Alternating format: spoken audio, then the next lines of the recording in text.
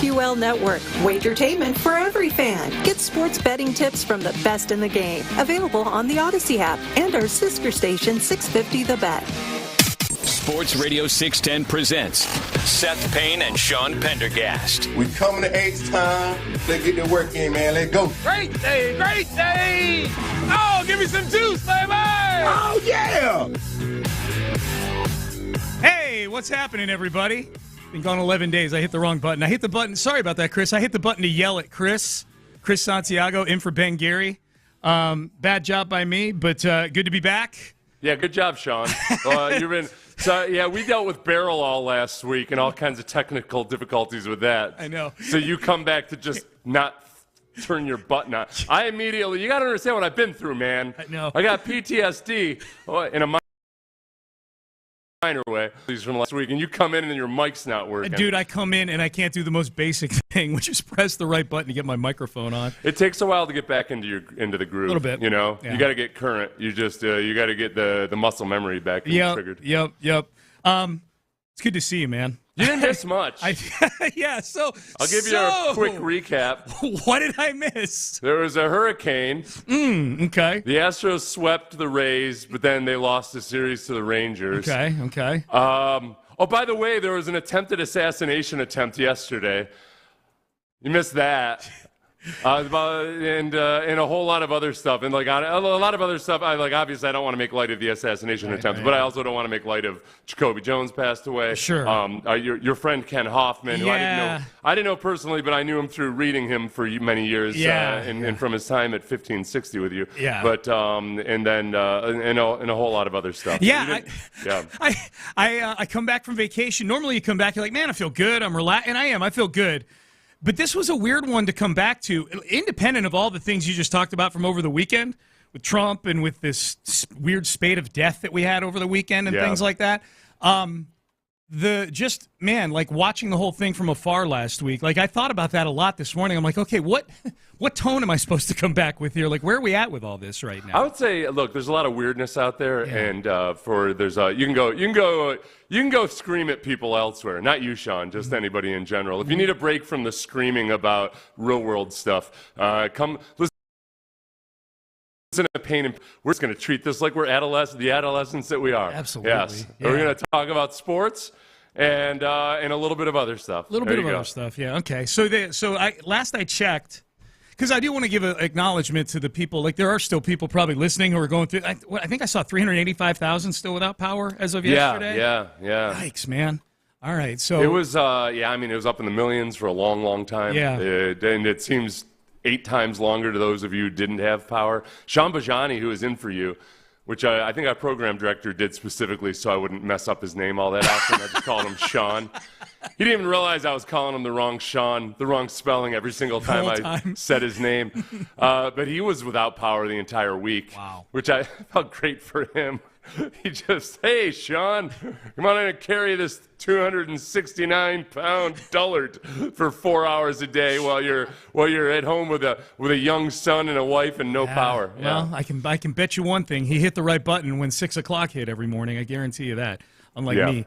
Well, good, man. Well, it's nice to be back. A lot of heavy stuff going on this week, so I know about that. If you're still going through it, as Seth just said, we're going to get you through this, so appreciate everybody tuning in. You mentioned the Astros. That is the one thing, when Amy and I go on these long trips, Seth, these long road trips, we spend a lot of time in the car, going from town to town, and usually it overlaps this time of year with some nice Astros baseball. We're able to listen to Sirius XM. So I'm actually way more in tune with the Astros than I would normally be if I were to go away for a week, because we listened to every out of 4 of the last 5 games because we were driving. It sounds like this weekend wasn't all that great. Just from listening to it on the radio, did it look as bad hitting-wise as it sounded described by Robert Ford? The old nemesis of the hitting with runners in scoring position, multiple times where the bases loaded and no outs or 1 out would become bases loaded with 2 outs and then bases loaded with 3 outs. That was frustrating. Saturday was a weird game. There were so many weird things that happened on Saturday, including Mauricio Dubon's first ever ejection, where he had to be restrained by Omar Lopez, the bench coach, which I think might have been what led to the ejection.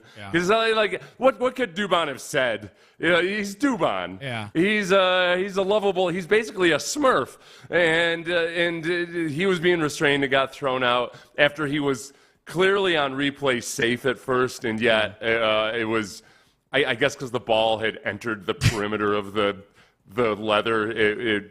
That counts as that makes a lot of sense, I suppose. It was frustrating in a lot of ways. I mean, Blanco yesterday, the biggest thing about Blanco yesterday, Sean, is that he ends up only allowing 3 earned runs. No, just two. Two earned runs, that's right. Yep. He allowed 2 earned runs, but he's just, these last couple outings, his velocity's been down. Yeah. And it doesn't affect him as much these days because his changeup is so good.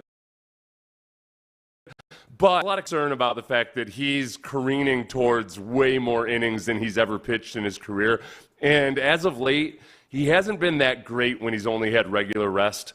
Early on in the season when he's getting an extra day rest of a lot, plus that little break he took for whatever, because the commissioner's office told him to take a break for a while. They put him on sabbatical for 10 days, yeah. I mean, it just it hammered home the point that, all right, they absolutely got to get some starting pitching help sometime quick. Well, and if I'm understanding things, Seth, and tell me if I am, it sounds like the Luis Garcia and Lance McCullers situations took a turn for the worse while I was gone. Yeah. Garcia, I'm trying to just say, all right, look, you're coming up in the All-Star break. They're taking it easy. They're going to be as careful as possible with him.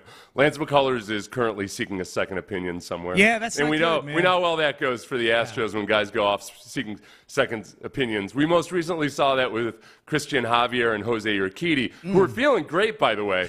It was important that Espada told us that as they were going off to seek their second opinions, they would not suffer on the plane ride because they were feeling great. And then they both underwent Tommy John surgery. Espada was telling us they're feeling great as they're getting wheeled into the surgery room. No, they're looking.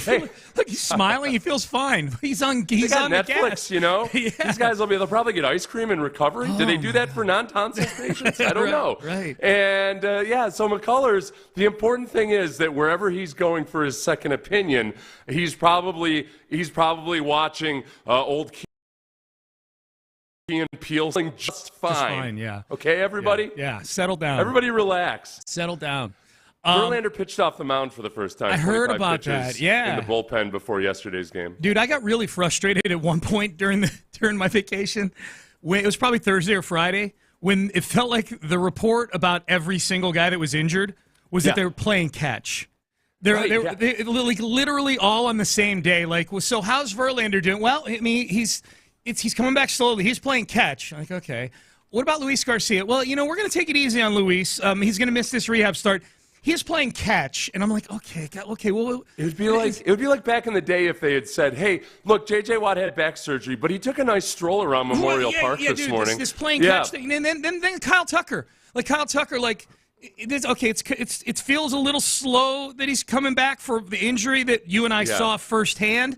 But whatever. But when they threw in but Kyle's also playing catch. I'm like, enough of the playing. I don't want to know who's playing catch.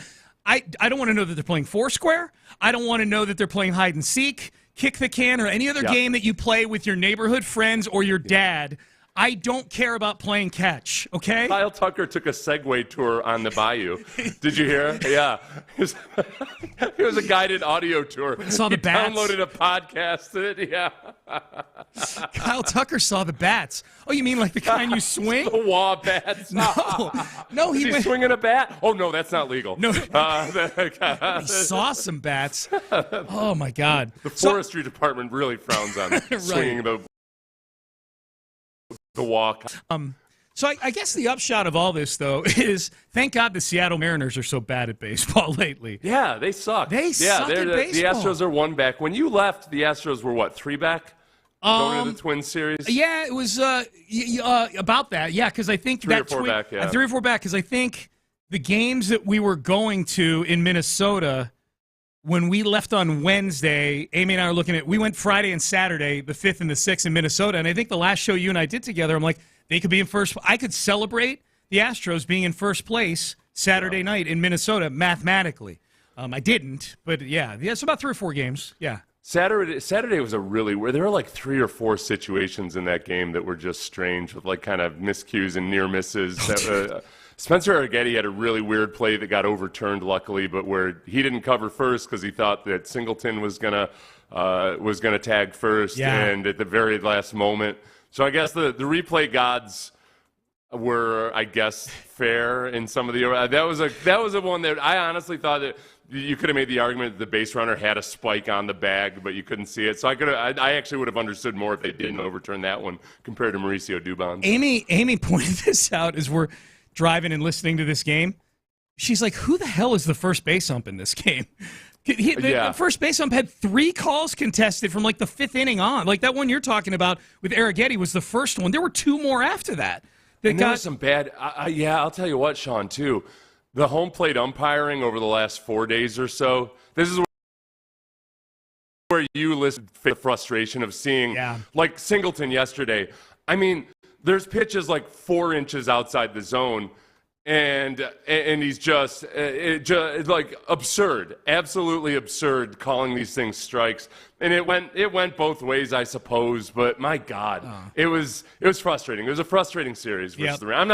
I'm not excusing it. Look, they got to hit better, et cetera, et cetera. But man, I just look at it. If someone had said June 19th was the day that you and I came in, they got shut out by the White Sox the night before, and they were 10 games back. On June 19th, this is less than a month ago, they're 10 games back. If someone came in and said, here, sign this paper, the Astros will be 1 game back at the All-Star break, I'd have been like, okay, thanks. I feel like I just won the lottery. So I can't get too upset about the 2 losses to the Rangers this weekend, other than it was the Rangers. But 1 game back heading into the All-Star game this tomorrow, I feel pretty good about things, man. The one thing, as far as just a blood feud versus the Rangers, Chas McCormick and Hunter Brown basically did a 1-2-3 combo on Adolis Garcia this weekend because Hunter Brown hit him like pretty hard. And it was, the first pitch was inside, and then the second pitch was more inside. It was Hunter Brown being fiery and feisty. I like it. And then Chas McCormick on consecutive nights robbed Adolis Garcia in right field, and then robbed him in left field, which I know you heard. I know you heard it as you were listening, but they were spectacular catches. Yeah, anything make Adolis Garcia more miserable, I'm here for. Our baseball talk is presented by T-Mobile. Switch to T-Mobile, and you get tons of benefits and still save on every plan versus AT&T and Verizon. Use their savings calculator to find out how at T-Mobile.com. That's T-Mobile.com/switch. Great to be back. The weirdest thing about coming back from vacation on July 15th, training camp is 3 days away. Yeah, baby. Holy crap. Here we go. Early training camp forever. It's Christmas in July. That's it, man. That's it. I'm going to throw – I got my biggest storylines. My biggest storylines for training camp. I'm going to float these to Seth, and we'll see how he feels about these. But training camp 3 days away, and we got you covered all training camp long and all season long here on Sports Radio 610. That is next. Your home for Texans training camp is Sports Radio 610. From the start of camp through the Hall of Fame game, don't miss live reaction to Texans practice and exclusive conversations with players and coaches only on Texans Training Camp Live. Mark Vandermeer and Sean Harris have you covered from 8 to 10 a.m. every weekday, every practice, starting July 18th. Insider access, exclusive content. Sports Radio 610. The Texans play here.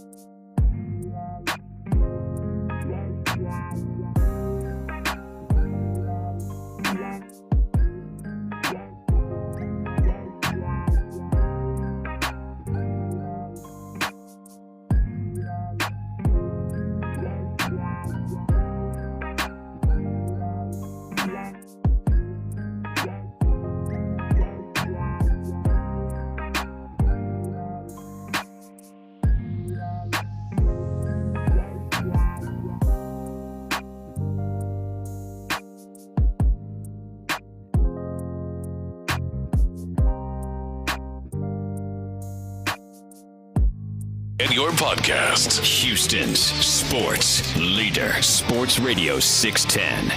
Sports Radio 610 presents Payne and Pendergast. Yeah, man. So many weird things getting back this week. Some good, some bad. But maybe just the strangest in terms of feel, Seth, is that usually I take the same couple weeks off every year, the first couple weeks of July. Usually I come back and there's a solid week and a half until training camp starts. Yeah. Training camp's Thursday. This is because of the Hall of Fame game. The Texans, though the NFL has robbed us of that fourth preseason game league-wide, the Texans get 4 preseason games this year because of the Hall of Fame game. They get extra. Thank you, Canton, Ohio. Thank you, Andre Johnson. It's I would say probably the big reason that the Texans and the Bears are going to face off in the Hall of Fame game. So training camp Thursday. I was thinking about this coming back, like, okay, this is going to feel very, very different, this training camp, than the last few. Than last season, where last season felt way different than the previous two, the Culley and Lovey training camps. Now, this is now a training camp, Seth, where there's going to be, the NFL Network is going to be there, ESPN's going to be there. Like, this isn't just an intriguing team now. This is a really good football team to go along with the intrigue. Yeah, we get to see all of those little network types out there on the sideline with their preening about in their little NFL polos. I don't know if NFL Network still exists or not, but as far as ESPN, they're firing everybody. Yeah. They're firing everybody as fast as they can. It's weird. Look, it's not that I'm going to miss their programming or anything, but there will be a lot of people from all the outlets and possibly NFL Network out there. Yeah, it should be good. What's the thing you're most excited about Thursday? Honestly, just the wide receivers and the defensive backs. Yeah. I think that's where you get to see more actual battles taking place, and they are positions of intrigue, obviously, because they're so loaded at wide receiver, and yet there's going to be fierce competition for those 4th and 5th spots. Boy, will there. John Mechie, just people him, and I think in the OTAs and minicamp, he did look like a different guy. So I'm intrigued by him, and then Kamari Lassiter and Okudah and Henderson at cornerback. The battles that those guys will have with all these receivers should be really, really good stuff. Dude.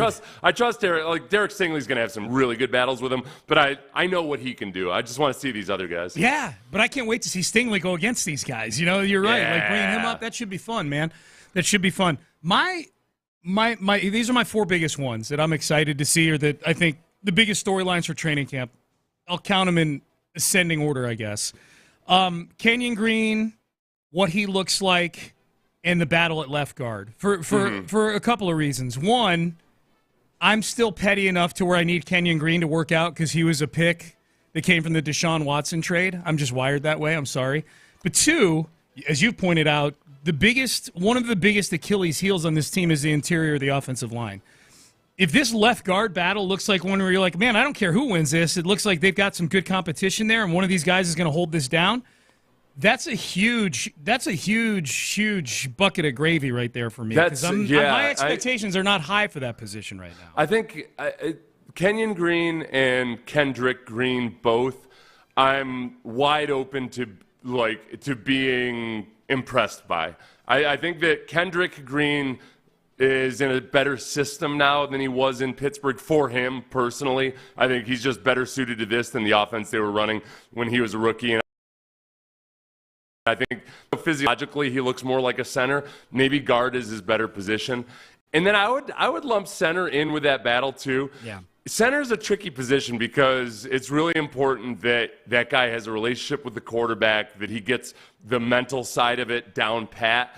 So I think they're going to try as hard as they can to get Juice Scruggs up and going. But I think he is in competition with Patterson for that spot. So those four guys between Patterson, Scruggs, and the two Greens, and then, Ladarius Henderson as well, I think there's some genuine battling going on there. Yeah, and that's one that we didn't really get to see in OTAs and minicamp because they don't wear pads. We'll get to see him hit at training camp. That'll be good. So that's 4. 3 for me is kind of ties in to what you were just talking about, the weapons. I know you were talking about the battles with the corners and the wide receivers. I'm just anxious to see just how all the weapons get assimilated. Does it look like a rusty kind of training camp early on with these guys, or is this a training camp where we're like, man, CJ's clicking with Stephon Diggs. Joe Mixon. Yeah. I can tell you just from being at the OTAs and minicamp, like Joe Mixon, physically looks amazing. And he was doing all the things that you need to do at a padless minicamp to make you feel good about where he's at.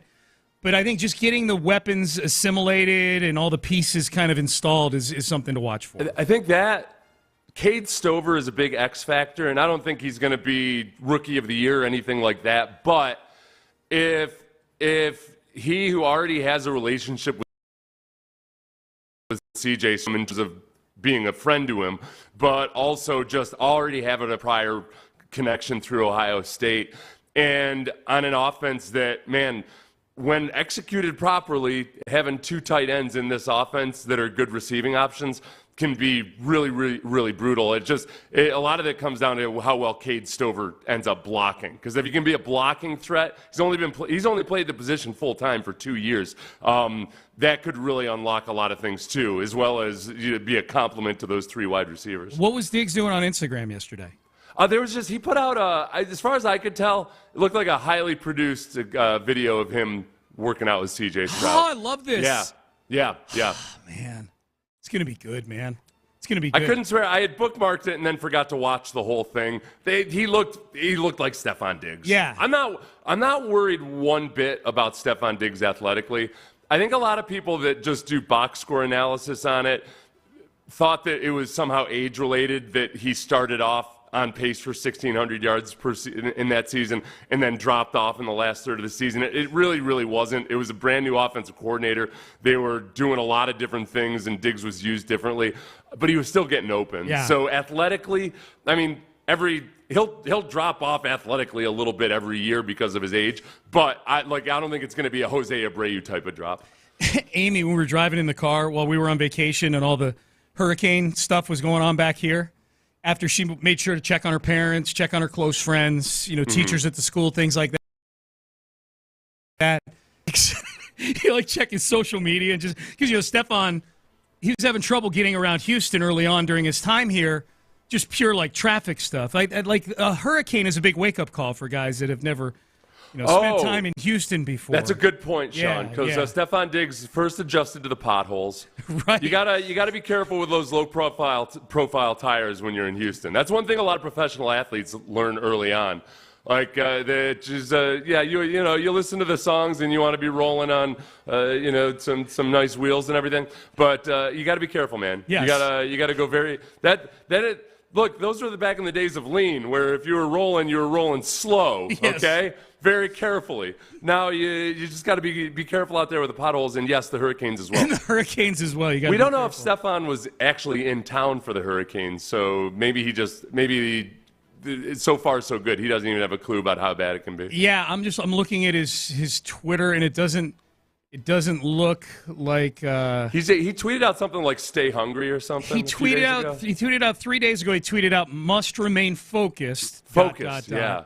And then later that day, tweeted "God be my source." Okay. This is where so the stay focused part. Yeah. This is the thing that I think a lot of people feel but don't want to really believe it. I'm going to tell you this right now. Stefon Diggs, in a lot of ways, can be the absolute best thing for this young locker room because he was on a team in Buffalo for the last several years that was as a team that's knocking on the door and it's their turn next. The Texans are that team now. So I think in terms of the old dude that's annoyingly telling the rookies, like, hey, man, like, hey, stay focused. Don't let all this outside noise get to you. I think Stefon Diggs is actually the perfect deliverer of that message. That's a great point. Some people would call that a messenger. That's right. That's right. The person who delivers a message. The person who delivers a message is a messenger, yes. Yes.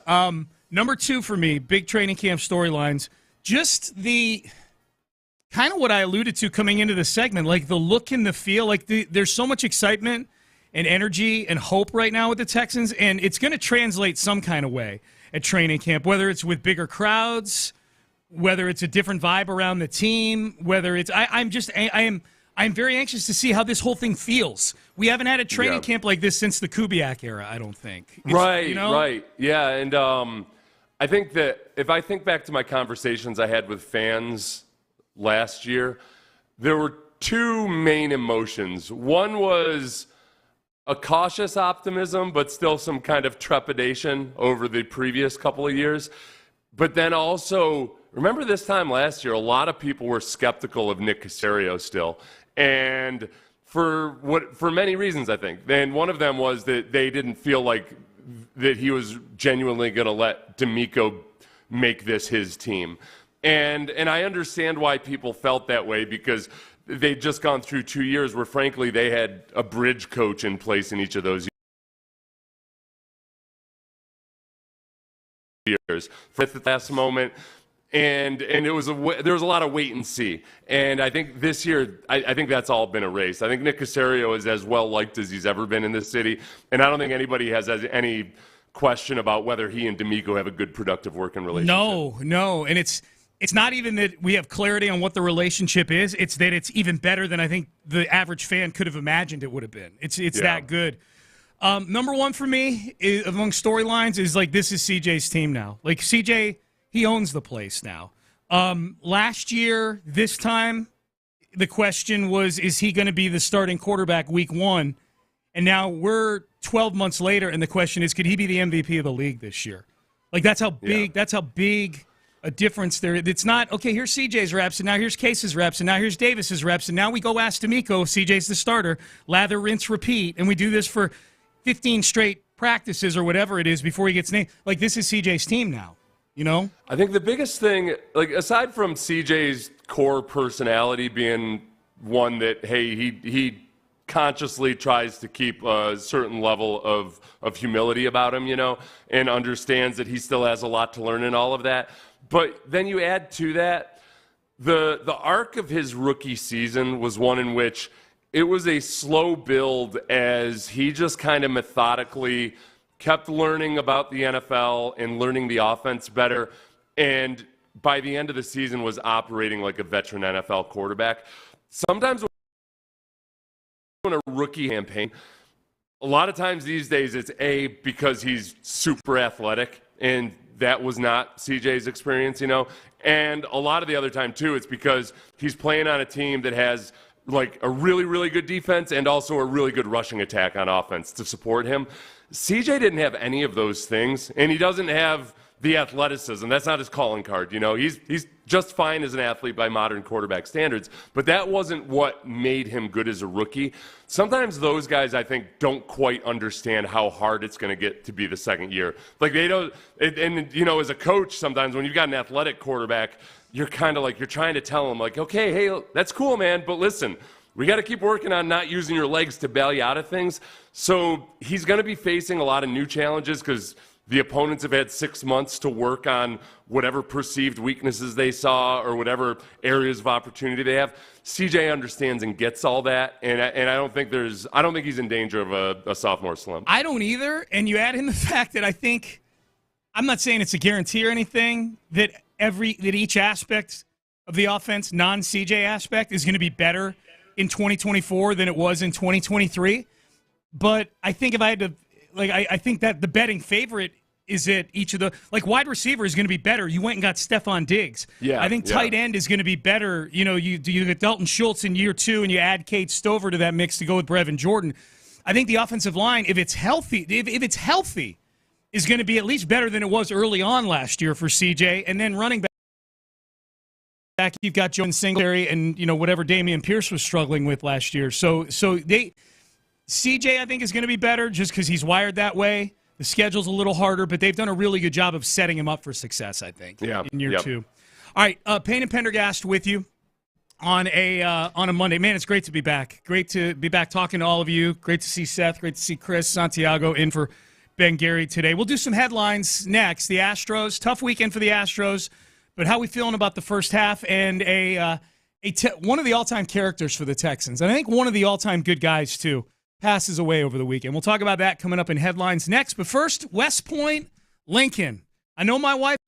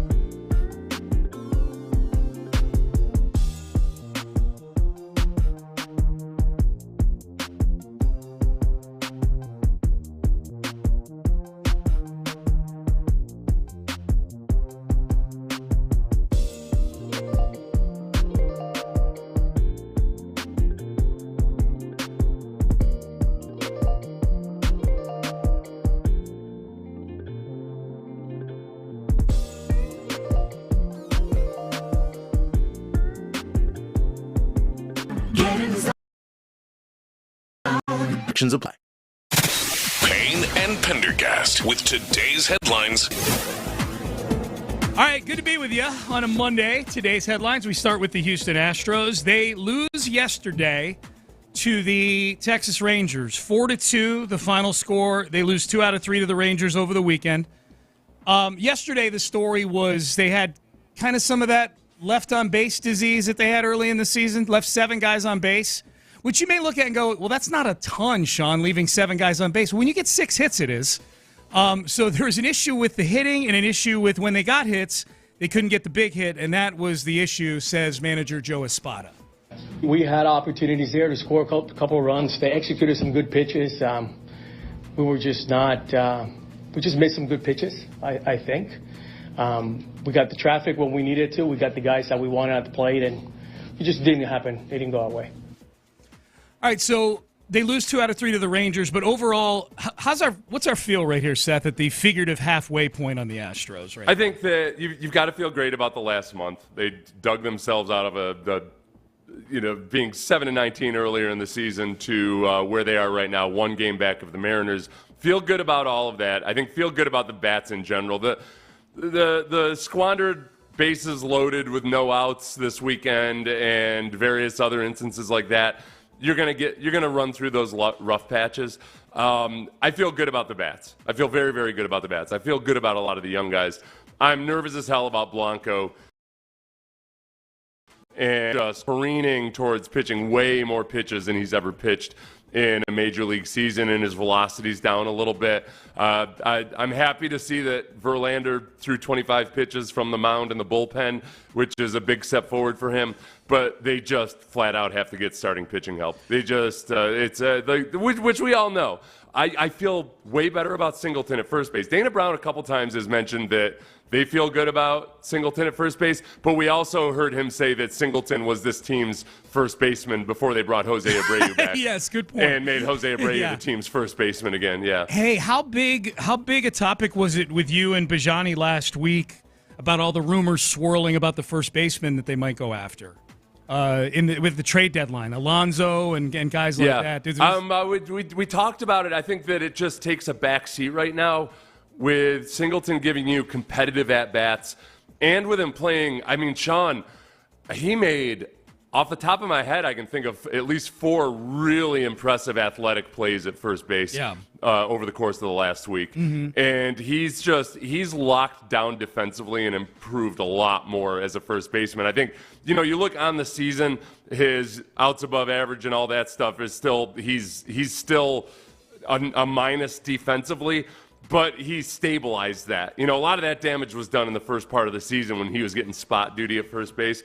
The only other question about him is that, he's faced a lot more righties than lefties as of late, and he's just lefties. So I don't know how they feel about him looking forward through the second half of the season, that they can get the same thing out of him offensively that they did over the last few weeks. Big couple weeks, man, between training camp starting for the Texans and the trade deadline coming up for the Astros. It is going to be fun. So Astros head into the All-Star break 1 game back of the Seattle Mariners, dead even in the loss column. Better than we could have imagined 4 weeks ago.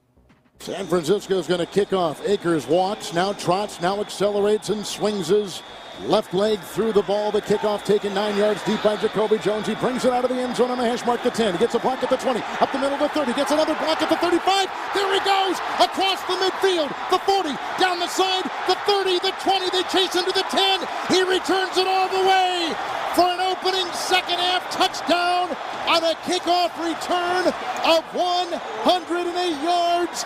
The longest kickoff return in Super Bowl history. That was Jacobe Jones back that was the Harbaugh Super Bowl. The Ravens and the 49ers. Can make an argument he should have been the MVP of that Super Bowl. He caught a touchdown pass as well.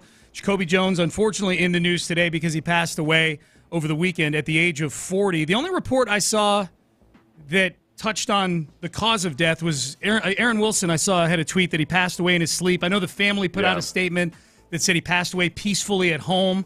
That's all the detail we have right now, other than the fact that this is just an incredibly sad story, Seth, for an incredibly popular former Texan. Yeah, and, he and I weren't on the Texans at the same time, and I only knew him, a couple meetings here and there.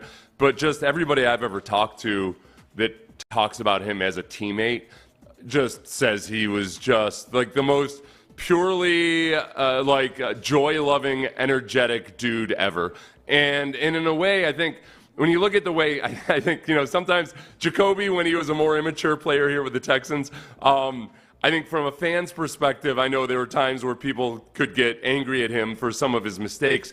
But I think from a teammate and from probably a coaching perspective, if you look at it from Kubiak or what have you, he was this guy that was never he was almost like a child in a good way that you couldn't get angry at because you just love the kid, So he exuded that kind of positive energy and just a love for life that he's just universally loved by his teammates. And really, really a shame. And it was when you could get over how you might have felt about him from his days with the Texans to watch him have the success he did with the Ravens. It was really cool to see him. And then to see him go on the late night shows and Dancing with the Stars and everything else like that. He was built for stuff like that, man, for sure. Yeah.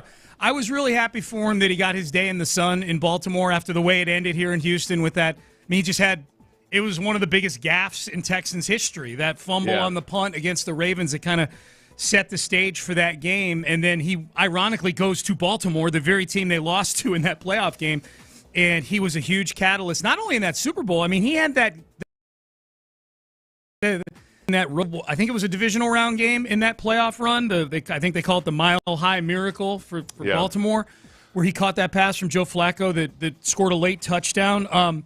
And just an outpouring of emotion from former teammates. J.J. Watt on Twitter, Arian Foster, Ray Lewis on Twitter. And Seth, my bit of Jacoby trivia, my first radio interview, John Harris and I, when we were hosting together over at 1560 back in 2007, literally the first interview we ever did on that show was Jacobe Jones. So the first radio interview of my career was Jacobe Jones. He was a rookie, and so when Johnny and I were requesting a player to come on, we're like, hey, we're rookies too. Why don't we have a big rookie interview here? And Jacobe knocked it out of the park, man. Late bloomer, Lane College. What did he say? How did he describe himself? He described himself in high school as 150 pounds, soaking wet with bricks in my pockets. Yeah. He would. The Astros would have drafted him because he was a late bloomer in a lot of ways. They would have, man. R.I.P. Jacobe Jones. That's a tough one right there. Passes away at the age of 40. All right, those are your headlines. Rockets win in Summer League. Save that for Acknowledge Me, man, because we may be on the cusp of a phenom here with the Rockets with Reed Shepherd. We'll save that for Acknowledge Me. But they beat the Wizards last night, 109-91. Reed Shepherd and Cam Whitmore look like they're playing a different version of basketball than everybody on the court. Oh, my gosh, man. Boy, that was fun to watch. Those are the highlights I want to consume from Rookie League. It looked like Reed Shepherd was a man amongst boys. It was great. He looked like an And One tape. He was just kind of having threes, entry passes, outlet passes, just all the stuff you want to see out of as a guy that I think a lot of people are looking at as a catch and shoot option, like on ball. Oh, yeah. He looked like a point guard, man. Yeah. That was good stuff. That was fun. That was fun to watch. Big time fun. And 5 steals too on the other end. Like it's happening at both ends of the floor. He's a really good athlete, man. So we'll talk about him in the 7 o'clock. Astros at the half. The Astros are at the halfway point. So we'll take a look. What are the playoff chances right now? Roster status on guys that I think are hoping come back for this team. We'll hit that. First half superlatives, a lot to get to with the Astros. So we're going to kind of sum up the season so far as we're at the figurative halfway point with the All-Star game tomorrow night. We'll do that coming up next. But first, Prize Picks. Have you downloaded the Prize Picks app?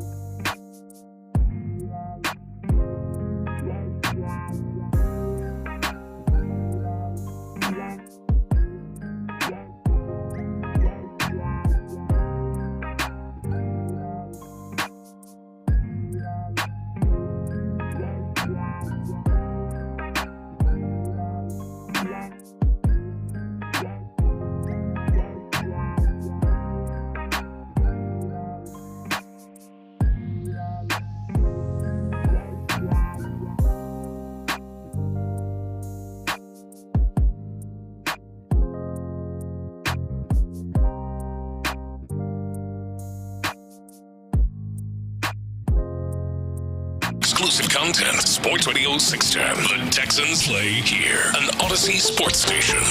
Sports Radio 610 presents Payne and Pendergast. Get to the Astros at the halfway point. I know it's not the literal halfway point. It's the figurative halfway point. But we got a few days of a break here on baseball. So it's happening on Get Up right now. Just what you and I were talking about 2 segments ago. What's the lead? Well, the lead is actually a bunch of soccer fans essentially conducting their own rebellion outside a stadium or inside a stadium in Miami last night. But what's second? Training camp. 2 days till Texans training camp. Is C.J. Stroud a top 5 quarterback? That's the topic on TV right now, baby. Yeah. Scintillating. Yeah. Who will he surpass? Yeah. Who does he replace? It's interesting, too, because I'm still waiting for somebody to come out and just flat out say whether they believe it or not that CJ was, in terms of the national talking heads and what have you, to like express a lot of doubt about CJ Stroud, and it hasn't happened yet. I think that's how resoundingly impressive his season was. And it's even when you talk about people having him having a sophomore slump, they tend to think, okay, well, it's going to be related to either Stephon Diggs and chemistry and the wide receivers. They rarely mention the actual issues, which are the rushing attack and the interior offensive line, which you know how I get. I get nervous. I get nervous when everybody. This is every damn economic bubble I've lived through, Sean, was people ignoring some of the obvious issues with what was creating the bubble, and then boom, there you go. Yeah, the never gonna. This could never. Prices will never go down. That's where I start to get nervous. Left guard is basically the equivalent of they're only doing calculations off of revenue, not profit. Yeah, they're not even doing? revenue. Yeah. They haven't shown up. What's the EBITDA? What's that? Yeah, that's right. They're not paying attention to EBITDA right now. EBITDA, baby. Left guard is EBITDA. There really are. Look, there are very few reasons to be skeptical of C.J. Stroud's promising performance his rookie year. It wasn't based on him running. It wasn't based on some flukishness or anything like that. He didn't have the support of a really good defense opposite him. And all of those things, really everything looks set up to be better this year, other than the running game where it's just not as obvious. Yeah. Like no matter if Joe Mixon was in the best shape of his life and played as well as he did when he was 23 years old or anything like that, there's still question marks about getting this run game going. But as far as C.J. Stroud himself, very little reason to really look at other than just the general history of the NFL that he's going to take a step backwards. Yeah, I agree with that. And I think the good thing about the running game is I do feel like the pieces are there. It's not, it could be a good running game. It's not as though it's like, all right, well, in this offensive line, they've got like, 1 or 2 talented offensive. Like, I feel like with Mixon and the guys they have, the potential is there. But you're right. A lot of unknown in that running game right now. No question. The biggest thing, too, is if you look at Kyle Shanahan offenses generally, they improve in the second season. Yeah. And I remember talking to Gary Kubiak when Kubiak first got here, and I was kind of trying to learn exactly how. And I'd always been an admirer of Gary Kubiak's offenses, and and I was always trying to figure out exactly what the offensive line technique was and everything, because it was a pain in the ass playing against those offenses. It wasn't as simple as back on the backside. There was a lot more to it than that. And the biggest thing that Gary always stressed was just it's reps. It's reps. You got to make the run look exactly like the pass, and the offensive linemen are making a lot of decisions on the fly, and it doesn't come quickly and immediately. And Chris Strausser, the offensive line coach, had never been in a system like that. So generally, like with a Kyle Shanahan offense or a Gary Kubiak offense, you see steady improvement in the run game, and hopefully that's what you get this year. Yep, no doubt. Astros at the half. Here's where we are with the percentages, okay? And this is, man, it was a lot more dire a few weeks ago. But right now, it is weighted, I would say significantly more than a coin flip that they're going to make the postseason. 58.5% that they make the playoffs. And I'll tell you what, Seth, it feels higher than that right now. Like the fact that there has been a distinct 2 different Astro teams this year, like this is not something where they've kind of mucked their way to 50-46, where they went, 12-12 in April and 13-15 in May, and then in June they went 15-10 or something like that. Like they have by by many measurements, not just the record, but also the hitting and the pitching, the stats, they've been one of the best teams in baseball pretty much since, towards the end of May. Well, I think if you look at the back of the baseball cards in the beginning of the season, you would say, all right, if you had all these injuries, if we take this roster, but then you have all these injuries, then you could excuse away being down to a 500 record just through the injuries alone.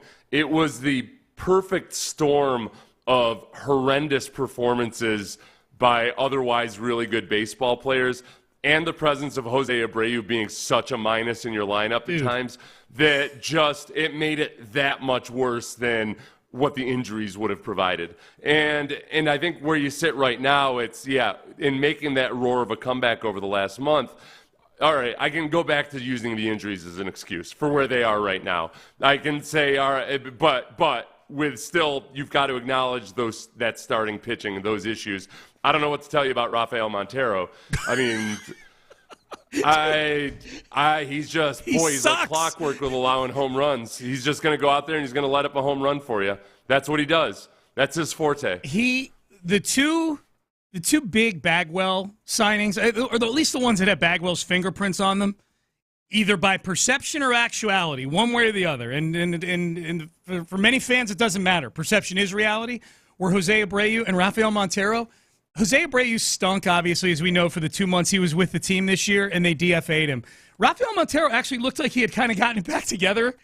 And then right about the time things were dwindling or, kind of petering out with Abreu being here, was about the time Montero started looking like he looked even worse, actually, than he looked last year. Bagwell can't win, man. He's like, hey. Right. Michael Schwab put this out. Since June 1st, he's got an E. He's not usable. Then unless you accuse me of cherry picking, before that he was 4.84. But he's got an ERA of 7.59. He's given up 7 runs over his past 7 appearances. Yeah. Don't worry, everybody. He's in the top 10 of salaries for relievers. So it should work out. If we're going, let's not go by the back of the baseball card. Let's go by his actual salary. He should be looking like the best reliever of all time over the second half of the season. If it balances out for sure. Yeah, that'll happen.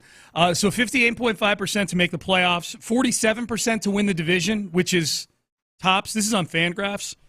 And then 4.8% to win the World Series. So that's where we are right now. 1 game back in the Mariners, even in the loss column, with a series against the Mariners coming up after the All-Star break. Like boom, we come out of the All-Star break and immediately we get a fun regular season series coming out of the All-Star break. Yeah, this is where the rubber meets the road in a lot of ways, and you've got a chance to. I don't want to talk about controlling your own destiny or anything like that at this point in the season.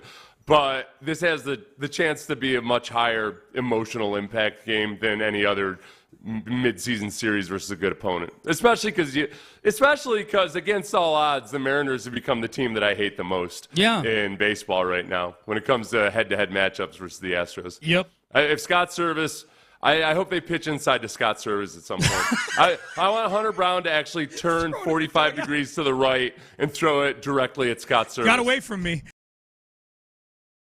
Sorry. Step man. I would say if there's issues with the Astros right now, it's absolutely depth in the starting rotation. Seth, as you pointed out a couple times this morning, especially on the heels of Ronel Blanco yesterday, the box score looked good, but the velocity is down a little bit right now with Ronel Blanco. He's going to start to approach innings totals that he's not accustomed to. Hunter Brown is going to start to approach innings totals that he's not accustomed to. These two guys have been two of, if not the two most valuable guys on the team during this rise of June and July that they've had here. Right, and that's feeding you the kind of mild concern level. Right. Spencer Arrighetti is going to pitch more than he's ever pitched in the majors. And Arrighetti, man, you see exactly why. Boy, if he were in AAA right now, I'd feel awesome about his 2025 prospects. Yeah. He's not supposed to be up here. No. And yet there he is. And you see the good. It's just that you also see the parts of him needing more development. Yep. So I guess Bloss would be the big unknown.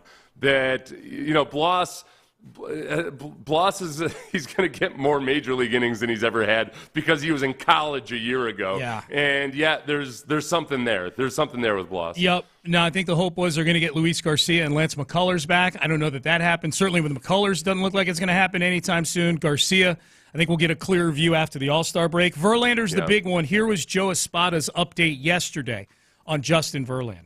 He threw 25 pitches. He threw all his pitches fast. And he looked really good. So see how he feels tomorrow, and the plan is for him to throw another side here in the upcoming days. I just don't. Joe Espada, don't take this the wrong way. It's the organization that you work for more than it is you.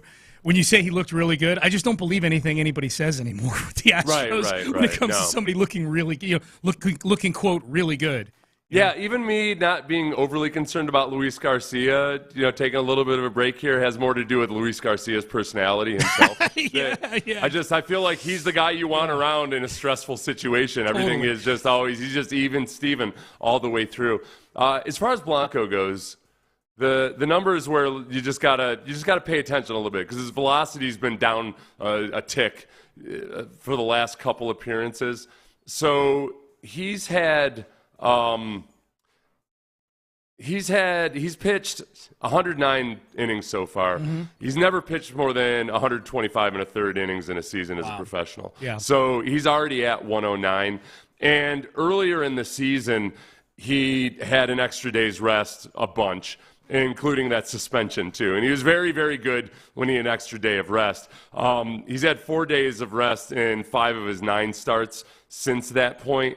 And he's failed to finish 6 innings in 3 of them. His ERA in those 5 starts where he's had normal rest is 4.97. Yeah. So, I'm not down on Blanco or anything. The reality of the situation is you can't trust that on regular rest for the rest of the season, pitching more innings, going to be this guy that is the really, really good version of Blanco. I would say even if all the things you just said didn't exist, if he was working on 5-6 days, longer rest, having all these numbers, he's top 5 in a lot of categories. I think it's just fair to wonder, okay, how sustainable would this be, even if there weren't rest issues or workload issues and things like that. He's 15 starts into a career that's been barely 20 starts at the major league level, But he's been great. Joe Espada talked about him. He said Blanco has saved us the first half of the season. He's been huge to his team. How reliable he's been, the amount of innings, the big outs, how consistent he's been, how our team feels when he's on the mound. He's starting to be one of those guys that you're counting the days for him to be on the mound because you're getting a good chance to win the game. And he's been one of our stars in this first half. And we would not be in this position if it wasn't for the job he's done. Now, the thing about Blanco, where despite all of that cautionary warning stuff that I gave you just then, the thing about him that's encouraging is that, all right, he's become craftier. Yeah. His slider and his changeup are, when paired with or tripled up with his fastball, are really tough for hitters to hit. You just wonder how long you can sustain that when he didn't induce a single whiff yesterday on his fastball. Yeah. So second time through the order, and that's really cool. It's not like he looks like he's a rookie out there or anything. It's just you start to worry about with more and more film on him and players not respecting his fastball. How long can you sustain that? It's a big. Nobody knows. Yeah. Let's trade for 3 starting pitchers. Well, this is where him being 30 years old probably factors in some way, shape, or form, right? Yeah. The ability to kind of grind through adversity, the ability to find other ways to get guys out. I love yesterday that he gave up that home run early in the game, and he bounced back and didn't give up anything else the rest of the way. Montero's the one who gave up the other 2 runs yesterday, so he's been their MVP. This season, as far as I'm concerned, the Astros.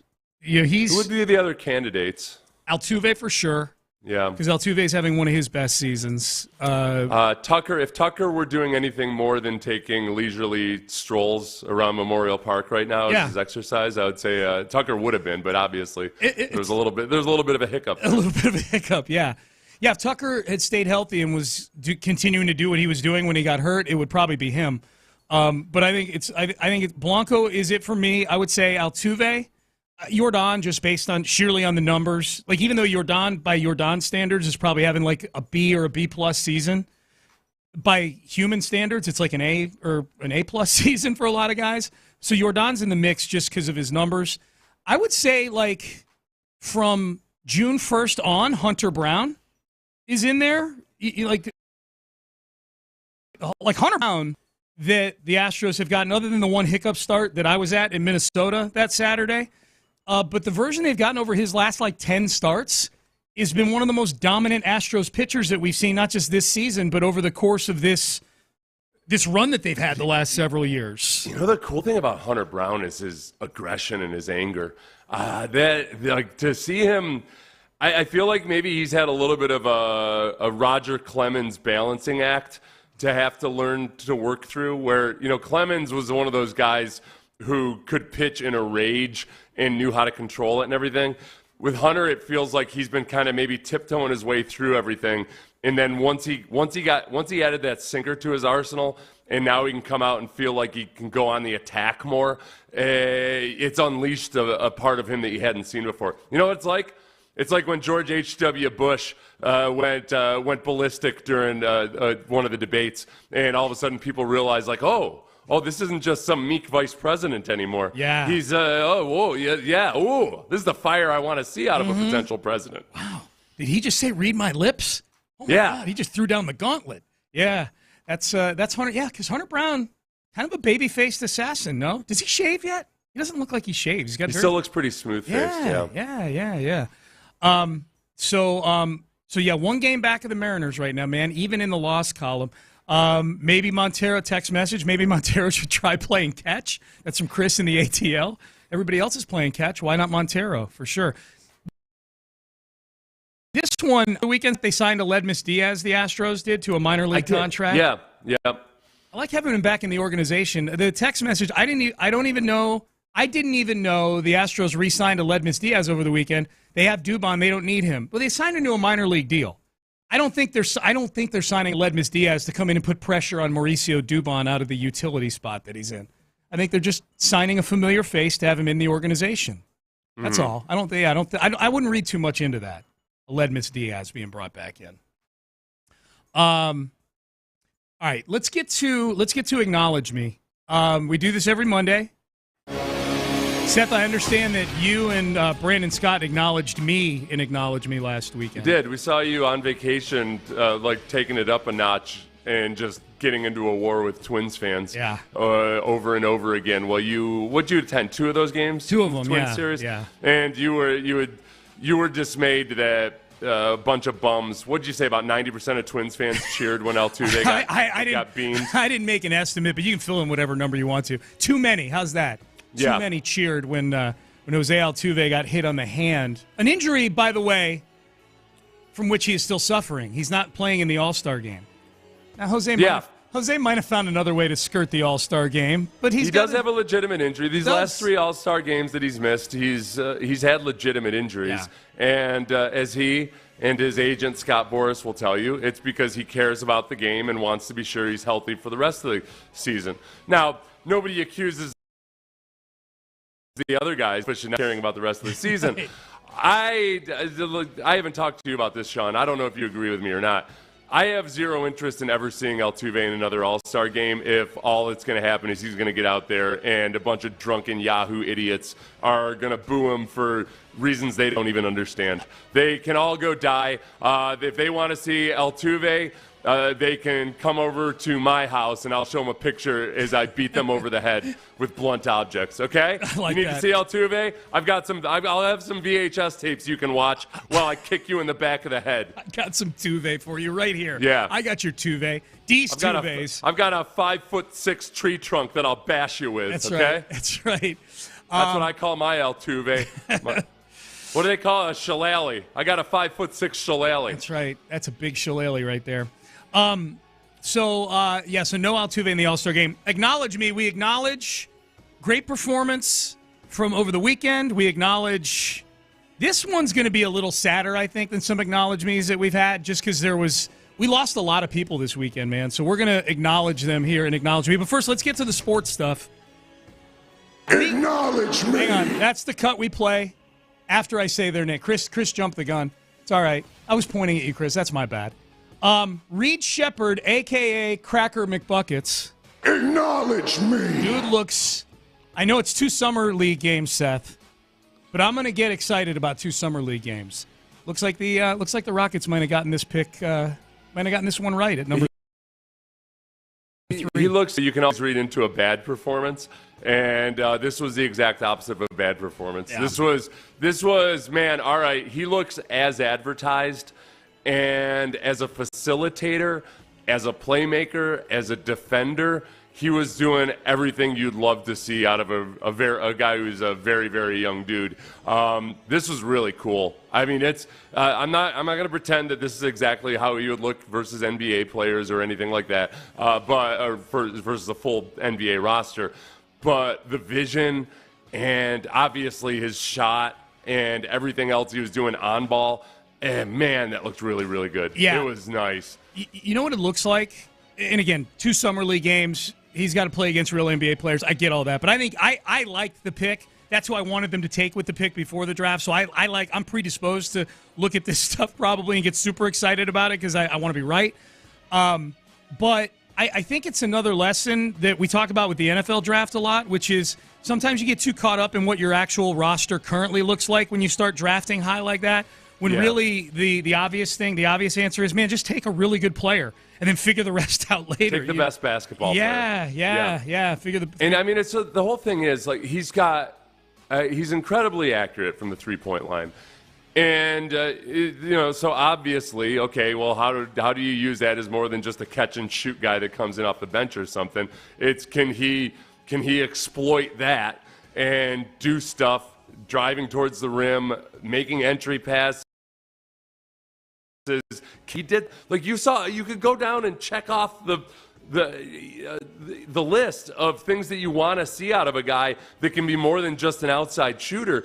And he did all of that. Now it's just a matter of getting more reps, and he's going to get playing time because there's one thing you can count on with some of these Rockets. They're going to get injured. Yes. Through a combination of age and proneness to injury. He's going to get time in the regular season. Yep.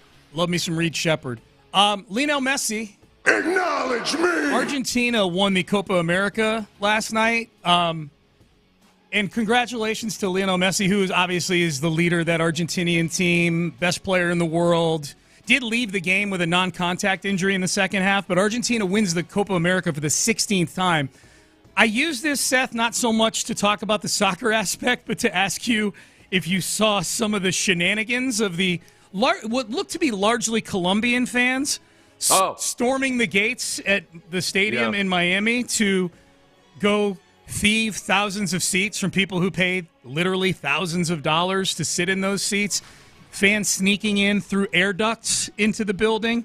That was impressive, This man. was a wild scene last night. The start of the game was delayed by over an hour because of this last night. I blame the air duct entry. Honestly, I blame Netflix. I think people are so inundated with various bank heist movies, or Brandy and I just watched some series called Heist on Netflix, these armored car robberies and everything. I think people are just getting more and more innovative in the ways that they can, because they're inspired by Netflix. I saw various people, not just in Houston but elsewhere, just talking about like, oh, is this so we have to worry about when the World Cup comes? I don't think so, just because it's not like this is the first international soccer event we've had in America. Yeah. This is still a one-off occurrence that happened at this game. And I guess you use it as, you put it in the memory bank of like security risks you have to worry about. But I'm not worried that we're going to have mayhem at NRG as long as they get those the roof fixed before the World Cup. They got to get the roof fixed. Yeah. I would say at a minimum, it's probably created at least another week's worth of meetings for World Cup people in the various cities. Probably, yeah. Like get out the PowerPoint and the laser pointer and say, okay, the overhead map of the stadium. We probably need to fortify this area and that area. But I'm with you on that. Probably when I think back to various national security incidents that have happened. Yeah. The perimeter. It's all about controlling the perimeter. The perimeter, around baby. So, like, you remember the Super Bowl when we were here? Remember to get into the NRG for the Super Bowl? Yeah. It was like 3 levels of security. Yeah. Where you had to go through phase 1, then phase 2, then phase 3, and you can't let the masses of people without tickets right up at the gates. They're going to figure out a way to storm the gates, damn it. The only Super Bowl I've ever attended in person, because I couldn't go to the one here, I was doing my CBS show that night from the studio right across the hall where I could see the stadium where the Super Bowl was taking place. The only one I ever went to in person was the Jacobe Jones, that Harbaugh Super Bowl in New Orleans.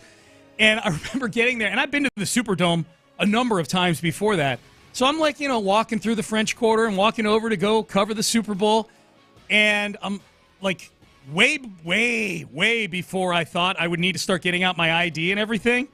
I had to get out my ID and everything. I'm like, but the stadium's like a half mile away. I'm like, I know. You get in right here, like a half mile from the stadium. It's crazy.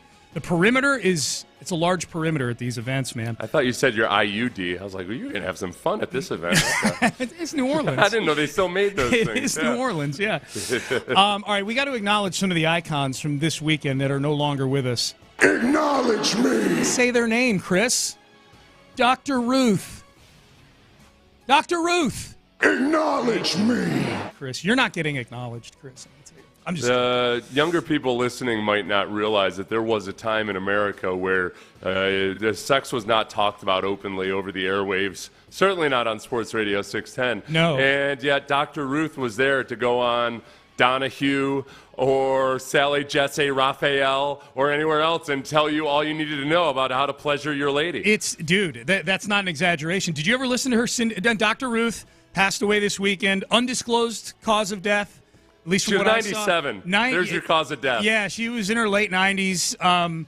She was a child of the Holocaust. Lost both her parents in the Holocaust back in the day. Oh, yeah, wow. yeah. Oh, wow. Yeah, like she's got an amazing story, and she came over here and she became a one-person cottage. Her syndicated radio show on Sunday nights. Yeah, yeah. I mean, if you're listening to that as a teenager, like that was our sex ed back then. There was no internet.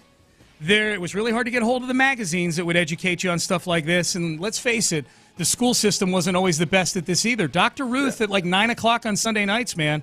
She was it. This was back in a day when many, I would say 87% of all men in America were in denial that some female body parts even existed.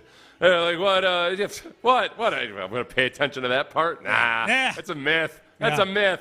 And Dr. Ruth told us. She informed us. She did. She gave us the truth. And we trusted her. Well, big her. Media tried to lie. That's right. And we trusted her. Big genital. We were getting fooled by big genital. All right. So Dr. Ruth passes away at the age of 96. Richard Simmons, another 80s icon, passes away this weekend at the age of 76. Richard Simmons, man, his aerobic exercise syndicated TV show and Deal-A-Meal. Deal-A-Meal. The old Deal-A-Meal. He was big with Deal-A-Meal. The cool thing about Richard Simmons was that he did not look one bit like a guy who would be a fitness icon. Which made it more realistic. Yes. You're like, oh, this is just a freakishly energetic and enthusiastic dude who used to be very overweight, but who he genuinely loved all the people that he was talking to and that were in his classes and everything. So it was a very unique American individual. I don't know how many other fitness icons there have been quite like him. No. If you had to take odds on,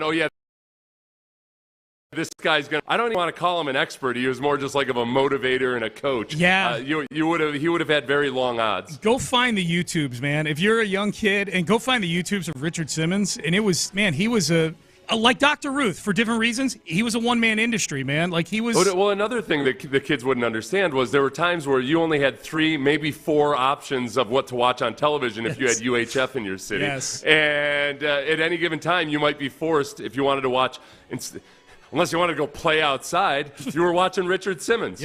Yep, Richard Simmons. Never, ever making fun of anything involved with him, though. No! Ever. No. We never did that. Why would they do that? No. We were nice. No. It's totally nice. Yeah. Yeah. Oh, yeah. Go watch and you'll see. Yeah, it was fine. Now, there was a time where there were only 4 channels, and then along one day in the early 90s came Fox, and one of the catalysts that put Fox on the map, not just the NFL, But Beverly Hills, 90210, followed up by Melrose Place. Every Monday, I think it was back in the day, but one of the stars of 90210 early on, Shannon Doherty. Acknowledge me. Passes away at the age of 53. 90210 was a cultural phenomenon back in the day. I don't think that's overstating. Yeah, I think around when I was around like 7th or 8th grade or so, that was when everything all went crazy there. Yes. And, boys started wearing sideburns again and everything. Yeah. And Shannon Doherty was a big part of that. She was a big part of that. She played Brenda Walsh, the twin sister of Brandon Walsh, played by Jason Priestley. A couple of nice kids from the Midwest that found themselves plopped down into an hills, weirdly. Yeah. The big story with her back in the day was she was a handful behind the scenes. Oh, she was? Yeah, there's a reason why she only lasted a few seasons on that show, and then they eventually. She did? Yeah. I didn't know. They wrote she wasn't on the entirety of the series. No, only a few seasons, and they wrote her character off, and she had some issues behind the scenes, and then they kind of replaced her with Tiffany Amber Thiessen. Not replaced her actual character, but sort of replaced that role of the dark-haired bad girl with her. Okay. Yeah, but Shannon Doherty. What was her name? Kimberly what? Tiffany Amber Thiessen. Oh, okay. She played. She was also on Saved by the Bell. You may know her as Kelly Kapowski on Saved by the Bell. But Shannon Doherty is who we're talking about here. Passes away from cancer at the age of 53. She'd been in a fight with cancer for a few years. Went into remission, came back, and she passes away at the age of 53 over the weekend. Get your exams early and often, everybody. Prevention. Prevention is big. That is the lesson. All right, last one here. Ken Hoffman. Acknowledge me. Sad one for me. I know a sad one for people of Houston. Ken Hoffman, longtime writer at the Houston Post, Houston Chronicle, of late, Culture Map, passed away over the weekend, yesterday. A lot of the details still not out yet, but a lot of people, including myself, acknowledging Ken on social media. I don't know how many people know this. Ken was one of my very best friends. We traveled the country doing a lot of stuff together. He, like me, was a wrestling nerd. So we went to 4 WrestleManias together. Did a few MS 150s. 2000s, I rode the MS 150 with him a few times. And you never would have done that without Ken's encouragement. I would definitely not have done that without Ken's encouragement. Now, he did make fun of me right up until the day he died that by the 3rd MS 150, I faked a flat tire halfway through that one. How'd you fake a flat tire? He'd never let me forget that. Did you fake it, or did you just did you puncture it No, yourself? I didn't puncture it myself. I think something's wrong with this tire, so I jumped on one of the shuttles that they had there, put my bike on the back. I was like, screw this, man. I just can't go the rest I'm just out of shape. Yeah. He was, and I only knew him a little bit, Sean, and I know how highly you thought of him, but he seemed like the consummate man of the people. Big like time. he would do food review, but it was fast food. Yes. I actually thought, I thought Jake Myers hitting a home run off of the foul pole and getting everybody a free Chick-fil-A yesterday. I actually thought, you know what? I would actually say that's a Ken Hoffman deal right there, dude, that's man. Beautiful. I love that. Because he preferred to take his meetings at Chick-fil-A, right? He wasn't going to take you to some fancy wine and cheese place for a business meeting. He was going to meet you at Chick-fil-A. He took you. If I had a dime for every lunch I had with Ken at Chick-fil-A, because he had a bottomless Chick-fil-A gift card. He had gift cards to everything, and you didn't eat a meal with him somewhere that he didn't eat for free at. And yes, he reviewed fast food. He even wrote a book, Would You Like Fries With That?, where he had all of his fast food reviews in there and things like that he dropped probably 20 years ago. But yeah, Chick-fil-A, and then the Shipleys in West, probably once every few weeks, once a month, Ken and I would get together there, eat some tasty treats, assess mankind, that kind of thing. Yeah. And he'll be missed, man. Even that Shipley's is that's a man of the people Shipley's to go to. Yeah. It's situated in the one spot between Bel Air and Westview where you're kind of like, where the hell am I? What the hell is this? Doesn't feel like either of those places. It's a bizarro oasis. It's like a wasteland in the middle of a couple of the more tonier places in Houston. Yeah, man. Ken was one of a kind. I'm going to miss him. A lot of people are going to miss him. And, just a sad day. I found out driving home from vacation yesterday. Is it fair to say one of the guys from the Chronicle said that he was almost like a Larry David on Curb Your Enthusiasm type character? Oh, yeah. Dude, 100%. She's just going to tell you how he sees it and kind of see a different facet to things than the average person might see it. And yes. And he would find himself in all these situations that you could have easily wrote a Curb episode about. Or a Seinfeld. Really? Yeah, dude, I have more stories of things I've done with Ken Hoffman, like fun, entertaining, hilarious, sometimes pathetic things that I've done with Ken Hoffman. I have more stories with him than I do like my next 10 friends' stories combined. Really? Yeah, it's not an exaggeration, man. Like I was in the car yesterday on a long trip finding this out, and I was just sitting there, and I was just so many stories kept coming back. But I'm going to acknowledge him one more time. And by the way, Acknowledge me! Biggest wrestling fan I know. He would love being acknowledged in a segment where Roman Reigns was acknowledging him. I'm going to tell you that right now. All right. That was Acknowledge Me. All right, so we mentioned it. I started a war with the state of Minnesota while I was on vacation, because that's what I do. I'll play the audio that started the war with Minnesota, and I'll share with you some of the dumbest things that I learned about Twins fans. We'll do that coming up next. But first, West Point Lincoln to Sugar Land. West Point Sale.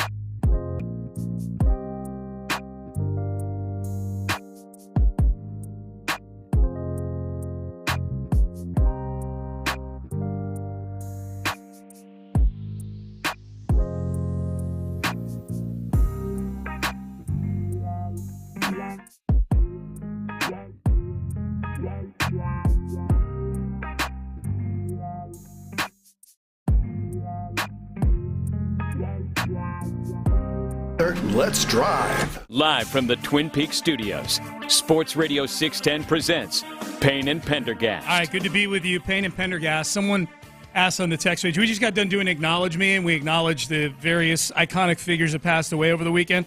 Someone says, did I miss Jacobe Jones? No, Jacobe got his own segment in headlines.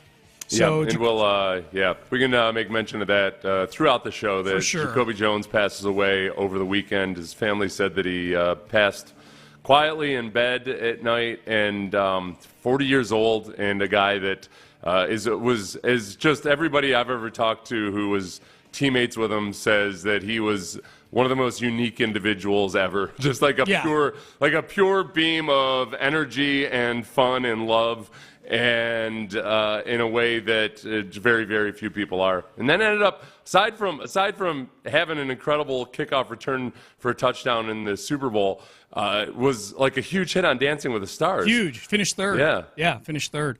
All right, so over the weekend, I was at over the 5th and the 6th, I went to the Twins-Astros game. So I was there on Friday night for that 13-12 game. The Astros almost found a way to lose in the 9th inning. And then I was there the next day for what was a blowout win by the Twins. Friday night was the night that went, kind of off the rails a little bit, to me in a good way. I liked it. It was fun. The Astros won. But I did not like seeing Jose Altuve get beamed in the hand. Moreover, I did not like hearing Twins fans in my section cheering Jose Altuve, not only getting hit, but he went down in a heap. From where we were sitting, Seth, we were in the left field bleachers. You couldn't tell if he got hit in the head. You couldn't tell if he got hit in the hand. You couldn't tell where he got hit. You could just tell he got hit up high. There was a sickening thwack. And the Twins fans sitting near me, several, were cheering while he was on the ground. I didn't like it one bit. And after the game, I had some things to say. Man, we had to sweat that one out. The Astros did. They win 13-12 over the Twins. Here's my thing, and this is a PSA to all you non-Astro fans out there. When Jose Altuve gets beamed by a pitch, I don't care if you boo Jose Altuve when he comes to the plate. I actually encourage you to do that because he hits better when you do. When he gets hit on the wrist or the face or wherever the you got hit by and you cheer, you're a And so here's the thing. There were Twins fans out here in the bleachers, in these very bleachers, who cheered when Jose Altuve got hit. And I looked at them, and I glared at them, and they glared back. And the Astros proceeded to score monumental runs on top of what they had, 7 runs. And I kept looking. It turned into a while I literally rolled around on the ground and laughed because the Twins are a pathetic poser of a team. Here's my thing. Any of you teams out there, you fans that cheer for Altuve, here's my thing. If you're going to cheer when Altuve gets hit, just stay for the rest of the game. That's all I ask. Stay for the rest of the game, regardless of what the score is. Stay for the rest of the game. If you leave, you're a chump. You're a chump. And this whole Set of stands right here. Empty seats that once held thousands of chumps. Thanks for having us, Minnesota. Okay, now maybe thousands of chumps. Maybe thousands was exaggerating a little bit. Not all thousands of them were cheering, but boy, it sure did make for good theater and good social media interaction. I will say that. From what I could tell, you were getting attacked by Twins fans during the entirety of your vacation, dude. It went on for 8 days. It finally simmered down over the weekend. Like it literally went on for days and days. Just because you called them chumps. So I called them chumps and cowards. And I didn't see and whatever else was beeped out. Yeah. So a lot of interaction with these Twins fans. It's certainly created a team for me to have at least sort of a tangential rooting interest for or against, I would say. Yeah. Well, I was surprised because Prince once said that people in Minnesota are so nice because the cold keeps all the mean people away. The Minnesotans I saw on your social media did not seem all that nice to me at all. I don't think Prince would have approved. No. Prince, after all. You got that right. So a lot of social media interaction. The video from which that audio came has over 700,000 views right now. These are the 4 dumbest things that I learned about Twins fans over the weekend, Seth. I'll rapid fire these very quickly. Yeah. They all still think Altuve cheated, which I've become kind of accustomed to everywhere. Like, that's just something we're going to have to live with that for the rest of Altuve's career. They all think Altuve cheated, right? Right. Yeah, and they all, I would guess the majority of them actually believe the buzzer story, too, which is an even greater crime. If you believe the buzzer story, you're just a bastard. Yeah. These people root for Correa. Right. And Correa got hit the very next day. And I said, well, what are we doing here? Are we cheering this? He was a big cheater, too. Right. If you hate Altuve because he's supposedly a cheater, which he was not, then Correa, who 100% did everything that he was accused of and owned up to it. Yes. And I love Correa, but what the hell? Yeah. Can you at least pretend to have some integrity, dude? Minnesota? Can you pretend to not be a complete dullard and moron? Right. My God. So we've got that. Number 2, there are a lot of people pointing out, Houston is the only place that loves or respects Jose Altuve. He's not respected nor loved anywhere else in baseball, to which I pointed out he did get voted in to start the All-Star game. I want to point that out. He had 2 million All-Star votes, and their reply was, well, Astro fans can stuff the ballot box. And I said, well, listen, Einstein,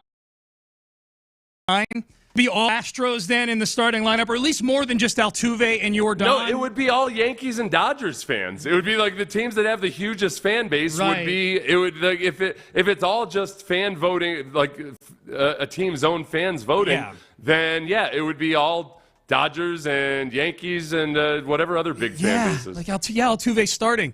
And Kyle Tucker couldn't win the runoff to get in. Right. It was just, it's stupid. Number 3, and this might be the dumbest one.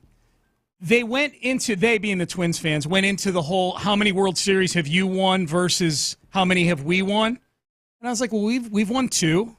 And to my knowledge, you've won 2, 1987 and 1991. They're like, oh, no, we've won 3. We won in 1924 as well. And I'm like, wait, hold on a second. The Washington Nationals, this is before the Washington Senators, the first iteration of the Washington Nationals in 1924, which eventually, 10 presidential terms later, administrations later, became the Twins, in the 60s. They won the World Series in 1924. There are Twins fans out there claiming that as a Minnesota Twins World Series. Because it was in Minnesota. Because it was a team that played in Minnesota. No, they played in Washington. It was the team that eventually became the Twins. Oh, the Washington National. Okay, I thought the team was in Minnesota. Yeah. They if you're going to get off, if they want to get that technical about it too, I would say that, I guess since maybe 2/3 of the guys that are on the Astros wouldn't be allowed to play in Major League Baseball at that time.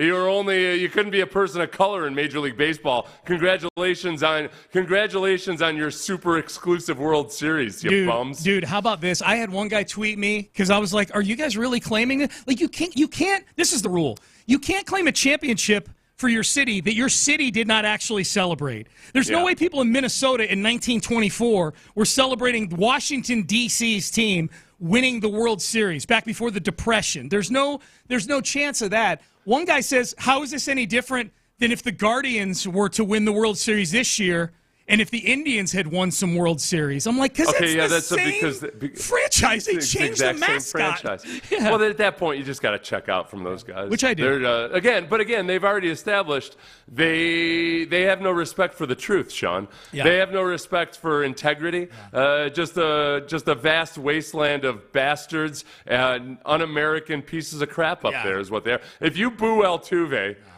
then you are un-American.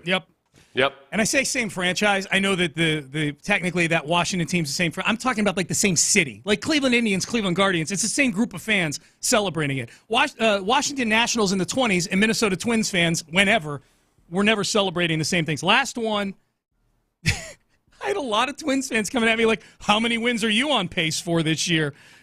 And I'm like, I don't know. 8 less than you. It's July. Like, what are we doing? The best part about it is that even that Carlos Correa doesn't even want to be up there. That who they use not to be, ignore anything he might have done in the being better than everybody else scandal. He doesn't even want to be there. Dude. That was his fourth choice. Yeah. Fourth choice. Under duress, he signed that contract after nobody else would take him. I was courteous about that till the Altuve incident happened. And then I'm like, oh, you mean you guys, the sloppy fourths for Carlos Correa? Okay. Yeah. All right, so that's what I learned on my vacation. It's like a guy from an arranged marriage bragging about how he bagged his wife. Dude, it was what way the to hell go. are you talking about? You had nothing to do with that. Yeah, way to go. All right, Payne and Pendergast with you. Man, summer content for the NFL, at least according to social media and what I've seen, the morsels out there, is on fire.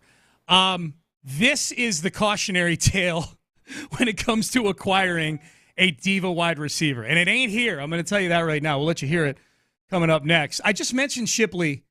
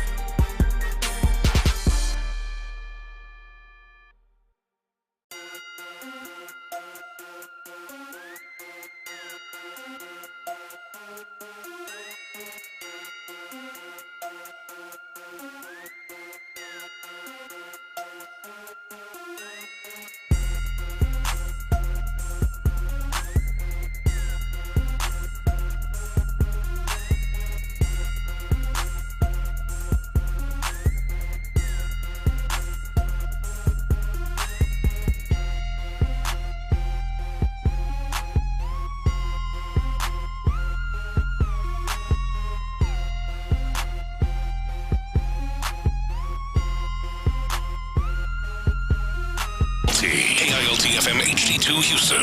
Insider access, exclusive content. Sports Radio 610, an Aussie sports station.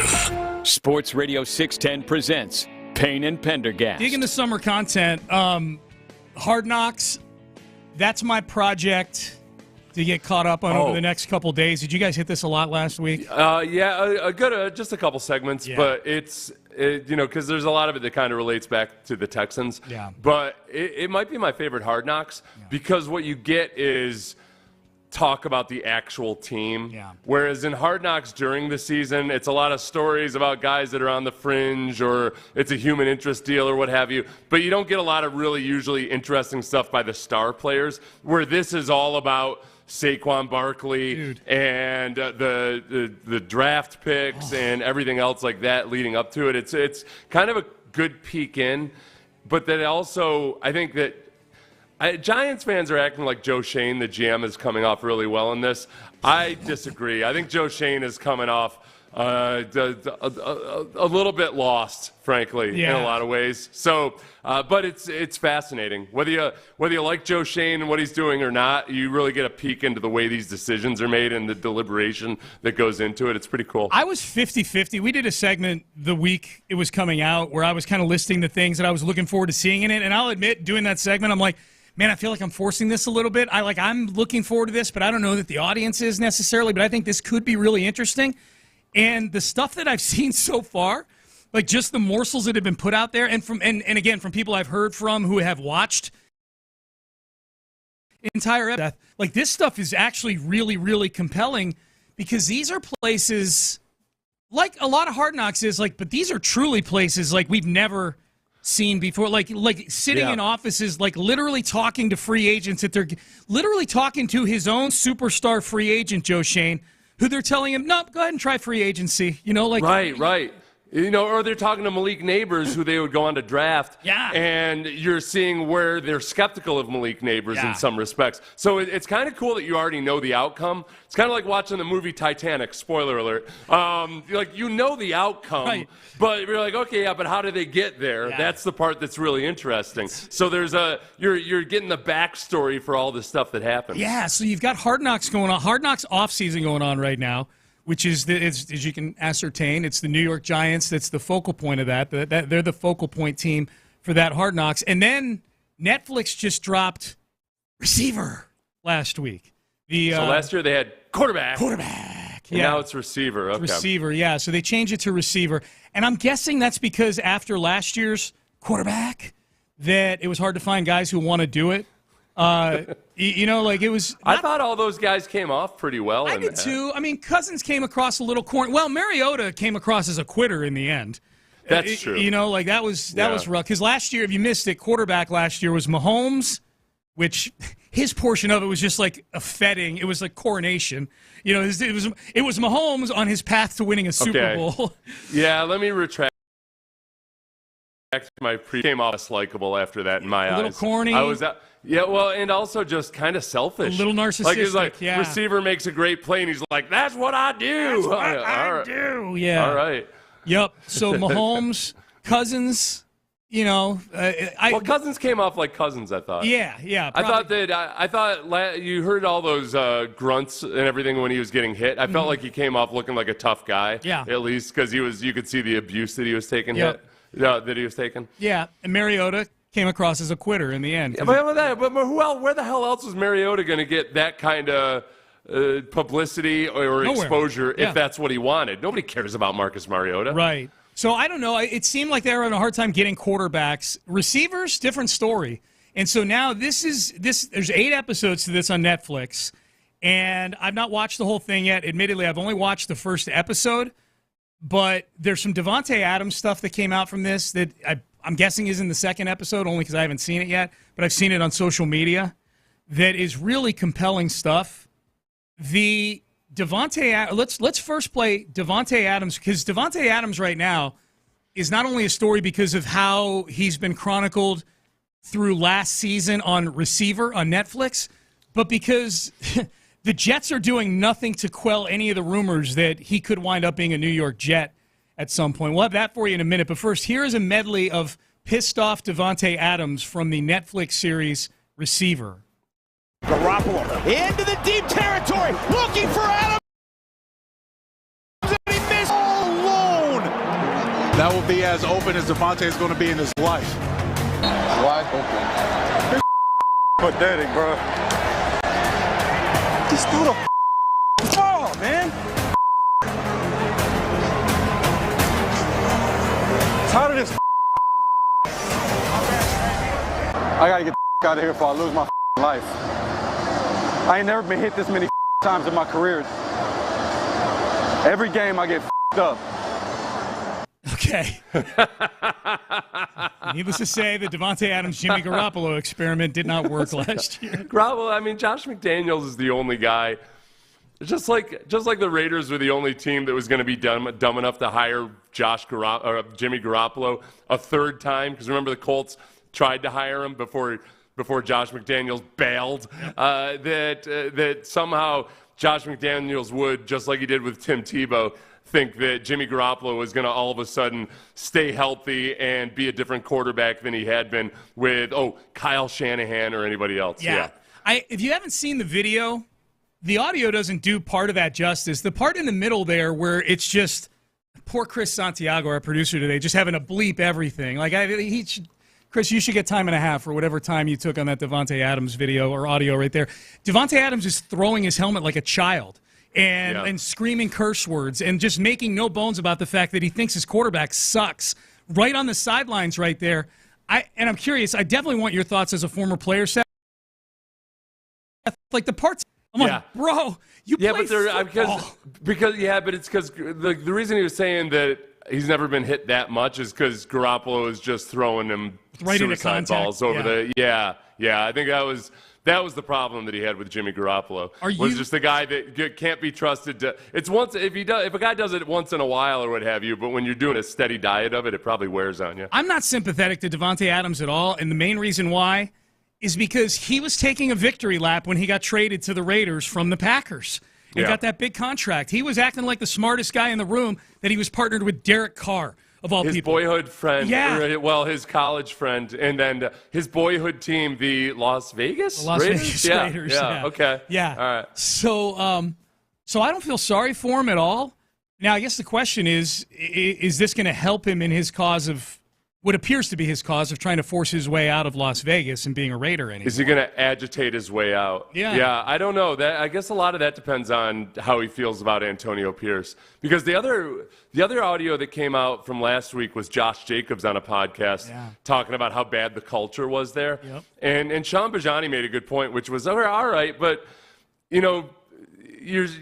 Josh Jacobs saying, well, I'm going to stay here and just, go through this again. I thought Antonio Pierce was supposed to be the turnaround for all of that, and apparently Josh Jacobs didn't feel that way. No. So I don't know. Maybe there's a good chance Davante Adams doesn't feel that way either. He went to Green Bay, which is where Davante Adams left. You know what I mean? Yeah. That's right. So where does Davante Adams end up? I'll tell you what, that's diva receiver right there. Like tossing your helmet, dropping F-bombs, telling your teammates I'm going to lose my life out there. I chose to look at it more as a Jimmy Garoppolo slam than anything else. I didn't mind it because I liked that Jimmy Garoppolo is getting slammed. Yeah, that's fair. Now, is Davante Adams going to be a Las Vegas Raider? Here was Aaron Rodgers on the golf course, I believe in that celebrity golf tournament they play in Lake Tahoe every year, and a reporter comes up to him and asks how he thinks Davante is going to do with Luke Getsy there as the OC in Las Vegas now. What's up? Do you think Luke Getsy's going to utilize Davante Adams good in the new Raiders offense? I love Luke Getsy. He's a fantastic coach. Awesome. And I love Davante. I can't wait to play with him again. Great. Love to hear it. Okay, so this is the question that people have. Yeah. It was at a golf course. As he was getting interviewed, Aaron Rodgers was like staring down at his phone. Yeah. Just texting or reading or something. And so it's hard to tell whether he meant – because the guy asking the question, he goes immediately into a golf question instead of a follow-up. Maybe a better follow-up might be like, you mean with the Jets? Yeah. Because Rodgers could have meant can't wait to play with him on the golf course. Right. So we don't have a clue really what this all means. Okay. I don't think that Aaron Rodgers would kick Davante Adams out of bed for eating crackers or anything. I think he would love to have Davante Adams. But was he doing a little bit of that legal player tampering? I don't know. I don't know either. Let's listen to this. Because he said soon also. Yeah. Yeah. We'll see. Here was Breece Hall, Jets running back, Aaron Rodgers' teammate on Kay Adams' podcast, Up and Adams, and he doesn't really do anything to quell any of the Davante rumors to the Jets either. You say you're going to be Aaron Rodgers' best friend. I love that you're saying you're going to touch the ball other than him more than anybody else. Yeah. Then enter Davante Adams potentially. You're seeing this stuff? Yeah. I mean, are you going to be competing with touches with Davante? Nah, I'm getting the ball the second most regardless. Davante, he knows he's going to get his, but I'm definitely going to be. I'm sorry, is Davante a Jet? Hey, you never know. You never know. We're always talking. We're always scheming. Listen. Yes, there we go. I said that you actually maybe go all in. Yeah, and make a big addition. You think we should? I'm on board. What would Davante bring to the team? I mean, with him and then with Garrett and Mike Williams. I was going to say, good thing you mentioned Garrett. I don't know if he likes this stuff. Just pick your poison. Do you want me to beat you or do you want those three to beat you with Aaron? It's just pick your poison. Yeah, I'll tell you honestly, as far as whether it happens or not, that would be scary. Like whatever diva qualities or anything else Davante Adams has, I don't think I don't worry about that. I worry about if Aaron Rodgers manages to stay healthy for an entire season and the chemistry he has with Davante Adams, that could be scary. Now those are some big ifs because the Jets, remember, you've got this aging quarterback, so why not go all in? Where the Jets really haven't gone all in is on fixing that offensive line. Yeah. They still have Tyron Smith can't stay healthy. They've got Morgan Moses at right tackle, and he's had injury issues upon injury issues. He's a good player, but he was banged up all the time last year. And you've got Aaron Rodgers, who's still a question mark about just how well does a guy at his age come back from Achilles tendon surgery. But on paper, yeah, that's scary as hell. Scary as hell, and if we're to localize this, the Texans play them on October 31st. Right. I mean, this is already a hard schedule. You don't need Davante Adams on it now with Aaron Rodgers and with Garrett Wilson and Breece Hall in that offense. And the Jets, too, Seth, I think, independent of the Texans actually playing them head-to-head this year, they're almost kind of I don't want to say forgotten, but they're like an under-the-radar team in the AFC. Like when people are talking about the AFC, from what I've seen, it's Chiefs, it's Ravens. The Texans get a lot of love right now, but it's still the Bills are still in that conversation. Miami was a playoff team last year. I think they still get mentioned a lot because of all the weapons they have. Jim Harbaugh, I almost feel like Jim Harbaugh with the Chargers gets more mention than the Jets, who actually now have Aaron Rodgers back right now. Yeah, and I think the biggest question mark about the Jets in a lot of ways, aside from Aaron Rodgers' health, is just the fact that Nathaniel Hackett is still their offensive coordinator. Yeah. And he's never actually been a good independent offensive coordinator, but he's Aaron Rodgers' buddy. And I'll hear people say, yeah, well, Aaron Rodgers is really the offensive coordinator. Okay, well, I mean, Aaron Rodgers is very, very smart, obviously, as a football player, but that's different than running an actual – and I feel like with Mike McCarthy last year and the way he acted as offensive coordinator in Dallas, that's more maybe what you could have gotten. Like, imagine that offense in Dallas last year, except with Aaron Rodgers in his prime as the quarterback. Like, you had the run game and the pass game tied together. Like, you had a defined offense where when Aaron Rodgers is kind of changing things as he goes along and he and Mike McCarthy weren't on the same page, you get this hodgepodge and this herky-jerky feel to an offense that yields great highlights but isn't the same as being like a genuinely awesome offense. And I just wonder if they can look what they're limited by in having Nathaniel Hackett as their offensive coordinator. All right, is this the most excited that Rocket fans have been about the Summer League? And I have, speaking of Reed Sheppard, a completely petty take on why I want Reed Sheppard to become an all-star. We will have that for you coming up next. If you have been injured in an auto accident and it wasn't your fault, you've got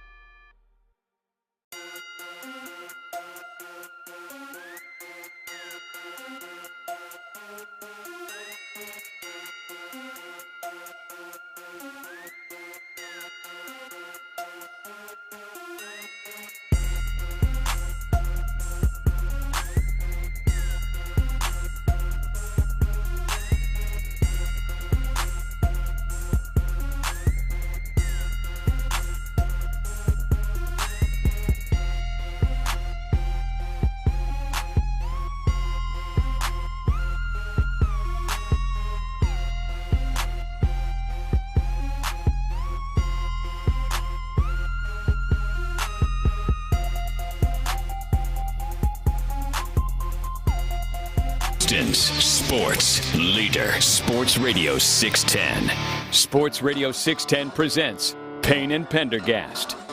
Man, it's good to be back. Appreciate you guys tuning in. Training camp gets going this week for the Texans on Thursday. Seth and I will be out there on Thursday, the first several days of Texans training camp leading up to the Hall of Fame game, and we're off to the races, man. 2024 season is here. It's going to be great. We'll circle back to the Texans and the Astros when we get a little later on here in this hour. I'm basing this, Seth, solely on two things. One, social media buzz, which, as we know, is always a 100% accurate gauge of anything going on in the world. And two, with my two sons, James and Sammy. Oh, they're plugged in with the youngs. Yeah. This is the buzziest that my group text and social media have been about the Rockets in July in a long, long time. This summer league, Cam Whitmore to a degree, but we already know he was, I believe, MVP of the summer league last year, so we've seen this before with Cam. But man, this Reed Sheppard first couple games of the summer league has Rocket fans super excited right now. And it's everything that you would hope to see out of a guy that you know he can shoot, right? Nobody had any doubts that the guy that shot 52% from the three-point line last year was going to be valuable as maybe a catch-and-shoot guy off the bench or something. But then he goes and, like, when he was on ball, he was driving, he was kicking out, entry passes, he was playing defense, like all of that stuff. You could just check off the boxes of things that you would hope to see for what he might become. And I think, honestly, the biggest thing that's evident just from watching, and again, yes, it's rookie league, et cetera, but just feeling the flow of the game, and just being a guy that for this young team that at times has looked like guys have struggled to get the flow of the NBA and everything else, boy, he looks like he could not just be a playmaker, but a facilitator in an above and beyond the X's and O's type of way. Yeah. Where everything that they've said about him is the kid just gets it. He just gets it. He's got court visuals. Yeah, all those things were very, very evident. If you think that I'm overreacting to this summer league performance by Reed Sheppard in 2 games, just watch a little bit of it and you'll see what I'm talking about. Doesn't mean that he's a future MVP or anything, but I mean everything matched up to his scouting report in a way that you don't usually get to see right off the bat. I think the stuff I like the most from what I watched, and I watched the game yesterday, and I saw the highlights from the win over the Lakers summer league team. I think the thing I like the most is there were a lot of instances of him getting his own shot. Going and get. You talk about the catch and shoot stuff. For a lot of guys, that's you're coming off of screens, or you're coming around screens, and guys are getting you the ball, and you're just you're catching, you're squaring up, you're shooting. He was doing a lot of it with him possessing the basketball, beating guys off the dribble. He had a crossover mid-range jumper on some dude on the Lakers that was sick. So, I'm super excited. Again, it's 2 summer league games, but I was excited about him before this. That's who I wanted the Rockets to take. I liked him a lot at Kentucky. And it just, man, if they go into this season with no extensions for Şengün and no extension for Jalen Green, this becomes a really intriguing group. It's almost like a big tryout going on right now to see who the 3 or 4 guys that are going to still be sticking around a couple years from now are going to be. He had 6 steals and 4 blocks in 2 games. Yeah. And again, based on just the college footage that you watch of him and what the scouting report is, defensively, these are not nothing type of steals. Where Harden, it was frustrating because he'd get a lot of steals, but it was one of those things where he'd go for it, and if he whiffed, then that was it for him defensively on that series. He played, like, Reed Sheppard just plays the angles really well, and it looks like it's always calculated when he's going for the steal. And it was fun to watch. Yeah. I went into these games thinking, like, okay, whatever, I'm not going to. I have a really hard time getting excited or overly depressed about rookie league stuff, but it's hard not to get excited about this. Yeah, why not get excited about it, Now, this is the petty part of me that wants Reed Sheppard to work out. I want him to work out for the Rockets because I'm a Rocket fan. The petty part of me, though, wants him to work out because he came from one of the James Harden picks. That was the Brooklyn Nets pick they took Reed Sheppard with. And if Reed Sheppard winds up... which was a dumb pick because the Nets were going to be awesome for years and years to come, remember? The Nets were going to win like the next 7 championships. Because everybody knows that Kevin Durant, James Harden, and Kyrie Irving are made to last. They've never up an RUNNOFT on anybody anywhere. No. Nope, not at all. So that's a big part of me wants Reed Sheppard to work out. It's very similar, Seth, to one of the reasons I need the Kenyon Green pick to work out, because I want all those Deshaun Watson picks, as many of them as possible, to turn into something that creates a Super Bowl to Deshaun Watson.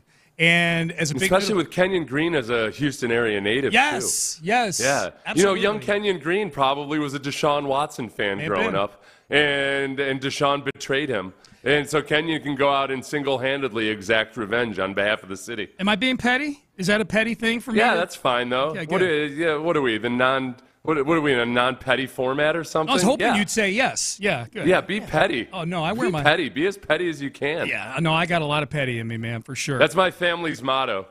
We have a crest, and underneath in Latin, it says, be petty. That might be my... E pluribus petibus. That's my family's unspoken motto, I guess. Yeah. So yeah, Reed Sheppard, a lot of reasons to get excited there. Text message. This goes back to acknowledge me when I was talking about my good friend Ken Hoffman, who passed away this weekend, and I mentioned the story about the MS-150. One of the last MS-150 that I was in with Ken, I only went halfway, and I actually had a friend who was on that MS-150 text me. They're like, no, Sean, you didn't fake a flat tire halfway through. What happened was I got a flat tire, and you went with me on the van. And when Ken saw us at the finish line, you looked at Ken and said, we got a flat tire. We got a flat so tire. I took credit for my buddy's flat tire is what I did. How much training had you done for the MS-150? Very little for that one. Very little. You were like on a stationary bike every now and then? And yeah, no, maybe. Or I was just on a bike ride with some friends. What happens with the fundraising when you don't actually finish it? Do you still have to call up your friends and say, like, hey, by the way, I crossed the finish line. Don't ask any questions? No. I don't know that I did any fundraising for it. I think I just went to go do it with Ken. Like, Ken talked me into doing it. Like, hey, it'll be a lot of fun. A lot of the people had to camp out in tents. It's a 2-day thing. Right. And I'm like, do I have to camp out in a tent? And he's like, no, man. Like, we've got preferred treatment. We've got a hotel in Beeville, Texas that we're good to go. I'm like, all right, well, I'll go with you, and see what it's all about. And I just had fun doing it, but somewhere between the second and third one was when I went through one of my fitness swoons. You know what I mean? You know who you remind me of? Who? Mao Zedong. That's exactly who you remind me of. Why?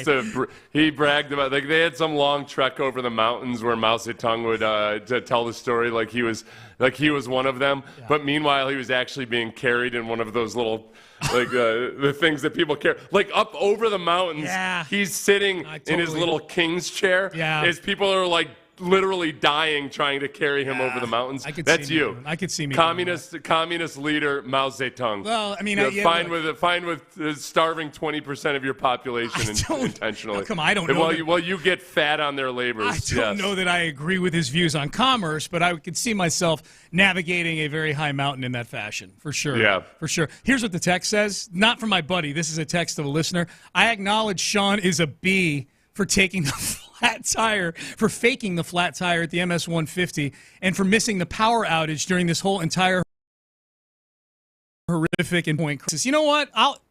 Listener, you can acknowledge me for that. Acknowledge me. I mean, I can't help that I wasn't here for the storm last week. I planned that vacation a long time ago, but man, it was tough to watch from afar. I will say that. I feel like the center point workers are kind of like those people. No, the people that were working for Mao Zedong, carrying them over. It's like, meanwhile, everybody's like, oh, damn you, China. And like, really, it's like, well, the Chinese people they're all right. They got their leadership's a little messed up. Yeah. That's some of the center point lines people and everything. Like, they bust their butts. They're doing their best, man. Yeah, they're just, it's not, they're not who you should be angry at. They're out there working crazy long shifts. They are, man. Shout out to those center point workers for sure.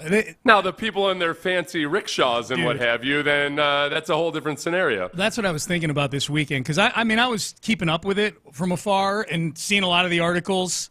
In fact, I was mentioning Ken Hoffman, my friend, Houston columnist icon who passed away this week, and his very last column for Culture Map was some vehement disgust about the way the whole center point thing was being handled. Yeah, and obviously it's getting a lot of traction now that he passed away over the weekend. But I thought about that over the weekend. Like, I never knew who the CEO of Centerpoint was before this disastrous recovery from the past 6 or 7 days. His name is Jason Wells. Is CEO of Centerpoint, Seth, one of those positions like umpire or referee or left guard in football where if you know their name, it probably means that good thing? But like that used to be athletic director was kind of that way too. Yeah, of a major college. It's changed a little bit. Yeah, maybe. Yeah.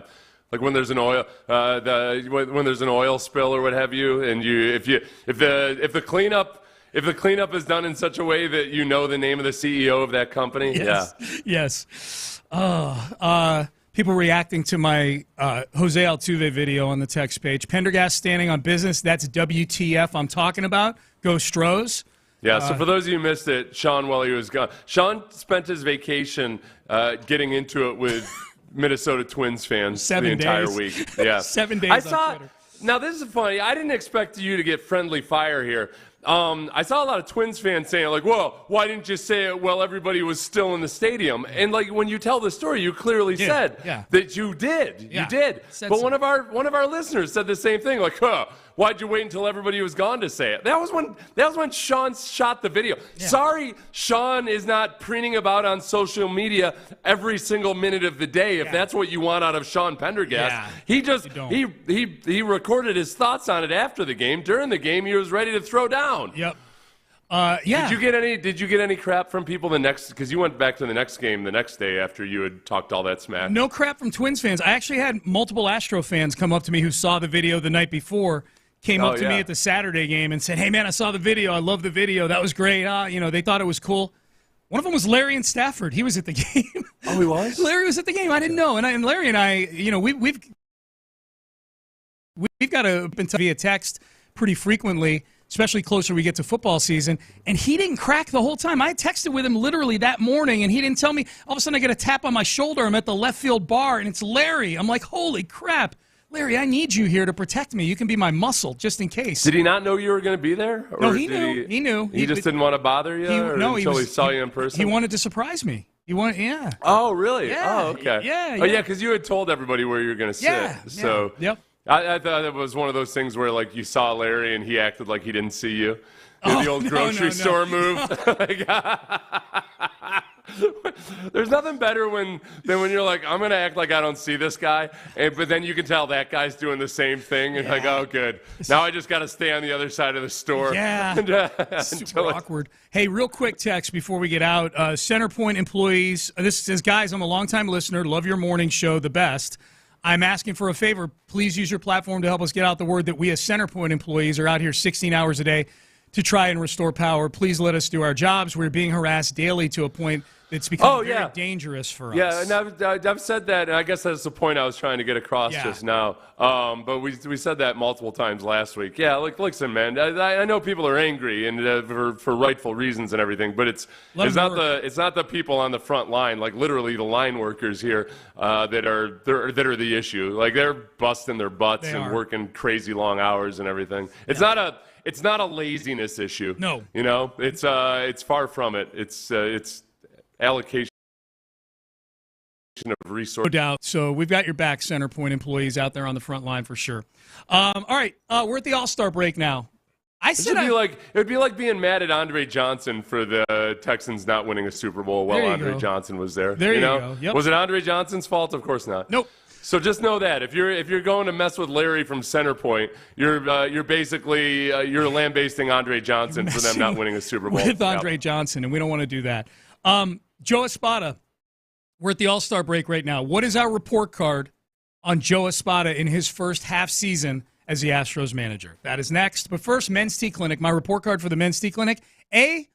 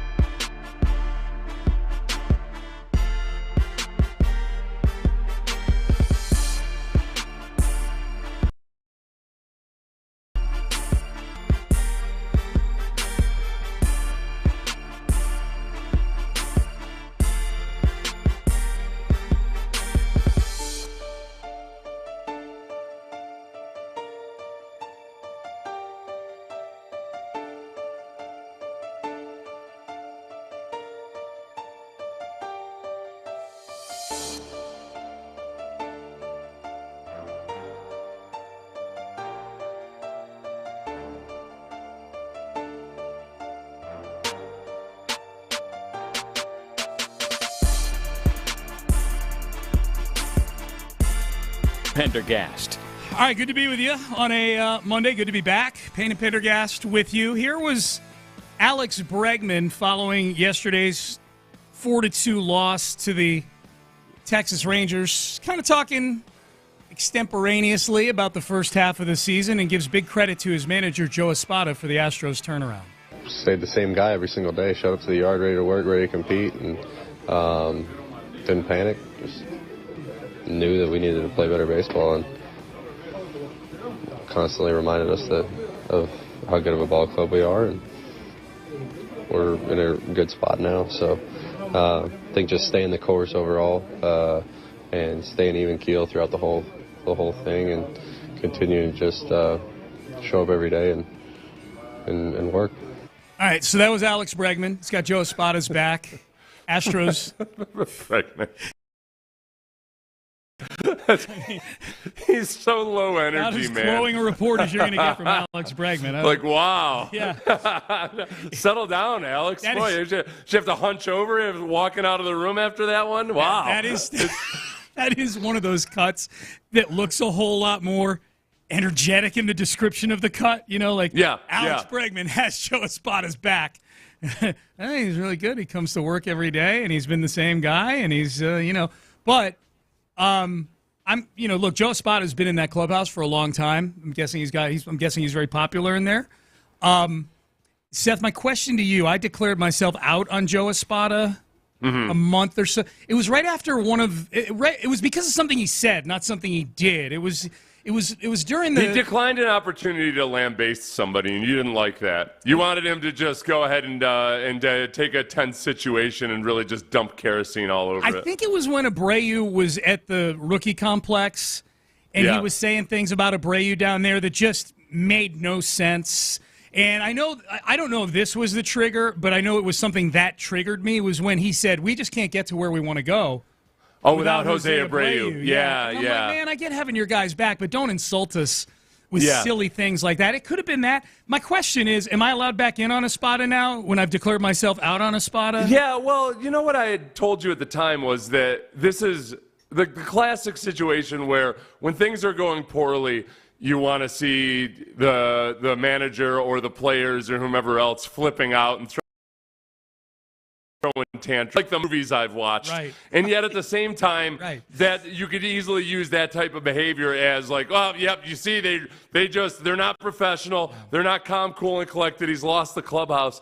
And I think for Espada, the hard part, for whatever troubles he was having making the team his own or whatever else, it's impossible not to imagine that, man, him having to answer for Jose Abreu and him having to work Jose Abreu into the lineup, it probably made it hard for him to also feel like he had any sense of credibility in talking to the team about what needed to be done or anything else. And likewise for Dana Brown in some respects. That's where it just felt like, man, this does not feel like Dana Brown and Joe Espada are calling the shots in a lot of ways with Jose Abreu. And in the same way that, John Singleton has twice now been a markedly better player when he's been able to have time to play every night, and where he's looked at as the guy, even as there's talk about, potentially trading for a first baseman. Like, Singleton's been a different guy. I think Espada, as he's still just a first-year manager, has probably been able to grow into the role a little bit more comfortably. And I'm not saying that's like the whole reason for the turnaround or anything, but I think it's a lot easier for me as a fan to look at it like, okay, this is Joe Espada's team because he's not having to answer for Jose Abreu. Yeah, I've come back around a little on Espada. I think I'm cautiously so. I mean, we're at the halfway point or all-star break of his first season, but there's been no bigger beneficiary than Joe Espada from them dumping Jose Abreu, because, and I'm not even talking about the attempted resurrection of Abreu, putting Espada in a position to say silly things. And mind you, Espada, who is not a huge, it's not like he had 20 years worth of press conferences to kind of lean on as to how to handle these situations. Like, he's getting handed this situation as a first-time manager, not knowing what to say. So I'm a little more sympathetic in retrospect now. I think the biggest thing that it's done is that it's allowed so much more lineup flexibility. Like, right. You know, like the whole back end of the lineup now can be so fluid because you got multiple guys that can play first base, multiple guys that can play corner outfield, and you can really mix and match not only day to day but in game as well, situational. No, well, not to mention too, I think that a lot of the criticism of any manager is always, okay, like, how good are you at the small ball stuff? And it's really, really hard when you had Abreu draining a spot in your lineup, not only because of the production he couldn't provide, but because it's one less athletic guy you've got out there. And we've seen better and better small ball. Now, I know, and there's still plenty of opportunities where people have issues with, or whether understandably or not, about small ball. That's just baseball. But I think they've been better at the small ball since Abreu's been gone. They've got a lot of athletes out there. I am still curious about not using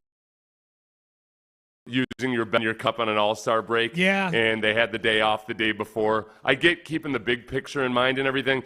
But Espada talked about it like it was like they were down by 7 runs or something. This is the Houston freaking Astros, you know. Like, this is a one-run game. I didn't get that. Like, I don't need to see Montero before the All-Star break. No, I don't. But I would love to see Presley and Hader before the All-Star break. Text message. Not sure you want back in, Sean. He's been batting Yiner fourth and having Cabbage and Loperfido batting with runners on when you have Cesar Salazar on the bench. Okay. Is Cesar Salazar, is he Mike Piazza or something? I hadn't noticed that you should be using Cesar Salazar instead of Joey Loperfido and Trey Cabbage. Salazar has been good in a very small sample size, but yeah, he's not at the point yet where I'm like, Cesar Salazar's on the bench. There's no part of me that begrudges using or not using him at any given point. He's your catcher also. Like, he's your backup. You got to be careful about using your backup catcher in certain situations, you know? And the Yiner batting fourth thing, I guess my response to that would be, with the lineup the way it is now, with Kyle Tucker out, who would you bat fourth instead of Yiner Diaz right now? Is it Jake Myers? Is it Jeremy Pena? Is it, who is it that John Singleton batting cleanup? Like, I got no problem with Yiner batting fourth. The issue is you've got injury issues. You've got Kyle Tucker who's out right now, Yep. But, I mean, Yiner's batting in the 280s right now. He's been all right. Yiner's been, he's still got some judgment issues. But just picked what I thought was a month ago, but it wasn't, obviously. But, okay, since June 25th, he's hitting 346 with a 760 OPS. Okay. Wow, 340. He's batting 346, and he's got a 760. 346 for Yiner, I'd feel like he'd have a higher OPS there. That means he's probably either hitting a bunch of singles, or he's the only time he's getting on base is when he gets base hits. He doesn't walk a whole lot anyways. That's probably why. Yeah, he's like in the Yiner. I like looking at Yiner's Baseball Savant page where they show you, they break it down by percentiles. Mm-hmm. His judgment at the plate is not awesome at all. He chases too much. He's improved in some respects, but his pitch framing is he's in the 1th percentile of pitch framing. That's not the 1th. yeah. Which the kid that they just drafted yesterday is apparently just incredible defensively. So when you're watching, when you're thinking about what might come in the future, they're optimistic about it. They're bullish on him, obviously, for a lot of reasons, but his actual defensive prowess is apparently very, very polished. He's from Corpus Christi originally. Grew up an Astros fan. Yep. Yeah, it goes to Sam Walker Janik. I hope I'm pronouncing his last name right. But yeah, if you missed it, the Astros used the 28th overall pick to draft him, the catcher out of Sam Houston State University. Kind of a late bloomer. We're getting some grades for Joe Espada on the text page. C- for me. Oh, how the tides change. Now you want to jump back on the bandwagon. Coach Espada is human. He's not going to handle every situation. That's a separate texter than the one who gave him a C-. I should point that out. So I give him a B- right now. I give him a B. You got to take everything in totality. I'll tell you what, though, it's pretty. I give that grade I give that criticism of you a D-. Yeah. Like, oh, you want to jump back on the bandwagon now? Let me tell you something, Buster. Humans make mistakes. Thank you. I guess, okay. Yeah. Are you excusing me or criticizing me? I can't tell. We get people are sending in reasons to criticize Joe Espada still. Yes, give me these. Okay, give them to me. someone says I will judge them valid or invalid. What about the time where he asked the umpire politely to eject him? Yeah, that was bad. That was but bad. Again, that was because I blame Jose Abreu for that. Yes. Yeah. Yeah, I blame him for everything. All right. We'll get to some of your texts on Joe Espada. We head into the 9 o'clock hour. Sad day yesterday here in Houston and around the NFL. One of the more colorful characters passes away at a very young age. We will remember him as a Texan, Jacobe Jones, coming up next. But first,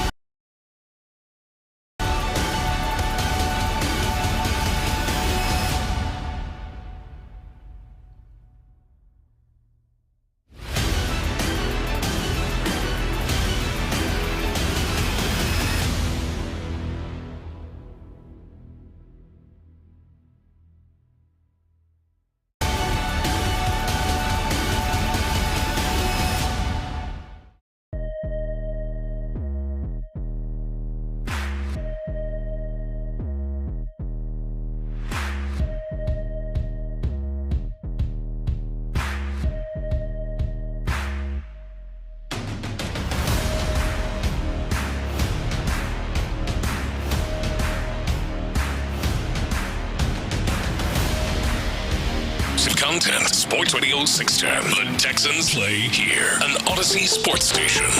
Sports Radio 610 presents Payne and Pendergast. San Francisco's going to kick off. Akers walks, now trots, now accelerates and swings his left leg through the ball. The kickoff taken 9 yards deep by Jacobe Jones. He brings it out of the end zone on the hash mark, the 10. He gets a block at the 20, up the middle to 30. Gets another block at the 35. There he goes, across the midfield, the 40, down the side, the 30, the 20. They chase him to the 10. He returns it all the way for an opening second half touchdown on a kickoff return of 108 yards.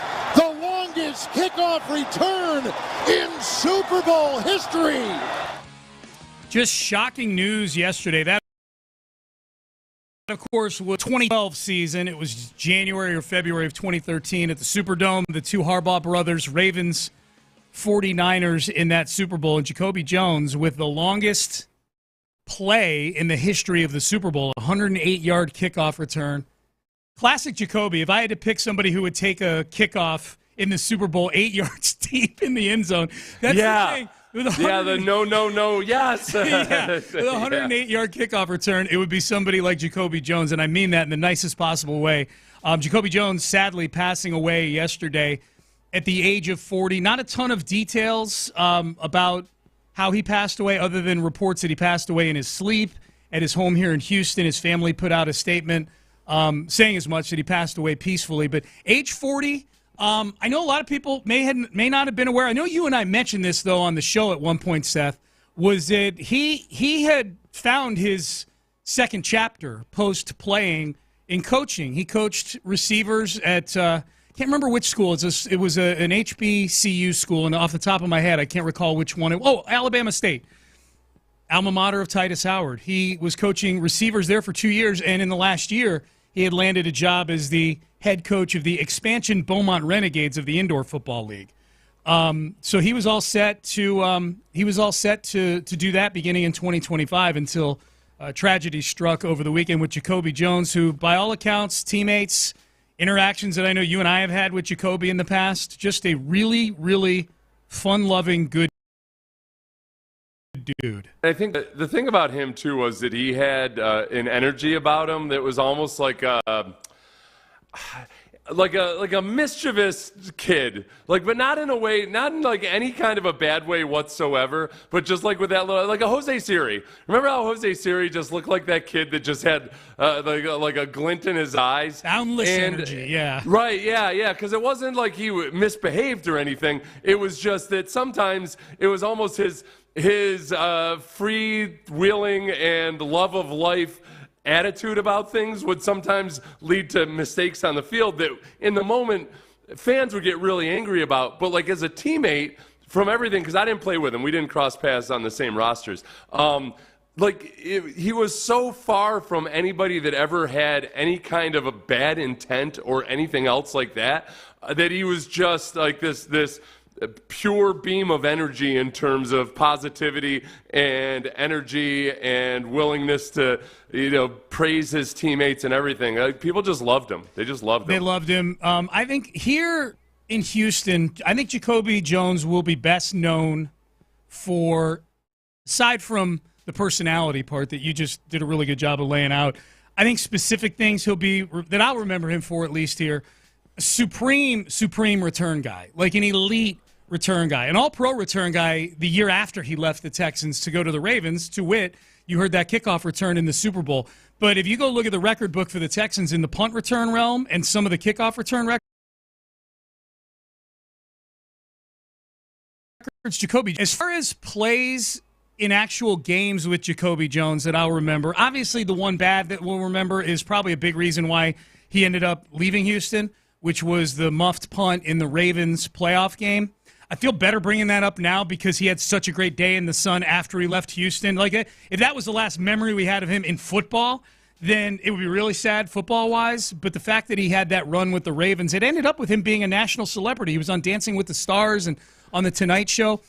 I'll remember him, like, one subtle thing I'll remember, Seth, as far as plays go, the game where the Texans clinched their first ever division championship against the Cincinnati Bengals on that last-second touchdown pass to Kevin Walter. That pass was that spot on the field, that line of scrimmage, that play was set up by a pass interference in the end zone that Jacobe Jones drew. Andre Johnson was not playing. Andre Johnson was injured for that game. So they were going into that game with a wide receiving core of Kevin Walter on one side and Jacobe Jones on the other side. And Jacobe drew that PI that set up the game-winning touchdown in the game that clinched the Texans' first-ever division championship.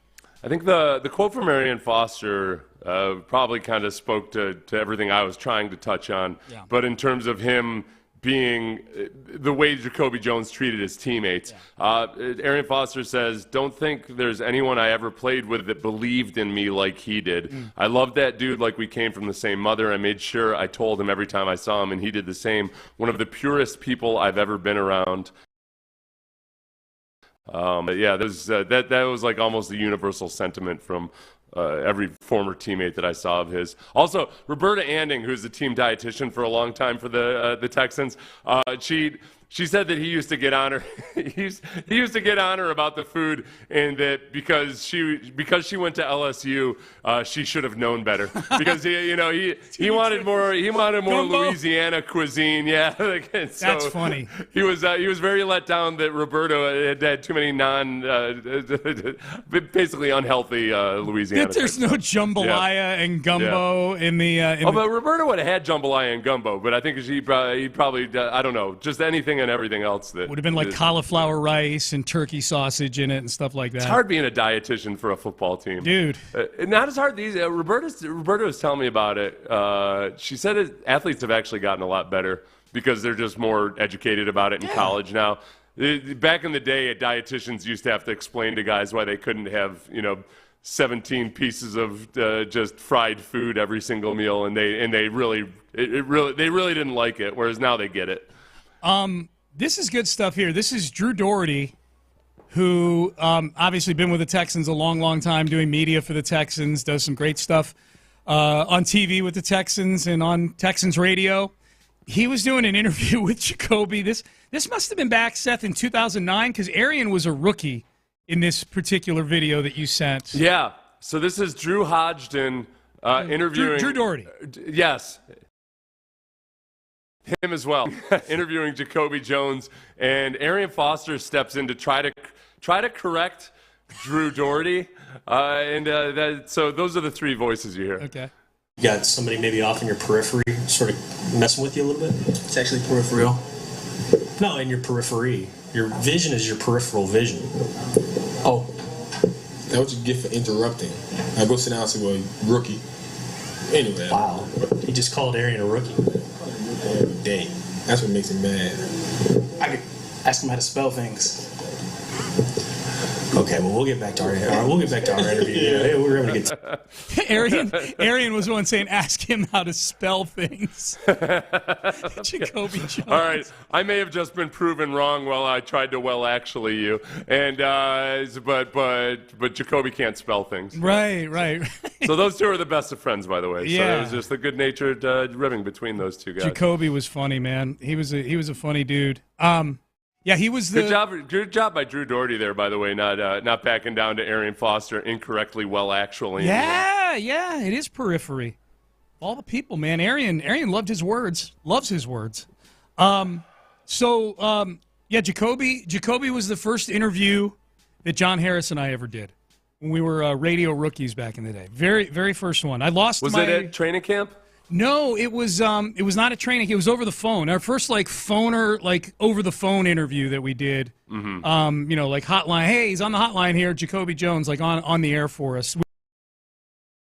We were out. We knew that was going to be our first day on the radio, so we requested Jacobe, and they gave him to us. A bunch of rookies doing radio together, and Jacobe was really, really funny, man. He was a really good dude. So, what did he say he weighed when he was in high school? 150 pounds, soaking wet with bricks in his pockets. And then he had the one, too, where he was it Jimmy Kimmel he was with? Where Jimmy Kimmel asked a question, and Jacobe Jones said, "Do polar bears poo on ice?" That was Yes. viral.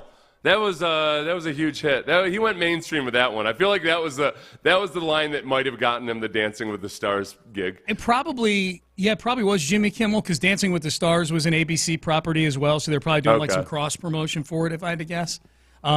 Oh no, that was right after he was on the. Oh, okay, yeah, but I thought that was right after the Super Bowl. Oh, when was he it? went on with them, but yeah, might have been. So yeah, R.I.P. Jacobe Jones. Text message. How about my man Ken Hoffman? R.I.P. Yeah, man, tough day yesterday. Ken Hoffman passed away. Yeah, we talked about Ken. We've talked about him a lot during the show. Yeah. So if you're just tuning in, listen, everybody. There was a lot of stuff that happened this weekend. Okay, dude. It's just it was the news was coming fast and furious. Crazy, man. Obviously, you have the assassination attempt, but like in terms of the stuff that we usually talk about on this show, athletes and celebrities, Richard Simmons died.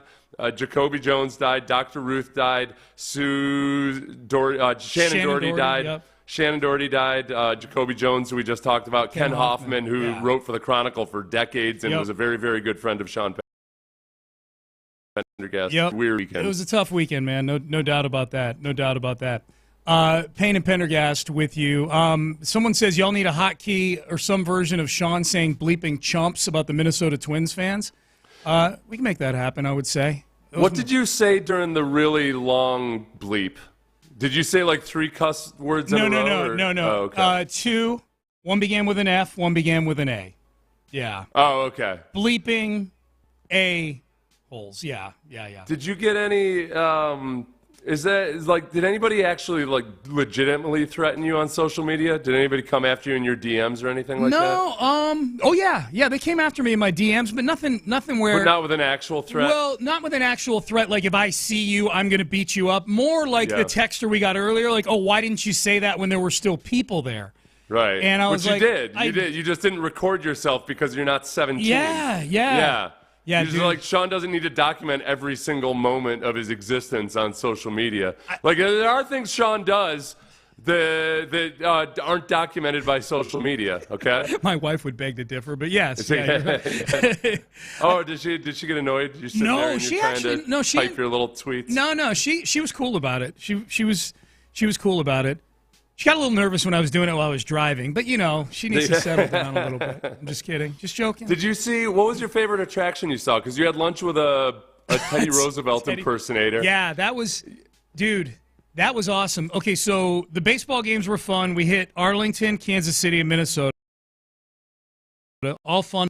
But the coolest part of the trip to me, and for those that aren't familiar, like Amy and I do a long road trip every year. We take like a week and a half and just go town to town, and we pick a different part of the country. This year we went up to Minnesota through the Dakotas and back down through Denver and coming home. We went to this little cowboy town in North Dakota called Medora, North Dakota, right on the kind of about 20 miles from the Montana border. And this town is basically only open in the summertime, other than the 20 people that comprise the population the rest of the year. But it's a little cowboy town. It's very Teddy Roosevelt centric. It's the part of the country he used to go to. When his wife and his mother died on literally the same day back in the day, North Dakota was his refuge. He went there like it was Superman's fortress of solitude and stayed there for years, ranched before he came back and became president. So the national park there is named after him. Well, he did a few things before he became president too, but yeah. So a lot of it is centered around Teddy Roosevelt. And the cool thing is there is a musical that they have there called the Medora Musical. And they sing, it's this group of performers, about 6 male, 6 female, plus the Teddy Roosevelt impersonator. And they do a bunch of covers of songs that we all know. But the storyline is all centered around Teddy Roosevelt. They weave singing but while singing pop songs. While singing pop songs, yeah. And so when I first got tickets to this, I'm like, oh, this is probably just a bunch of locals that are doing this here, but I'll go see it, whatever. This is a 3,000-seat amphitheater that's built into this, that has a cowboy-style steak dinner beforehand where they take 10 steaks, put them on a pitchfork, and dip them into a vat of oil and deep fry the steaks. Oh. And it's like a 3,000-seat amphitheater, and they hand you a program on the way in, like a playbill, like you're going to a Broadway show, and you thumb through. Seth, these actors and performers and singers and dancers all have bios where they've performed on Broadway and on big stages and stuff like that. And a lot of them are college kids who are studying theater and music and dance. And this is their summer gig. They try out in New York and they get recruited to come to this thing. And so it was a really good show. And afterwards, Amy and I went to this little saloon in the middle of town, the only place that was open. And it was my kind of place, very dive bar-ish and whatnot. And two things about this saloon. One, they had a blackjack table in the back of the saloon that was a legal sanctioned blackjack table with a real dealer. So it was like in the old days of being out on the frontier or what have you. Like you could actually just go into a saloon. It's not a casino or anything. They got gambling in this. Gambling, and it's real. Like I won money sitting there playing blackjack. It was incredible. I played with the locals right there. $1 minimum per hand. For real, $1 minimum. The other thing that happened was a few of the cast members came to the bar after the show was over. Looking for groupies. Well, they found one in Sean T. Pendergast. I'm going to tell you that right now because I acted like Celine Dion just walked into this thing, man. It's like, oh, my God, you're Colleen. And you're Caitlin. I read all about you. They're like, you're the only one that's ever read the program. How'd you guys? So tell me more. And we hung out with them for a little while. So that was, and then the morning after is when I had brunch with the Teddy Roosevelt impersonator. What kind of a hotel do you stay in, or a motel? The Rough Riders Hotel, very nice hotel in the middle of town, named after Teddy Roosevelt's. Is it done up kind of like an old style? Very hotel? Cowboy-like, yeah. Is it like 3 stories tall? 2. 2 stories tall. 2 stories, all wood. Cool. Yeah. It was super cool, man. I know it sounds dorky as hell, but it was so fun. What was Teddy like? Teddy was awesome. He was an incredible. Talks a lot. He was the whole brunch was like a one-man show of him up there telling his life story. Yeah. But afterwards he walks out. This brunch probably had 50 people there. I was sitting right in the front row. So I ran around everybody to go see him outside for picture time afterwards. And I went up and I shook his hand and I went and I thanked him for keeping American football. Yeah, I thanked him. I said, "Hey man, thanks for saving American football back in the early 1900s." And he leans in. He goes, "My name's really Joe. I'm not Teddy Roosevelt." Roosevelt." Jerk. Joe, what the hell? You broke character. I'm like, yeah. I'm like, bro, I'm a wrestling fan. You could have kept this thing going. I would have thought you're 166 years old today or something like that. Yeah, and he didn't accept credit for saving American football? Yeah, I would have. I totally would have, yeah. So back then, that was after a year when, 19 people died playing football or something crazy, I read all which about was it was a lot more violent back then. There was no forward pass, all that. But when you dig into that a little bit, one of the deaths was they thought might have been caused because the man was tackled into a it infected his sinuses. It was weird. Yeah. It was the modern stats, medicine. It wasn't necessarily all directly attributed to football, but it was. They had to make it a little less violent. Yeah, I gave Teddy credit for everything, and he's like, "Hey, I'm Joe." I'm like, "No, you're not. You're Teddy, and you saved football. Stop it." My favorite question you asked me just randomly after you're at Mount Rushmore. Yeah, you were like, "So, what do you think if they did this now? Yeah, which presidents did they put up there?" And I was. You didn't reply. I didn't reply because I was just pleased that you were naive enough to think that there'd be some kind of consensus about presidents from the last century. No. And the ones that deserve to be up there. I said there would be 3 no-brainers. I'm not going to say who they were on the show because I don't need the text page. They weren't no-brainers, though, either. To me, they assuredly were not. You gave me 3 no-brainers, and I'm like, oh, Sean. Yeah. No, seriously, if somebody can forward me a podcast where they've debated and discussed this, I need to know what a sequel Mount Rushmore would look like. The 4 presidents that would go up there post Teddy Roosevelt. Yeah. You didn't like my political take then, huh? That there were 3 no. I didn't like it. No, I didn't. It wasn't a political take. I thought it was kind of naive about just the way there's no sacred cows in American politics. Aren't you proud of me though that I'm trying to spread my wings and get into your realm a little bit with some of the American history? Oh yeah. No, I was psyched about it. I was curious about. I got a long way to go though. It sounds. No. I don't know. I've got a half. I read the first 2 paragraphs of a Time magazine article and level 9. I just be able to say some names and act like I know. Yeah, I kept showing Amy, Seth hasn't replied to this yet. I don't know if he thinks this is a good idea or not. All right, Payne and Pendergast with you. First half superlatives for the Houston Astros. We're here. We're at the All-Star break. We'll tell you MVP, turning point, biggest surprise, biggest disappointment. We'll do it coming up next. Hey, have you been thinking about retirement? I guess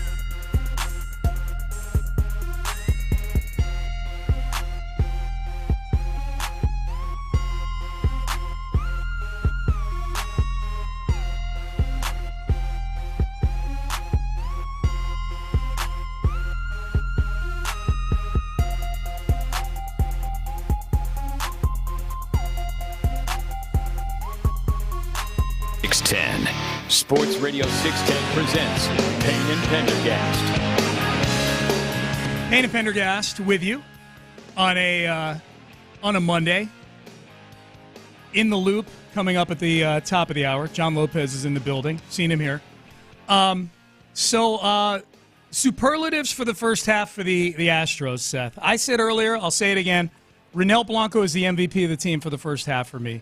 And I think Joe Espada agrees with that. Here's Joe Espada following yesterday's game. Blanco, another solid outing, another quality start. Unfortunately, not a win for the Astros, but Blanco was fantastic after he gave up a 2-run homer in the first inning. Here's Espada on Blanco. He's been huge to his team. How reliable he's been, the amount of innings, the big outs, how consistent he's been, how our team feels when he's on the mound. He's starting to, you're counting the days for him to be on the mound because you're getting a good chance to win the game. And he's been one of our stars in this first half. And we would not be in this position if it wasn't for the job he's done. It's when everybody was searching for anything and wherever to look like it's supposed to look on paper, Blanco started off just fine right at the beginning of the season. His first 5 appearances, he had a sub-3 ERA, and it was like he's been steady as she goes the entire way through. I guess I was thinking about as Todd Callis was saying yesterday, and Todd Callis, who never gets angry about anything at all. Maybe the closest he's come to angry is when he talks about Blanco not getting named an All-Star. Radio guys did that too that we were listening to. Yeah. So which is, and it's understandable. I mean, there's lots of good reasons why Blanco should have been named to the All-Star team. And for those of you who don't know, it's not voted on by the fans. It's an MLB committee that picks the pitchers. The one thing about Blanco, if I were going to make a devil's advocate argument, I guess, would be that he pitched 120-some innings last year, and which isn't a full slate, by normal major league standards. And I wonder if there's almost like a hesitancy until you really prove that you can do it for an entire year to put you on that all-star level, that all-star caliber player. And that's what half of the season is. He's had 109 innings pitched so far this season. So he will rocket past that 123 or 124 mark. And most of his better performances have been on an extra day of rest, that's understandable. But on the games in which he's had regular rest, he's not been nearly as good. So that's something to monitor. As his velocity has been down a tick these last couple games, his velocity is down a tick, and yet he still continues to be better the second and third time through the rotation. So it doesn't look like he's weakening within the individual performance, but that fastball yesterday just really wasn't creating any whiffs or anything.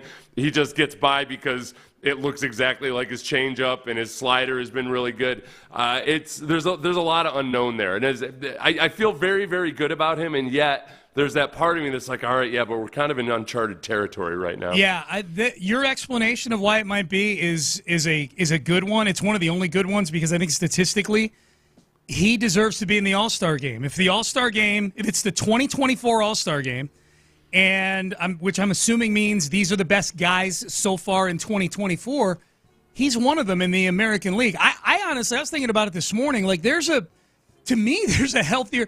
I think it's a no-brainer he should be on the All-Star team. To me, there's a healthier debate as to whether or not he should start the All-Star game than there is as to whether or not he should be on the team. Well, you know what's bogus? This is what's bogus about the way they do the pitchers, which, for one, I mean, every All-Star game has got flaws,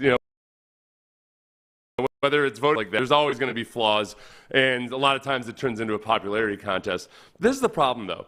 The guys that get designated because as a position player to be an all-star, because every team has to have one guy sent. So some of the teams, they send their guy who's not genuinely an all-star. That guy doesn't get to start, Whereas with the pitchers,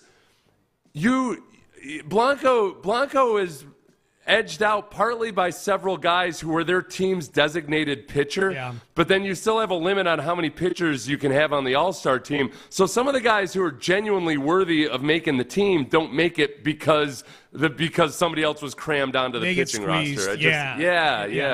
I don't like that either. I don't like that. Hey, every team's got to have one. Some of these teams suck. They don't deserve to have an All-Star. The Astros. You know what? It's one of the dumber things in sports, and I think baseball gets a lot of things right in the way they handle things compared to other sports. It's still one of the dumbest things that every team gets to have an All-Star. Yeah. Do you think did that make you feel better about 2013 or 2012 back in the day? Did you? Wait, was it Altuve in 2013? Altuve was 2012. 2013 was my guy Jason Castro. Made the That's right. 13 was Castro. That's right. Yep. Yeah. I should have left it at 2013. I knew it was one of those two. Yes. What's been the biggest disappointment so far in the first half? Is it the whole handling of Abreu? I mean, is there even anything that's? I mean, this is a team that has suffered its. Now, for a team that's good. They've suffered base health so far this first half. I would say systemically and in terms of bad juju and everything else, I would say Jose Abreu. One of our listeners did point out that it does seem like Bagwell hasn't been out front as much since the Abreu ordeal. And I wonder if that was self-imposed. Yeah. I wonder if he's just kind of like. I wonder if he feels like he lost a big battle or something. Maybe, but other than and during the season, other than the times we see him on Space City Home Network or hear him on the radio during a broadcast, is there any other time? Like Jeff Bagwell doesn't do regular media sessions like Dana Brown does, you know? Right, yeah, and if anything, we were kind of complaining that Jim Crane and Jeff Bagwell didn't have to answer for the Jose Abreu stuff this season. Yeah. So, that's probably just that. It's just the natural flow of the season. Yeah. Biggest disappointment, in some ways, depending on how the season all turns out and what happens to Alex Bregman in the future or where his future leads him, I guess Bregman starting out like he did and now coming on and looking like he has looked, I guess maybe there's some part of me that wonders whether they could have actually hammered something out or something along the way, but I don't know. It just that's not a disappointment on the season right now because Bregman's playing really, really well, and he was integral in turning around Hunter Brown. He and Presley having that conversation in the plane with Hunter Brown is what sparked his turnaround and when he added his sinker to the arsenal. I guess that's just the situation that I feel worse about Alex Bregman. Well, at the same time, understanding, man, he is a streaky player, and there's going to be if they were to retain him, there's going to be times in the future that I'm going to be frustrated with him. Dude, I'll tell you what, I want Bregman to be here long term under the right deal. If he leaves and goes somewhere else, and he has a typical Alex Bregman start, that will be something fascinating to watch, especially if it's in a big market with intense media scrutiny. Where if he's batting, 202. In early June, Well, you know what we become though, Sean? Yeah. We become like the people from Chicago who would tell us about Jose Abreu always gets off the slow starts. Yeah. Except that, and we'd be like, well, not quite like this. I've looked at the numbers. It was never this bad. No. And yet, that's what we'll be able to say it with more legitimacy with Alex Bregman. Yeah. We would be telling people in some other fan base, like, oh, just settle down. He's fine. We'll be very philosophical about it. We'll act like it never bothered us at all that he's a notoriously slow starter. My biggest non-Abreu, non-health related disappointment, because the Javier Urquidy Tommy John thing and the Verlander neck injury, whatever it is that he's coming back from, those are big disappointments, especially Verlander. My biggest non-injury, non-Abreu one, though, is Josh Hader right now. And Hader's been okay, but you didn't sign him to be okay. And he's been giving up a lot of bombs lately. Fortunately, a few of them haven't really come back to bite the Astros, but one did. But Hader not being just a complete hammer at the back end of that bullpen, given what they paid for him, is disappointing. Yes, that and him letting up those 4 home runs in the course of 6 appearances was such an odd thing, despite him being very much more like his old self, since he turned it around. So that I guess Through the first half of the season, yes. Yeah. Yes. Although I remain very, very optimistic about him in the second half of the season. There was no part of me that was going to be nervous with Hader coming out of there if he had come out yesterday. I'm wondering why Presley and Hader weren't out there versus Abreu versus freaking Taro. That's my biggest question about yesterday. With them taking Saturday off and with nearly a week off after yesterday's game. Yeah, absolutely. If you want to go just by WAR for wins above replacement, Kyle Tucker remains the leader on the Astros. That's impressive, dude. Yeah. Who's second? Yeah, Tucker, that's how well he was playing. Yeah. It goes Altuve, Alvarez, Bregman, Myers. Okay. Based on defensive WAR, I'm guessing. Yeah, for sure. Because his offensive WAR isn't. Oh no, his total WAR there. Yeah. Pena, Valdez, Yiner, Hunter Brown, and then Blanco's 10th. Blanco's that far down, huh? He's been real solid this year. That's interesting. I know. That's interesting. Okay. All right. Where do NFL executives stand? Where do they rank C.J. Stroud? We've got quotes from anonymous executives who just did their ESPN ranking the quarterback poll. Where does C.J. Stroud show up on the radar? Getting you ready for training camp later this week, baby. That's coming up next. Hey, if you've been dreaming.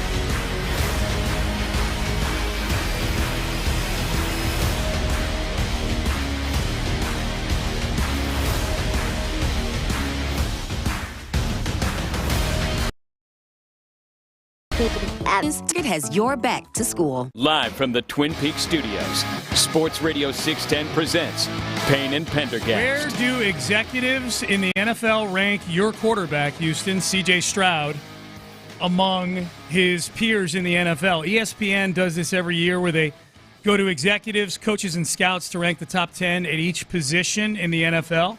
As I can see here, they've been doing some other positions over the last week or so, but quarterback is the one that I think that's the headliner, and that's today, and it's certainly a headliner here with C.J. Stroud as the Texans quarterback. We'll tell you where he ranks on this list in a second, but just so you know the process, the voters for this give their best 10 players at each position, and they compile the results. They rank the candidates based on the number of top 10 votes, composite average.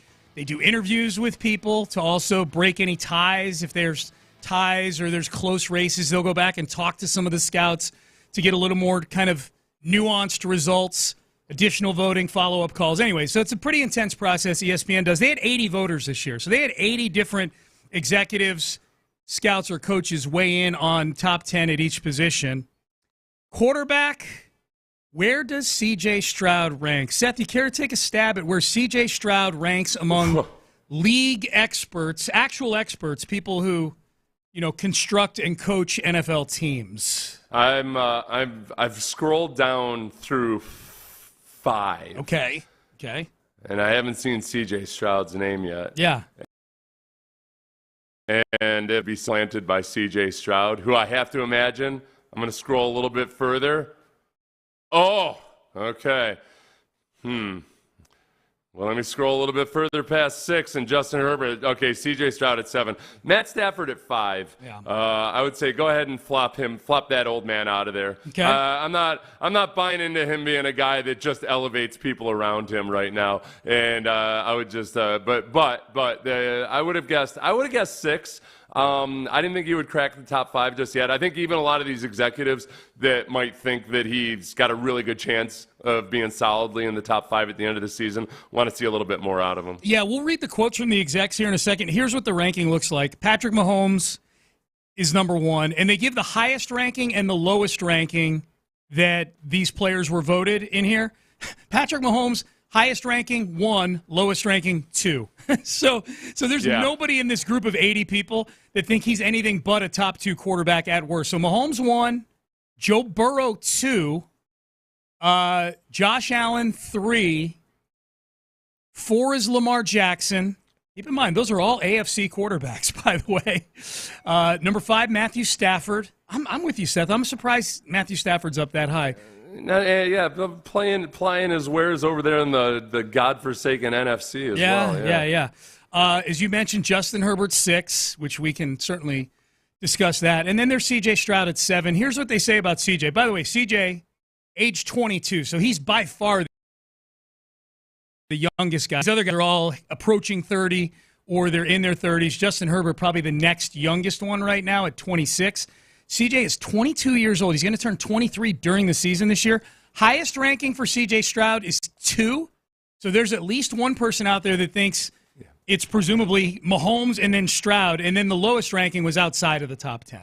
And several of the voters had him in the top 3. Yes. So there's and a lot of it is, one veteran NFC scout said he's as good as anybody, honestly. He's got to do it again. But the arm talent, and this is key, combined with taking care of the ball and the ability to process was impressive. I think that if you look at like CJ versus Matt Stafford, CJ's got a 1% interception rate compared to Stafford's 2% interception rate. Stafford threw 11 interceptions, I believe, to CJ Stroud's 5. So it's not just that Stafford was throwing the ball a lot more or anything. He threw more interceptions. So, yeah, with CJ, I think partly too, if you look at through the entire course, if you're basing it on the entire season last year, there were, often not for C.J. Stroud's fault or anything, but there was a stretch there where they weren't scoring multiple touchdowns in games, and they weren't putting up prodigious points. They weren't getting out of the 20s at all. So I think part of it is as much about the complete and total offense itself through the course of the season. And I could see, myself included, there's no no, you have to say CJ's top 5 right now or it's all lost. He's just got to prove it. He's got to get through that classic, hey, teams have had 6 months to look at his film. Teams know what his strengths and weaknesses are. They're going to throw a lot at him early on that he hasn't seen before just based on last year's film. And then it's on CJ, and I trust that I 100% trust that CJ and Bobby Slowick have been addressing this. All right, based on last year, how are they going to attack you and how do we address it? And, that's where I think it really cements it in a lot of people's minds. Yep. Stroud, who led the NFL in QBR against zone coverages at 73.9. Keep in mind, QBR is the ESPN kind of proprietary ranking that goes 0 to 100. 73.9 is really, really good. Says it shows his ability to balance aggressiveness versus playing within the system. Multiple voters pointed that out. A couple of quotes that we've got here. This is an NFC executive says, he set the standard for a rookie QB.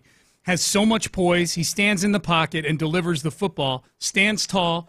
Doesn't see colors coming at him. Several voters pointed out Houston did a masterful job of supporting him. Pass catchers Nico Collins, Tank Dell, Dalton Schultz complimented Stroud well, and Bobby Slowick consistently put Stroud in advantageous spots. I guess, you know what would make me nervous about this if I'm another team looking at these rankings? I would really wonder about, Tua Tagovailoa. That all right, see, you can make an argument for Tua and why he should get his contract and everything, and look how good he's been. No, nearly as good as C.J. Stroud. Right. And that if you drop C.J. Stroud in that situation in Miami last year compared to Tua Tagovailoa, and I would say C.J. Stroud as a rookie in that situation compared to Tua Tagovailoa, it would have been night and day. It just wouldn't have been night and day. Is probably, I don't want to downplay that Tua had a good year or anything, but there's no part of CJ where they're saying well, yeah, but he had all this talent around him. No, he was playing with 4 backup offensive linemen at times. Dude. He had no rushing attack whatsoever, and he had 2 receivers that at the beginning of the year people were acting like were part of the worst wide receiving core in the league. Yeah, I'm glad you brought up Tua. He's nowhere to be found in this top 10. He's I'm looking at honorable mention. Brock Purdy, Jordan Love, Jalen Hurts. There's Tua. So Tua's somewhere around the middle of the pack in this thing. You know who as of right now. Trevor Lawrence, is he in there? Trevor Lawrence not in there. Honorable mention. He's right after Kirk Cousins and ahead of Kyler Murray. He makes $55 million a year. Trevor Lawrence does. You know who doesn't seem to think Tua is worth that money right now? The Miami Dolphins, it would appear.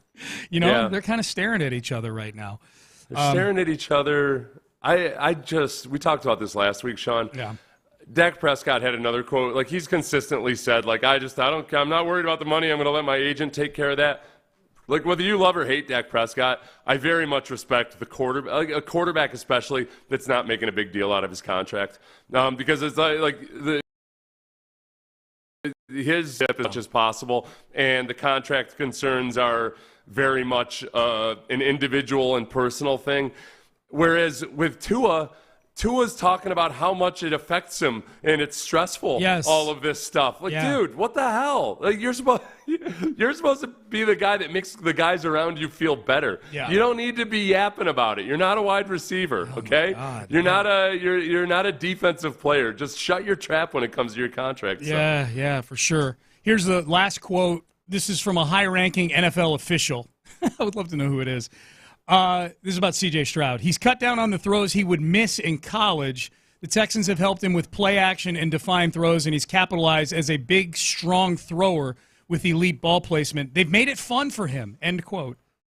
The thing about CJ, I guess, that also has flown a little bit under the radar, hasn't been a true talking point, was because, I think it's because he already had really good mechanics. He had the best mechanics of that quarterback class, despite guys like Bryce Young having all the finest tutelage along the way. Right. CJ, through watching YouTube video of Drew Brees, figured it out on his own.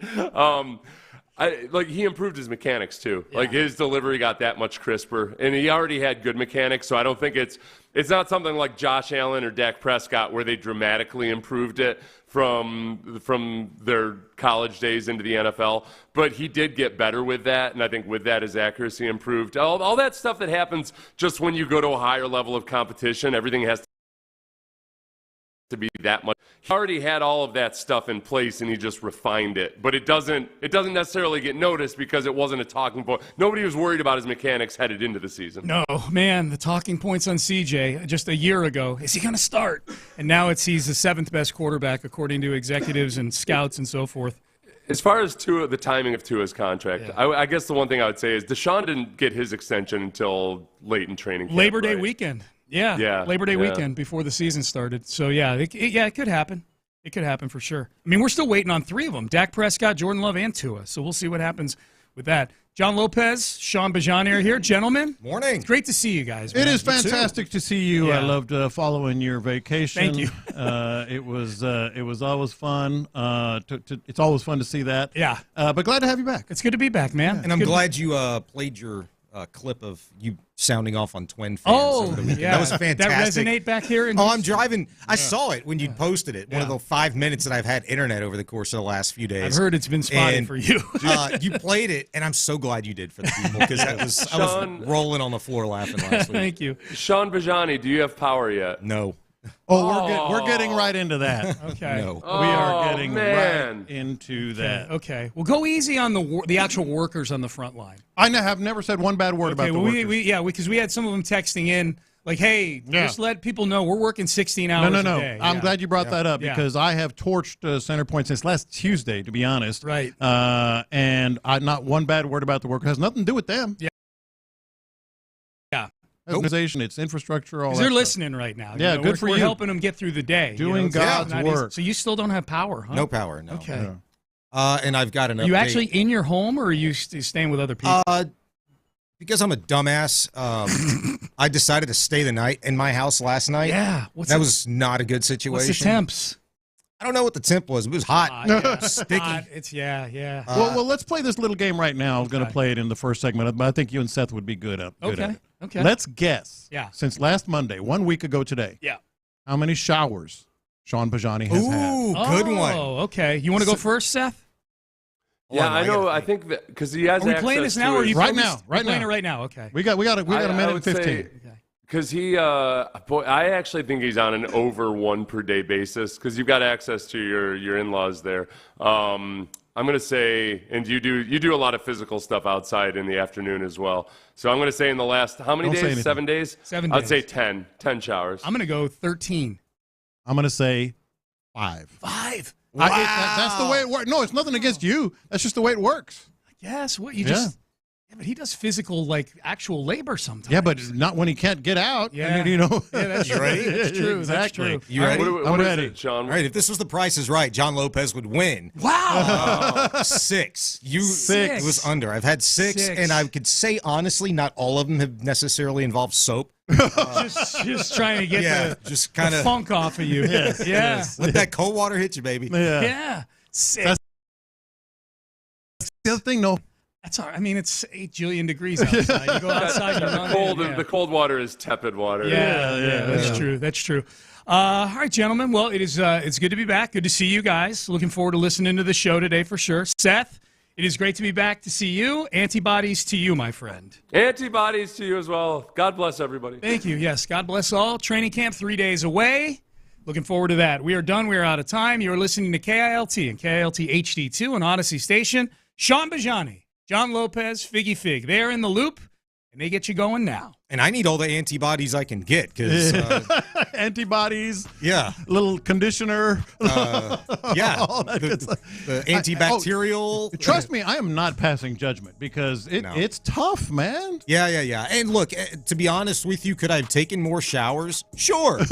But I could have bathed. Sure. To me, I just kind of wait until the end of the day, and to make sure because you never know if I'm gonna have to be up on a ladder somewhere or doing whatever. And so, I just generally, the last 3 days we've been at my sister-in-law's house. Mm-hmm. So shower, power, cool. Yeah. It's been the whole thing. But even then, it's like, I just want to go to bed. Yeah. And so I'm going to jump in the shower, let the water hit me, cool off. Bing, I'm out of there. I want to hit the couch. That's one of the things we wanted to hit. Obviously, we're getting into Texans training camp starts this week, baby. And the Astros at the All-Star break. We'll get right into that. But damn, 3 days, man. 3 days. I wanted to bring this up, especially with you here. and all. It's pretty sad that we have to do this again. Yeah. Today, 1 week after, like the hurricane was coming in right now a week ago. That's right. And 1 week after, it's pretty sad that we still have to do this. But let's do a barrel check because first with you, I want to get your story on how this has been because it's amazing. You're in the Northeast, which is really taking it hard. Yeah. And still doesn't have power in a lot. And I saw one thing this morning. Hey, there's down to 350,000 people without power. That's 350,000 homes. Yeah. That's 350,000 homes. That is not, I mean, yes, thank you, and thank you to the guys on the front lines that are doing it. It's not your fault. But that is a lot. That's third world stuff, man, after a week. Yeah, well, and it's important, too, because, when you're giving these updates, you kind of – I missed my words a little bit last week when I was doing these updates on the regular with Seth. I was doing this the 6 to 10, and somebody had texted, and it's like, hey, man, it's not people, it's homes. And I'm like, yes, I know, you're right. Yeah. It's just easy to kind of just let that go. But, yes, you're 100% right. I had this, moment last night. I'm on the couch, and I'm realizing, like, I can get on the internet a little bit. Yeah. And I said, okay, it'll be there, hopefully. I'm tired of looking at all these Facebook posts like, hey, this is what Centerpoint said, da-da-da, or hey, they're hanging up on people, or they're not responding to my calls, da-da-da. I was like, I'm going to just try this. Yeah. So I called, waited on hold for about 20-some-odd minutes, and this is 9:30 at night. Jesus. I hung up with this damn woman at 9:54. I marked it because I figured we'd talk about it this morning. Long story short. Yeah. I found out that what's today, the 15th, my area is not scheduled to get power until the 19th. The 19th. The freaking 19th, dude. Think about that. Like, it is Why insane. are we here? And I've been hearing, like, oh, but we're part of, like, a nested area, without power. I'm like, BS. Yeah, I don't care. You drive Nested, down Westlake, that is a huge-ass nest. Yeah. Like, people in Summer Lake Ranch don't have power. People in Summerwood still don't have power. People... I don't even know what Kingwood looks like. It's bad. My wife has been off because of the school year. She's a school director up there, but she went in today just to kind of start getting stuff ready for the school year and all that stuff. She says it is miserable. Yeah. It is depressing driving around Kingwood. I mean, it's ridiculous. And here's one thing I wanted to mention, and we'll get back into this in the noon hour. We want to give everybody a barrel check. 713-572-4610. If you have any stories, et cetera, feel free to text us also on YouTube and Twitch. That is up. But I saw this. So in 2008, when Ike hit, and all this discussion about infrastructure and grids and all that started happening, my family was in Walden on Lake Houston at the time, and we were without power for 11 days. It was incredibly bad, incredibly bad. But at the time, people were saying, we got to fix this. We got to fix this. We're going to change the grid. We're going to change this, leadership, blah, blah, blah. Dude, 16 years later, they're saying that power restoration right now is going at a slower clip than slower. It is power restoration is going at a slower clip now after Beryl than 16 years ago when they said they were going to fix. That's incredible. That's incredible. It's just the billions of dollars that these companies are making year in and year out. Like, how much of that is actually devoted to research and how to improve the system? Yeah. And then, you've been much more privy to the information that's flowing since the hurricane. Yeah. Internet's been sketch. Hell, I can't even make phone calls sometimes. It's just been the towers, I guess, inundated with people trying to just contact people. So I've gotten information few and far between, and so I'm not going to come here and speak irresponsibly about something that I don't know. I can just tell you I'm frustrated like thousands and thousands of other people are, in that I do want answers. Eventually, I need answers. When this thing returns to whatever normal is, whatever the new normal is going to be, I need those people at Centerpoint, the higher ups, like Jason Wells. Is that that's one of them, executive vice president, CEO, right? Yeah. I don't know that this is completely accurate, but I heard some things that he was saying and doing on a camera over the course of this weekend that were just absolutely asinine. Yeah. And so when you're put in a position of power, you're going to have to answer the tough questions. And I would just like for once for you to forget about the damn camera, forget about the damn microphone, and be a freaking human being and be honest with people. I mean, it's ridiculous. And God love this man, but it's ridiculous that I need a mattress sale, parent, honest person that we have in this city, the Yes. most, giving and loyal person. Shout out Mattress Mac. The guy's a badass. Yeah. But I expect that from my CEOs of billion-dollar companies, Centerpoint, billion-dollar companies, NRG. Like, let's help the people that make you great and rich. Yes. Out Absolutely. every once in a while. It's like someone said last week, I'm tired of being Houston strong. Why don't we just get it done right? You know, we shouldn't have to. Let me ask you this very serious question, and 713-572-4610 if you were still without power. I'm asking this with the backdrop of my daughter was, I want to say 14 or 15 years old in 2008 when Ike happened. Yeah. All right. To this day, and what I'm getting at is emotional scars, maybe just triggers or whatever. She freaks out when power goes out, even if it's just like a blackout for 3 or 4 hours or whatever. Yeah. Like it leaves marks. How are you guys holding up? I mean, that is a real thing. The trigger, if you've got anxiety problems, stuff like that. So I can absolutely relate to that, not personally, but people in my family that do deal with that. It's very, very real. So my wife actually reminded me about Ike in 2008 the other day. She goes, you do realize that we were without power for 10 days during Ike? And I'm like, no, I didn't remember. It's like, you experience you experience it, you deal with it, and then you move on. Like, I've just never been able to think of old storm. The year before that, when we had was it Rita? We had Rita. Yeah. It was Katrina, New Orleans, and then we had Rita. Yeah. And I'll never forget that because I had gotten so intimidated by that storm, given where my old house was located, that I was living with my grandfather, who was 88, 89 years old at the time and has since passed away. But I said, all right, we got to go. We packed up the whole house, put everything up, locked everything up, and we bolted down 45. And I'm telling you, I never went that fast in my car with my grandfather before. I mean, I guarantee I was going 90, 95 down an empty feeder road on 45. I got to I-10 in Voss. We sat there for 3 hours, and my grandfather had to go to the bathroom, and he peed on the side of HCC over there, I-10 in Beltway. And then at that point in time, I was like, we're not going anywhere. He'll dehydrate.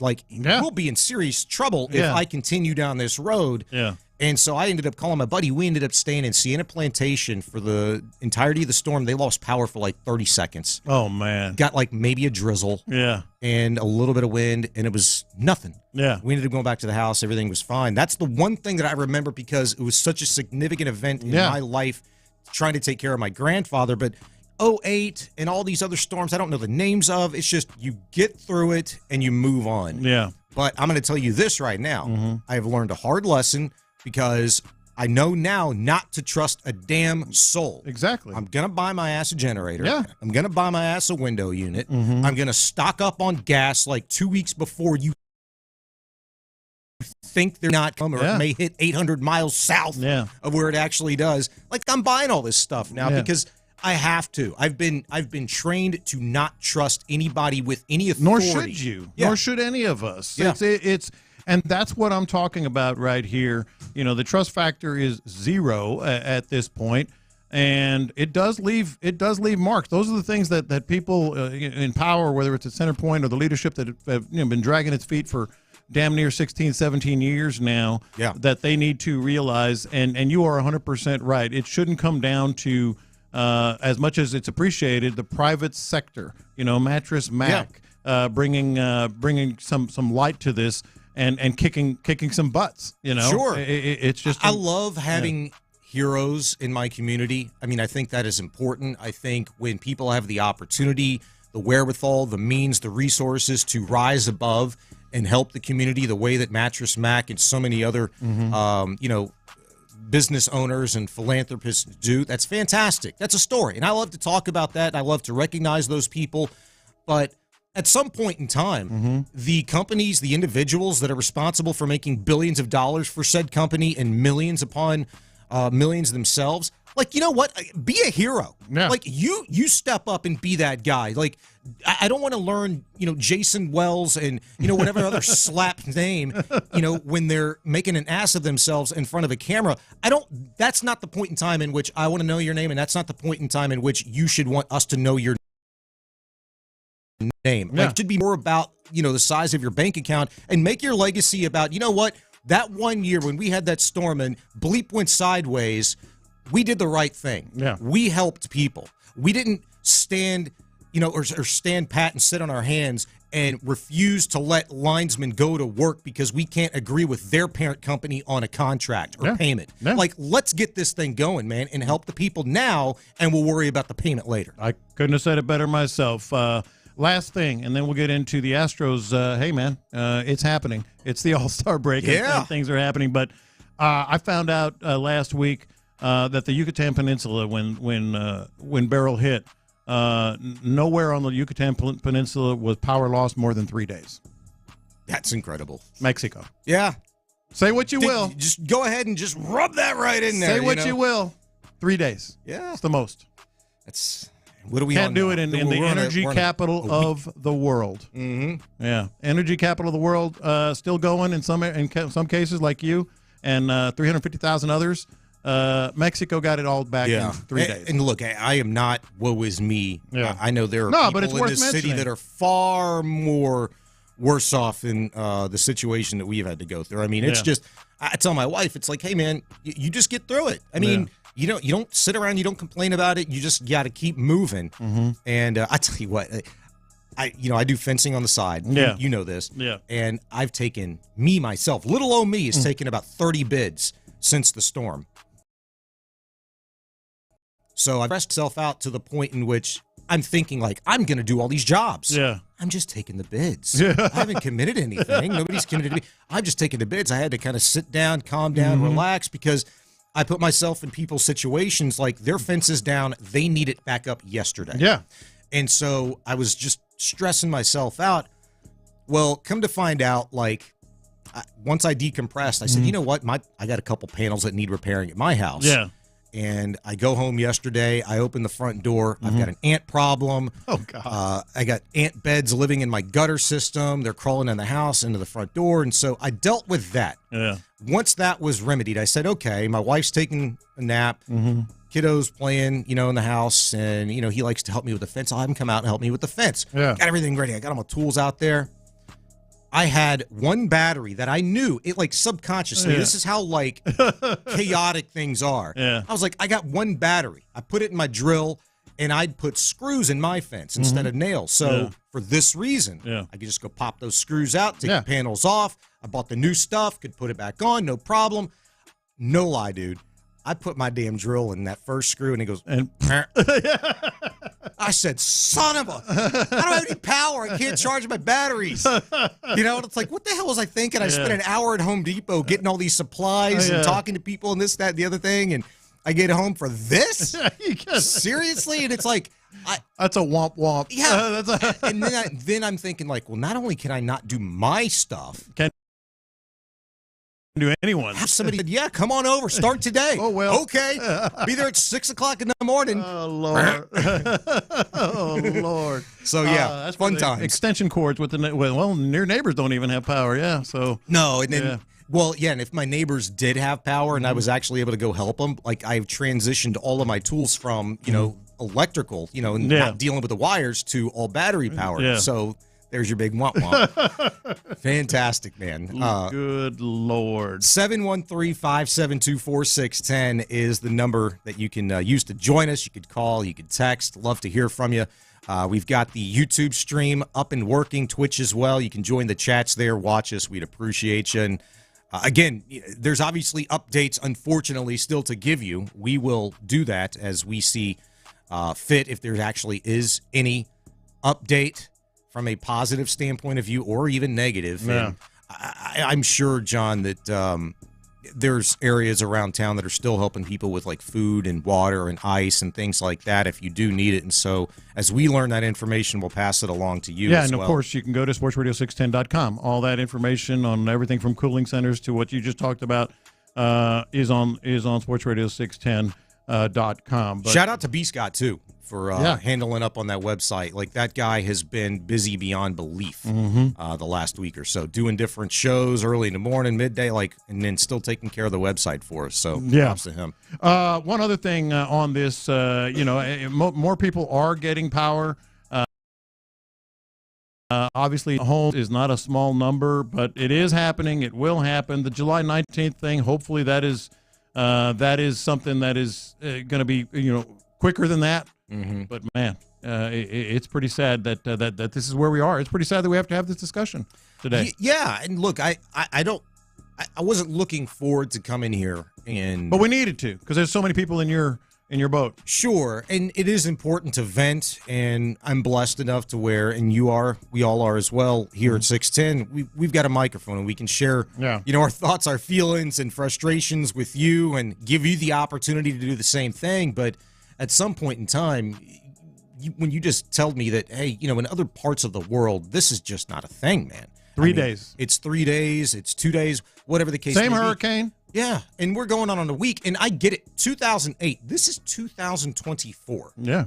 This is the energy capital of the world, Houston, Texas, and we're dealing with this garbage. Yeah. I feel bad for the people that are in far worse situations. You see how desperate people are. Yeah. When, what was it, last Thursday, I think it was, Ocho had texted in the show, and he'd said, hey, Bijani, up by us. He lives up by me, too. Yeah. He said, hey, that Kroger, Bun B's going to be out there with Trillburger, and he's going to be giving away food for 3 hours or until they run out. From 8 to 11 it was, whatever it was. I think it was Thursday or Friday. I said, that's badass, man. Yeah. I'm driving home after the show. Sure.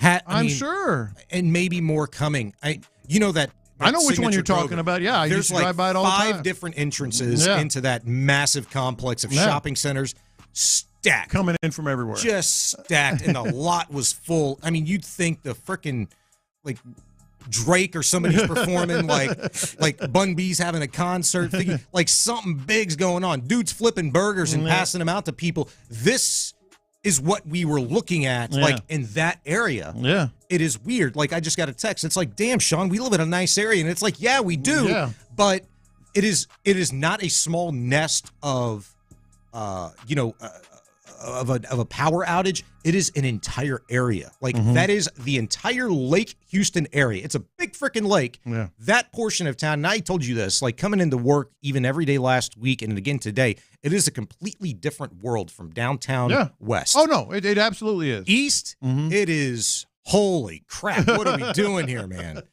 Insane. He's John Lopez, Sean Bijani. Yeah, we'll talk sports. In fact, coming up next, we've got some storylines regarding Texans training camp. You know what they are. They're out there. Which questions could carry this team to the top of the AFC if it's answered? We'll discuss next. It's Sports Radio 610. You're in the loop. Your home for Texans training.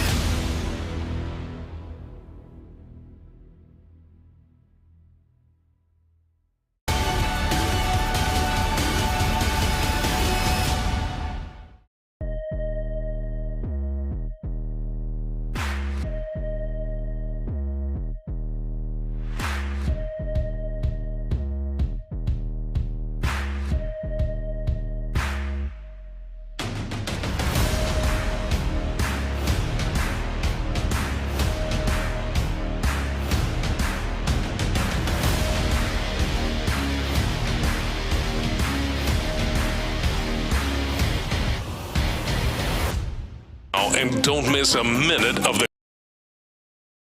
conversation. Sports leader. Sports Radio 610. Figgy, let's hit him big time. Houston, let's get in the loop. Great day, great day. Oh, give me some juice, baby. You're in the loop on Houston Sports Leader. You know what I'm bringing today. You know what I'm bringing today. Let's go. Go to work. Let's go. Hey, Sam. Sports Radio 610. Hey, here we go. Happy Monday. In the Loop, Sports Radio 610. I'm Sean Bijani, in with John Lopez and Figgy Fig today. It honestly is really, really good to be here.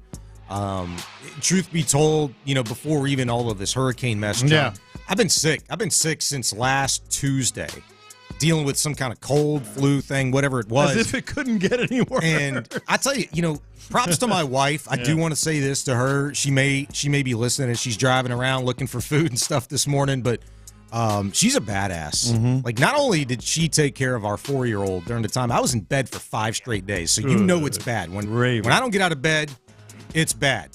And 5 straight days she took care of the kiddo, and then the hurricane, and I've been doing fence bids and this, that, and the other thing, and coming here early in the morning all last week.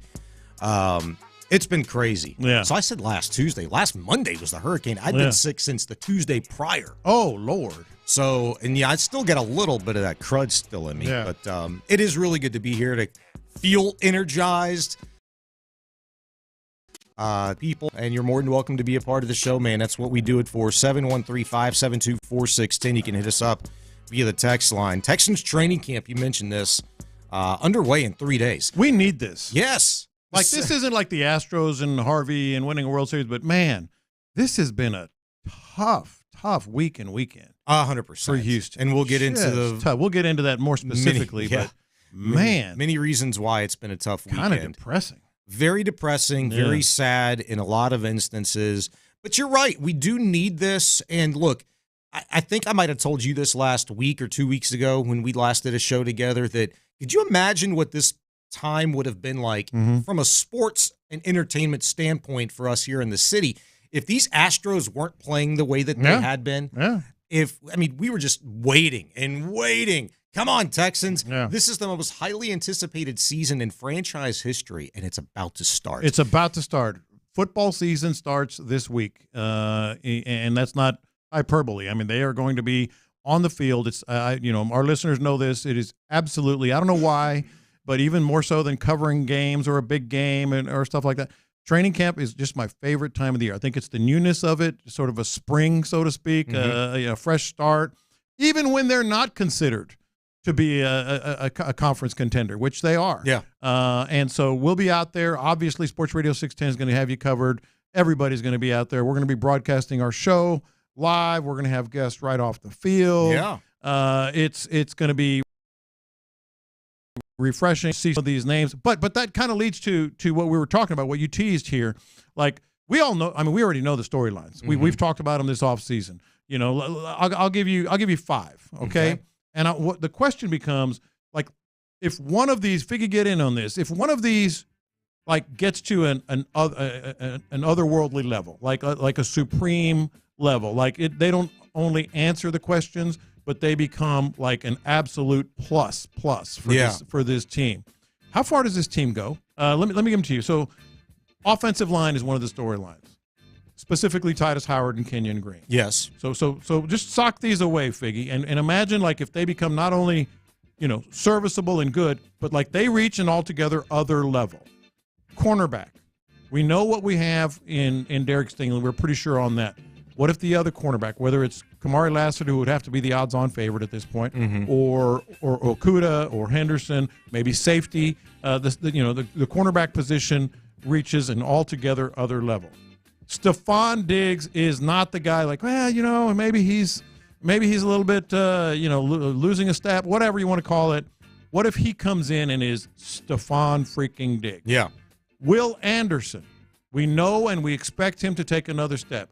What if he blows the doors off it? Like just becomes an absolute must game plan for him kind of guy. Mm-hmm. And then the last one is Joe Mixon, which I feel like when we're talking about him, so you can't say we're not talking about him enough, but I feel like we're not giving him for 1,200 yards and receives for 500 yards, which, by the way, he did 2 years ago. Yeah. He did exactly that 2 years ago. Yeah. So of those 5 things, like if one of those, which one of those getting to another altogether higher level would mean the most for this team? I think offensive line. For me, I think offensive line's got to be it because it's multifaceted, right? If the offensive line is solidified, then that automatically would improve the run game. That automatically would give C.J. Stroud even a little bit more time than he had last year to get through his reads, which now include an extra badass in Stephon Diggs. Yeah. So with the offensive line, to me, the wide receivers, the quarterback, and the running back are all married together within that. So to me, that is the key. And in essence, for the sake of this conversation, in the specific question that you ask, I think it's that way. Studs. But when we're just talking football throughout the course of the season, what does it always come back down to? The offensive line. Yeah. Right? Yeah. And how much did we talk about it being the case last year? And why was it so special for what the Texans accomplished last year with all of the injuries? I mean, even at left tackle, Laramie Tunsil was banged up literally since week 3. This you know, is true. he was being load managed. The situation at left guard, the center position, which was flip-flopping back and forth after Patterson's injury. Never mind, you know, David Quessenberry's injury after like what? Training 2 weeks, camp? 2 weeks into camp. So you know the story by now. It just to me always comes down to the offensive line. I'm gonna say I'm gonna say the cornerback position, man. I think last year Steven Nelson was a good number 2. This year we got Okudah, you got Henderson, and Lassiter, rookie. I think, man, it's very important. I want to see what these 3 can do. Yeah. If Lassiter beats out beats out the other 2, I think that's a great thing, man, because I don't think the other 2 are like bad, but I think the one thing the Houston Texans got this year that they didn't have last year was depth. Yeah. And they got a lot of cornerbacks now that can step in if somebody get injured. This was a tough one for me, so I really had to think about it. You're right on the offensive line. Obviously, you're right at cornerback. But I feel like, just like wide receiver Stephon Diggs and really running back, like we've seen this team sort of make do. We've seen C.J. Stroud make his offensive line better even when it wasn't good. Yeah. You know, we've seen them make do at cornerback with Derek Stingley holding down one part, and then they're mixing and matching largely with Steven Nelson on the other. We've seen the running back with last year, you know, sort of having so many struggles, and then they finally get things going at the running back position. And we know that Stephon Diggs, even if he does take a step back, they have 2 other dudes that are going to be potentially elite as well. Elite is the word I'm looking for. What if one of these questions going into training camp on Thursday, so that kind of narrows it down for me. Will Anderson. Because if Will Anderson becomes elite, like I'm not talking about J.J. Watt, but an elite rush end, you know, double-digit sacks, tackles for losses, you have to game plan for him. They got a double-digit sack guy on the other end. Yeah, Daniil Hunter. You know, they got Danico Autry moving to the inside. Yes. Who can bring a lot of pressure to the quarterback. My answer is Will Anderson. If he can become elite, like all of a sudden this defense is ferocious. Yeah. Like this defense is just absolutely ferocious. Okay, so if he can become elite, then you think that carries them to the next level. Yeah. I would say Will Anderson becoming elite is probably the most expected amongst these 5 things. Maybe that to you be have elite, listed, right? Yeah, to be elite. Yeah. Because there's still question marks about Joe Mixon. I think there's definitely room to have a conversation 3-4 months down the road, John, where we might be having the conversation, damn, did the Texans really need to extend Joe Mixon after they traded him? I hope we're not having that conversation, but we very well could be. We very well could be having the conversation of, damn, cornerback is still an issue opposite Derek Stingley. That one would be bad if it goes the other way. Yes, if it goes the other way. And the next it might even be ahead of the Will Anderson thing, Stephon Diggs. Yeah. I feel like if we're as excited as we are about this team, not because of Stephon Diggs, but he almost gives you validating going to the next phase. Yeah. And legitimately contending for an AFC title here because of the quarterback, because of Nico, because of Tank. You add a superstar wide receiver here who, by all indications, just look at his track record. He's been that guy. Yeah. He's supposed to be that guy again. If he was as good as he was last year with Josh Allen and that offense being discombobulated as it was, what do you think you're going to get from him this year with CJ? I mean, there really is no wrong answer here, but I'm just trying to envision Will Anderson, a lead on one end, Daniil Hunter, double-digit sacks, Autry in the middle. Holy moly, that would be amazing. I would add a sixth. I would just say maybe this is CJ Stroud year 2. Well, yeah, You know what I was almost kind of eliminating him because we know that's what the expectation is, but yes, absolutely. He's John Lopez, Sean Bijani in the loop. What do you think? Which one of those storylines, if it is answered in a positive fashion and one of them emerges as elite, which one of those do you think could carry this team to the top of the AFC? You can continue to text in on that, 713-572-4610. Coming up next on In the Loop, we'll localize it. We're going to hit the big three, baby. I love this. Really, Texans, Rockets, and Astros. All that next. The Drive with Stoerner and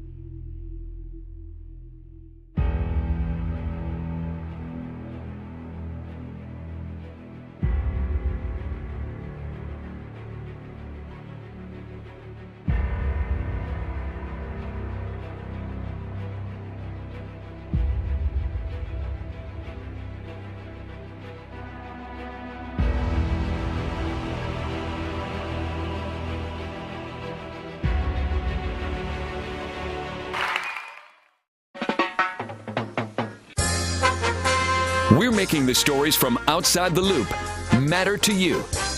This is Localize It. Don't you know I'm local? You're in the loop on Houston's sports leader. Sports Radio 610. Sean Bijani in with John Lopez this morning in Figgy Fig. So the Astros drafted a Sam Houston State player yesterday. Catcher. Shout out to B. Scott. Walker Yannick. How about that? Shout out B. Scott. We know a lot of them. Say slogan, eat 'em up cats. Eat 'em up cats. Eat 'em up cats. Yeah. Okay. We know a lot of Bearcat alumni here in the city of Houston. So definitely shout out to the Bearcat country. Walker Yannick, right-hand hitting catcher, 21 years old. I actually was at the in-laws last night and was able to watch the pick. Okay. And so I got to see a little bit of the analysis after the pick was made. And, boy, when you tell me best defensive catcher in the draft, when you tell me this is a well above, like, where he should be in terms of bat, handling pitchers, a defensive catcher, an astronomical pop time of 1.8, I love it. And you can never have too many catchers, J-Lo. This is a pretty exciting pick, to be honest with you, because Yannick, I do know this, with all of the watch boards, and I read a bunch of pieces in the weeks leading up to this on the Athletic, ESPN, Baseball Prospectus. This guy was mentioned on all of them. Oh, for sure. No, and shout out to Sam Houston State, too. I was actually very, very happy. It's just cool. Yeah. You're right up the road. Grew up an Astros fan, like big Astros fan. So it's a cool story. It's cool that he's local. But I do have a couple questions for you because it did just got my mind wandering a little bit. He's a third-year college player.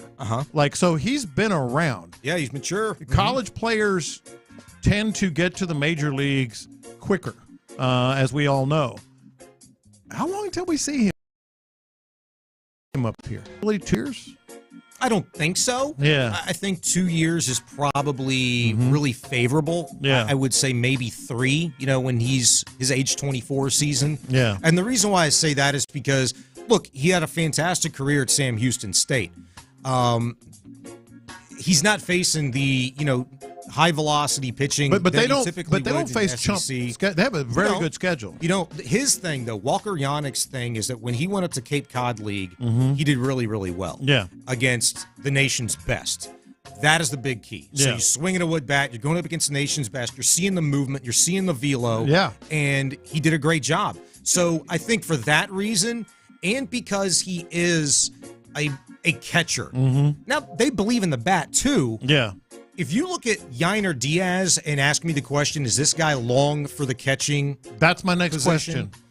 question. What does it mean for Yainer Diaz? I would say that, again, you can't ever have too much catching, and maybe the Astros do believe Yainer could continue to develop and continue to get better behind the dish. But when you've got a guy this advanced for his age. And Yainer can swing the bat. You'd love to save that. Yeah. If that means future first baseman Yainer Diaz. Thank you. I would be all about that. And maybe in 2.5, 3 years' time, it clears the way for Walker Yannick. Yeah. 100%, I think that's a possibility. I think it was probably a factor. It's true. You can never have enough catch. You can never have enough anything. Right. To be honest, but pitching and catching especially. And I started thinking, maybe we know they're getting a better version of Yainer Diaz every week. Yeah. Like he is clearly developing. This franchise itself back in the day, totally different ownership, totally different everything. Did the same thing with Craig Biggio. Who was a catcher that they wanted to save. They saw his bat, they saw the potential, and they moved him to second base. It just got me thinking on that. So you would agree? I absolutely agree. I think that, again, it's a testament to the Astros scouting department for their foresight in projecting what they're going to need, what's really important down the road. And when you can do that for a mature collegiate player, much easier to do that. Yeah. And there's a higher success rate, obviously, in doing that versus a high school prospect. We saw gobs of high school prospects taken every year in the draft, and there was one really studly one taken just a few spots before the Astros last night. I'm trying to remember who it was. I can't remember his name, but it was a kid from Mississippi. Tremendous prospect. I mean, you talk about just the makeup, the build, the bat, the defensive prowess already. The last name started with an R. I can't remember his name. I feel like he went to the Phillies, if I'm remembering correctly, but it's just Dante Nori. Yes. N-O-R-I-R, I think. N-O-R-I. Yeah. Dante Nori. Well, you look at the film on that cat. Yeah. Woo! Yeah. Man, he's going to be a fun one to watch. Yeah, and look, we're not gonna get all into all the nuts and bolts of high school prospects and the draft, but there are some high schoolers. There's some dudes. It's all more easily projectable. Walker Yannick, certainly one of them, especially at his position. The Rockets and Reed Sheppard, man. I don't know about you. I saw about I'd say a 1.5 to 2 minute highlight clip of just him against the Lakers in the Summer League, and it was a little bit of everything. I mean, the guy knocking down mid-range, pulling up from, God bless America, dude, like 27 feet at the top of the You watched key. some of this, right, Figgy? Holy smokes. I tried to. I missed all those highlights. I kept seeing Bronny.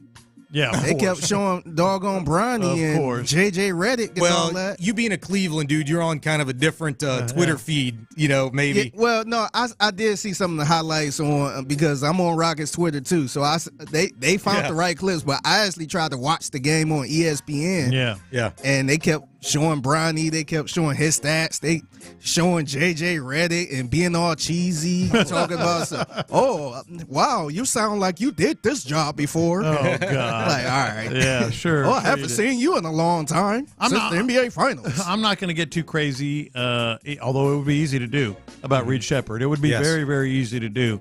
And do all these projections like Yahoo Sports said, hey, put him on the Rookie of the Year list. And I'm like, let's tap the brakes on that a little bit. But I will say this. What was most impressive about Reed Sheppard from what I saw, he looks comfortable playing at this level.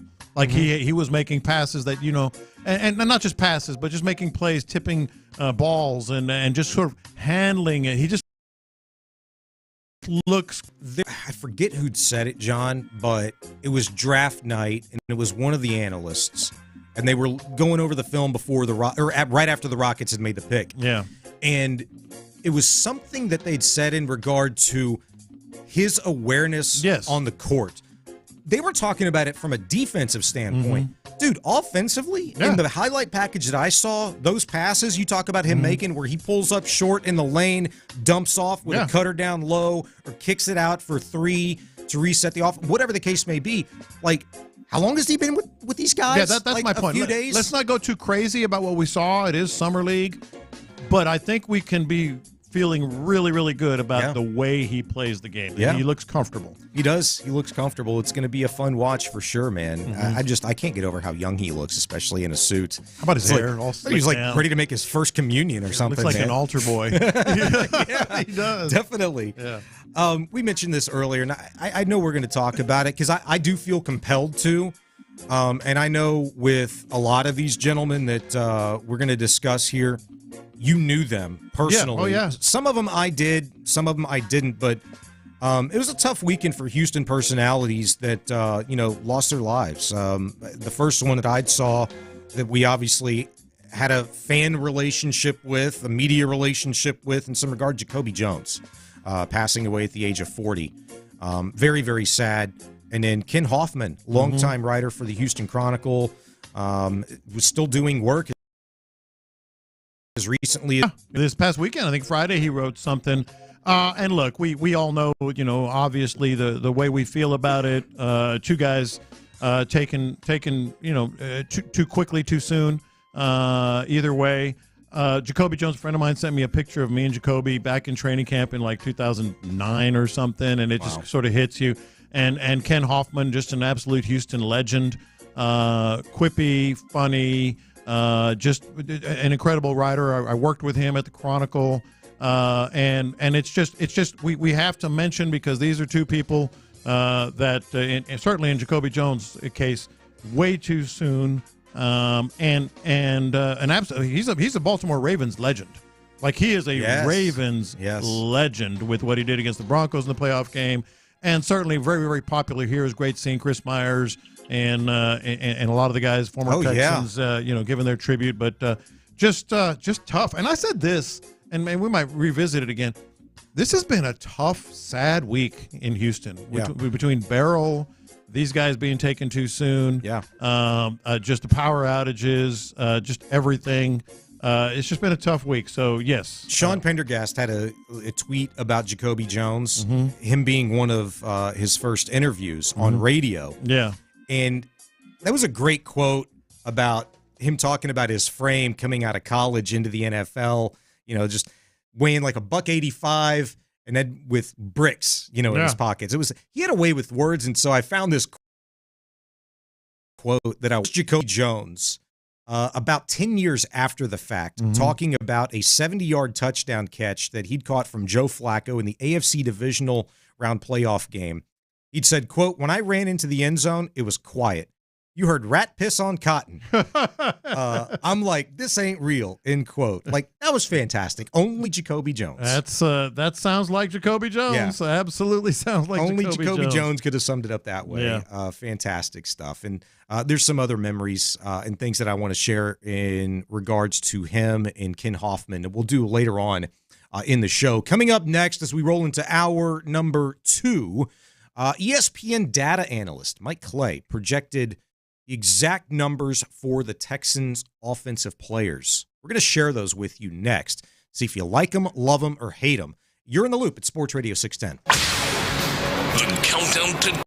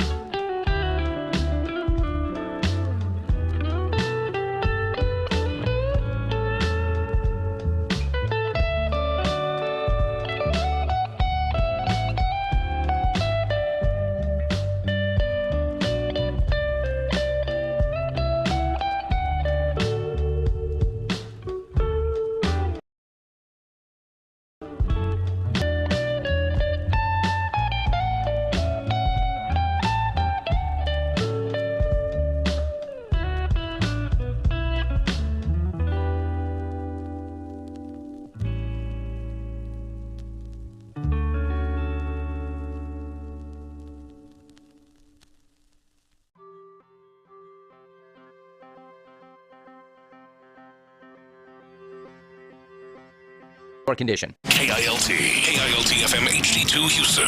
Insider access, exclusive content. Sports Radio 610. The Texans play here. An Odyssey sports station. Sports Radio 610 presents In the Loop. You're in the Loop, Sports Radio 610, alongside John Lopez. I'm Sean Bijani, Figgy Fig here as well. If you want to be a part of the show, text in 713-572-4610, 572-4610. So this is super interesting, and I cannot wait to see if you guys out there listening had the same reaction I just did.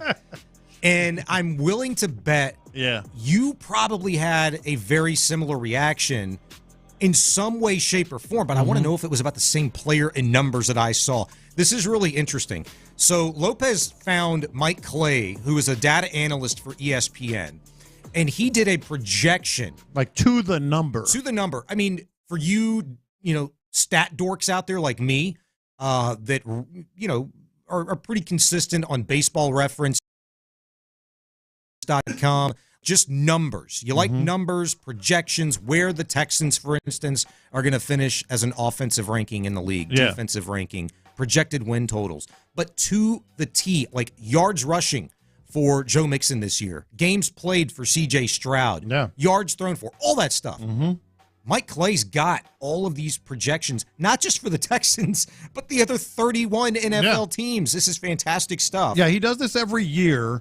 And those stat sheets that you see on ESPN or wherever your favorite, stat website is, and where it's like every player catches, yards, touchdowns, or defensive tackles. Like he does it for every single player in the league that he believes is going to play. So I looked at the Texans one, obviously, and I'll give you these. I mean, he completes and attempts even. He puts for C.J. Stroud. Let's start right there. Says he's going to play in 15 games, so he's going to miss 2 games. 349 out of 542. That's neither here nor there.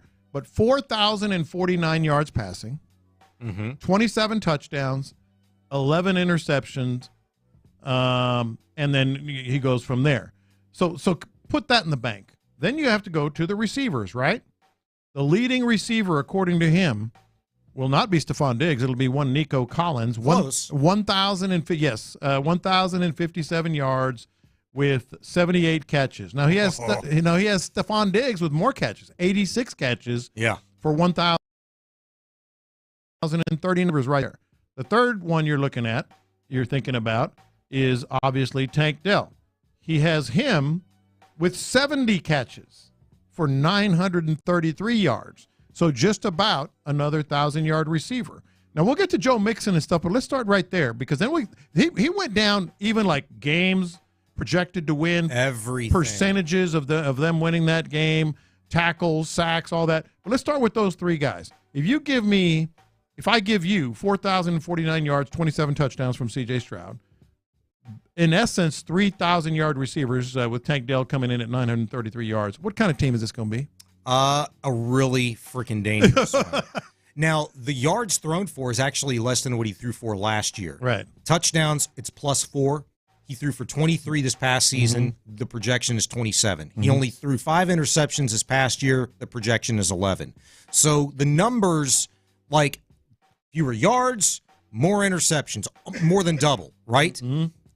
But you just went through the yards for each of these receivers, Collins, Diggs, and Dell. Dell almost finished with 1,000 yards. If he finishes with 1,000 yards, that will only be the 5th time in NFL history that a trio of receivers had each gone more than 1,000 yards. If we're talking about that projection throughout the course of the regular season, a lot of really good things are happening. But where's Dalton Schultz on here? Thank you. That's what I was looking at. C.J. Stroud is throwing for fewer yards. These 3 dudes are almost 1,000 plus. Dalton Schultz has just 50. Well, I say just, but he has 53 catches, 538 yards. That's a little bit. I mean, it's very plausible if you got 3 guys that are stretching the field like that, but that's a little bit of a. I'd like to see a little bit better out of that. So Dalton Schultz last season with the Texans 635 yards on 59 catches, 5 touchdowns. The projection this year is 538 yards, 53 catches, 4 touchdowns. Okay. Yeah. And that's also, by the way, 15 games played, which is what he'd played in this past season. Something doesn't add up. Yeah. Joe Mixon, pass catcher. What is he doing? Receptions, 42 for 297 yards, 3 touchdowns as a receiver. Yeah. Cool. But probably a little less than what he's capable of and has shown before. As a receiver, for sure. They, by the way, I'm sure you're wondering, rushing yards for Joe Mixon. They have him with 937 yards rushing projected. Also a little low. I'd like to see him if he's playing. It depends on how many games he's played. They have him at 14, which is okay for 937, but I'd like to see him be getting more games in and right about 1,000 yards or more. So I would like to see, all right, rushing. The team stat for rushing, 23 attempts, 4 touchdowns. Do you see that column on the right in the red? I don't really. Is that like average? 23 attempts average. Yeah. What is 28 yards rushing? I don't know what are we doing here? I don't know. That's got to be better than that. But here, the reason why I bring that up is because, okay, Joe Mixon, cool. I could deal with 937 yards rushing, and it says he's projected to play 14 games. My eyes immediately went to Dameon Pierce. Yeah. That is, to me, one of the biggest storylines going into training camp is Dameon Pierce. Joe Mixon will not be and cannot be a bell cow for you. Yeah. I am just hell-bent on that. You have to have a 1-2 Absolutely. punch. Dameon Pierce, This is 14 bad. games played, 299 yards rushing. In 14 games. In 14 games. That's 78 attempts, 2 touchdowns. Now, as a pass catcher, 7 catches, 43 yards. That's ass. Yeah. That was my initial reaction. That's where I was like, whoa, Lopez, what are we doing? Yeah, that's the one that would stand out. So it's telling you, and this is the data analyst data, however you want to say it, for ESPN doing this, that they're going to have to find another running back, some more running back production at some point. So how bad is that for Dameon Pierce on the projection? Here's how bad. Last year, Dameon Pierce ran for 416 yards. In a very bad year. In a very bad year. Yeah. That's on 145 attempts, mind you, for just 2.9 yards average per carry. The average per carry is not on here, but you do the math. 78 attempts, 299 yards. That, Lopez, is 3.8. I don't hate that. No, I don't hate that. But look, the running back position definitely stands out. Wide receivers stand out in a good way. C.J. Stroud stands out in a good way. Now, if you look at the defense, what if I told you that no one, here we go, no one has more than 8.5 sacks? I wouldn't. If you told me that on the surface, I'm thinking, well, look at all of the guys that are very capable of getting to the quarterback. Yeah. I could see 3 guys with, 8.5 sacks in Daniil Hunter, Danico Autry, Will Anderson, and I could feel pretty good about that. Yeah. And then never mind, I haven't even gotten to your secondary players in Derek Barnett, in Foley Fatukasi. Stylistically, are more sacks coming from a linebacker core in Azeez Al-Shire and Christian Harris? Like, what are we doing? Well, they're not. Okay. well, they're Thanks, not. Mike Clay. The projection for Daniil Hunter is your sack leader, and these are obviously in decimals, so it's not going to be exact, but this is the number he came up with: 8.7 sacks. Then Will Anderson 8. After that, Danico Autry 5.2, and then a big drop off. Everybody else with 1 or 2. Actually, they have Derek Barnett with 3.7. Yeah, and Jerry Hughes with 2.9. Yeah. Azeez Al-Shire, Christian Harris, a little over sack. Jalen Petrie, Tim Settle, Khalil Davis, Kurt Heinisch, Foley Fatukasi, they're all in the ones. That, on the surface, looking at that, would concern me. Yeah. And it should, especially when I tell you where Mike Clay has the Texans ranked defensively at season's end. At season's end for 2023, you know how good, how potent this defense had become in the second half and into the postseason, Lopez. Yeah. But for the regular season, the Texans finished with a 14th ranking for defense. Mm-hmm. He's got him at 18. Yeah. So falling off. I think that is like on the complete opposite end of the spectrum that everybody else has this defense projected to do. We have this as a top 10 defense, I think, potentially. Yeah. He's got them at 18, and that would not be good enough. That would not project to what you want to see. Offensively, yes, especially passing the ball. And I've said it a million times, this is a passing team, so I don't mind it. A little concerned about the rushing. And all these numbers all put together, he projects weekly results, score projections, win percentage probability, win probability.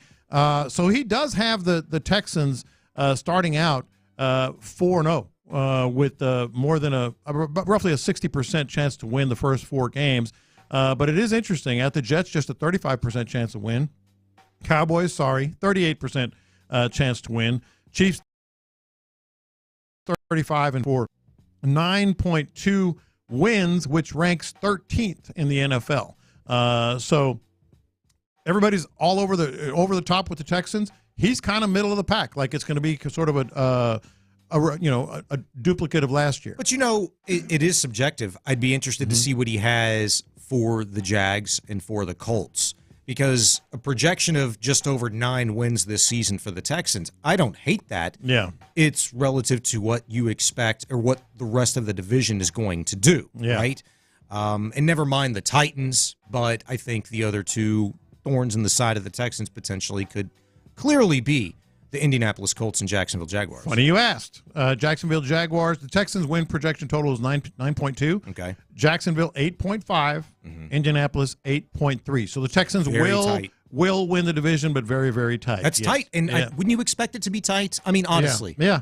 Even if, let's just say all these individual statistics are better than what Clay projects. Yeah. And everything that we have envisioned in our mind in terms of, boy, the defense is going to be top 10. Yeah. The offense is going to be potent and explosive and potential of 3,000-plus yard receivers.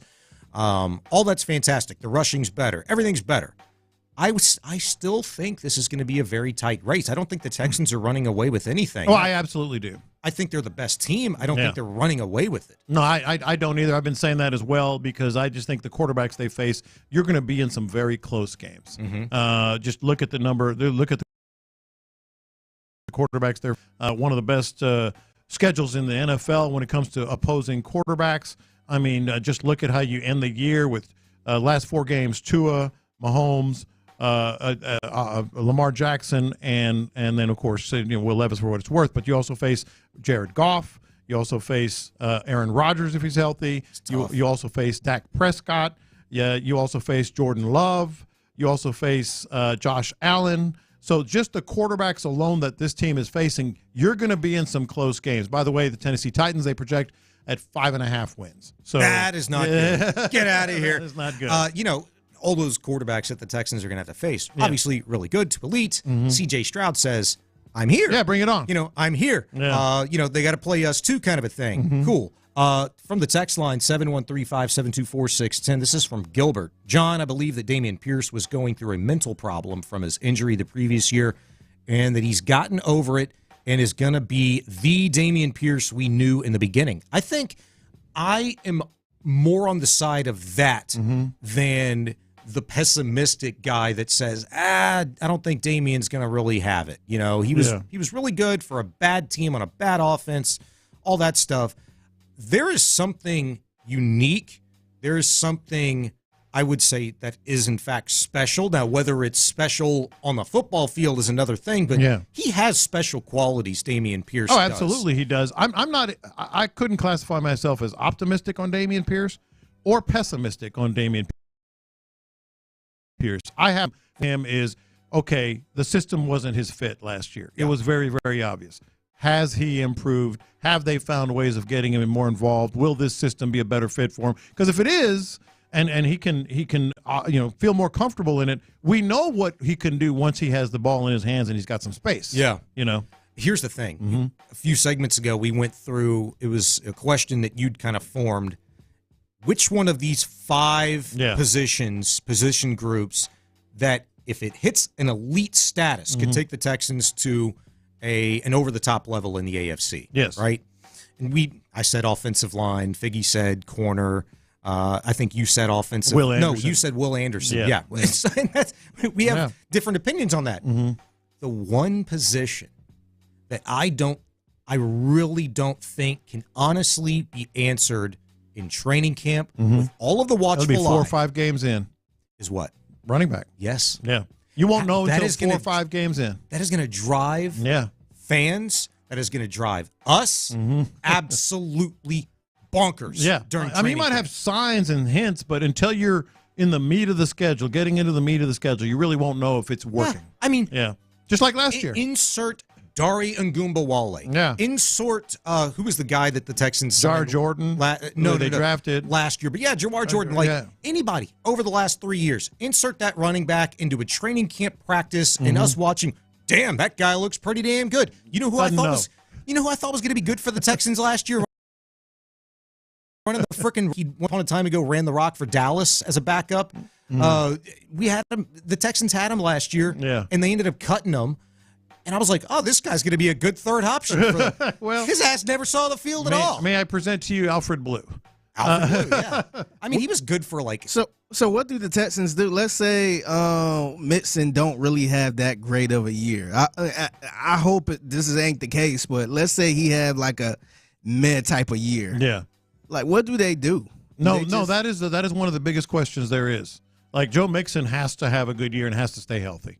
Has to. Yeah, because let's say he have a year kind of like the other running back from last year had. Yeah. Or maybe lower. Singletary? Yeah, let's say he have a Singletary, maybe below Singletary type of year. What do they do at that point? Well, they're going to have to. I mean, at this point, you're all in right now. You have to be able to find a running back. You have no choice. Yeah. I think they could survive mid because they survived mid last year. From a totality, like a cumulative number standpoint, they wouldn't have been near as good if Singletary wouldn't have answered the bell in the second half. Yeah, you got to find that. And remember, that Jets game, he came in to be the second guy too. He wasn't coming in to be the starter. 100%. But after that Jets game, I mean, he gave the Texans some excellent production when they absolutely needed it. He's John Lopez, Sean Bijani. You are in the loop. Coming up next, there's been an update on Justin Verlander and Lance McCullers. Question is are you buying it? We'll discuss next at Sports Radio 6.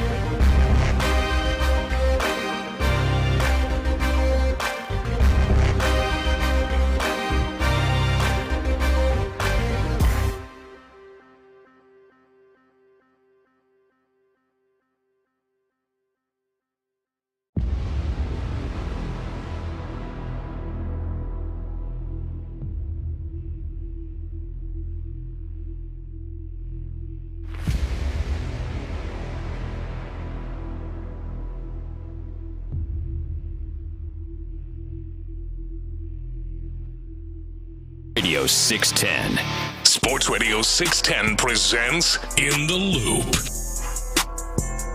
You're in the loop at Sports Radio 610. I'm Sean Bijani in with John Lopez and Figgy Fig today. So a Justin Verlander and Lance McCullers update. Breaking news. I already have this sense, like everybody else out there listening, when you heard my tease, are you buying it? I said, no. Of course not. I ain't touching that with a 10-foot pole. Of course not. I know. You shouldn't be buying it, but I do feel a hell of a lot better about Justin Verlander than Lance McCullers these days. Oh, yeah. If you're rating him, yeah, I do. Because he was on a mound. Well, let's hear from Joe Espada. McCullers still no throw. We're going to sit down with him in the next day or two and figure out what we're going to do next. But he's still no throw. We're going to have the doctors just revisit with him again and just make sure that we get him on a path where we could get him on the field. You know, so we still holding on that. Okay, so here's where I am with this. When he's talking about Verlander and he threw 25 pitches and he was on a mound, et cetera, you know, it sucks me in every time. I know it does you as well. Yes. Like every time I'm like, all right, well, let's see what happens. But it did, and they showed him on the broadcast, in the bullpen, on the mound. Yeah, I saw Spo's video. Yeah, from the and stands. Spo had a video throwing pitches. So yes, I mean, maybe it's fooled me 7,000 times, you know, whatever. That we shouldn't be this optimistic, but I am more optimistic. I'll put it that way for Verlander. But then right after that, you know, he talks about McCullers. Well, he's still a no-throw, so he's still shut down. You can say the words. We know. Yeah. You know, he's still shut down, which has a bad connotation, and still doesn't know, et cetera, et cetera. I wouldn't count on McCullers for anything at this point. But I'm telling you, maybe I'm a fool, but I am buying a little bit on the Verlander. Yeah, and I think it's okay to buy on Verlander because nothing in terms of a setback has been reported, has been indicated. Now, it's taken a long time for a guy that had a sore neck. Yes, it has taken a long time, and the longer that it takes, it not only has implications on this season, but it has on next season as well. In that there might not be one for Justin Verlander, at least as a Houston Astro, because if he does not hit that 140-inning threshold doesn't look like to kick in the vesting option of his contract next year, which, by the way, the Mets are still on the hook for half of, and your Astros could get a Justin Verlander for just $17 million change. That's a big deal. And I would say, too, then, John, it does impact this year, too. And it should, because the Astros have still got to make a decision, and it does come down to financial commitments. Like, okay, maybe that makes the Astros a little bit more aggressive in terms of the type of arm and the amount of control that they're getting for that type of arm on the trade market this year. Yeah. Maybe it doesn't, but maybe it does. Yeah. So I think it's something to consider.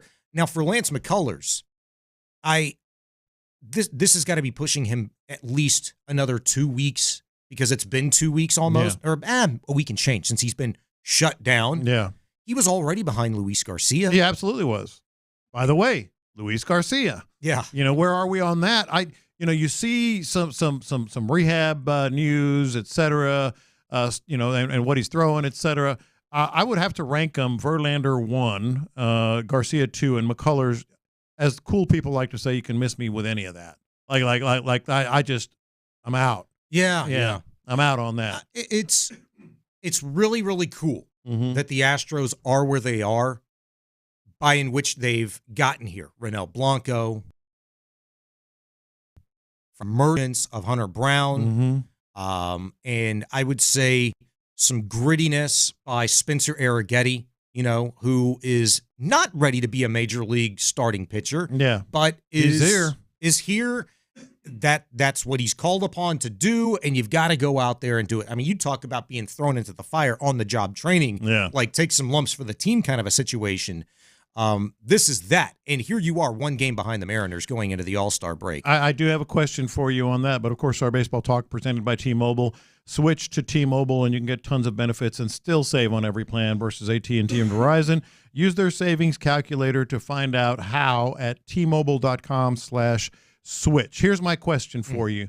We haven't even really mentioned it today. We are at the All-Star break. Yeah. It's happening. Home Run Derby tonight? Official Monday, yep. Yeah, home run Derby tonight. How do we really feel about the Astros right now? And that's not, I don't mean that to be like a trick question or anything, because on the one hand, I'm sitting here thinking, and I'm the guy that said they were done, admittedly, but I'm sitting here thinking it can absolutely happen. They can absolutely get there from here.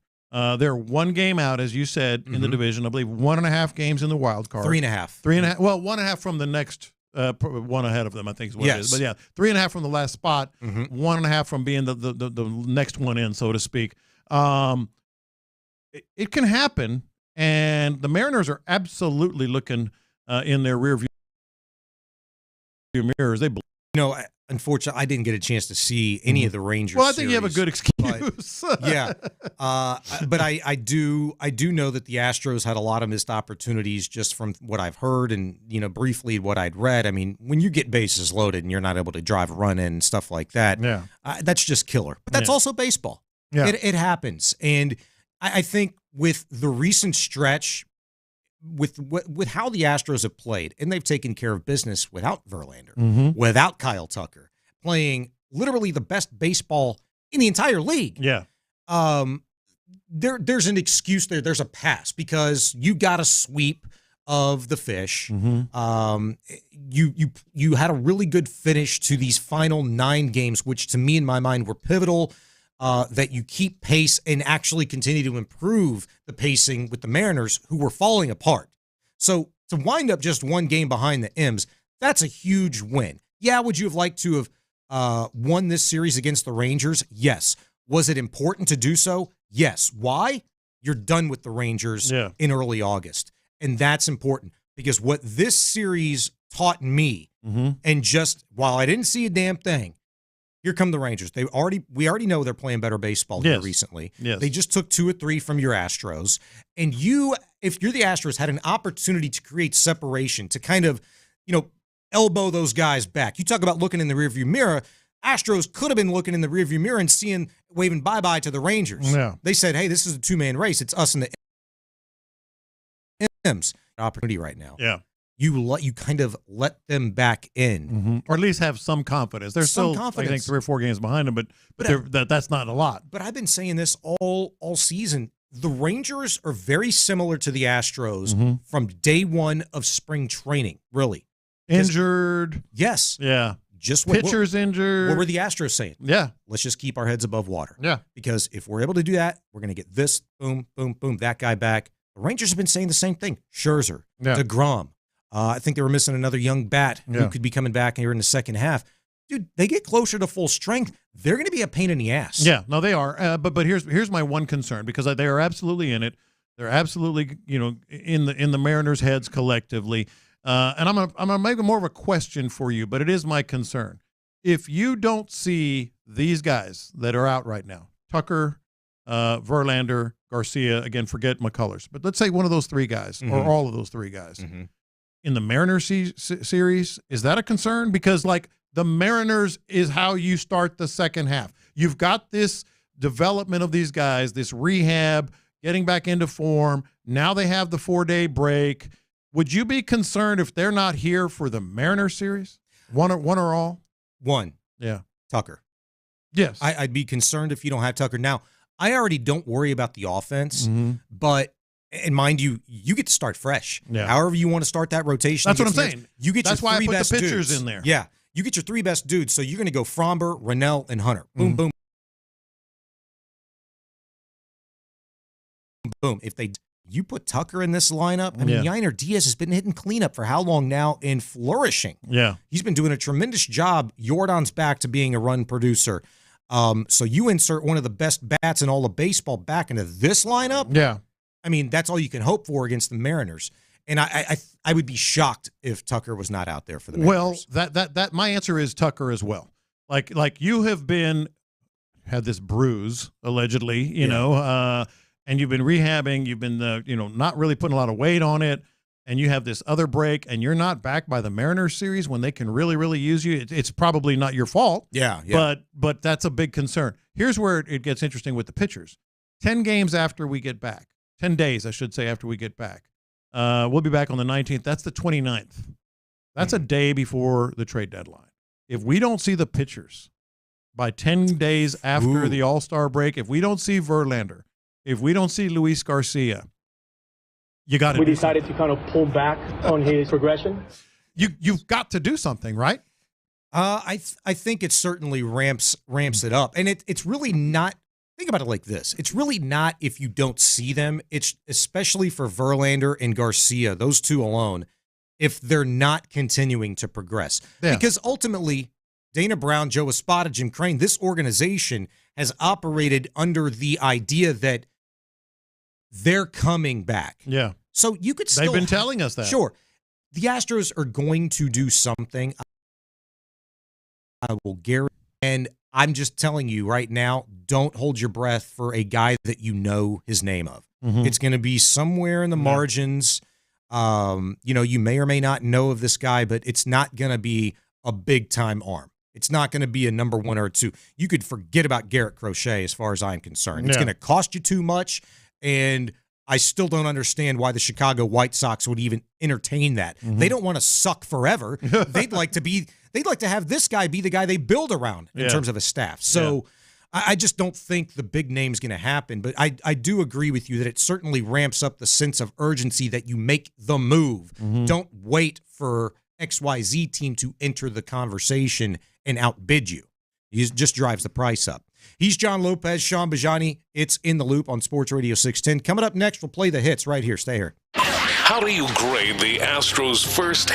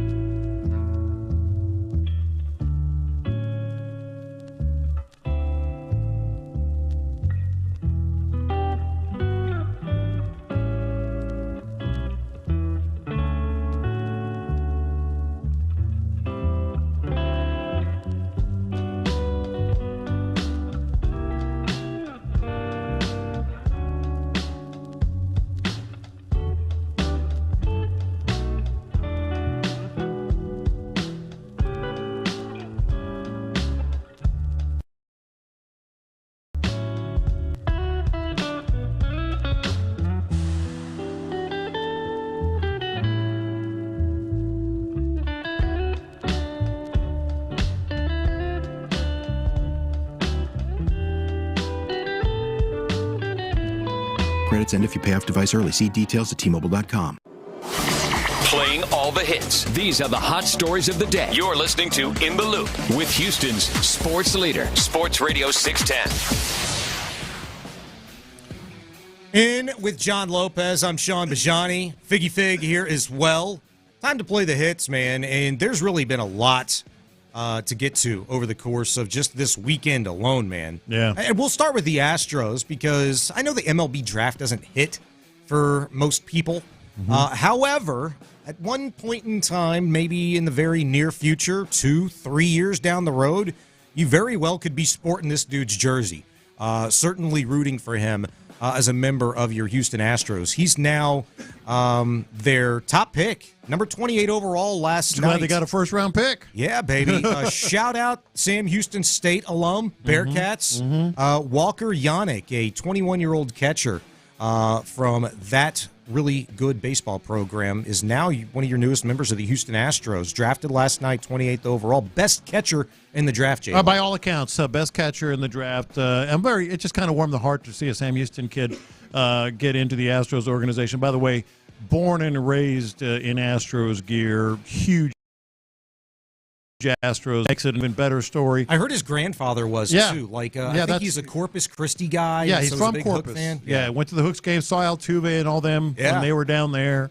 So huge Astros fan. And you went into some of the nitty gritty data and pop rates and all that, which I'm sure obviously is relevant. But I just think 1.8 is very relevant. Very relevant. Yeah, and that's all great.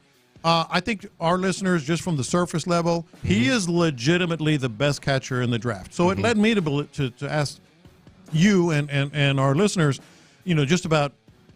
I think this might affect Yainer Diaz, and in a good way for the Astros. I think the Astros, clearly you can't have enough catchers and pitchers, but I think the Astros are maybe keeping an eye on, as you mentioned, 2 years down the road. He's a college player, so he's closer. They tend to get to the big leagues a lot quicker.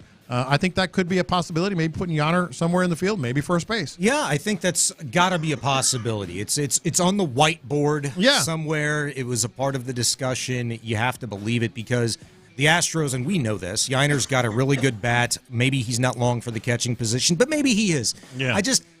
My biggest problem when you tell me about a young player who is not a wow guy defensively behind the dish, okay, is what's wrong with being able to grow into the position to improve? Like when you get to Major League Baseball, you don't automatically stop getting better. Stop. Like you have. It's not like, hey, I made it, and here I am. Yeah. There's room for improvement, especially with some of these young guys, and so I do think Yainer can improve.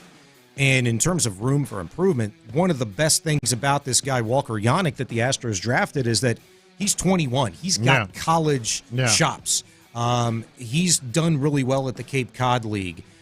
It's not just his defensive prowess in handling pitchers behind the dish. The guy can swing the bat, too, and he'd proven so against some of the elite pitching best in the nation at the Cape Cod League. That's where a lot of the scouts go to and look and evaluate. And the reason is they have wooden bats. They have, so it's a good template, a good gauge. And the other thing I like about it, Sam Houston State is as you mentioned, a very good program. They play a high quality schedule. Like they play Oklahoma State, A&M. I think they might have played Texas this year. So he is legitimately, playing. And by the way, he was named the best he was named the best catcher in America this year. Yes, 100%. So looking forward to watching him and rooting for him. By the way, I think the final day to sign the rookie contract for these guys drafted is August 1st. So I would not presume that that's an issue for him. Quick work. The Astros, no doubt. Jacobe Jones passing away over the weekend at the age of 40. Obviously, big shock to all.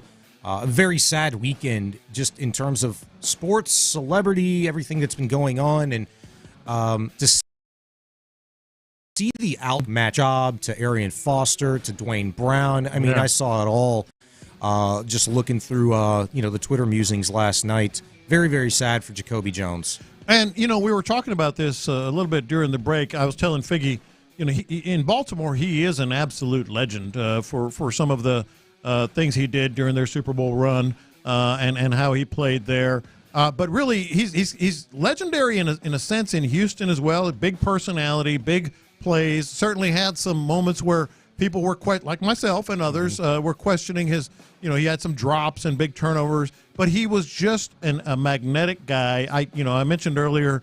A friend of mine that works at Verizon, we used to do those Verizon shows every Tuesday. Yeah. Remember, Mark Vandermeer and I sent a picture of Jacobe and I talking, and just the brightest, funnest guy that you'd ever want to be. But we do need to play this because the guy, that run that he had with the Ravens, big catch, touchdown for the Ravens against the Broncos, big catch from Joe Flacco when Joe Flacco was elite in the Super Bowl, and then this. And there's going to be a run back from 9 deep for Jacobe Jones. And look at him go.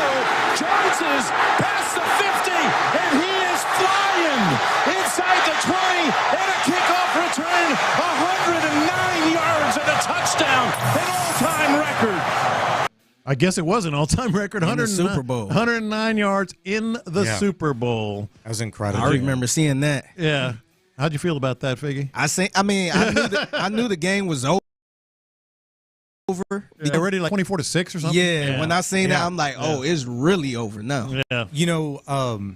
In relation to Jacobe and the great moments that he did have, I thought about this last night, really, after just looking at all the love that he was getting and people, the memories that they were sharing on Twitter after his passing. His time in Houston didn't end on a high note. I mean, people remember the muffed putt against the Ravens what I'm talking and about, stuff like that. Yeah. And it hit me in a certain way in that I feel bad. And it's sports. Yeah. This is what we do. We talk about these things. He was heavily criticized for that, and it's just tough. And I think back like how criticism from sports media about players have changed and evolved from just 30, 40, 50 years, right? Yeah. We're a lot harder on guys now than probably ever before in terms of sports media. At least it just feels that way. Yeah. And there's certainly the players are getting it from all over the place. Oh, sure, for sure. Social media and in the radio, it's much more prevalent in podcasting and stuff like that. And I thought about it like this, especially when I read the owner of the Renegades, who Jacobe by the way, Jones, he became like a football lifer. He started coaching the arena team in Beaumont. Sam Gordon, who's the owner, did an interview with Aaron Wilson, the KPRC, over the weekend after the news broke. And I'll read you these comments. That's why it made me think of like how heavily we criticized him, but now how he's really remembered. He was the best. He loved everyone. I think one of the most important things is he was a man of God. He was proud of how much he loved and feared his God. What was most important to him after football was helping the next person in line. He was the most humble and kind person to anybody who gave him the time and needed time from him. Yeah. End quote. And the thing that came to mind for me immediately was that is how we all wish and hope that we'll be remembered by the people that we leave behind. Yeah. And it also reminded me specifically of how much work I have left to do. You know what I'm saying? I wouldn't sell yourself too We have short a lot. Well, just in general, like, we have our favorites, and when we lose them, we have fond memories of them. And I have nothing but fond memories of Jacobe Jones. Yeah, even in the midst of what you said, didn't end it on a high note. He was never disliked. No. He was criticized. No, and you know why? Yeah. Because of what I just read. Yeah. That was prevalent even when he struggled as a player here because of the energy that he had, because of the excitement that he had. I don't. Who said this earlier? Was it you, Seth Payne, or Sean Pendergast? One of you guys said it. That I think it was Seth. He almost had like a juvenile type of childlike, personality about him. And that's so true. Yeah. Like, he was kind of a prankster. Playful energy. Never knew what was going to come out of his mouth. Playful energy is how I would say it. Yeah. And gone way too soon. No doubt. Yeah. This is the last one for me on the hits. And really where it stems from, I don't miss Wimbledon. I never miss Wimbledon, especially the final. What an epic Wimbledon I missed. Biggie, this is your wheelhouse. Over the weekend. Yeah. Alcaraz in straight sets. Bada bing, bada boom, bam, get out of here, Djokovic. What a dominating performance. What you saw this, Figgy, didn't you? I saw some. I saw it towards the end, but I think it was kind of breathtaking a little bit because we always see the Joker win every single match. He win everything, but it was refreshing to see somebody that's 20. I think he's like 22, 23. Still very young. I think he's maybe 23. Yeah, somebody like that. Beat him last year. Yeah, beat him last year too. So this could be the passing of the torch where he can be the new Joker where he's there every single year. I think so, but I wanted to be there and see it and live that moment because I'd followed it all the way up until I lost power, right, with everybody else during the storm.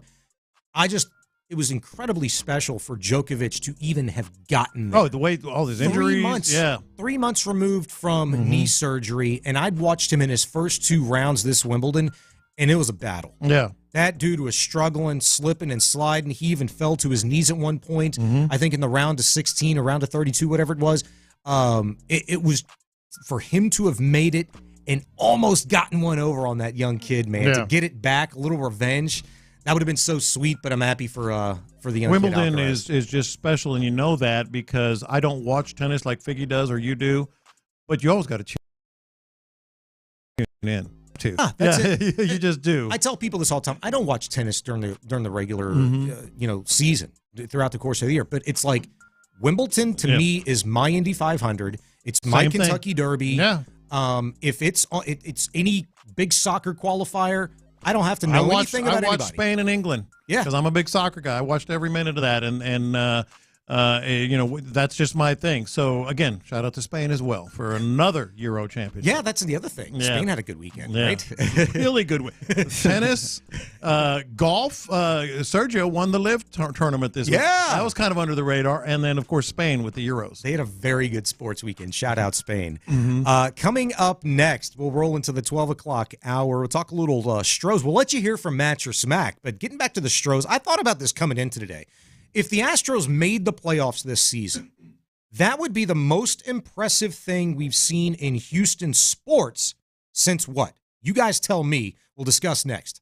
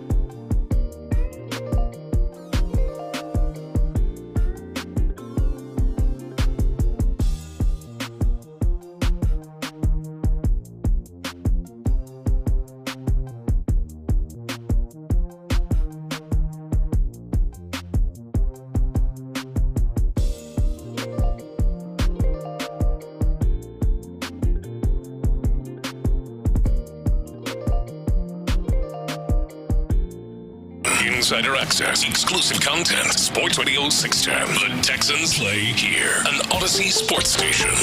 Sports Radio 610 presents. You're in the loop at Sports Radio 610. I'm Sean Bijani, in with John Lopez and Figgy Fig today.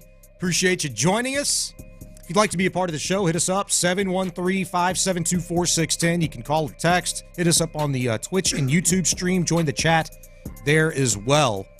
Barrel update, I guess. A barrel check. Barrel check. That's what we've been calling it. And It's awful, just awful that we've been calling it that for now. We have to today. A week straight, every day. Technically, for some, it was Sunday night. Did you lose your power Sunday night or during the hurricane? It was Monday.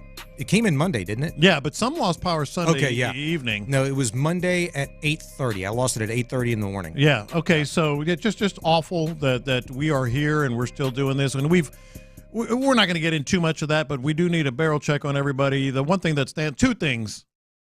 Make that three things that stand out to me as I'm sitting here thinking about them. It adds up. Things that stand out to me as we are sitting here on July 15th. With some updates, some power not being restored reportedly until July 19th, including you. And I want to get your feeling on all these things.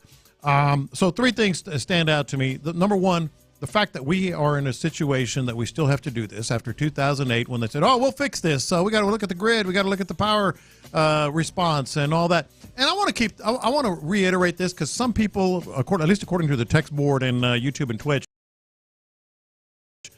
completely, and that is no one here is saying one bad word about the center point workers. No. Not, in fact, the exact opposite. Right. These guys are going through it.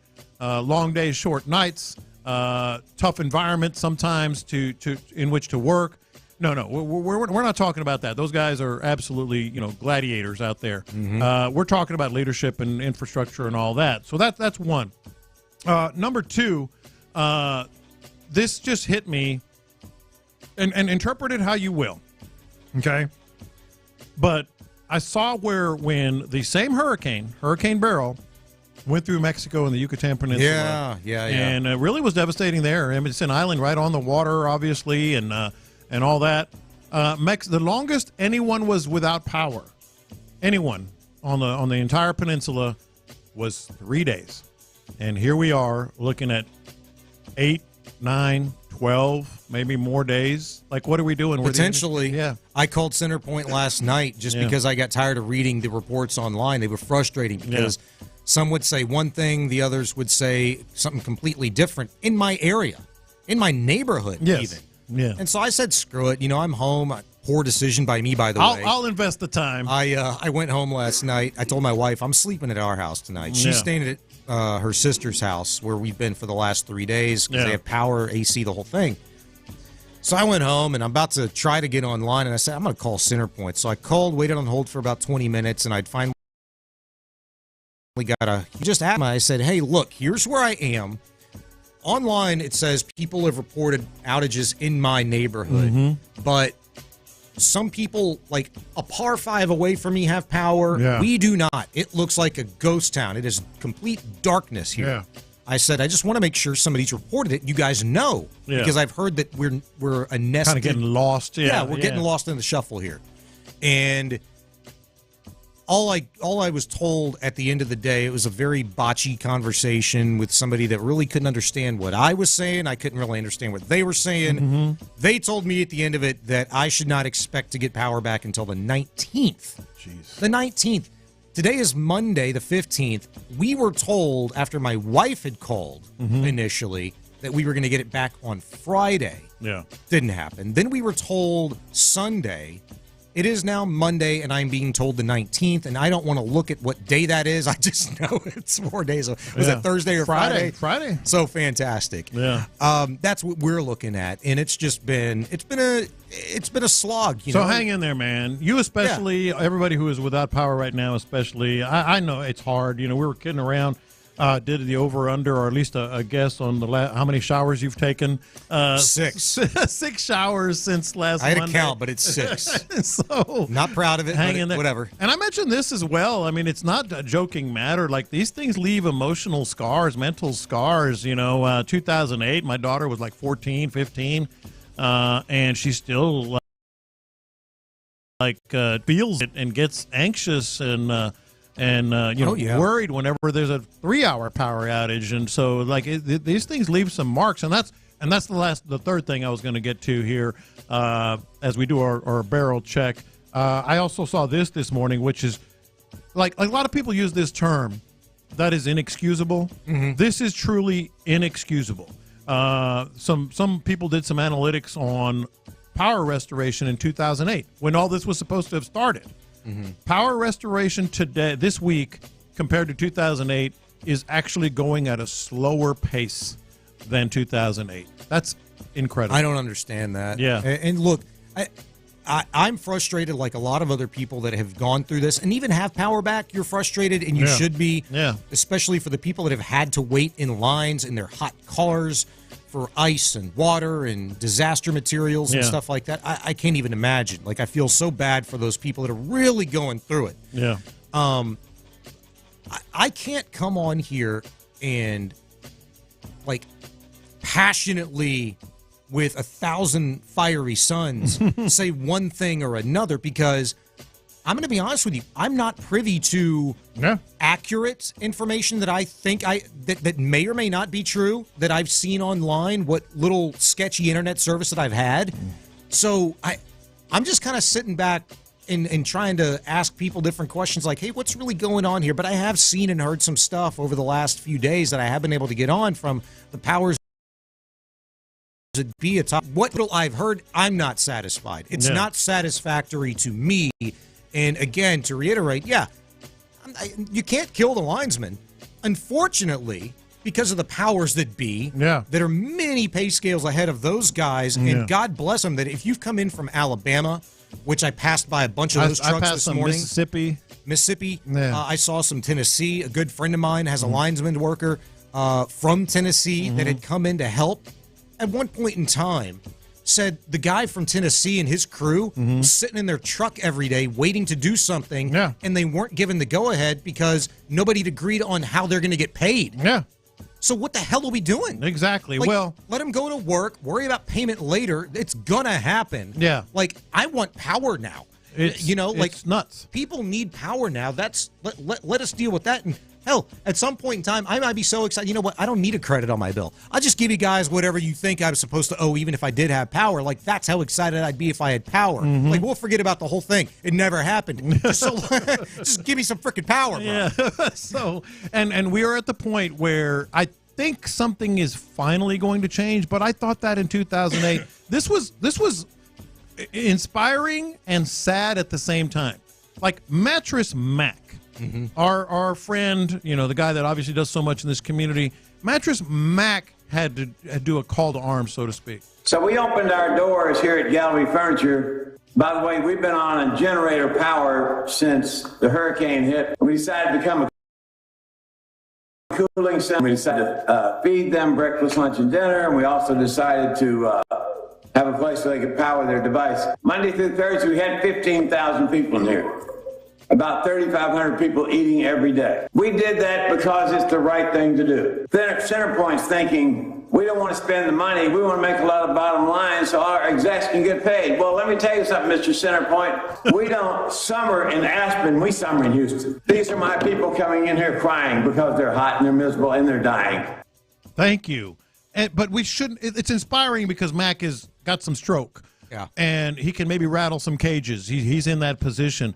But their cages were rattled before. By the way, a little bit of news here happening as we speak. Several restaurants in the Houston and Galveston areas have filed a class action lawsuit against CenterPoint Energy, alleging negligence, gross negligence, and other legal violations. That's cool. Maybe that'll rattle their cages a little more too. But do you really think like in 10 years, another thing like that, I know it'll hit before that, but let's say 10 years from now, something else happens like this.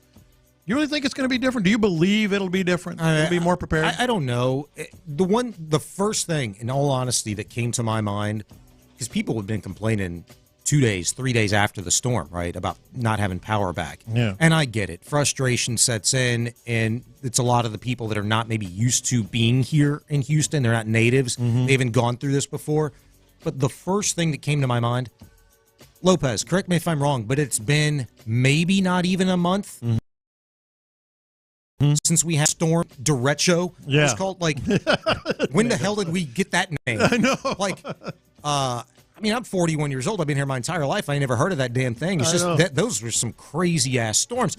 And they came through and knocked out power for a couple of days. Yeah. And it was widespread. It was huge. It happened up here. It come through while I'm doing my show at night. Mm-hmm. And we didn't know if we were going to be able to go home. Me and PC were like, we're going to have to stay here, wait out. What the hell's the deal? That messed up the grid too. And so I do think some grace should be extended because the system was screwed up a month. Mm-hmm. And you saw those big power towers just mangled like just somebody threw a pile of needles on the floor. Like, how the hell did they clean that up in a month? My guess is that they probably didn't. Yeah. My guess is they remedied it somehow to get Band-Aids. power. Band-Aids. Yeah. And so then this hurricane happens. I have grace for that. But ultimately, when you're talking about a 16, 17-year difference and we're moving at a slower pace now, that to me is the problem. Yeah. When you're billions and billions and billions of dollars of revenue a year as a company, like I want to know how much of that and then what is being allocated to research to improving your system that apparently still sucks ass. Bury the lines, man. Should have done it 16 years ago. By the way, this just added to that lawsuit, that class action lawsuit. I just saw who the attorney is. That is going to be representing those in the class action lawsuit. Figure, you got one guess? You don't think that's a little bit strange? Yeah. Tony Busby. Tony actually looked at. I actually think Figgy that because he's outspoken. He's going to do what Mac was doing. Exactly. Yeah, I think he's the perfect guy. Like he represents Houston honestly when it comes to these type of lawsuits. So I think it's right up his alley. And he is going to rip them. I think you just said it. You need somebody to do it that's going to rattle the cage, so to speak. Somebody that's not afraid to mince words. Yeah. Somebody that's loud, 100%. Somebody that can speak up for those that feel like they don't have a voice, that don't just want to use their voice, once every couple of years in an election. That look, because you don't have the time to go share an opinion at your neighborhood HOA or, whatever event here and there throughout the course of the year, it doesn't mean people don't care. No. It doesn't mean people don't have or don't have needs, that don't want improvement and that aren't willing to devote their time. It's just you can't sometimes. Yeah. Most people just can't. Yeah. And at least they don't know how. And you said you give them some grace, and I get it, and I think that's a fair enough point, but I don't. I don't, because yes, derecho, whatever you want to call it, was kind of out of nowhere. They're still recovering, but you shouldn't have to put Band-Aids, is my point. You shouldn't, like yes, you have to give them some grace, as you said, on that, but it shouldn't have even been part of the equation. Here's the thing, because I feel you know the answer. This is what I've heard. I've heard that the powers that be in this city had the opportunity to prepare before the storm, to get federal assistance, to get other assistance, and they did not take it. Is that true? Now, I've heard the same thing, and I don't know if it's true, but I think most of us would probably lean toward, I could see that happening. And that's the thing. If that's true, then that is a gigantic ball that was dropped. Yeah. You know what I'm saying? Yeah, absolutely. And that just can't happen. What's wrong with planning for help after a natural disaster? Just saying, yes, please stand by, we're going to need help. Yeah. Like, I feel like, I don't know, over the course of the last 30 years, that's generally been like what you do. Yeah. Hey, there's a storm coming.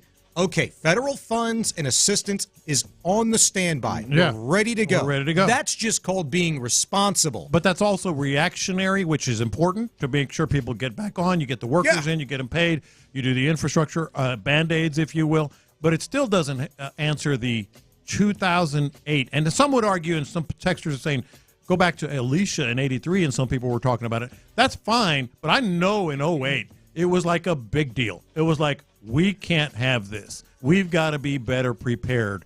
And 16 years later, they are less prepared. Yes, and that's the unacceptable thing. Yeah. Whatever needs to have a standpoint, I mean, that's always a 50-50 proposition. You just try to put the best people in office as possible. Yeah. But you never know what you're really going to get until months and years down the road when bleep hits the fan and you see your tax dollars at work and you see the people that you put in office working or being compromised. Yeah. And that is just the risk. And unfortunately, for me, I feel like we have put ourselves far more at risk and have not been susceptible to much of any reward at the end of the day. At the end of the day, you just expect the bare necessities. And I don't feel like as a community, just the city of Houston and the surrounding areas, we've been allowed to just the basics. Yeah. You know, the bare necessities is all we need. And by the way, real quick here, just before we get into confessions and stuff, I do have one about you coming up. But, salute to you. I know I think Ron got his power back over the weekend. I'm pretty sure he did. So you're the lone survivor, man. That's still of all our hosts. You know what pisses me off? Like, props to Tyler. God love him. He lives a par 5 away from me. He's close to your house. He's close. I know exactly where y'all are. And, literally straight away, I could hit a golf ball. Yeah. And probably bounce to his house. Yeah. He's got power. He's had power for like 5 days. And that's why I called Centerpoint last night. I was like, I just wonder. Come on, man. You assume like people on your block have already made the call, but they also assume somebody else has made the call. So I said, you know what? Let's screw this. 19th. Fantastic. Looking forward to that.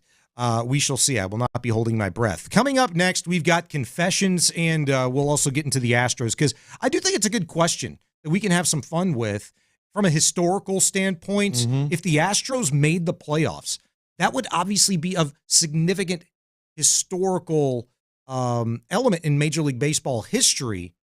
That's the best thing we've seen since what in the city of Houston? That's next. The Drive with Stu.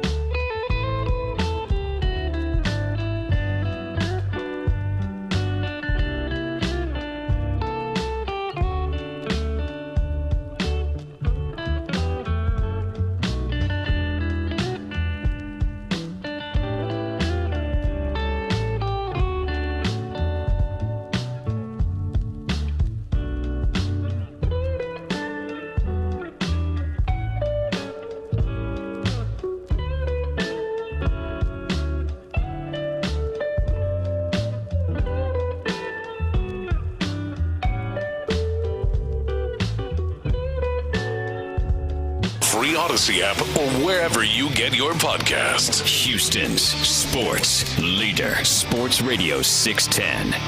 Watch this. These are my confessions. Confession time on Lopez, Figgy Fig. I'll go ahead and start us off right off the top on these confessions because I do have a few. I think you might enjoy this first one. Watch this. These are my confessions. We talked about it being a sad weekend, obviously, and we'll get to more of this, but I learned one of the coolest facts about one of the people that passed away over the weekend, Dr. Ruth Westheimer. Yeah. I remembered her. Legend. You know, being a kid that grew up and lived with their grandparents, I was maybe more privy to watching this woman. You saw some Dr. Ruth. Saw some Dr. Ruth. Sally Jesse Raphael. Yeah. All those daytime talk shows. Phil Donahue. She was like on all of them, and even on like a lot of Letterman and Leno's because she was. She was funny. a legend on Letterman. She was funny as she hell. would say things that you would be like, "That's coming to that lady's mouth." Yes, like this little old lady. And truth be told, I thought she'd probably passed away years ago. I just hadn't heard from her. Yeah. But after reading up over the weekend, I found the coolest fact out about her. Tell me if you guys knew about this. What's that? That she was at one point in time an Israeli sniper. She was not. She was an Israeli sniper. Get out of here. She was 4'7". That internet is that might be ball sack. That internet got you. I don't know, dude. I saw it on a tweet. And then I was like, okay, obviously, I'm like you. That doesn't sound right. Yeah. It's on her Wikipedia page. Oh, well, then it must be true. I know it could have. But I need to see some pictures. I'm looking it up right now. Go look it up. Yeah. Go look it up. Everything that I'd read. Right? Damn. Holy moly. She was an Israeli sniper. I was like, are you kidding me with this? Yeah. She was a sniper with the Haganah. Yes. Forerunner to the modern day Israeli Defense Force. She was so accurate, she could put 5 rounds in the center of a target at will. Are you kidding me? That's what I'm saying, man. And, oh, by the way, to boot, I knew this. I guess I knew this, but that she was a Holocaust survivor. That's where she started, it says. Yes. And then she became like a badass Israeli sniper. Just incredible. Well, that changed my entire day. Watch this. These are my confessions. Figgy, I don't know if you noticed this, but this is my confession. Of all the bad things about power outages and not being able to shower as much as you'd like, and you've got a kid at home, you've got a wife at home, you're trying to run a side business that's been thriving. I'm talking about Sean Bijani. As bad as that is, I'm loving this feisty Sean today. Yeah. Have you noticed it? Yeah. You've been you've been fired up. Have you noticed that? Even in the pre-show. Yeah, he was kind of fired up. man. Yeah. You guys were privy to some choice words. Yeah, like but that's fine. Like F-bombs and stuff like that. I'm not saying. I'm just saying. If his power went out, let's say twice a month, I mean, I'd be good with it. I'd be good with it. Yeah, you would. My wife wouldn't. My wife definitely would not. Watch this. These are my confessions. Figgy's got one here that's pretty good. Yeah, so over the weekend, I saw the video of former President Trump pretty much, close to getting assassinated. And I watched the video, and look, let me be clear. We are not talking about politics, and I'm not going down that road. But looking at the video, I saw the Secret Service people immediately cover him up, and I'm looking like my first confession is the first thing I did was take out my phone and Google how much a Secret Service person makes. Oh, okay. Okay, I get it. Because I'm like, man, the way they did that, and they was just in a suit and tie, and they just grabbed the gun, just covered them up, ready to take a bullet if needed. Yeah. I'm like, I gotta see how much y'all make. Man, so the lowest they start off at is, I want to say $32K.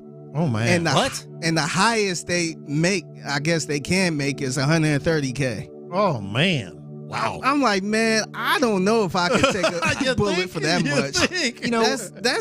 Look, it's one thing if you out there in the, got a machine gun and you got the bulletproof vest and all that stuff. They out there in a suit and tie like they just left church. I gotta believe they got a vest on underneath though, like a very. I would. They did. Maybe. They ain't look like they had the vest on. That, and then maybe I'm totally wrong on this. Yeah. I have to imagine their pay scale is at least kind of similar to a teacher's in that there's a stipend involved. Yeah, you know, like maybe. here's your base pay, and oh, by the way, if you're charged with having to protect, maybe we'll throw you an extra $10K in there. Yeah, I'm like, man, yeah, I don't know the benefits they get and all that stuff, but like the top paid, I guess they could get is $130K. So what's the number that you would do it? It got to be protect the president. It got to be about 7 figures, man. Far less than you guys would think.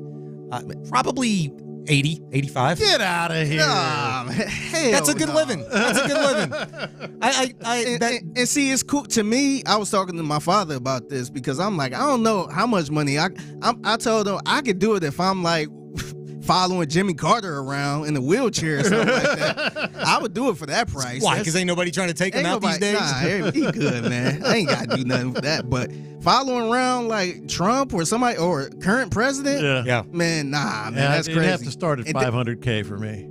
And then the other part of my confession too is looking at that video. As soon as the shots happen, you saw the photographers like get closer to the stage, to, like take the picture. Yeah, I'm like, I don't know how much y'all get paid to do that. Did y'all see that picture from the New York Times photojournalist of the bullet whizzing by? Yeah. Is that real? I don't know, but it sure looked real. Like that was crazy. Yeah. Crazy. Watch this. These are my confessions. I got to confess, I'm telling you right now, I'm back in on the Rangers being a problem for the Astros. 4 games back. I just don't think they're done. If you thought they were going to be done, I would, because the Astros were looking like they were going to run away with this thing. They had the opportunity to push those guys a little bit further back, like elbow them right in the gut over the weekend. They missed the opportunity. You see the Rangers only one more time. Here's why this is a big deal. You haven't seen the Mariners for a bit, more than a month, right? They've self-destructed while you have flourished without Justin Verlander and Kyle Tucker. Yeah. After you see the Rangers one last time is August 5th, 6th, and 7th. Done. Yeah. There's a lot of baseball to be played between then and at the end of the regular season. They're left to their own devices. They could very well be a pain in the ass when they get Jacob deGrom back and Max Scherzer going together in that starting rotation. I think they're going to be a problem. Yeah. I think they're going to be in the hunt. I don't know if they're going to be a big problem for the Astros. We'll see how that goes. Watch this. These are my confessions. All right, so Jim Edmonds has just rubbed me the wrong way forever. He is the most fake, dramatic. Now, he's a hell of a player, don't get me wrong, but he is the most fake, dramatic player of his time. You know, slowing down to make a diving catch and all this other stuff, and just kind of, he was sort of hot dogging it, in the field, and now he's calling games. And some dude from, let's listen to the call first. The Cubs exacting some revenge, and they're going to have back-to-back homers again. Morel hits one deep into the seats. He's got a 2-homer game. This kid's celebration is a joke. I don't mind saying it at all. I've never seen anything like it. I just don't get it. In the big leagues, and you're running around like you're Barry Bonds. You haven't seen anything like it. Have you looked in the mirror? Have you looked in the mirror? By the way, he hit that home run. Morel did. Yeah. Against the Cardinals. And so like I don't even think Figgy, you saw the video. I don't know if you saw it, Sean. It wasn't that big of a celebration. No, I didn't see it. It was just like he did the cross the plate, arms up, all that. Yeah. He didn't. I mean, he tossed the bat. He didn't do a major. It was what you see on home runs nowadays. But Edmonds, heaven forbid, somebody hot dogs it. And, by the way, it was against the Cardinals. Can I tell you, I'm conflicted on the Jim Edmonds takes. I was laughing right now as you're kind of describing this, but I'm conflicted. He was one of my favorite baseball players he was a hell of a player. Kid. And as a kid, and even a young adult, I guess, I was when he was still playing, I'll never forget that catch he made in center field. Like the very Willie Mays-esque catch where I think he even fell on his face and rolled over and sat up on his butt and threw the ball back in. Yeah. He made so many of those. And even though he was a Cardinal, I remember him most for being an Angel. Yeah. And I can't ever really. He was a hot dog on those catches. People say that. And the reason I know it is because other players would say it. Like I remember having conversations in the Astros dugout. They're like, yeah, well, you know how he does it. So he was like a Savannah Banana before the Savannah Bananas. Yes. All right, I guess. Watch this. These are my confessions. So it's a rookie for the name Terrence Shannon Jr. He might have the coolest tattoo I ever seen, man. Oh, yeah? The coolest, most creative tattoo I ever seen. What is it? So he got a tattoo of a Grand Theft Auto cheat code. Oh, man. On his shooting arm. And the cheat code is the unlimited ammo cheat code. So it fits perfectly. Yeah, so he got it on his shooting arm. He's a lefty. He got that on the shooting arm. What? I think that is so creative. Unlimited, cool. Unlimited shooting, pretty much. That is cool. I gotta tell you, that's pretty dang cool. And look, I had one tattoo, but I wish I played in the NBA so I could get a tattoo like that. Wait, man. you said you don't have one, or you do? I have one. Oh, okay. I had one tattoo, but that's the coolest tattoo, man. I wish I was playing ball so I could at least get a tattoo like that. That is original. Having a cheat code, unlimited ammo cheat code on your shooting arm is the best. That's man. pretty sweet. Yep, I got to give him props on that one, man. 713-572-4610, 572-4610. If you'd like to text in, be a part of the show, hit us up on Twitch and YouTube via the stream. You can join the chat there as well.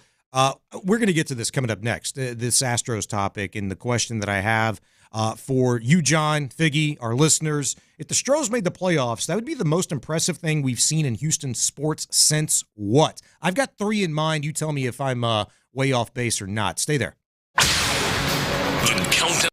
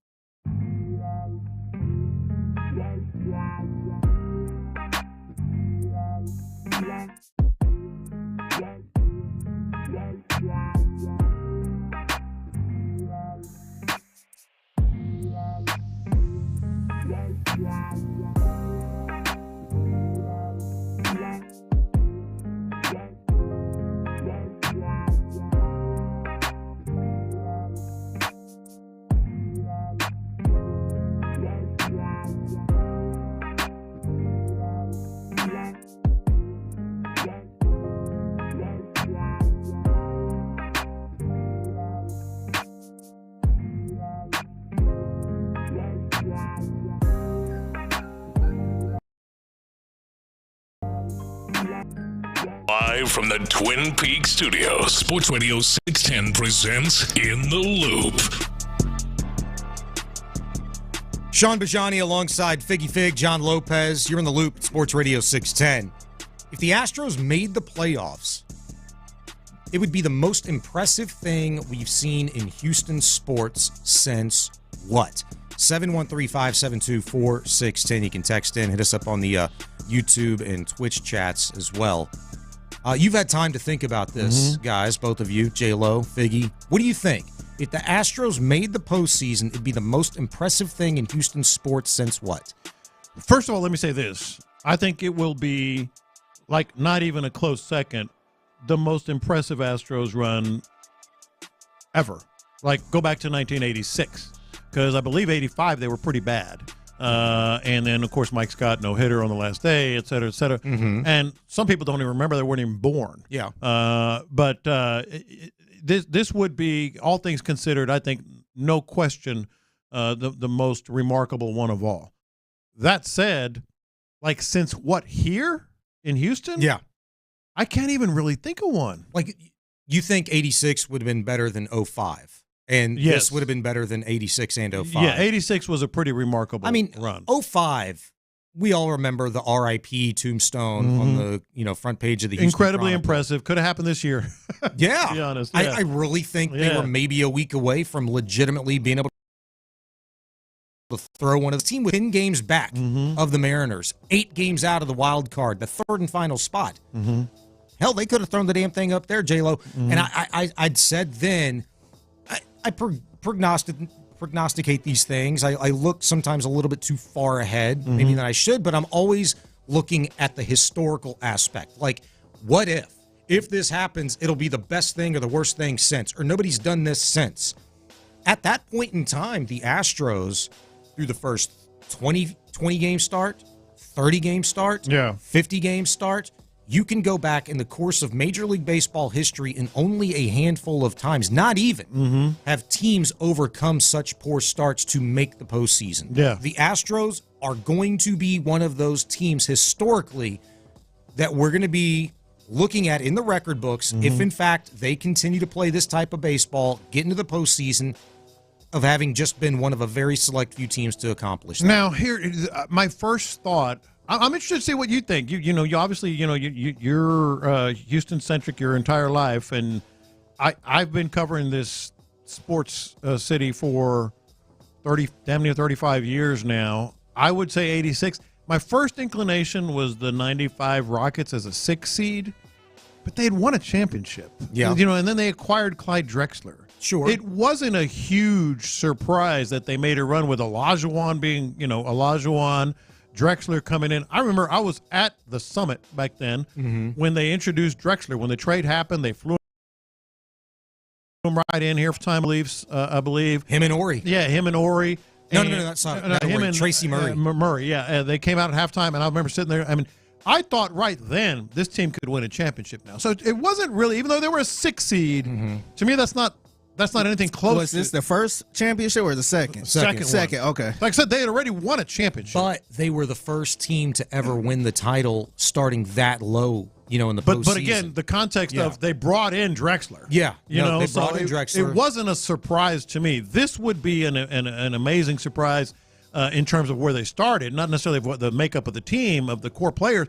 So I think this absolutely would be a bigger one than that. The first team that came to my mind, the 1993 Houston Oilers. 93 Oilers was there. That team started 1-4. Yeah. They looked dead in the water. I remember this. This is when I really started to become a big football fan as a kid. I was 11, 12 years old. And I followed that team that season. I even ended up going to a handful of games. My uncle had season tickets.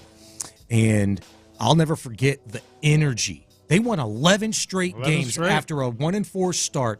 I'll never forget the energy that this city had for that football team. The Astrodome was rocking. It was awesome. Joe Montana and the Kansas City freaking Chiefs. I was there as well. Man, I wanted to curl up and just die. Like Montana just single-handedly just carved their asses up and just rips that day. I don't remember the final score. I just remember just feeling like just punch drunk. You know, like, I can't believe it. Like, it felt like a dream season. Didn't they have the tight end, the Cash brother? Didn't they have the Kerry Cash was the tight end? I think he had a big play. That sounds familiar. Yeah. You might be right. The name's ringing a bell. From the Chiefs. But, yeah, Montana diced him up. That was an incredible run. I don't know if anything would compare to this. Yeah. And the biggest reason, but the biggest reason is, yes, Altuve's still here. Yes, Jordan and Tucker and Bregman. We get it. They have the gene, as I've been saying. They have what it takes. They know how to win championships. They are unflappable, even in the midst of being – hell, they were 10 games out in June. Yeah. Like, they were 10 games out in June. So I get that. But when you consider none of these pitchers you expected – like none. Yes. And not even really Hunter Brown, but you could maybe squint your eyes and say, okay, he might contribute. Yeah. But you wouldn't have expected this. No. And then all the injuries and then just the way they started and the way they're sort of juggling first base and some other positions. Like, this would be the absolute most incredible one to make. And I'm just talking about making the playoffs. I'm not even saying they have to win the whole damn thing. Yeah. Now, if they did, that would be another level. That would be an incredible story. Maybe there is nothing. Maybe you're right. If the Astros made the postseason, made their run, and even just went to or another ALCS appearance, maybe we hadn't never seen anything like this because, sure, the expectation and anticipation was there before the season started. It's just how fast the wheels fell off. Yeah. You were just punched like a right, a jab, a gut punch, a kick in the nuts, like with all the injuries that they sustained. Yeah, I was going to mention, what about the 2023 Houston Texans? We just got a text. Said the same thing. What about the 2023 Texans? I would say because we did not expect that team to even make the playoffs, let alone win a playoff game. You didn't, but again, let's talk about it. Yeah. The expectation wasn't there. I believe I said 7 wins. Didn't, and that by many people was looked upon as like 7. Are you kidding me? Yeah, 7. I might have said 6, but anyway, it wasn't a lot. Can I be honest with you? What'd you say? I said like 9. Oh, I said 9 plus. Okay. I really thought people downplayed the offseason that they'd had. And I think the offseason that they had this season, 2 years in a row now, nobody in the NFL could touch the Texans in what they did for an off-season in terms of roster construction. Yeah. And I thought too many people like, come on, man, you got the head coach, you got the quarterback, you got a cornerstone on defense with Will Anderson, Jonathan Grenard. Like, too many things had lined up, and it's different. Like, I get the national people that were, like, down on the Texans last year. They and have a national game. Yeah. Sure, they were making attention to this team. They didn't know them like we knew them. I was there every day. You kind of just watched this thing play out, and you just had a pulse. Yeah. And you knew that this was going to be markedly better. They were going to be entertaining and competitive, and that they were. I think we have a winner that would at least contend with this Astros team via the text board. It's a great pull. It clearly is from someone who has a great grasp of history and maybe is an old head. But I'll put it this way. I was in high school. I was in high school. So I wasn't born when this happened. Me neither. He said 41 and 41. No, they were 40 and 42. The Houston Rockets of 1980 were 40 and 42. Who was on that team? In the regular season. I'll tell you in a second. Probably Sampson. Lost to the Celtics in the NBA Finals. No, not Sampson. From Malone, Mike Dunleavy, Major Jones, Alan Level, Mo Malone. Yeah. Moses Malone. Billy Paltz, baby. Yeah. That was my nickname in high school. The Whopper. Calvin Murphy. So, obviously very familiar names, but they were 40 and 42. Yeah. And they ended up beating the Lakers in the conference first round. Ended up beating the Spurs in a 7-game series. Beat the Kansas City Kings in the Western Conference Finals. And then lost 4-2 to the Celtics in the final. That would be it. Yeah. Yeah, I'd forgotten about those guys. Those damn Celtics, man. They were the killer for the Rockets in 80. Yeah. And in 86, and it was Celtics and Lakers for basically every year before that, in the middle of that, and after that. Yeah. Them damn Celtics, man, they were killer. That is a great pull. Rudy T was on that team. Rudy T was on the Rockets in That's 80. some big names here. Rudy T, Robert Reed, Billy Paultz, Calvin Murphy, Mo Malone. Hell, how'd they finish 40 and 42? I was going to say. Check the games played during the regular season. Yeah. Maybe they were dealing with a lot of injuries. Dale Harris should have been fired. When did Rudy T get punched by Kermit? It was before that, I believe. Was before? Yeah, it was before that, I believe. Okay. I believe. I'd have to check. That, I agree with you, probably takes the cake. So the question was, if the Astros even made the playoffs this season, that would be the best thing we've seen in Houston sports since the 1980 40 and 42 Rockets advancing to the finals. That finishes that sentence. It's been a bit. Because, again, like I said, I don't really see the 86 Astros were my first choice. That was a pretty unlikely win. Why do you say the 86 Astros? I want to say they were really bad in 85. Okay, so if they were really bad in 85, I think the 86 Astros, correct me if I'm wrong, but they too had a really poor start to the season. Maybe they were one of the worst teams in baseball through the first 25 games. I feel like when I was doing that research earlier this season, and I'm looking at like, okay, this year's squad is going to be the first to advance to the playoffs since when? It was like a Mets team from the Astros in 86, they were off to a really poor start in terms of a winning percentage, I think. Well, the 85 Astros, I just looked it up, went the 182 games. 86, they won 96 with a new manager, Hal Lanier, and obviously, made it all the way to should have won. Bill Buckner would have never happened. The Bill Buckner play never, ever, ever would have happened because it would have been a completely different dynamic. Obviously, if the Astros had beaten the Mets in that. But you're right. No, actually, they started okay. They had a big losing streak. They started the season. Yeah, they were okay. 15-6, but then they slid a little bit in the mid-season and then came back and won 96 games. Yeah, they were pretty much up from July 21st on within that division. Yeah, you're right. It might have been 85 that I was looking at because that was an 82-win team, you said? Yeah. And I'm sure it was a slog then. But, it's funny. You're talking about, like, the great roster that the 80 Rockets had. Yeah. Look at the roster that the Astros had in 86, and you figure, like, how the hell did that team ever freaking lose? Yeah. The pitching that they'd gotten, like, every ERA is, like, sub-3, hell, even some sub-2.9. Well, that's the brand of baseball that they were playing back in the 70s and 80s. Totally different. Yeah. Look at the roster right now. Alan Ashby, Glenn Davis, Bill Dorn, Dickie Thon, Jose Cruz, Billy Hatcher, Kevin Bass, Phil Garner. And then you want pitching? How do you feel about pitching?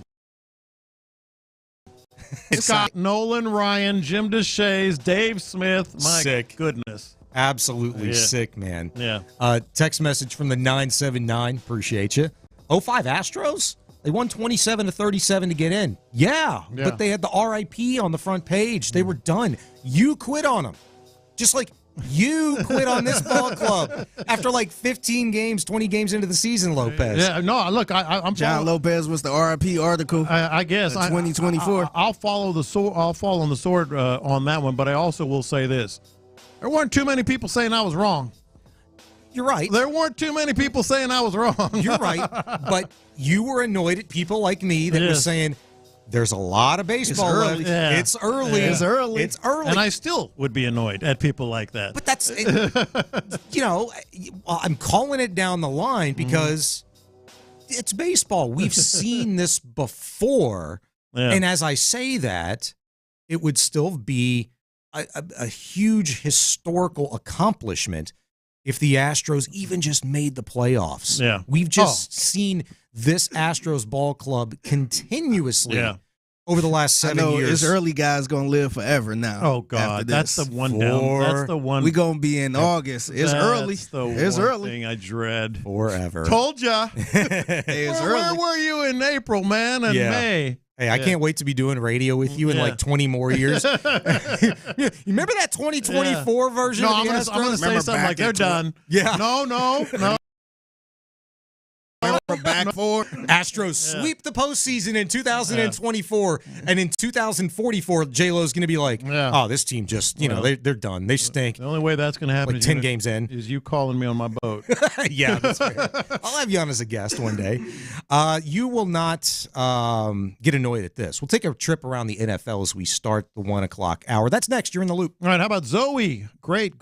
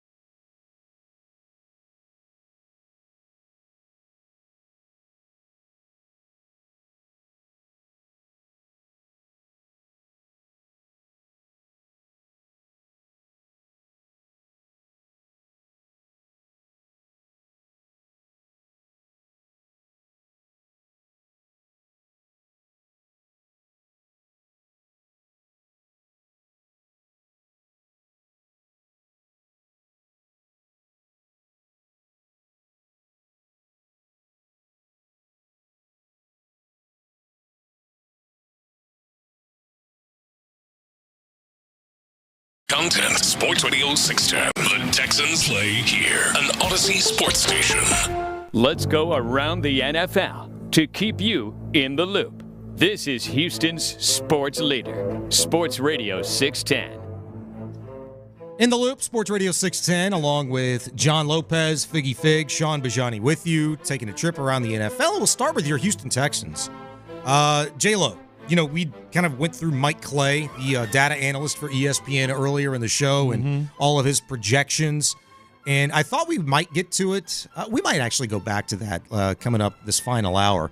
But in terms of the receivers, we were looking at the stats from Nico to Tank to Stephon Diggs and that fourth receiver slot.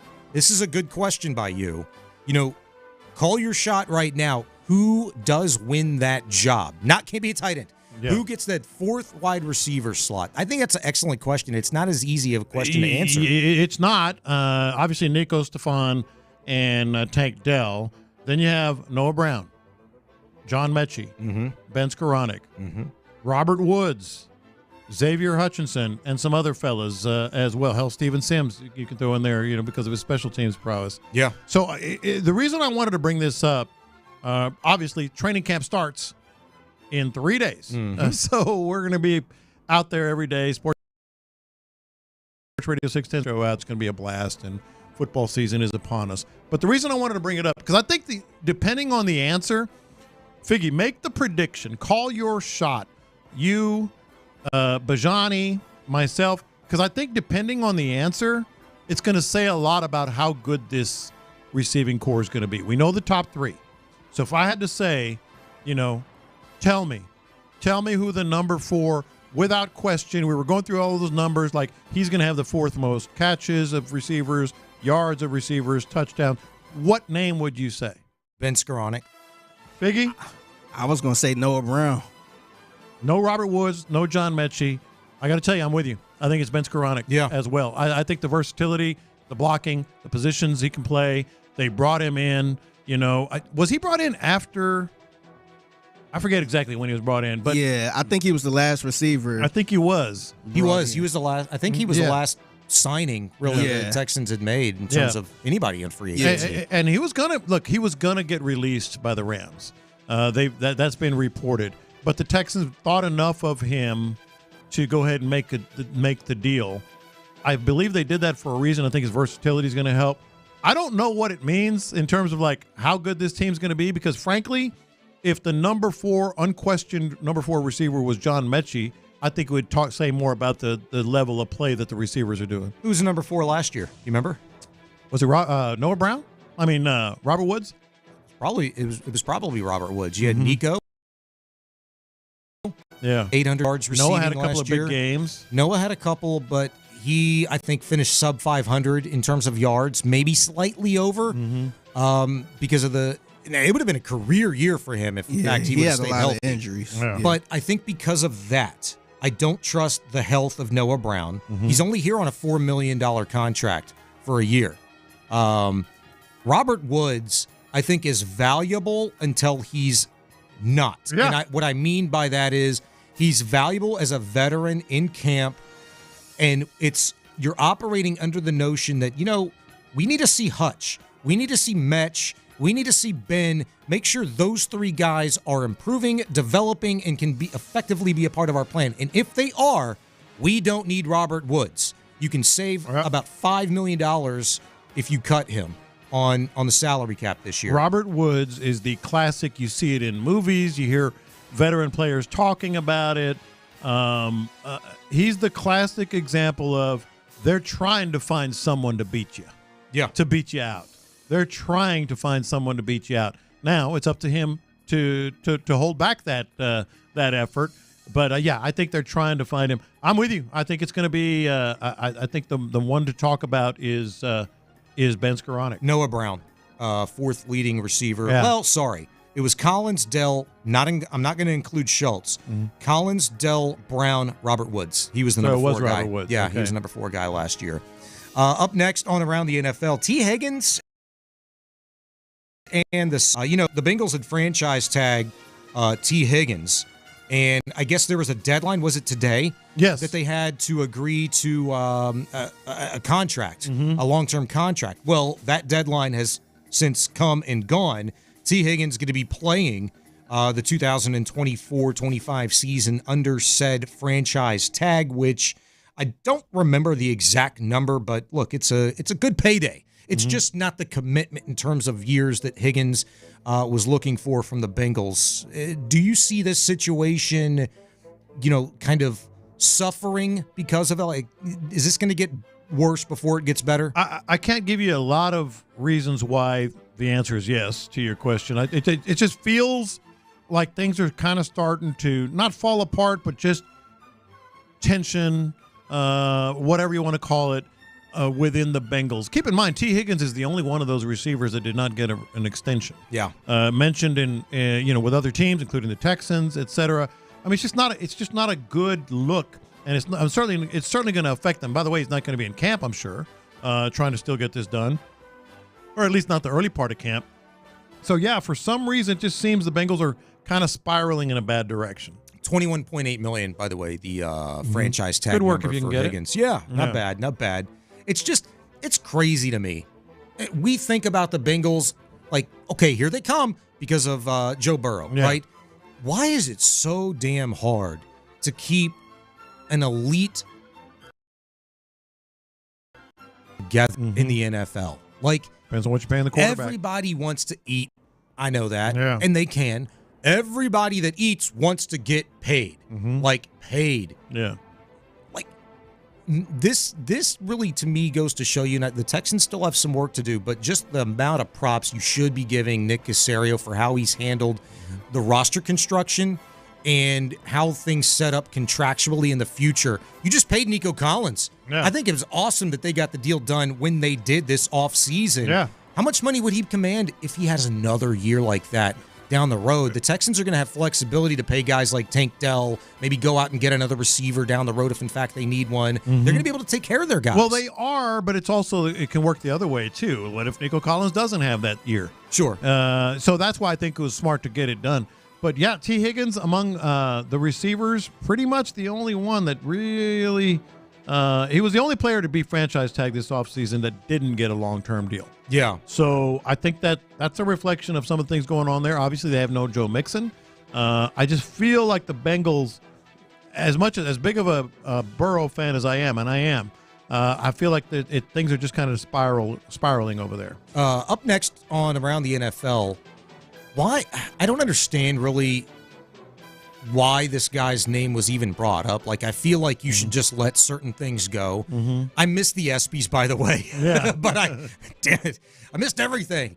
Why was Harrison Butker brought up during the ESPYs? Well, you didn't use, and then it was Serena and Venus and the lady from... That's who I couldn't remember the name. Abbott Elementary, talking about it. And it was... And obviously, everybody says, hey, Harrison Butker had the right to say whatever he wanted. Well, so did they. So did they. But I thought that would had kind of like died off. Like, it did, but this is a kicker in the NFL. Like, he said what he said, like, in a completely unrelated setting. Like, it was at a college commencement ceremony, like, where he makes these comments. It's what he said. And in today's world, that none of that stuff is going to be lost. None of it's going to be lost. Like, go ahead. I was going to say also, it's the ESPYs where they try to joke on everything that happened pretty much that year and everything that went viral. But here's the problem.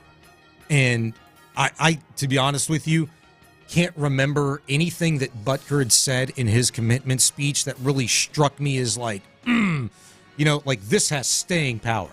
No, it's a freaking kicker.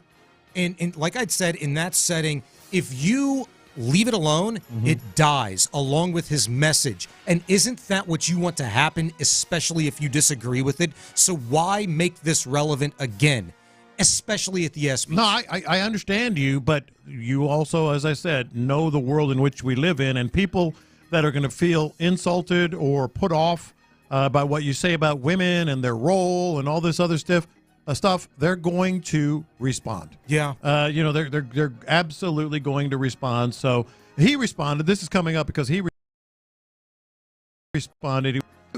People put this as like he fired shots back. I think he's kind of in what you're talking about. He said, well, I'll read it and then I'll tell you. He said, I thought Ms. Williams was a great host. I applaud her for using her platform to express her beliefs on a variety of topics. Sports are supposed to be the great unifier. And at an event dedicated to celebrating a diverse group of men and women that have accomplished great feats, she used it as an opportunity to disinvite those with whom she disagrees with from supporting fellow athletes. People were saying, well, he took shots. I don't think that was a shot so much as like, hey, I was just disagreeing with that, and this is supposed to be a unifying thing. But again, all I would say to Harrison Butker is, what did you expect? Yeah. What did you expect? Yeah, and I guess he's not happy with, being invoked as a part of the ESPYs, like having his name. It's going to happen all year. It is. If it happened on that platform, yes, get ready for it. That just kind of pressed the reset button. Yeah, it did. Because here we are. He'll be asked about it at NFL training camp this week. His availability. And people are going to be waiting to see what he has to say about those And now it's not even what does he say about what he said a month and a half ago. Yeah. What does he say about what Serena said this past week? Yeah. You know what I mean? So it just continues to fuel the fire. Up next on Around the NFL, over the weekend, Vikings wide receiver Jordan Addison was arrested. This was actually Friday in L.A. Under the suspicion of driving under the influence. That was almost a year to the day that he was for driving 140 miles per hour. So it was a knucklehead last offseason. Obviously has not learned his lesson this offseason with a DUI arrest. Now, how many chances? Well, I would ask the same question about Rashee Rice with the Kansas City Chiefs. Yeah. There's another knucklehead who in a span of what, Lopez, a month? Yeah. Is caught up in a 7-car crash, driving recklessly 119 miles per hour on a freeway. Really could have been bad. Yeah. Really, really could have been bad. Could have lost people lives. And then what? He is in trouble with a nightclub owner in a fight. And then I think there's another situation that is going on, like a domestic dispute with him. Yep. How much are the Kansas City Chiefs going to tolerate? Well, they're tolerating a lot because they're really good. But I just feel like 140 miles an hour followed by a DUI allegation. That's got to be. You can't ignore that. That's potentially killing people twice. So that to me is what gets me. And here's the thing that I thought about. This is going to be related to the Rashee Rice thing. Here's why. The NFL, maybe I'm being too logical here. You tell me. But the NFL has got to look at this and say, all right, yet another opportunity to nip this in the butt, because we can't have our players thinking that they're invincible and can do this. Like, clearly the question that you had, when's he going to learn? Clearly not yet. Nothing is enough for him yet. What's going to be enough is when you cost him games and game checks. Yes. And if you use this against Rashee Rice and you punish them both significantly, and Rashee should have much more coming to him than Jordan Addison, but that sends the message. When you cost games and game checks. And the other thing is the NFL can do that. Exactly. They don't have to have a conviction, They can just say behavior, whatever. They can do that. Absolutely. And I think that needs to happen. Sometimes you need to take it out of the team's hands. And the NFL needs to do that. Yes, because the same, if you're going to rely on the team, that's almost just like what was a situation where Roger Goodell was going to be the third party, the arbitrator in what was the case? Was that the Deshaun Watson stuff? No, not the Deshaun Watson stuff. Yeah. It was somebody had brought a lawsuit against the NFL. Oh, the John Gruden thing. The John Gruden thing, the lawsuit there. Well, who's going to oversee the arbitration process? Will. Roger Goodell. Well, I'm suing his ass. That doesn't sound right. You can't let that happen. That doesn't sound right at all. Like if you're Addison or Rashee Rice, well, I play for these guys, so sure, they're going to handle the discipline situation with the utmost fairness and justice in mind. No, absolutely not. They're going to try to get him on the field as fast as they possibly can. All right, that's going to do it for Around the NFL. Coming up next, we'll go with the internet and what has it going nuts. It's next. You're in the loop. How do you grade the Astros?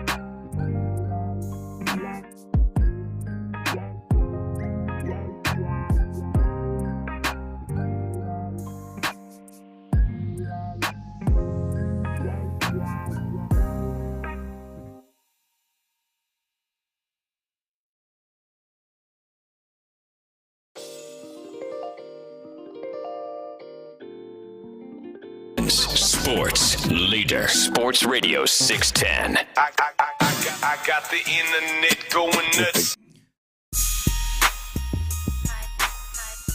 Sean Bijani with John Lopez, Figgy Fig, internet going nuts.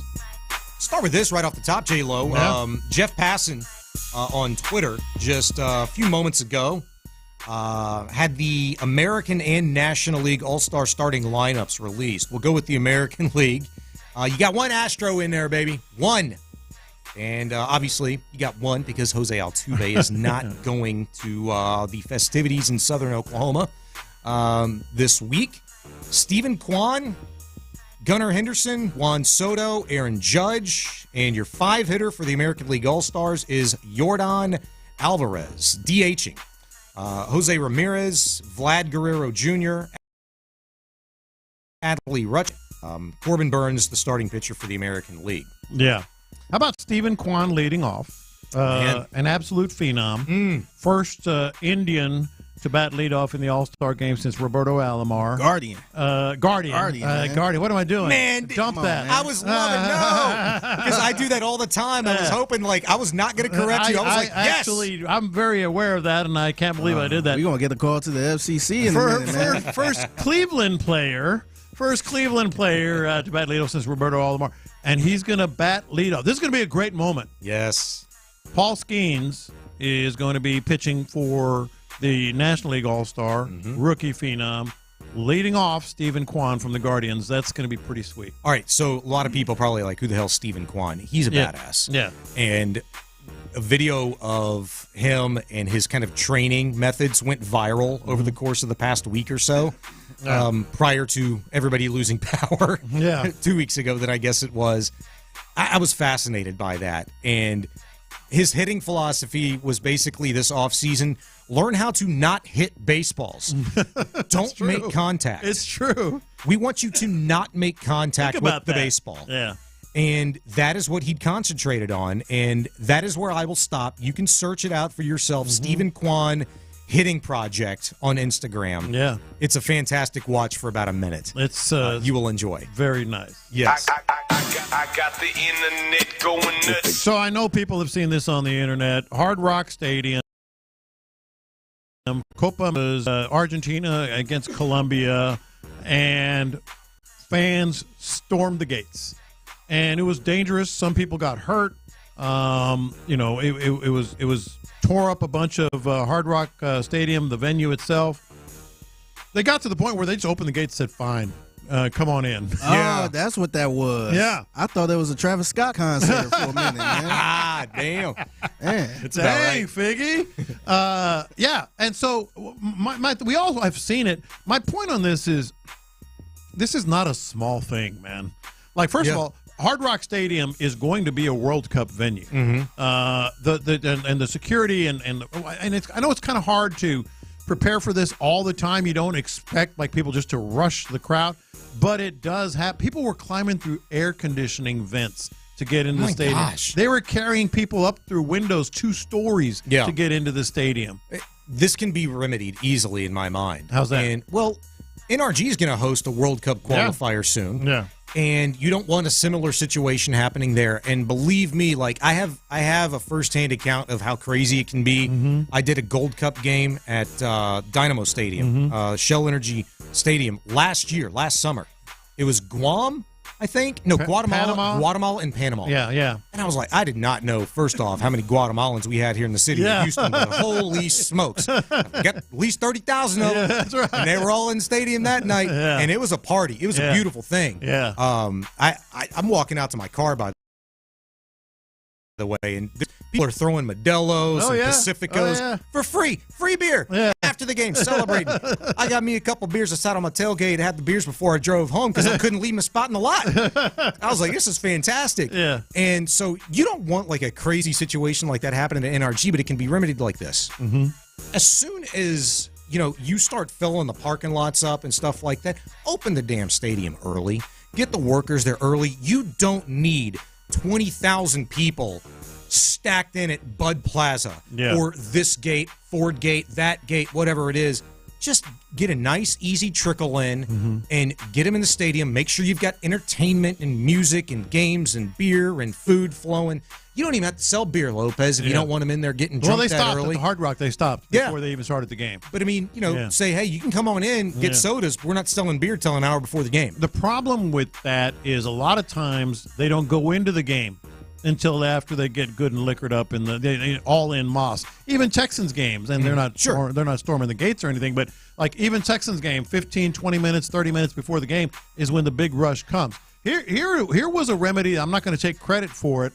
I saw from a writer at the Miami Herald, have like a gate entry where you check tickets for people to get through the gate, like gated around the stadium. Yes. Before you get to the stadium. Yes. Because people were just storming the doors and climbing into windows, like I said, air conditioning ducts. So if you can have an outer gate and an inner gate, the outer gate is where like everything shut down. Yeah. You can shut down the stadium. I wouldn't mind that because it can still be done efficiently. Yeah. And you might think off the top of your head, this is going to be a pain in the ass. I got to do multiple ticket checks. Yeah. But it can be done efficiently. Yeah. You just need the It's worth manpower to do it, and it's totally worth it because you don't all want that a damage situation. that Hard Rock Stadium withstood. Yes, you don't want that situation I got the happening again. internet going nuts.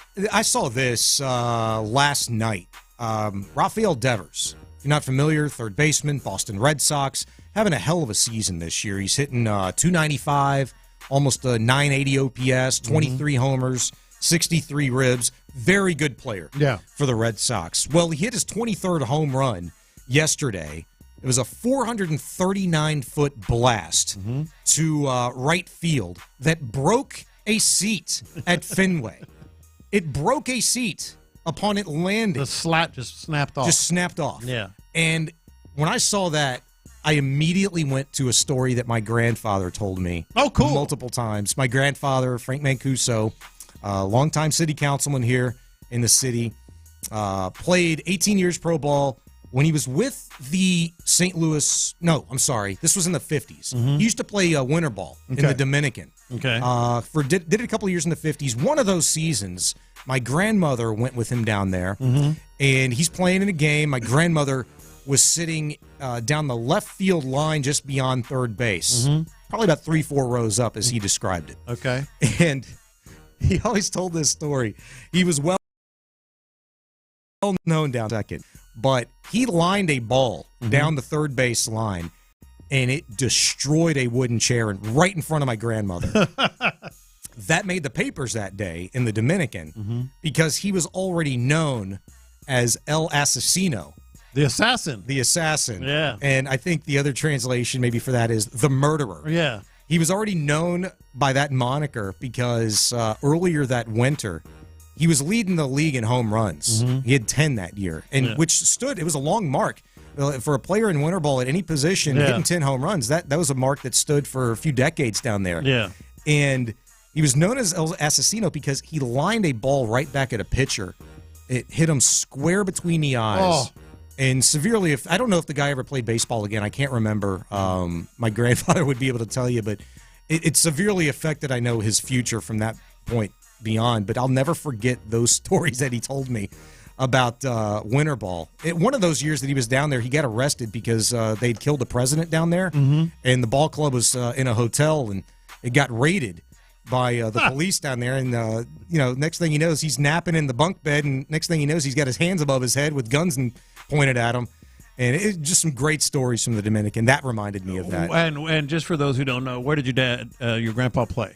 Where in Major League? Oh, he played for the St. Louis Browns, which are now the Baltimore Orioles. He played for the New York Giants, which are now the San Francisco Giants. He played for the Washington Senators, which are now the Texas Rangers. Oh, we won't talk about that. So even Ted Williams had to manage the Rangers at one point in time.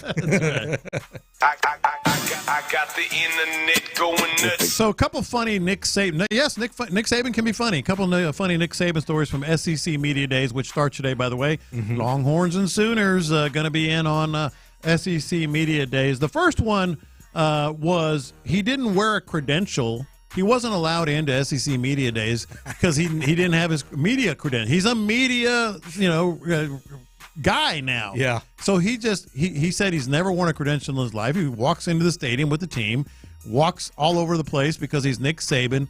Somebody stopped him and did not let him into until they realized that. Did he say, "Do you know who I am?" Yeah, he probably did. But he should have. Because he's getting paid $500,000 this year to be an advisor to the team, is he not? Yeah, but he needs a media credential. And there was somebody in a yellow windbreaker saying, "No, sir, I don't care who you say you are.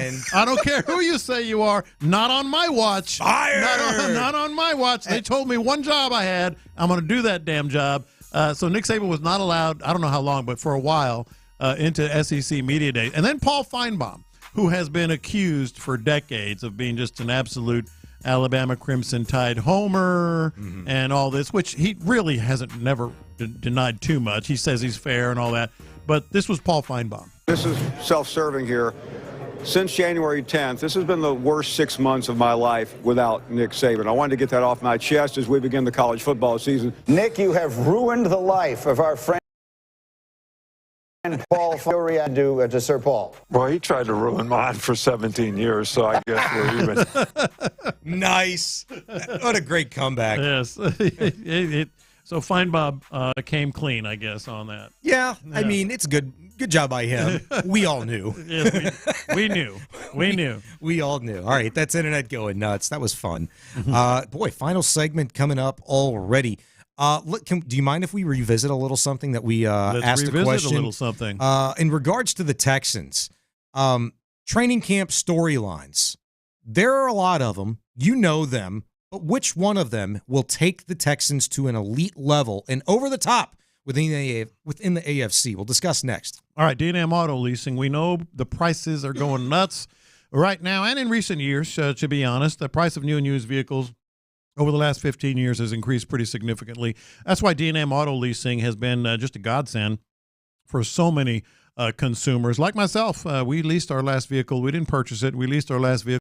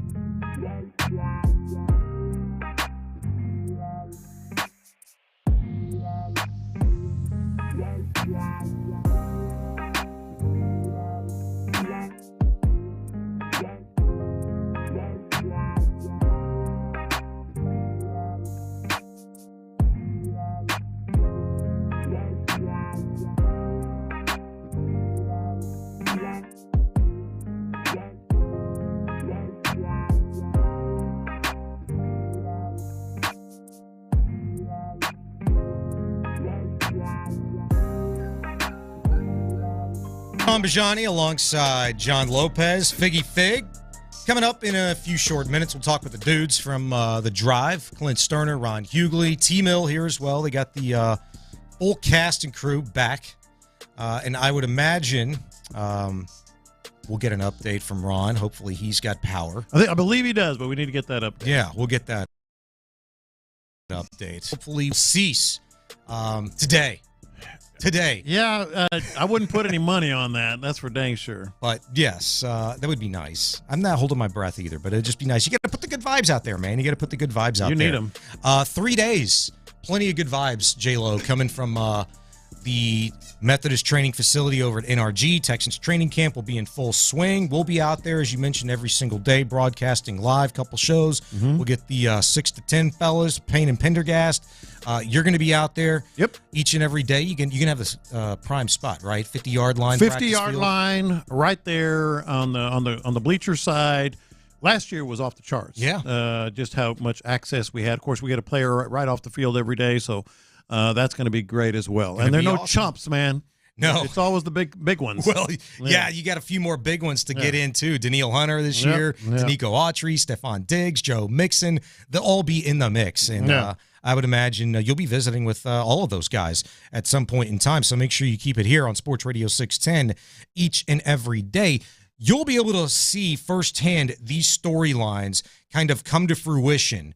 I think most of them anyway. Yeah. And the question that we asked earlier, we're kind of running it back a little bit, is of those storylines, which one of those questions could carry this team to the top of the AFC if it's answered? Like, if it becomes a really good thing, if it becomes elite, as you put it. Yes. I think, look, we get tired of it. We're so ready for camp, not just as a city.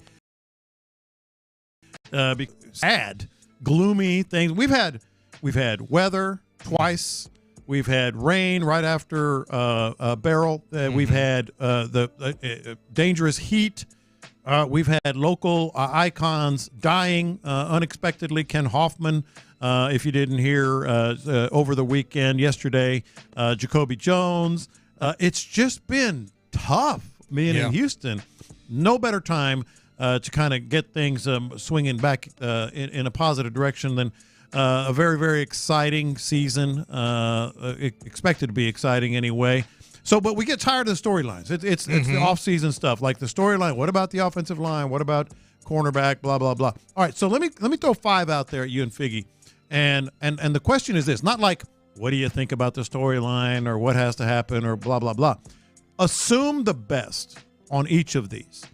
Offensive line becomes elite, not just good. And even if you don't want to use that word, if it makes you uncomfortable, it's better than expected. Yeah. Like right now, we just want Titus Howard to be good and Kenyon Green not to be bad. And to play their rightful positions. And to be where they belong. Honestly, how much they just spent on the offensive line should be the elite. Oh, yeah. Exactly. It should be. But okay, but nobody's expecting elite necessarily with the offensive line. You can have your fingers crossed. But let's assume each of these positions not only answers the training camp question, but answers it with authority. Offensive line. I mentioned Titus Howard and Kenyon Green. Cornerback. Kamari Lassiter is an, oh my gosh, jaw-dropping, right? Stephon Diggs is the same Stephon Diggs we knew from Buffalo. Not just like, oh, maybe this, maybe 1,000 yards. Nico might be the leading receiver. No, he is Stephon Diggs. Will Anderson develops into a monster. Not an incremental baby step better than last year. I mean, flip the switch. Last year's over. It's all coming easy. He becomes a monster on the defensive end. And then the last storyline that we've seen a lot of is Joe Mixon and the running back position. What if Joe Mixon excels? 2 years ago, might have been 3. 2 years ago, I believe, he had 1,200 yards rushing and almost 500 yards receiving. He becomes that guy. So let's say all these things, which of these things, I should say, if it becomes elite, would carry this team the furthest? My opinion hasn't changed on this. I said offensive line earlier, and I think it's offensive line. To me, I look at it this way. It kills 3 birds with 1 stone, right? If your offensive line is elite, then that means center, left guard, right tackle, locked and loaded. You know what you got going forward. That offensive line as currently constructed, should take you through the 2026 season. Yeah. In terms of contractually, who's locked up already, there needs to be something sustainable. That could be, the potential exists until it doesn't. This could be the best offensive line we've seen since the Chris Myers, Mike Brazel version of that, with that version of the Texans. The Arian Foster offensive line, easy, because run game, wide receiver, quarterback, it's all encompassing. I agree with that. I agree with what you said, but I'm going to have to go with the cornerback position, man. I think if they hit on Lassiter, who was a second-round pick, I think that defense is going to be a problem, man. Because I think they addressed everything, mostly everything on defense as far as the defensive line, and they got Al Zahir and all that. Yeah. Man, if they hit on that second-round pick, on top of the 2 cornerbacks they signed, if they can be at least decent, they ain't got to be, the lottery picks they were, but if they're at least decent, man, that defense gonna be a problem. Look, I think there's really no wrong answer. If you get any of these guys not just answering the question but becoming elite, it makes this team better. But I think the one that makes the team the best is Will Anderson, and the reason is, how many teams have 2 double-digit sack guys? How many teams have 2 guys with with tackles for losses for days? And on top of that, because you got Danielle Hunter, he's a double-digit sack guy. He's going to fall out of bed and get you double-digit sacks. If Will Anderson can come from the other side, not to mention Danico Autry inside, who's a pass rushing fiend, he's just going to be moved to the inside. All of a sudden, you've got quarterbacks that you're going to face that are really, really good, that are going to have it coming at them from both ends. And I think an elite Will Anderson makes this defense. I mean, I'm not going to argue with Figgy because a cornerback can do the same thing. But for me, having those quarterbacks on the it's funny that both of you guys went defense. Yeah. It does on the surface actually make the most sense, because under the premise of your question, assume this is all good. Yeah. But which one could take you over the top? That's really the kind of tricky thing. And I went with offensive line because, again, I looked at it as like you're killing 3 birds with 1 stone here. If you got a good offensive line, that means your run game is that much better. That means your quarterback has that much more time and can be that much more efficient. That means your receivers could be that much more efficient and effective. They're going to eat more, right? Yeah. So I looked at it from that sense. But if we're assuming that everything's already good, then defense becoming elite. Yes. That I think I could roll with you. But to your point on the offensive line, one of the things I've been saying about, it doesn't necessarily, it just needs to be good, not necessarily elite with the offensive line, is because C.J. Stroud has a penchant for adding, getting more time, making more time for himself, being able to avoid the run. But as you were talking right there, I was thinking, man, can you imagine C.J. Stroud with a lot of time? Can you imagine C.J. Stroud with a lot of time and a running game? Yeah. That's going to be no. Look, like it would. Like I said, there's no wrong answer, but I've been saying, well, he can make do with an average offensive line, but suppose he has like all the time he wants. Yeah. Suppose the fact that Joe Mixon all of a sudden has an elite offensive line, and for that matter, Dameon Pierce. Then all of a sudden everything starts to click even more. Maybe there really is, I guess, we don't necessarily know what it is today, but it's going to be something that we're going to maybe see play out over the course of the season, because don't we always, that's the essence of football and the conversation and the storylines that continue throughout the course of a regular season, the position battles, the shortcomings or underperformance or overperformance of different position groups that tell the story of your football team. So I'm saying that at some point at time, let's just fast forward to week 15, Lopez. Wherever this football team is, we could very well be talking about,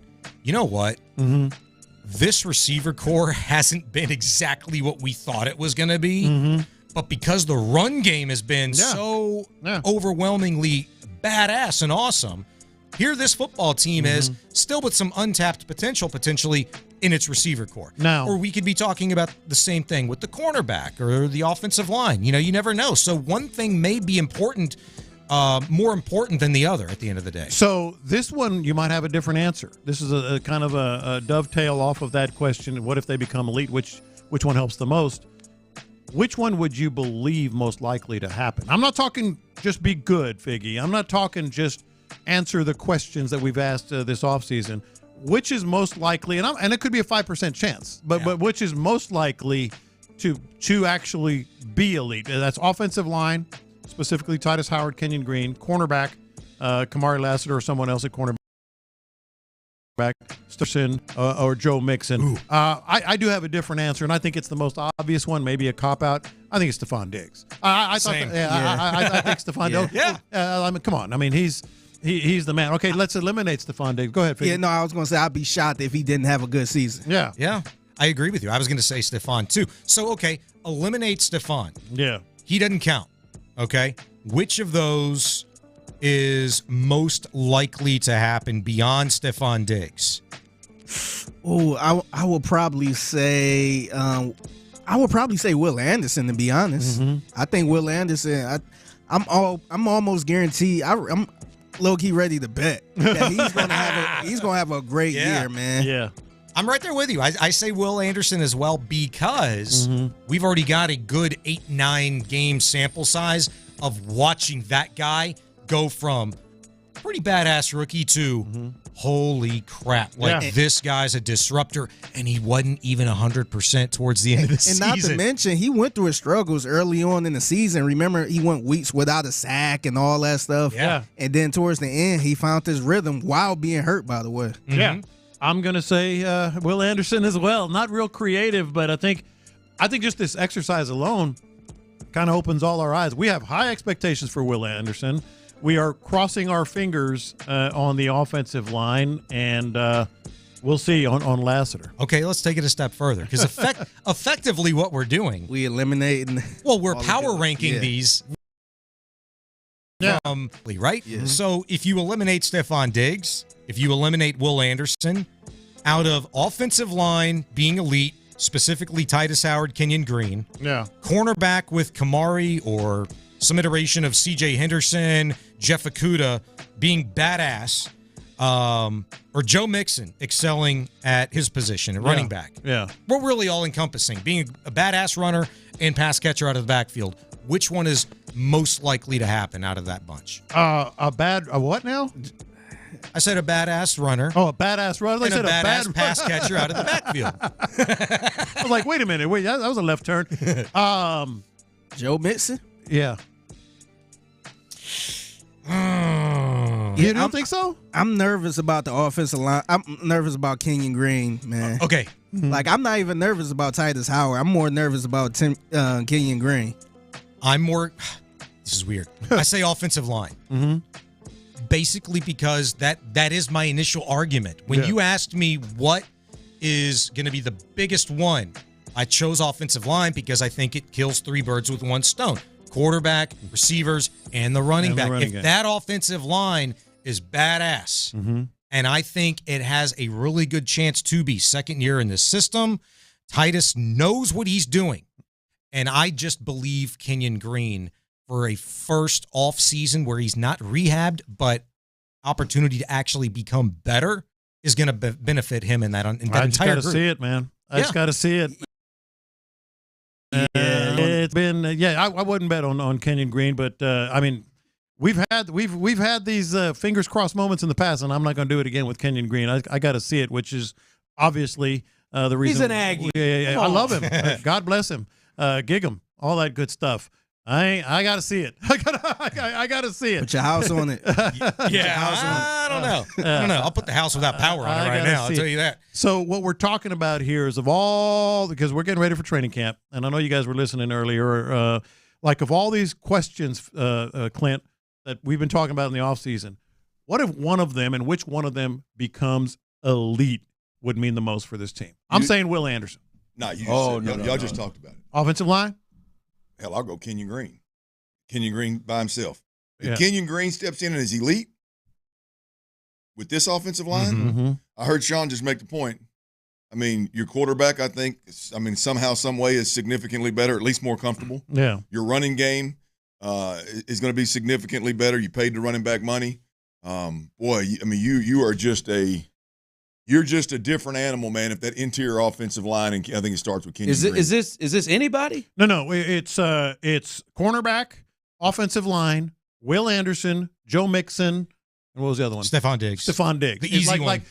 These are all, what we're talking about is all these offseason storylines that are going to coming into view on Thursday. Like, what if they don't just answer the question, but one of those things is actually superb. That's a good superb. To me, it's No. Well, opposite to Stingley.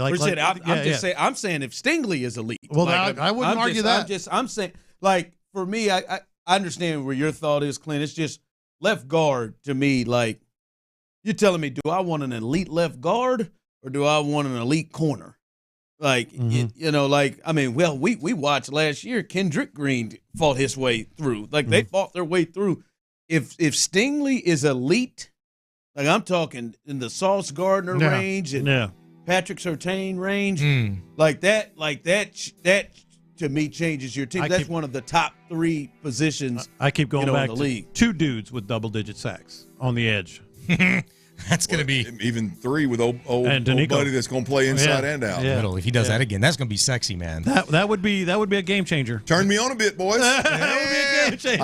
I got football horny already. I got to tug at my draws a little bit here, man. If Stingley's turning me on, camp week, baby. That dude that went and took the challenge of Amari Cooper. If he's that guy every week. No, there is no wrong answer. I think it's fun. I thought it was a fun conversation because we know there's a double-digit guy on one end. You get another double-digit guy? Yeah, that's hell, you can do that with every one of the scenarios you painted. You know, you got a great corner on one side. If the other one's good, you got one good left tackle. Yeah, you got one good left tackle. You got one good guard. You know, something tells me you guys are going to sit and think on that a little bit. We might hear it during the course of your show. Well done, boys. I done thought I got it. I love it. All right, that's Ron Hughley, Clint Stoerner. They're coming up. You're listening to KILT HD2, and Odyssey Sports Station is live. It is live. I'll tell you, because if he's playing elite, that means he's playing. That means Derek Stingley's playing games, baby. If he's playing at an elite level. All right, welcome in. Drive is live. You just heard In the Loop, Sean and John Lopez. Tyler is in the building. We're all back fresh here. We got power. Monday. We all got power, right? All of us, except for Sean. That? Bijani, you ain't got power? And how far does Sean live from you, Tyler? About a par 5 on a golf course away. Tyler done had. For me, that's 205. For Tyler, it's about $170. Yeah. He did extend an invitation to his house tonight, which I might take him up on. Like, hey, man, for real. I'm serious. Don't do the might. Like, we got some neighbors that were in here just suffering with young kids like your ass got. Go get you some air. Go get you some air. Go get you a bed. Go get you a shower. Don't let that pride get to you. No. Casa de Milner is open. We're past a pride. I made a poor decision. What are you, day 7? We're at pride. You're talking about you taking 6 showers. Come on, man. Well, we're past pride. It's just kind of been there the way that's happened. But I made a poor decision last night of not taking a shower before and then sleeping on a hot leather couch. So that's the worst. Bad job by me, man. Don't let that pride get to you. I'm telling you, I'd have drove to Baytown. Day 7, I'd have drove to Baytown. One of you son of a guns is letting me and these 5 in. And we'll make it work. I got a spot for y'all anytime y'all want. Whether you need AC or not. I just need a room. Just give me a room. Well, I felt bad because I told Bijani late last week I get it and you don't. You are welcome over here, and I didn't even think to follow up with him yesterday. It's some pride. No, it's just some prideful people, and I get it. Like, I get it. I have got some stupid pride stories from you. Stupid pride stories. I walked 5 miles from work one time just because I didn't want to call nobody to come up to give me a ride because I was so prideful. Oh, my God, it was early in Courtney and our relationship. She said, "You walked home from there?" I said, "Yeah." She said, "You had to walk on the highway." I said, she was so mad. God, she was mad. Hold on, remember that time you didn't go get my boy Ron Courtney? That was some bull jive. Made him walk home. She got my feet were barking, man. I was dead. But it was more than 5 miles, I'll be honest with you. But no, man, don't let that pride. We had some friends that let that pride get today. into their face, too, just sitting there just hot as hell in there talking about, we got neck fans and stuff. We'll be fine. The hell are you talking about? Neck fans? Is that what you said? That's what they said. What is a neck fan? Got a fan that they can attach, I guess, right there. I said, boy, okay. Yeah, we're going to be in a desperate spot as a country if I'm strapping a fan to my neck, boys. Young-ass kids over there doing it. But, yes, we all got power. Hopefully Sean Bijani gets it soon, but hopefully, man, he go on over to Tyler's spot, man. Somewhere. I got some whiskey for him. I got a bed. I got some AC, a nice shower. Yeah, man. Come on over, Sean. We got. Which one of them pups you gonna send in there to sleep with him? Probably. See the friendly one? Nah, he don't want no damn Nala. He don't want no cuddler. Yeah, she goes in there licking on the guest. Like, would you have an issue with kind of lotion they got? Like, would it be real quick? As I'm just thinking, he's got his wife and his son. Is it a no-go if Sean would stay over there and things kind of got a little fun with the wife? And his wife and his boy have been staying somewhere that does have AC and everything. So he's just been over there. So he's just alone. He's running solo, yeah. But I'm just saying, if the whole family came over, is it a no-go? Is that like a It's like a break? If he wanted to fondle his old lady in the guest bedroom? If he went over to Tyler and had his guest, I'd be went and knocked her off. I mean, look here. Y'all come to my house, and one thing leads to another, and there's a moment there, and you don't take it. It's a man's duty. It is a man's duty to handle your business. So yeah, no problem with that. I encourage it. It's a little loud. I ain't got no problem. And I love the direction of this conversation. It's like, can we? Like if you're laying there and Megan, oh my God. You hear that? You hear? It's a man's duty. Well, now let's be careful here. I'm not saying he comes off the top rafter there. I'm just saying Sean seems like an aggressive headboard banger. Like an aggressive. Get on the floor or something. Put a pillow between the headboard and the wall. So it shouldn't be too loud, right? I'm just saying, have some common courtesy. Even in your situation, you got two youngsters. You all right if they come in there and they can do whatever the hell they want to. Now I'm gonna give him hell if I got to listen to a headboard bounce off the wall. I'm gonna give him some props. Good work you did in there. And then it's like, all right. I had that in you, Sean, but nonetheless, next time put a pillow between the headboard and the wall, will you? Now I got to call my painter to get him over here to do some patchwork. Are they in there? I just wonder. You know what I mean? Yeah. I don't think I'd have a problem with it. I just wonder, is that a boy? You're right. You roll over and be like, babe. hey, now. You see.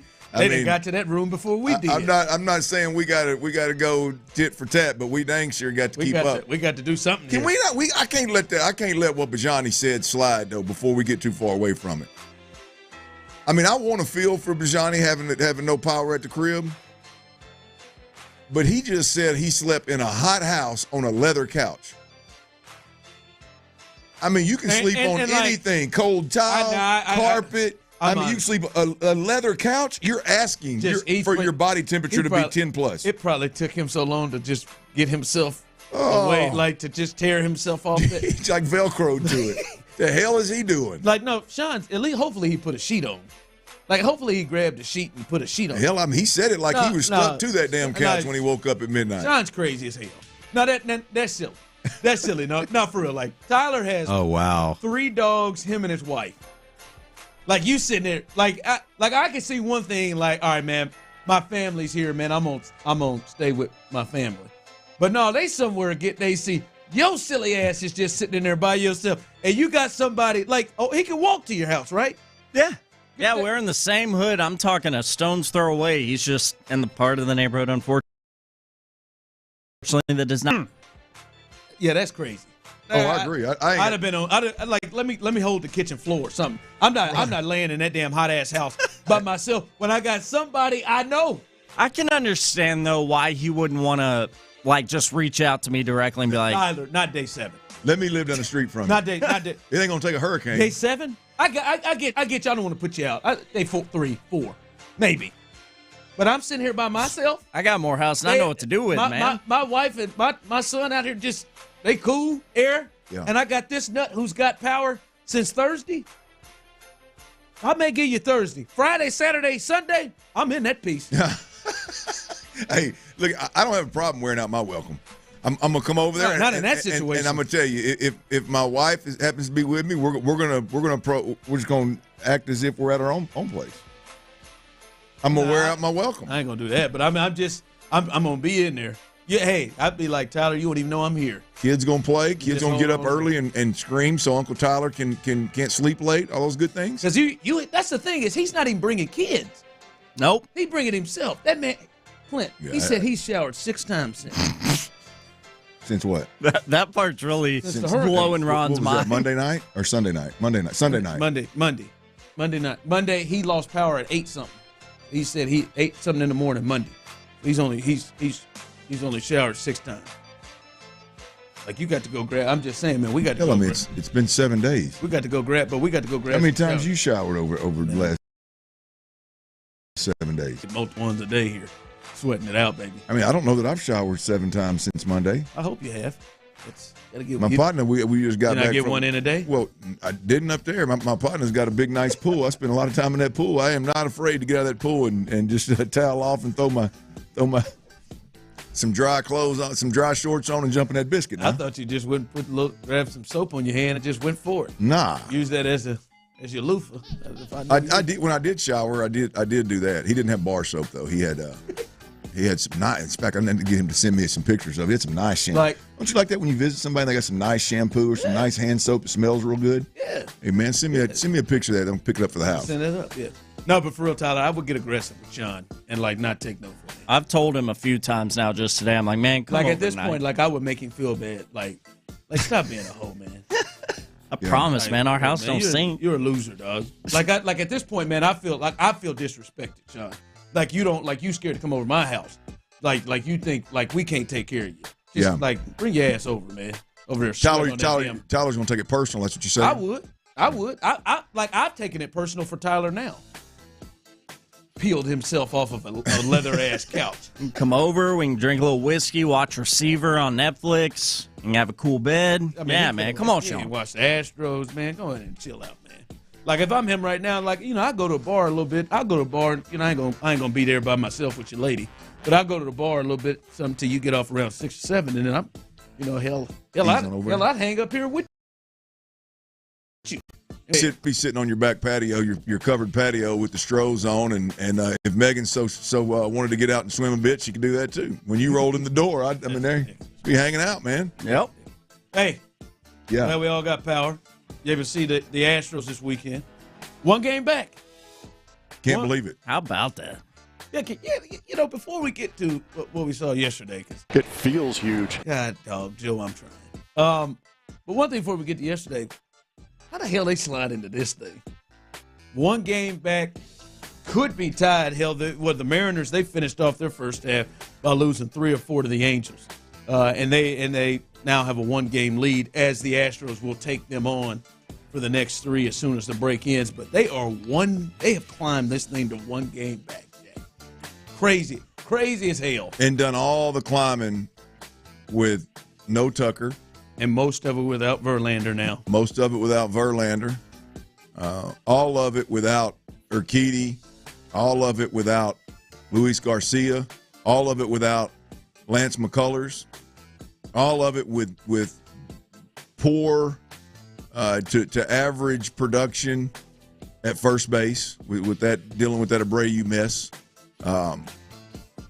All of it with 3 youngsters pitching and coming through big. I mean, it's wild to think that any team could do it, even if they were healthy and full strength. To think that they've given themselves an opportunity to have a season with a comeback story. Never had Astros history, that's for sure. Especially when you get into the details I just mentioned. They positioned themselves to come back, get in the playoffs, and make another run with guys that we didn't even know were going to be what they were going to be or who they were going to be this season. Yeah, this is at least right up there with them 05 Astros that was down a lot in the NL Central that year and made it to the World Series. But this has been nuts the way they pulled this off. Everything that you said. Now yesterday I don't know what Joe's thinking. I don't get it. I'm trying to do the best I can. Friday we had a conversation. What is the grade going into the 3 games left? What's your grade for Joe? I said C+. Okay. C+. many people were feeling pretty good. A couple of F's in there, a couple of D's, whatever, C+. And I'm trying. I don't want to give him credit. And then yesterday happened. I don't get it. 2-1 going to the 8th. Abreu, Presley, Hader. They didn't pitch the day before. They're not in the All-Star game. They're not going to be even. Their next game won't be until Friday. Yeah, week off. The previous day off. Last time they pitched was Friday, all of them. 2-1 ball game. None of them appear in the 8th. I don't understand. I'm trying, Joe. I really am. Gave him in a nice way. I really did. He's coming along, and then is there an explanation? I'm scared to hear it. Joe almost drove me off a cliff Friday. His explanation to Luis Garcia not having a setback, and then he immediately explained him having a setback. It's not a setback. No. Would you say there's a setback with Jose or with Luis Garcia? No, it's not a setback. just maybe his arm just didn't bounce back the way we wanted it to. What a guy is what he said. So I'm scared. I'm scared with Captain Joe. But this was his explanation of not in a 2-1 ball game having a chance to win the series against the Rangers. 8th inning, not bringing in any of his top relievers to go to Rafael Montero. That was my goal entering today. Really trying to be smarter how do I use these guys. I know the magnitude of the game, but I got to listen to our relievers and the volume of innings and work that we've given them to get to this point. And another reason, we need everyone to get big outs for us. At some point, we just can't go the same route trying to get a win. We need everyone to get big outs, and we've been getting big outs from all those guys. So we just need to contain and continue to do that, and we need to everyone's got to contribute and for us to get to where we want to get to. Yeah. We don't need Greg Kessinger up in the lineup game with a runner in scoring position. We don't need to. What are you talking about? I get some of the stuff you're saying, but they didn't pitch yesterday. I don't get anything you say. They don't I get from the point of we want to understand their innings, but this didn't apply to it. They didn't pitch the day before, and they're not going to pitch at the very least for 4 days. What are you talking about? It's 2-1. Yeah, I don't get anything he's saying, to be completely honest with you. I think this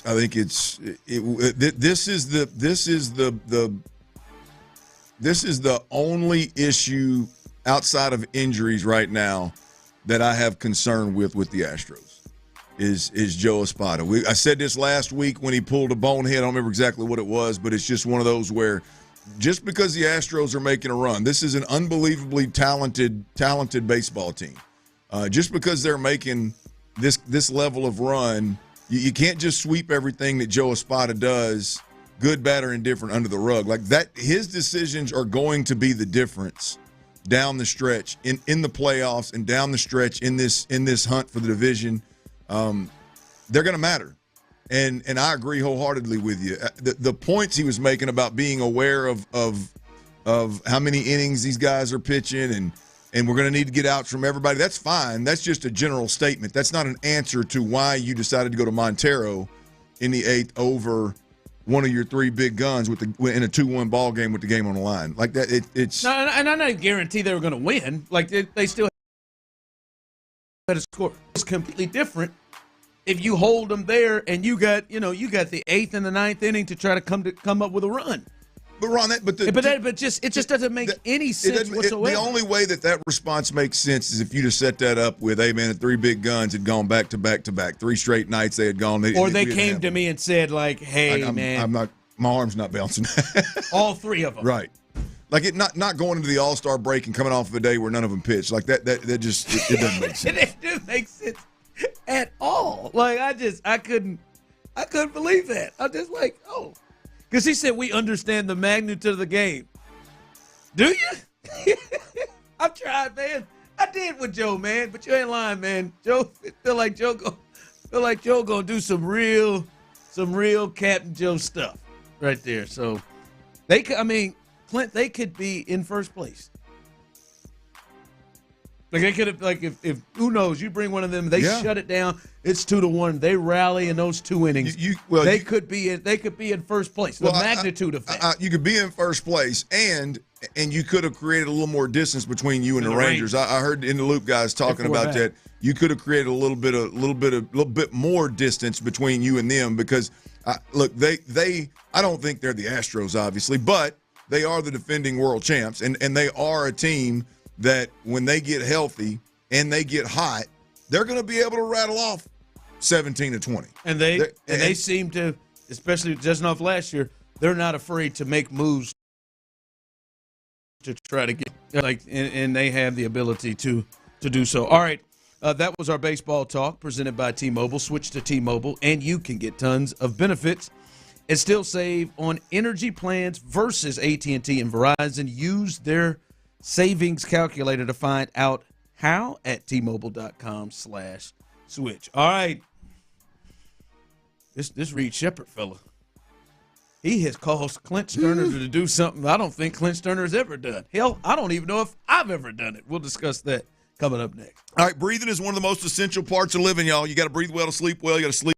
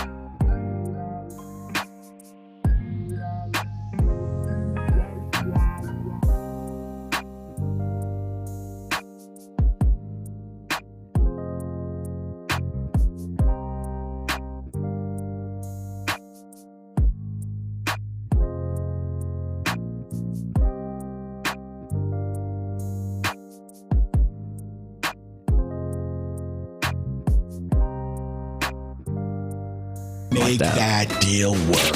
New episodes every week on the free Odyssey app or wherever you get your podcasts. Houston's sports leader, Sports Radio 610.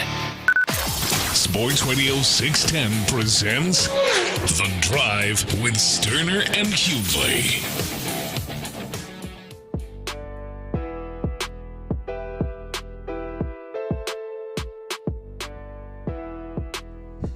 Text line rolled through. Are we getting a best of the week or best of last week today or not?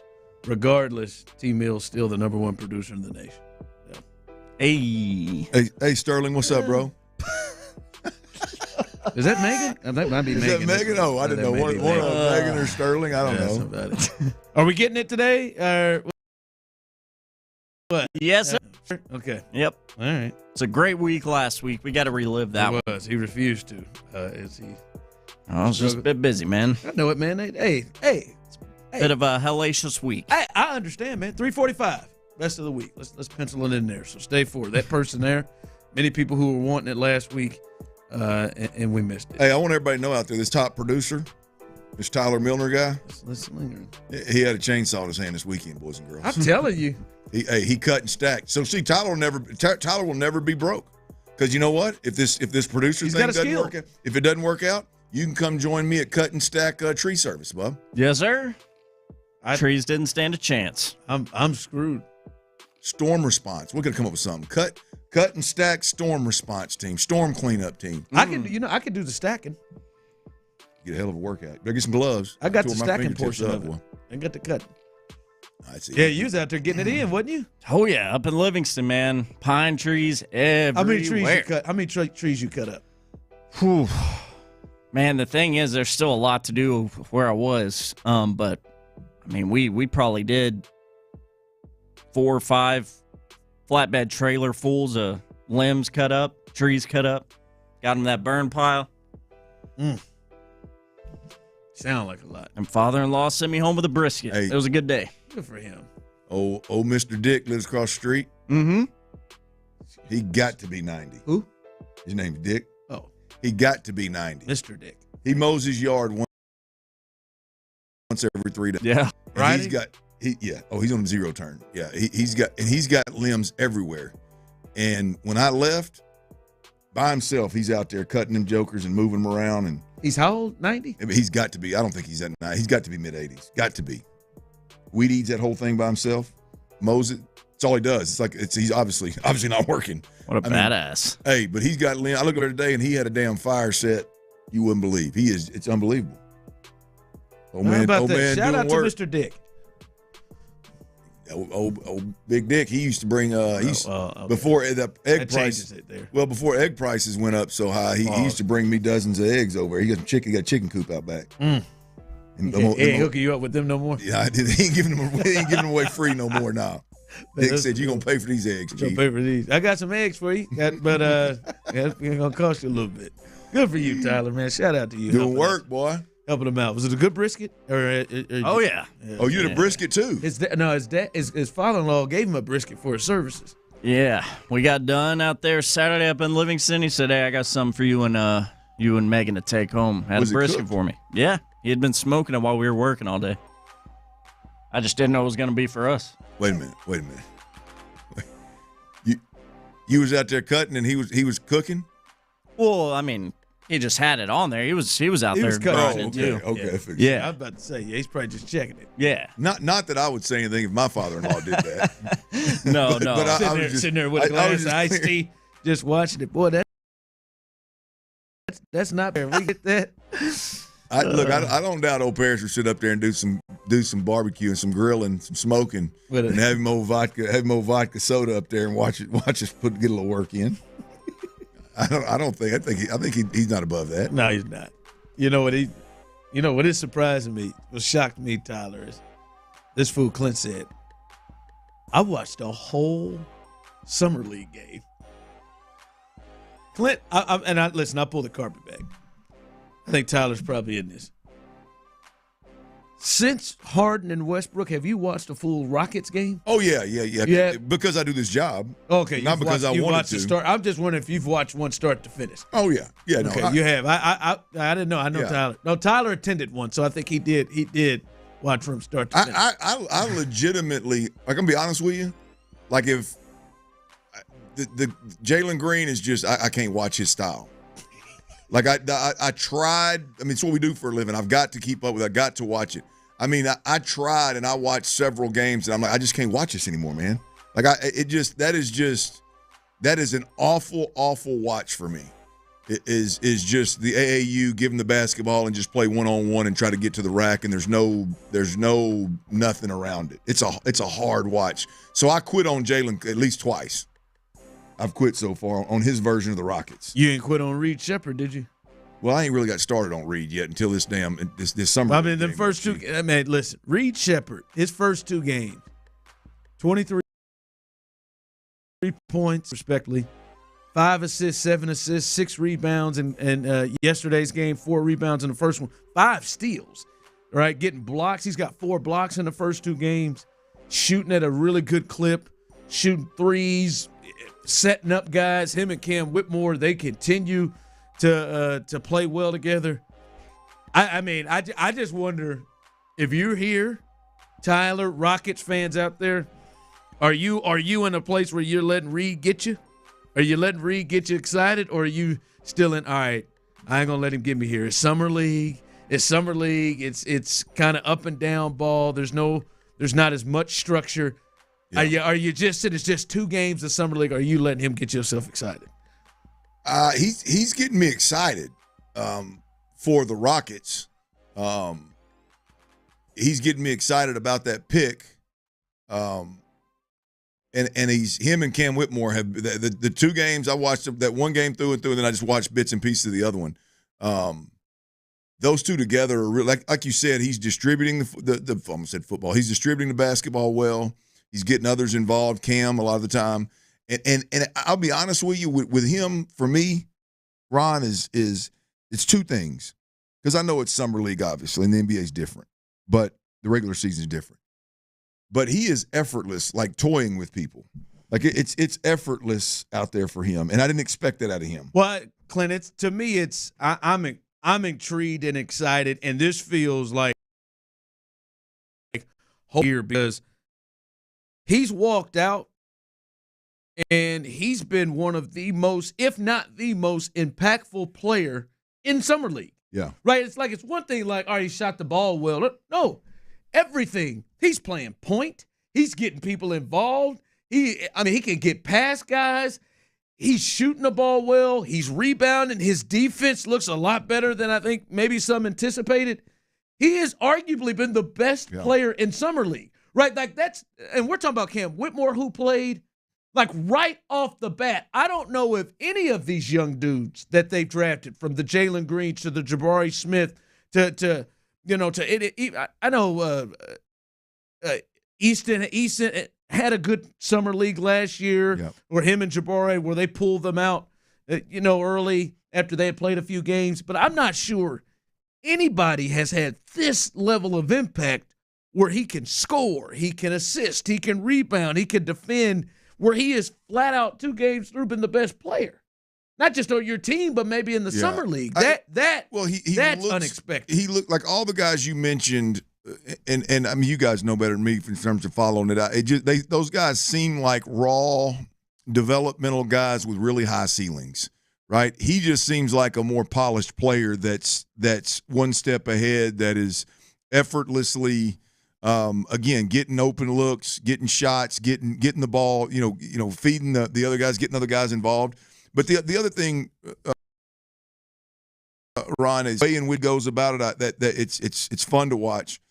The other thing is the way that the others seem to be responding to him. It seems like he's got a little it factor swag going on with dudes. Like dudes that weren't even which ones you just named? Jabari Smith, I think. I think he was out. He was in street clothes. I just caught a glimpse after the game, but it was an exchange. I think it was him. It was an exchange between those two, and it was one of those like, boy, there just seems to be a respect, a swag, an it factor there with him as well, and maybe mature beyond his years kind of deal.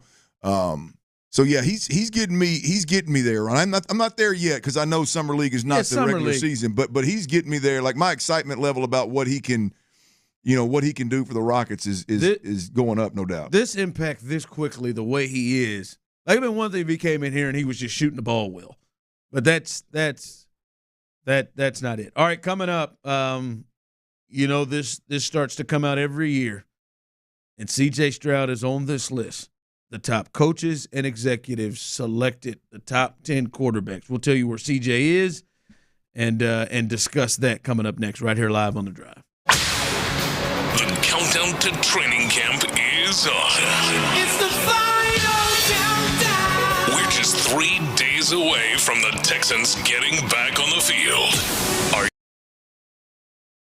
you latest in the practice field every weekday during camp? Right here on Houston Sports Leader and the free Odyssey app. Your home for the Texans is Sports Radio 610. I'm Jeff Jr. with Trajan Wealth, debunking 3 myths about fiduciaries. And you're going to be surprised about myth number 3. Myth number 1. Fiduciaries are too expensive. Not at Trajan Wealth. Our interests are aligned with yours, so we don't need to push costly investments. The more you make, the more we make. It's that simple. Myth number 2, they will only want to sell me something. Absolutely not. At Trajan Wealth, we have hearts of teachers, and it's our goal to educate and empower, not sell. And the biggest myth, myth number 3, fiduciaries are only for the wealthy. Not at Trajan Wealth. Whether you have 50 grand or 50 million, we know it was hard-earned and we'll treat it as such. Let's grow together.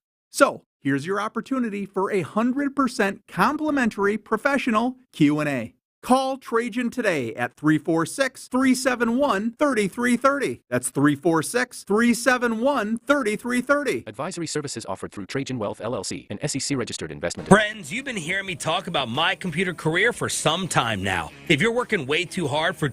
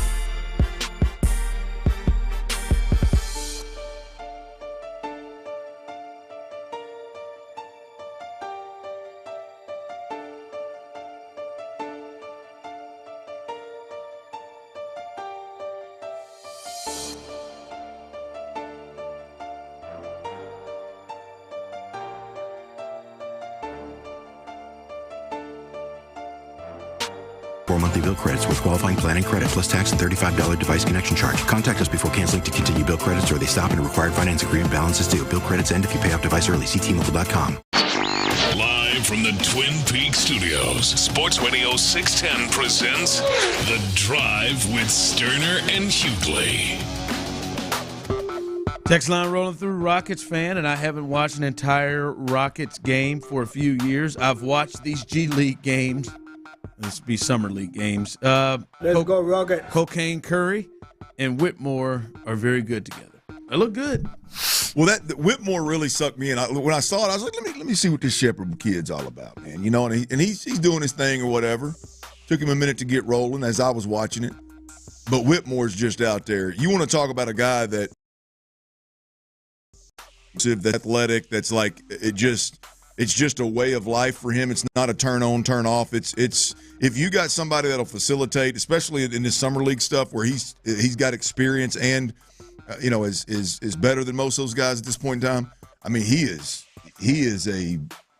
straight is aggressive and attacks all the time. Well, those two in particular clearly look like they're above the level of which they're playing in. Clearly look like they're above that level, which, like with Whitmore, yeah, you can see that right off the bat. But for Reed Shepherd to do that immediately, that's really noteworthy.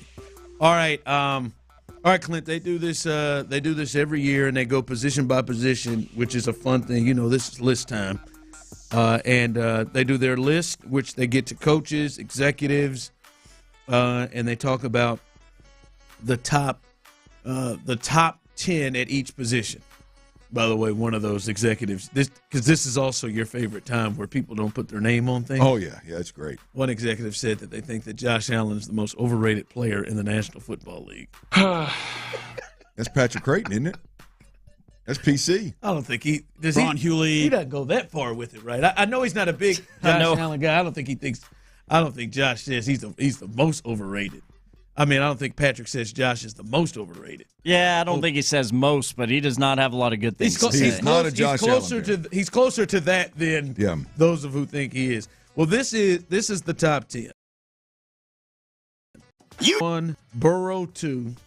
We talked about who is CJ potentially chasing for number 2. They have, from coaches and executives, Burrow 2, Josh Allen 3, Lamar Jackson 4, Matt Stafford 5, Clint's favorite, Justin Herbert 6, then C.J. Stroud checks in at 7, with Aaron Rodgers at 8, Jared Goff 9, and Dak Prescott 10. Yeah, your top 5 is your top 5 different? Or are you absolutely? It's absolutely different. Top 4, right? Right, you would. Well, those guys would be in the top 4, yeah. No, what's your top 5 then? If that's not, I would put Aaron Rodgers at 5, C.J. at 6. That would be yours. And then I would push Matthew Stafford down. Justin Herbert would be down below Jared Goff, probably even below Dak. Justin would be 10 for me on this list. Tyler, is there any one like, I don't even think he hates Justin, but is there any one player that gets like the props or gets graded out the way that he does that annoys Clint more than Justin Herbert? No, there is not another one more. As soon as I saw Herbert slide into that 6th spot, I knew Clint was going to have him. I can't. Would you have him in the list? Would he be in the 10? I don't know who 11 is on this list. I mean, off the top of my dome, I can't think of it. He would be 10 on this list for me. I mean, there's clearly a huge upside with Justin Herbert, but I'm quarterbacks in the league, like throwing go routes off the back foot, versus soft corners. I mean, that's not, you can't do those kind of things and be a consistent. I think Jordan Love was maybe 11th in the Packers. Jordan would not have been above. He would not have been above Justin Herbert until that playoff run last year. I say run, couple wins, whatever it was. His late season and playoff was pretty impressive. So I would, Justin Herbert would be well down the list. Aaron Rodgers and C.J. Stroud would be above Matthew Stafford. I think the next ones were Jordan Love, Brock Purdy.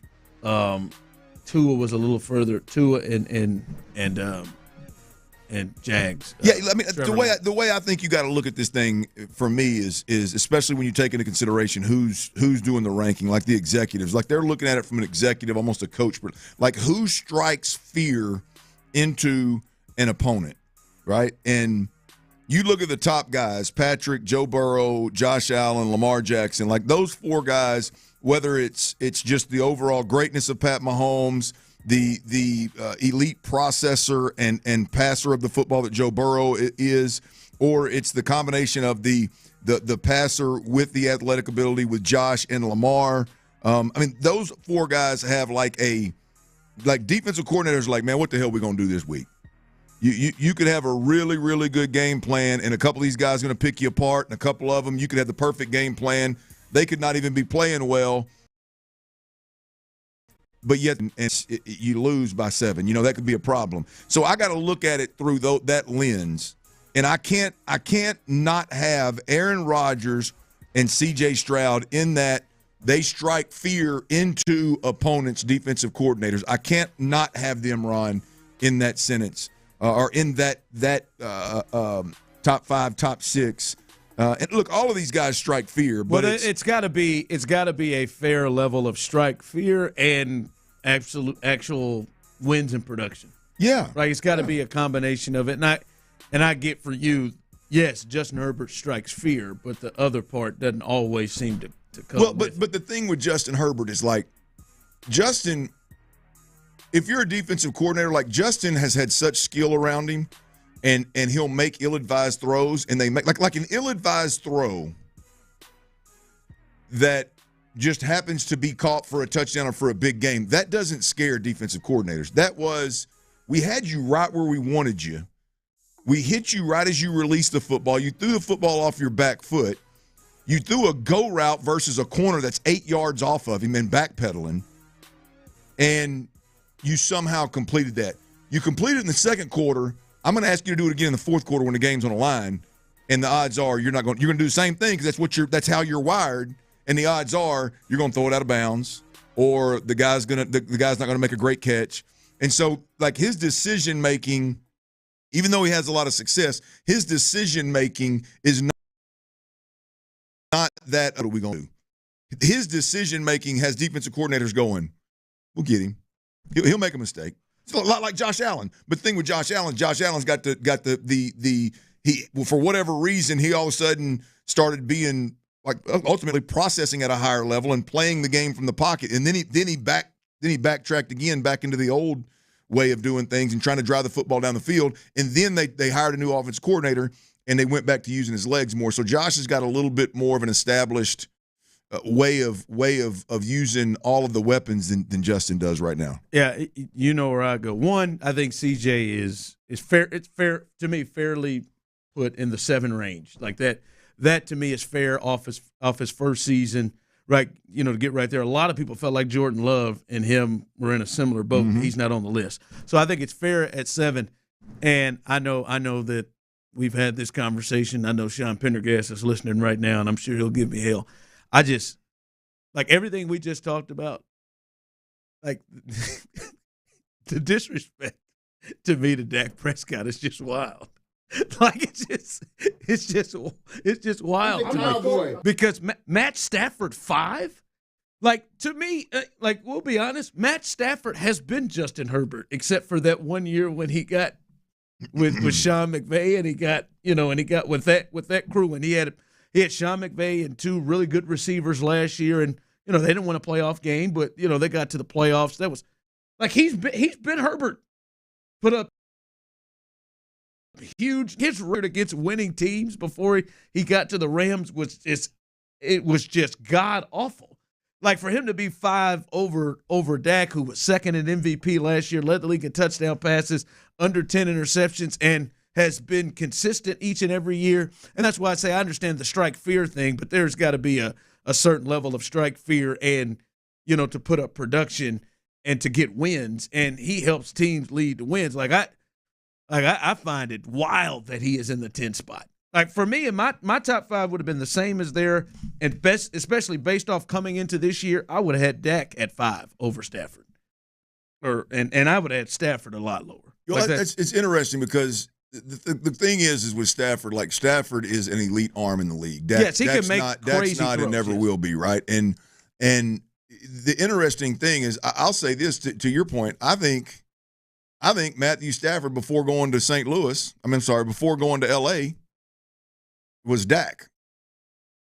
Regular season, 5,000 yards. I don't know if you ever had that, but just loading up the stat sheet with yards. They wasn't winning 12 games. No, you're right. He wasn't winning games, but statistically just driving the football down the field, putting up big numbers, but nothing in the playoffs. Yeah, fair. But I mean, that's exactly what Dak's been. Is great during the regular season, vertical attack, drive the football down the field, and then you're unheard from in the playoffs. And then he goes out there, and so where I'm going with that is like Stafford would be 10 on this list if he hadn't gone out there and won a Super Bowl. He was out 2 years ago, and then last year, where I think they made a nice surprise run, but he's making a nice surprise run. One's got Mike McCarthy, one's got Sean McVay, one's got Puka and Cooper Kupp, one's got, I'm not saying Dallas didn't have guys. They got a better running game. It is wild to me the season and the seasons Dak has had to where he would be 10 on this list. It's just wild to me. All right, coming up, Big Three coming up. We'll get to the Astros in this weekend. Also the draft. They've stayed a bit local with their first pick. SEC news, as well as we'll get you ready for the big event tonight in Major League Baseball. All of that coming up next right here live on the Draft.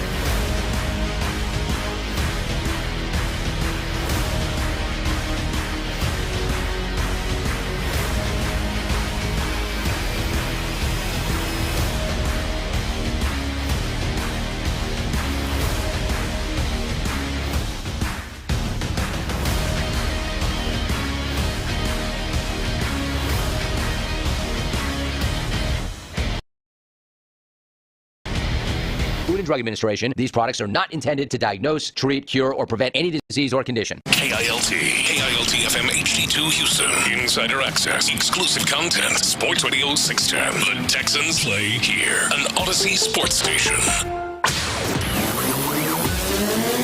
Sports Radio 610 presents The Drive with Stoerner and Hughley. With the biggest stories of the day, it's the Big 3 at 3. Number 1. All right. Apparently, there's a Joe Espada update on Justin Verlander. I just need a couple of minutes before to build myself. Gather up. yourself. Man, it's a captain. No, I got to build myself up before I hear this update because it sucks. Like it. If I hear playing catch again, and how much conviction catch, if we hear that again, that'll be one. Because Friday, Tucker had started playing catch. Verlander had played catch for a third day in a row. Some playing catch, sons of guns. So I was out of pocket. Y'all Garcia shocked me on the Garcia deal. Garcia stopped playing catch. It was a lot of playing catch type of deal.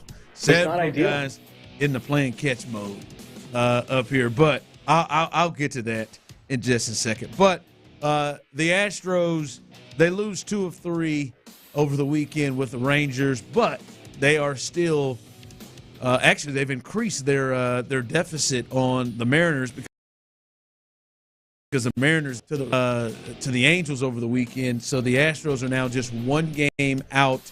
And yesterday, to me,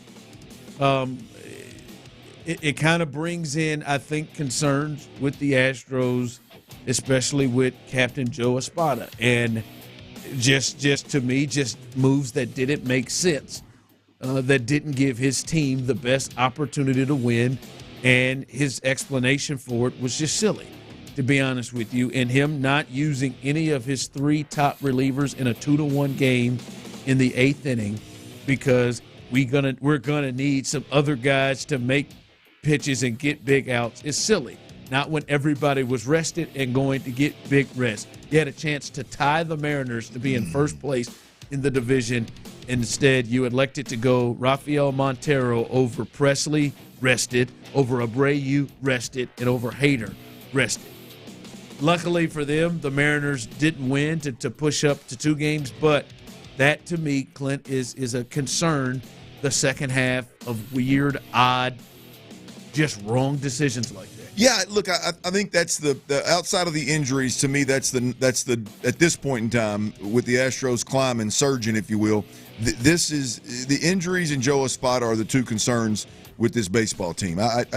Because it's not, I've always said this, like I don't care if it's football, baseball, basketball, I don't come into this thing saying, boy, I agree or disagree with you. Like I just need to feel confident that's right, and it just doesn't seem like that's there with Joe Espada. When Joe Espada does certain things, I would feel a lot better about it if he just came on and talking to me and was like, yeah, it was my plan all along. I'm not going to overwork these guys. If y'all don't like it, to hell with you. If you don't like it, this is the way I'm going to operate.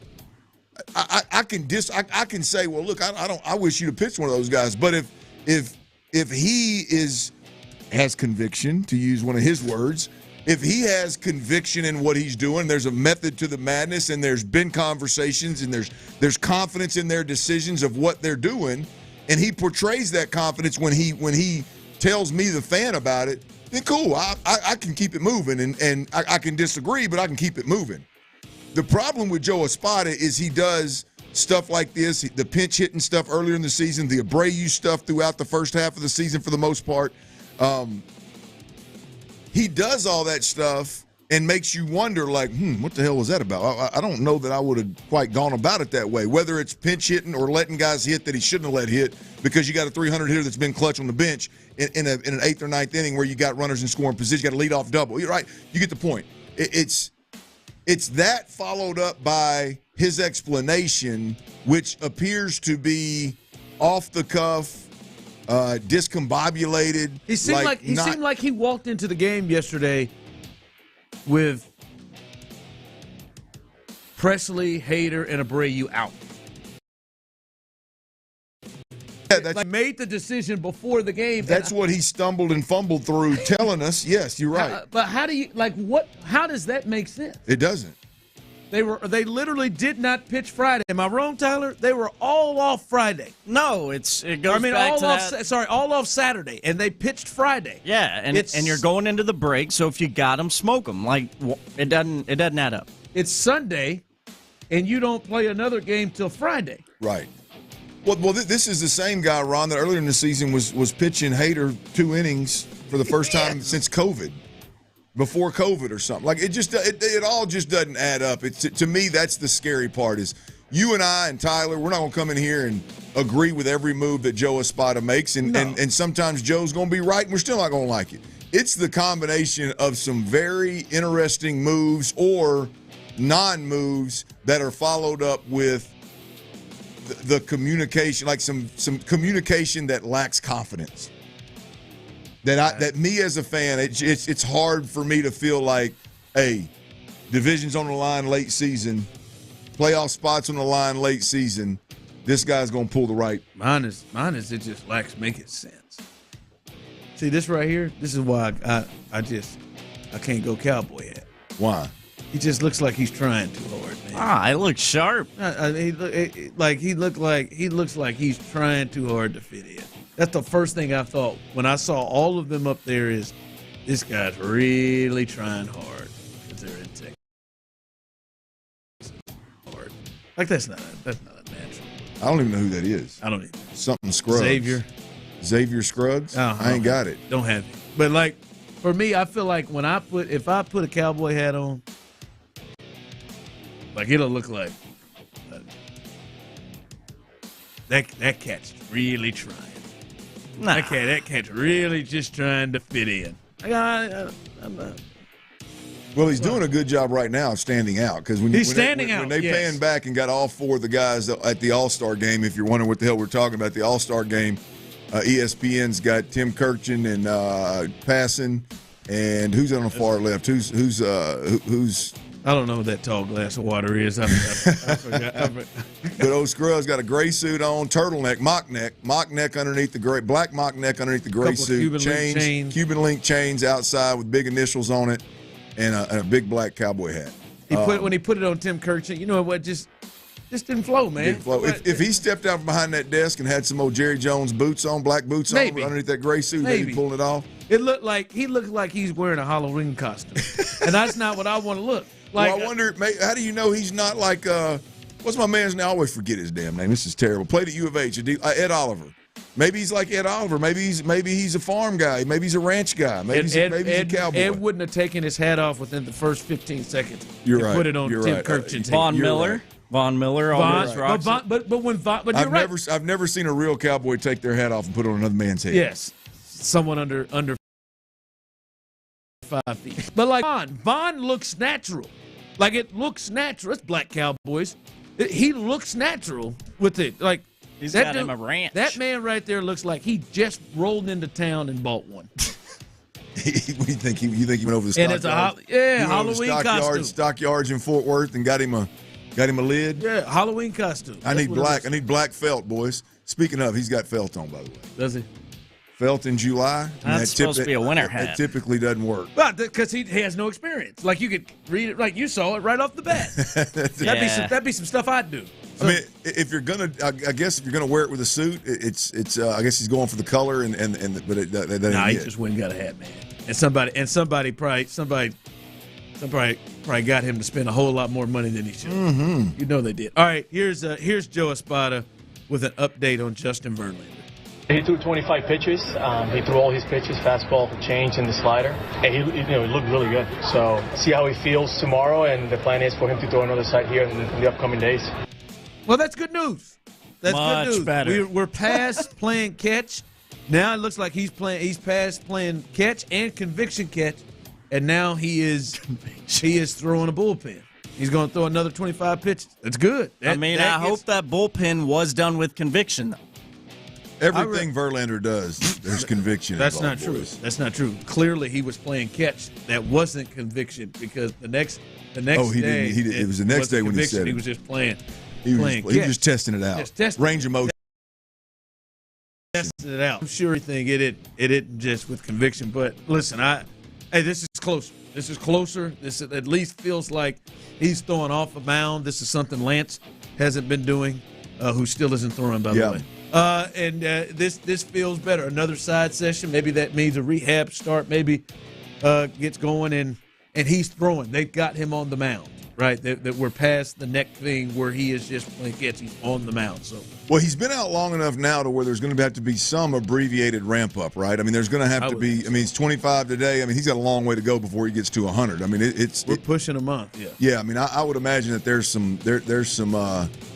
some ramp up that's going to need to take place. So I mean, it seems like JV's a good month out. Yeah. By the way, congratulations to Walker Janik out of South Houston University. South Houston. Sam Houston. Or I say South. Sam Houston. I've said and read it too. Sam Houston University catcher. Really good defensively right now with some power is what he's been described as. The Astros took him out of Sam Houston, 28th overall. He is MLB's 24th ranked draft prospect. So if they go get a defensive-minded catcher with a little power, we'll see how he develops. But at a guy that's in college, so he could be closer to the big leagues than obviously a high school guy. So that's the latest there is they take him in the first round with the Astros. The draft is continuing. Day 2 started as well. Also, so we'll continue to keep you updated here with the Astros as they go into the break. Big 3 at 3, number 2. All right, Clint. Commissioner Greg Sankey of the SEC it's getting started. Media day is getting started, and he said, Clint, they are not recruiting other schools. All right, they just brought in Texas and Oklahoma, Florida State, Clemson are becoming real hot names out of the ACC as they potentially could be on the move. But I guess when you're in the SEC and I guess you're Greg Sankey, I guess you ain't got to be like the Big 12 or other schools or the ACC who better start recruiting their asses off. I guess people just want to come to your ass. Yeah, I mean, you usually create the wave. You don't ride it when you're the SEC. I mean, ultimately, I don't think they're in the business of recruiting. I think when it comes time, if they do go to 18 or 20, which I think it is just a matter of time. I would imagine that the SEC will be able to handpick to a certain degree whatever teams that they want to bring in, and so. This better be those other conferences. I'd be throwing everything I could right now and trying to get myself in a good position if teams like Florida State and Clemson become available. Well, look, I don't think there's any doubt that there's first of all, I think Greg Sankey's probably doing the legal thing here and saying, look, we're not interested in Florida State and Clemson right now because we legally can't go public and say that we are. But also with the SEC, and I think this is probably the same case with the Big Ten to a certain extent. Those two.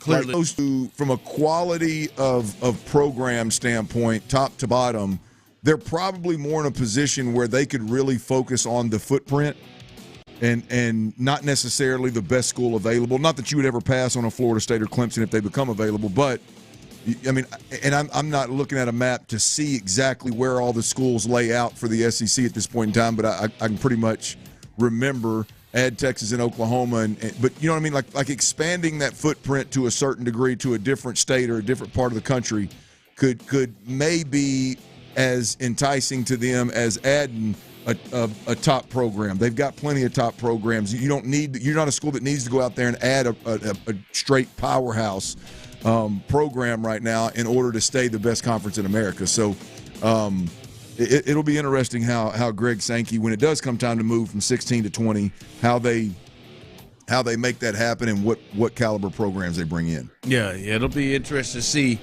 But clearly, like the Big 12, they are hunting. They seem to be like the most aggressive conference, hunting, and a Florida State and Clemson would really help their conference build up. So we'll see what they do here. But as you said, I think if it came down to it, I feel like teams are trying to get to the SEC and the Big Ten. Those seem to be the conferences that at least schools like that are trying to get to. Hey, by the way, the lineup is out for Jordan Alvarez, hitting fifth behind Soto and Aaron Judge in the lineup, hitting fifth behind Judge and Soto in the lineup coming up on Tuesday. So good. Hey, got a little scare. He had the little hip issue, set out a game, but obviously feeling well enough. He's going to play in the All-Star game. Imagine that. Imagine that. That scare wasn't ever real. I'm glad he stepped up and played in the game out. A little bit of a diva, a little bit of a drama king there. Altuve's not.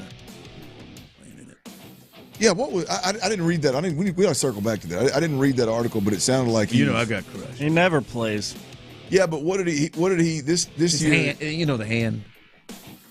The hand. Yeah, but I thought I need to go back and dig. I thought I saw an article where he cited a couple of other things of just not basically just saying he needed some time. Oh, Spillane said he was never going to play.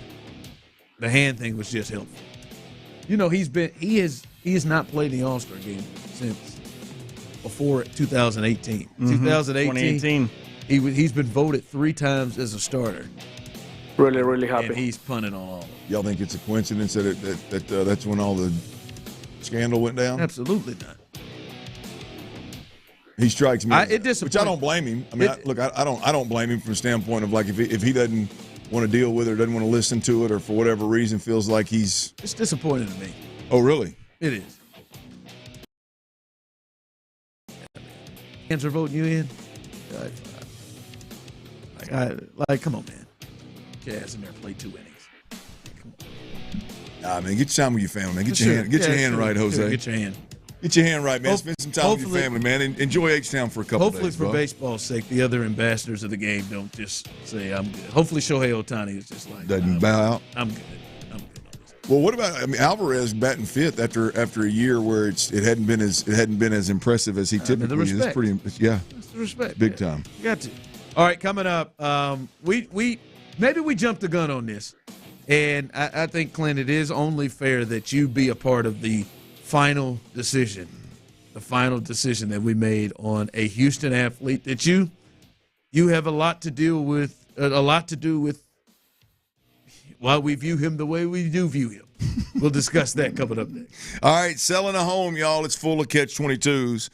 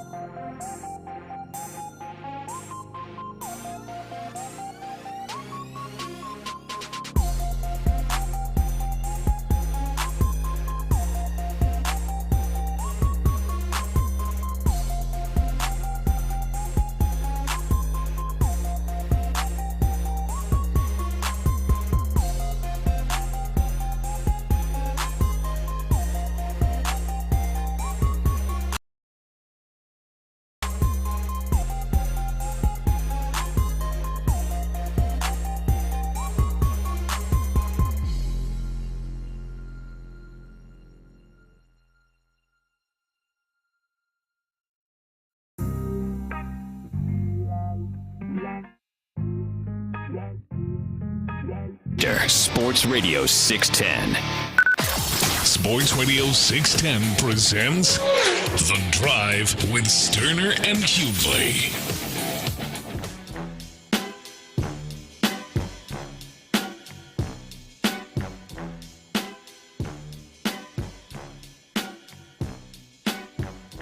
From the text line, shut up, show. It's Ron. About Altuve in the All-Star game. No, I won't. Say, oh, damn, so. If I don't want to. If we're talking about it, I won't. Is that my boy Ron? He's a legend and had every right to take time off. For those of us who have watched him for years, we are good with it. Your stance is insensitive and just low class. Insensitive? I don't know about that. What the hell are you talking about? What were the other two terms for Ron? Sophomoric and what? Oh, man. Yeah, you're right. Sophomoric. Well, I was going to add insensitive to it. Yeah, think of the kids, like man. Think of the children. I'm thinking of the kids. I'm thinking of all the kids who voted for him, who wanted to see him in the All-Star game. Listen, yes, he has every right to take off. And like I said the other day, listen, is this a stain on Jose Altuve? Like this person, it's insensitive. No, it's not. I mean, I think the real is he has now, for 4 straight times, said F you to fans who have voted for him and F you to being an ambassador of the league. I know you. I know it's hard for you. I can see it, Tyler. I know it. I see. Well, that's what I see you thinking it up. Well, that's what I was going to say. As a massive Astros fan, you know where I am with it. I'm absolutely fine with him skipping out on the festivities, but I don't think what you're saying is low class or insensitive. You know what? I'll give you 3 out of the 4 years he had an injury that really. Now, mind you, it has never placed him on the IL or stopped him from playing any of the games leading up to it or the games behind it. But no, like, for me, that's fine. You can have your opinion. I feel like mine is very fair. Like, these cats, like Tyler, his silly ass, not silly, but Tyler got up and voted for him 10 times. Damn, Tyler. For the All-Star game.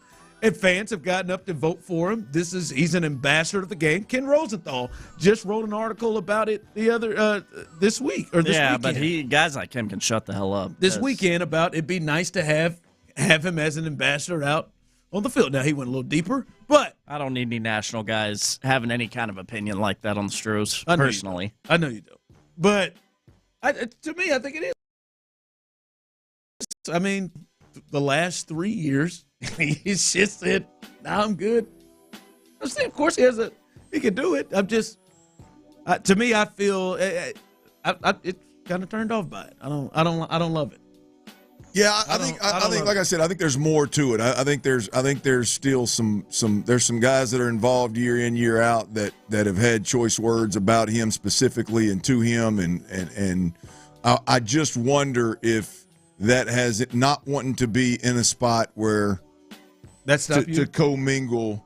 No, it wouldn't stop me, but hell, you know me. I couldn't wait. I mean, Jose Altuve strikes me as the opposite of me. I mean, he strikes me as a guy that like doesn't necessarily want the attention, the recognition. Damn sure doesn't want the confrontation. Even when it was happening, he didn't say anything about it. I mean, he didn't stand up for himself. And so it wouldn't surprise me. I don't know what the hell's going on. But it wouldn't surprise me if he is just in a spot where he doesn't want to go be in the same locker room with Judge. He doesn't want to go to Judge and hang out with Judge on the field and act like these guys that were doing all that spouting off, like he's okay with it, or put himself in a position where it could be confrontational and he's got to deal with that. Like I got a message for those Yankee turds. He doesn't strike me as a guy that's comfortable in those situations. You know what I mean? Like if it were Correa, I think Correa would go in there and with his. Now he skipped it the last time they all went. But right. Correa will be there. Yeah, he's there. I mean, look, I think Correa will walk around. Yeah, he's there right now. So I'm not. It don't matter one way or another for me. It wouldn't surprise me if Altuve's like still at that spot where he's like, nah, I just don't care to expose myself to that. Yeah. 4 years. What is it? 18. Yeah. Yeah, I mean, I don't know what. We're strolling 6 years here. Yeah, I guess.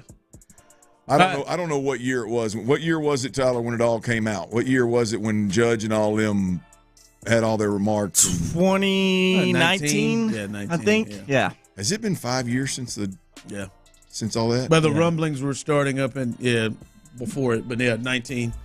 That's when the Rat King, Mike Fires, decided to, Like, listen, and I know, he is the beloved Jose Altuve, and this does not change from him being the best player in the history of this organization. For me, I just don't. I don't love it. Not a big fan of it. Of him just saying peace out to it. Now you could say it in different other ways, like, oh, he's taking time out. No, he'd be 100% healthy and find a way out of it because he's good with it. That's fine. I love it. Altuve still gets booed in MLB The Show. I don't give an F if he ever goes to another All-Star game. Ron's whole clown for having this opinion. Okay. I'm good with him skipping All-Star stuff. I'm good with him skipping the World Baseball Classic. I am good with not seeing Jose Altuve or any Astro unless they're wearing an Astros uniform. I'm disappointed. I would love to see him leading off again. And that would be fun. With the chance to take him deep. That would be fun, but I'm good with it. First pitch taking deep. And I know that many of you are going to say you don't and that it's a clown take. But if you are a real baseball fan, like you all claim, like, you like to come at me and say, oh, you're not you don't even like baseball. You're a real baseball fan. When did that leave you? Who wouldn't want to see that excitement? Who didn't want to see their favorite players in there in those moments? I'd like to see that too. You turned me on a bit with that. With him leading off in that situation. I think he'd have been potentially the leadoff hitter, and he is the respect, and he is one of the greatest, most unique players in the history of this game, and he's pieced it out. And hopefully other ambassadors, as I said before, hopefully other ambassadors in the game don't have that same theory, don't do the same thing. Hopefully they don't just, I'm out, Shohei. Well, they ain't gonna do that. I mean, there's too many of them love that attention. They're gonna be in the middle of that thing now. I hope they're don't. gonna be in the middle of that. Ron's a clown for this take, 100% sophomoric take. If Ron was an actual fan of Houston sports, he wouldn't have this opinion. Dude doesn't deserve to be going on. Booed on his day off. Come on, man. He doesn't deserve to be booed on his day off. I wonder how many Astros fans actually want to see him play. Like, the amount of you who voted for him. If you didn't, don't vote for him. So he doesn't get in. Most of it came from you. But it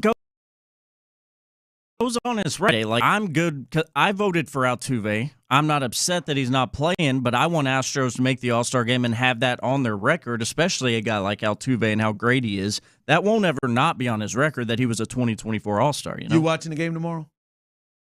Honestly? Probably not. You watching the game if Altuve's playing? His at bat. You leading off watching the game against him? Yeah, but you know what I'm saying? Like, he's forever going to be a 2024 All-Star. I guess. All right, coming up, we'll get to the best of the week from last week coming up here in the next segment, as well as we got to get to our boy Chaz. That's coming up next.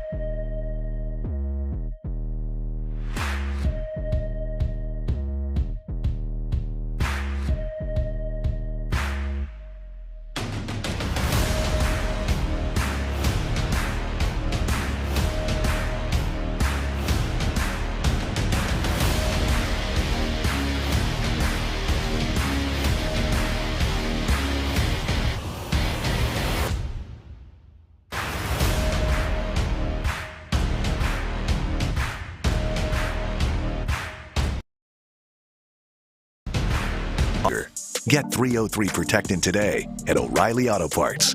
Visit 303radio.com for more information. Sagamore Spirit Rye Whiskey. Live from the Twin Peaks Studios, Sports Radio 610 presents The Drive with Stoerner and Hughley.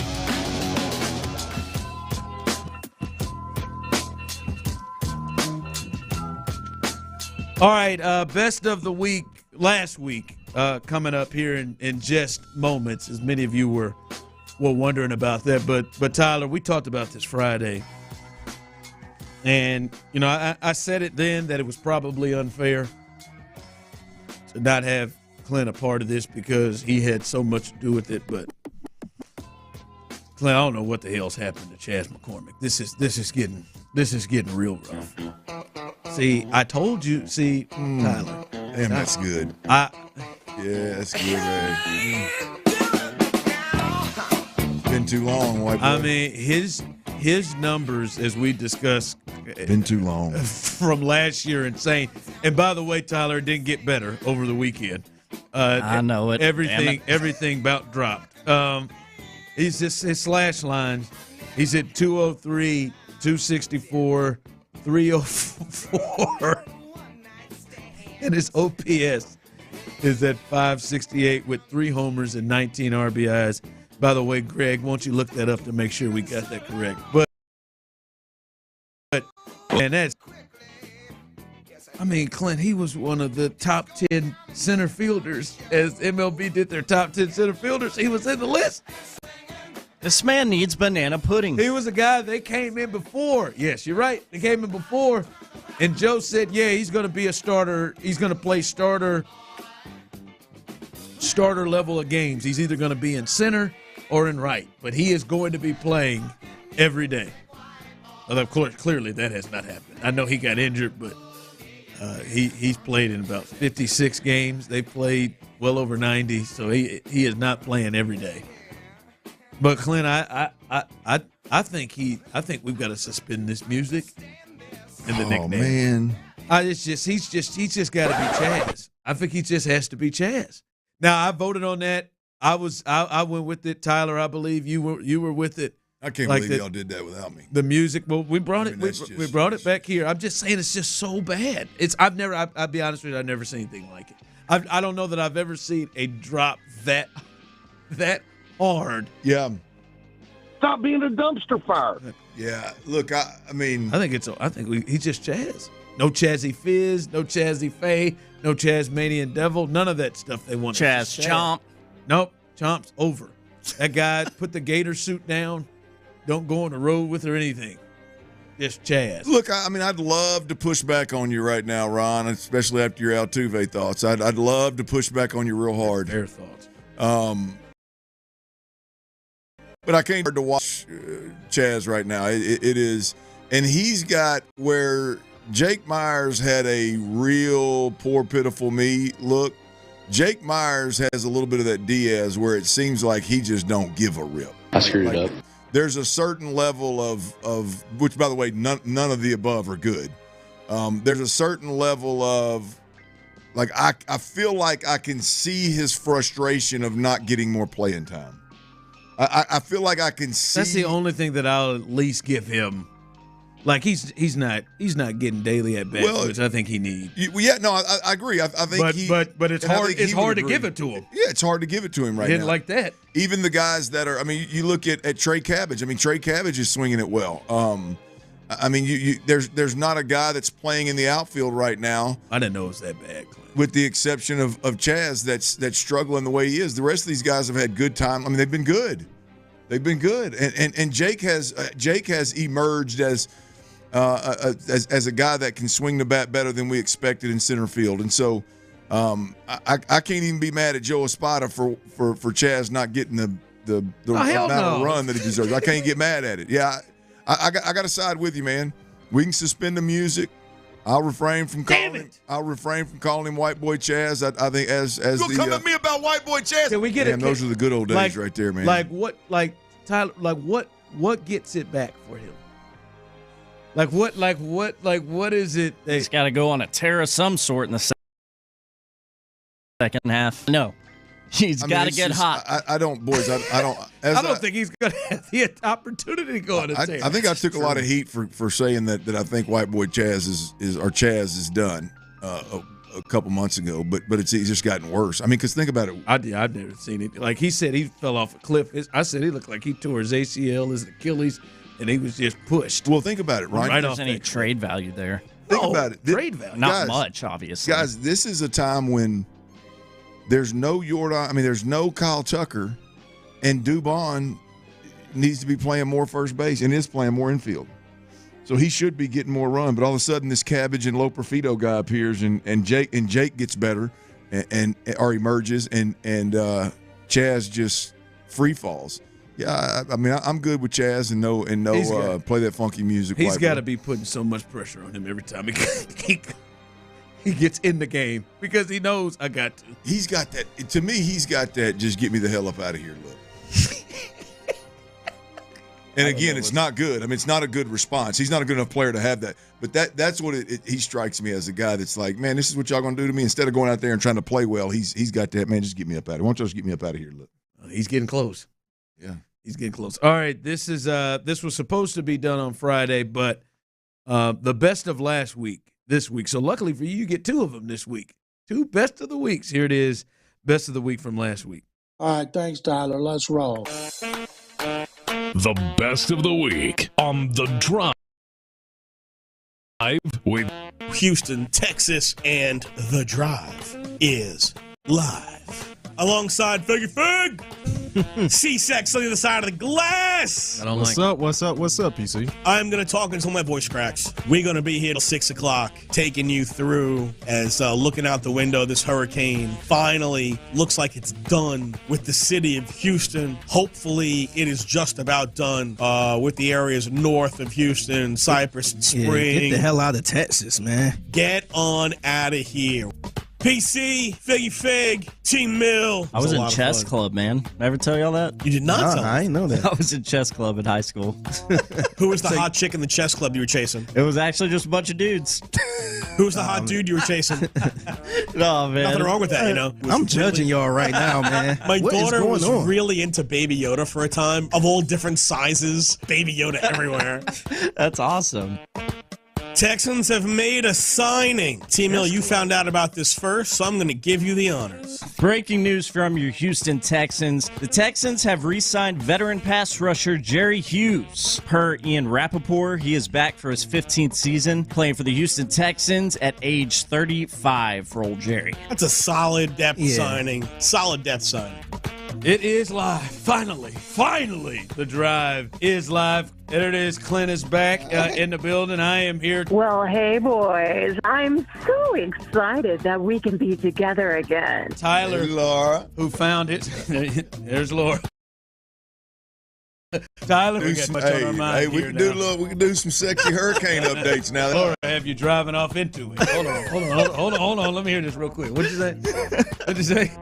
Like if you were handling a bigger one, yes. Tyler, you wouldn't be saying, it's not about the size. Oh, no question. Yeah, I don't even have a saw. I'm telling you, if I had that saw that had 2.5 foot blade on it, I wouldn't be worried about that little sucker I was over playing Come with. on, man. The damage you do with the bigger.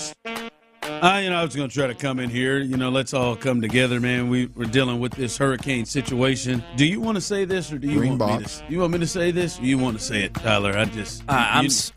Can you do it without cussing? Yeah, I can. Because I'm not sure I can. Absolutely, the latest breaking news that just happened within the commercial break. Yeah, so Lance, I spoke with him today for a while, and we decided to kind of pull back on his progression. So Lance has been shut down. Son of a bitch! Told you can say that. The drive is live. I'm gonna go hug Gibson's ashes now. Damn! That's in the chest. How long did he have that one in the chest, baby? How long did he have that in the chest? Let me tell you what, Gibson ain't soft now. Judy, she's just like, I've been here about 20 years. I moved here with he's my boyfriend at the time. We got married, but now I'm just alone, just recently divorced because somebody got a little handsy with the secretary. I took off to Gainesville for a couple of months just Brad was living in my house. Oh no, she didn't. Hey, this is 8 minutes. Just want to give you guys something. You know, she ain't got power, so she handed us a gallon of whole milk and a half of cantaloupe. And I saw Channing Tatum, I believe it was. Who, by the way, did y'all know he's an artist? Yes, he's one of those unicorns. He's an artist. I didn't know that. Hell of a dancer. She was interviewing. Yeah, she was interviewing him, and I thought, boy, she done put a few back on, but she still looks good though. But it's hard. What is? Pause. As someone said, is there any way we can get some live updates? Update for power, having to listen in my car. Is there any updates? Yeah, girl. Oh, was it a lady? Oh, man. I mean, it could have been. That's well, lucky for you out there, friend. We do have updates for you. That's a drop that you use. All right. Yeah, girl. Yeah, girl. All right. Hey, girl, here you go. Shout out, Mrs. Hey, girl, you got power? Yeah, girl. Hey, girl, you and your man got any power over there? I almost got torpedoed there. I really did. 61-year-old Rice got into the man's face and said, "I will F you up." Oh my! A man with Jerry Rice then intervened. Jerry then tells, "If you want some, come get some." He goes The Rock. He went Dwayne The Rock Johnson, mid-90s. If you want some, come get some. Before walking. Come get some. If you want some, come get some. Something got Jerry. And if you ain't down with that, man. We got 2 words. If he said that, if somebody got good pitch, we got 2 words. I'm the game, damn it. Woo! Ooh, yeah. Ooh, yeah, bonesaw. Like, so it's to be the man. Whoa, you got the wheeling, dealing. Yeah. Like, dang, man, this guy's crazy. Son of a gun. Hey, thank you, Tyler Milner. The best of the week on The Drive with Stoerner and Hughley. Well done, the Jerry Rice thing. Boy, that really got away from Jerry. I killed Jerry's default. Jerry Rice's default is clearly Dwayne The Rock Johnson. This man. When he gets really good, man, he turns into The Rock.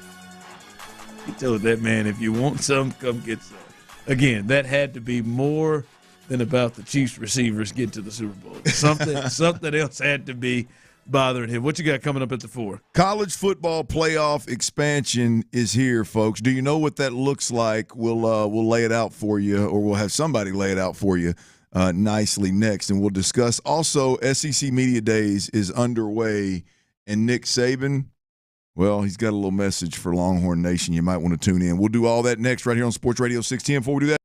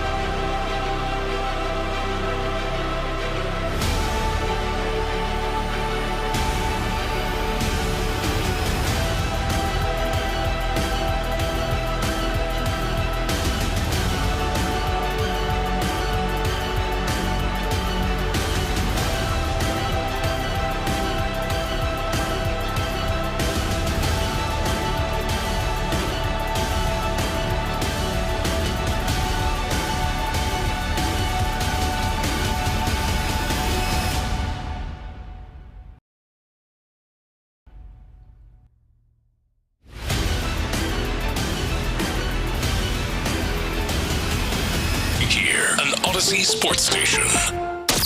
Sports Radio 610 presents The Drive with Stoerner and Hughley. Dive into the mind of former NFL quarterback Clint Stoerner. I like a good time. I like to have a party. I know you do. It's Dirty's Daily. Little college football talk today, y'all. Why not? Little college football talk today. A lot of change. A lot of change in college football last couple of years. Talk about realignment, conference realignment. NIL is a monster. The transfer portal is a monster. Most people aren't comfortable with what's going on in college football right now. I, for one, am. I fully understand that change is necessary. I believe that there's a lot of things that are going on right now that are out of bounds, but it's just a matter of time before they bring them back to the middle and settle on something that makes sense for everybody involved, coaches, players, programs, all the different conferences. I don't necessarily love where we're at right now, but I love where college football is going to land when it's all said and done. I think it's in a much better place from when it was before with no NIL. Players couldn't do anything but accept a scholarship, couldn't even have a job and outside of sports and outside of college football to make money.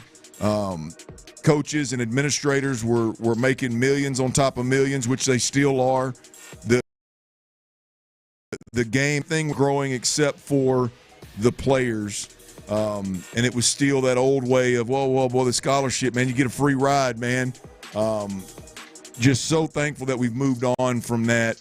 Again, a lot of people don't like it. I particularly love it. The change that's coming this year in a big, big way is college football playoff expansion.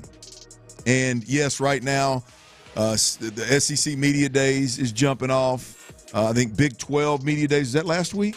Yep. A lot of the media days, the conference media days are jumping off, and college football playoff expansion is one of the big talking points leading into it, and obviously in all of the interviews with the coaches. And there's been so much change. Hell, I'll be honest with you, if somebody had walked up to me yesterday and said, hey, how's the college football playoffs going to work? I'd say, well, there's 12 teams. But I have to look up the details to make sure that I know exactly what's going on. Well, Heather Dinich of ESPN, you know her face. If you don't know her name, she does a hell of a job. Pretty good. Yeah, she's really good covering college football.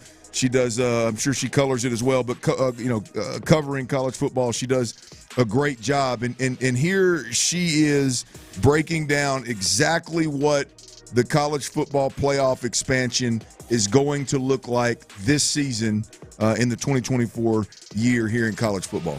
It starts with who's getting into this thing. It's the 5 highest-ranked conference champions and the next 7 highest-ranked teams. So ACC champion, Big 12, ACC, Big 10, and a team from the group of 5. They're going to be in. I would say Notre Dame is going to be in the college football playoff. You're not going to know who your national champion is until January 20th, which is a lot later than everyone's used to.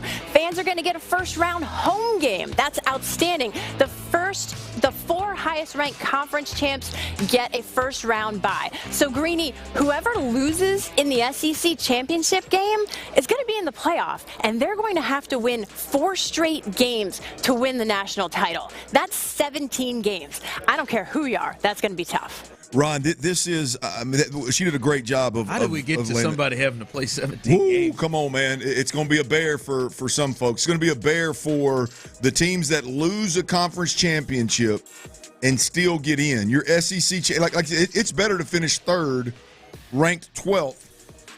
Finish third in the SEC, ranked 12th nationally, which Ole Miss has done several times off the top of the dome right now. I think Ole Miss has done several times recently. I say several, couple times recently.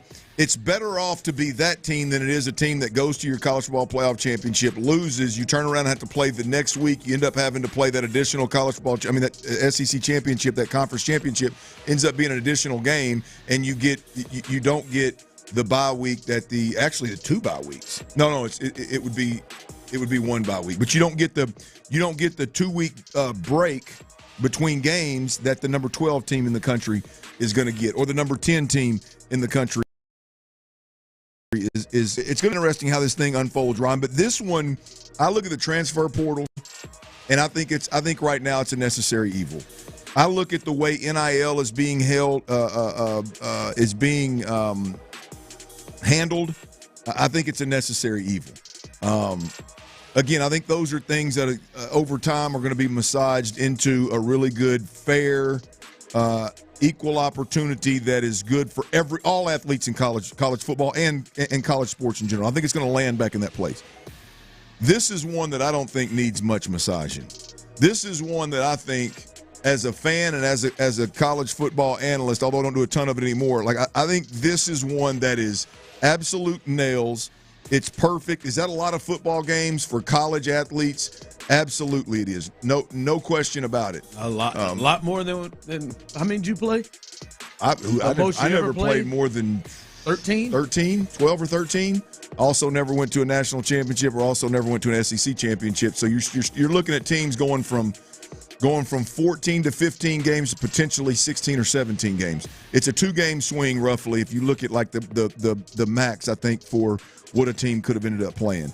But you know, these aren't NFL rosters where there's 50 some odd guys on the roster. These are rosters that should be, especially when you start talking about the top programs in the country, they should be deeper and able to withstand. We'll see how it all works in college football. But this is one for me, man, where I am absolutely jacked about this. Are you going to get a couple of additional games? Sure, but you're going to combat the players sitting out bowl games. You're going to combat players sitting out for the draft. You're going to get much better football. So many more high quality games through late January that the college football product overall. Could you punch holes in it? Yes. The number of games, I get it. There's going to be several ways to punch holes in anything that they do. But right now, we're going to get big-time college football and a boatload of games through late January. So as a fan, I absolutely love it. And as a player, look, if I were Georgia, I wouldn't necessarily love it. If I were Nick Saban, Alabama, I wouldn't necessarily love it.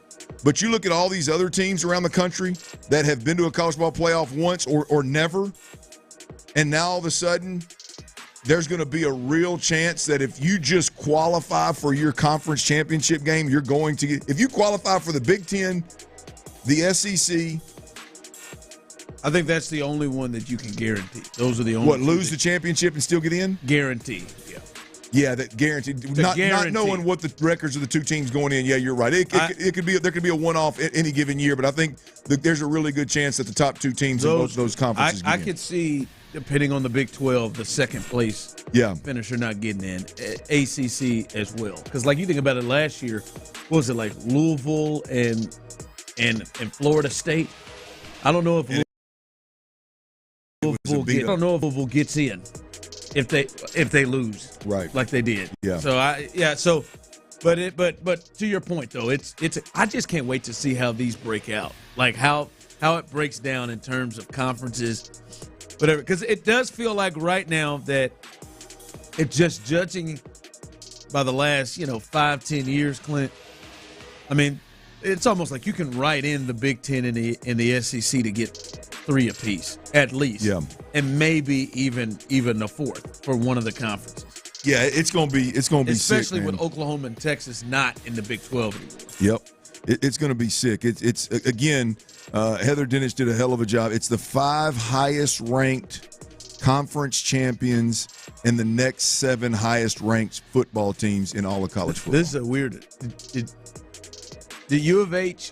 Would they have a better chance to get into the college football playoff if they were? They stayed in the Group of 5, or what was the Group of 5? If they were the highest, because the highest rated. It's painful to say, but yes, the highest rated conference, right? Group of 5 conference. That highest rated champion automatically gets in, right?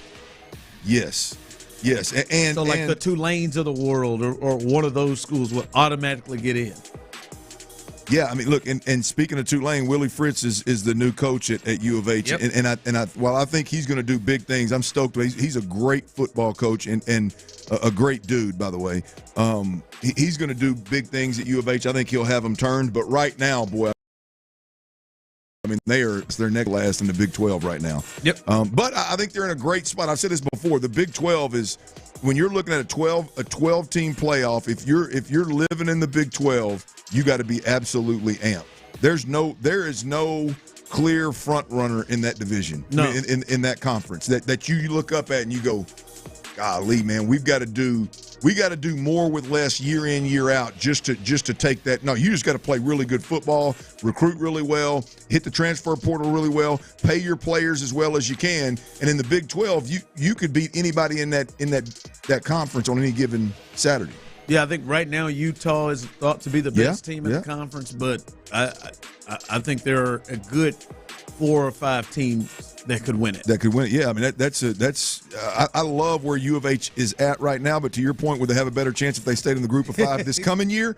I would say so. But long term, boy, I think Willie Fritz he has them in contention for Big 12 titles sooner rather than later. So we'll see on that. SEC Media Days is underway, and there's a couple of things this year with the SEC that I think is really, really interesting. That makes this a little bit of a different SEC Media Days, right? There's no Nick Saban, obviously.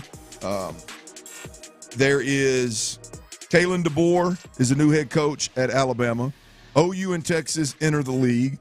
LSU is replacing, obviously, a great at quarterback and Chip Kelly. Florida's on the hot seat right now. They got to turn that thing around. I mean, there's just a ton of I think, kind of newness around the SEC, especially at the top when you look at the top teams, Ron. But Nick Saban, I said he's not there. I misled you a little bit.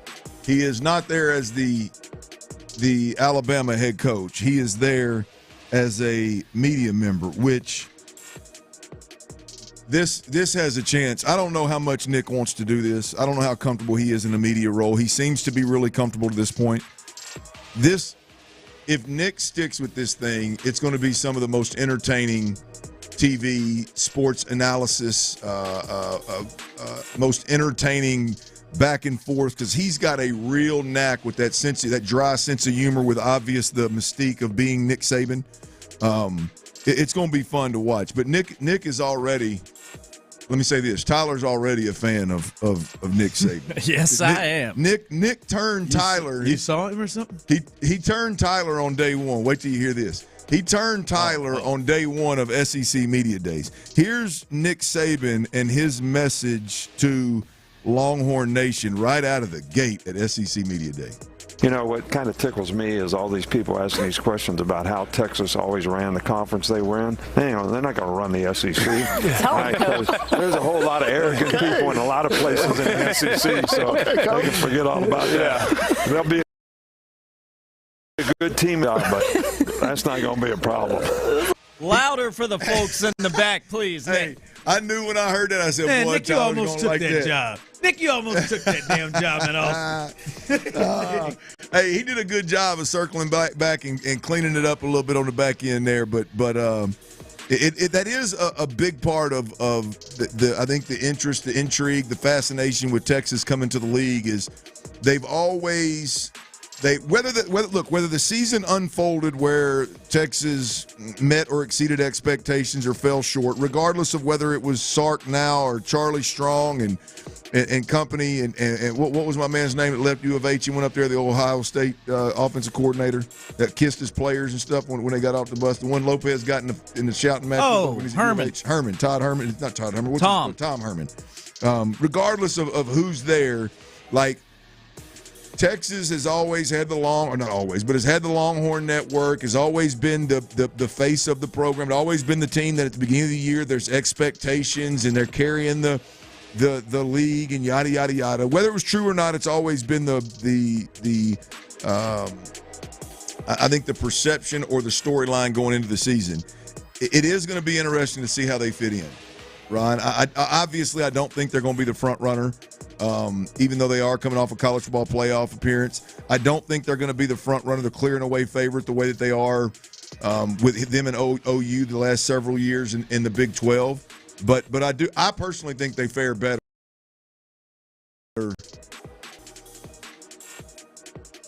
Yeah,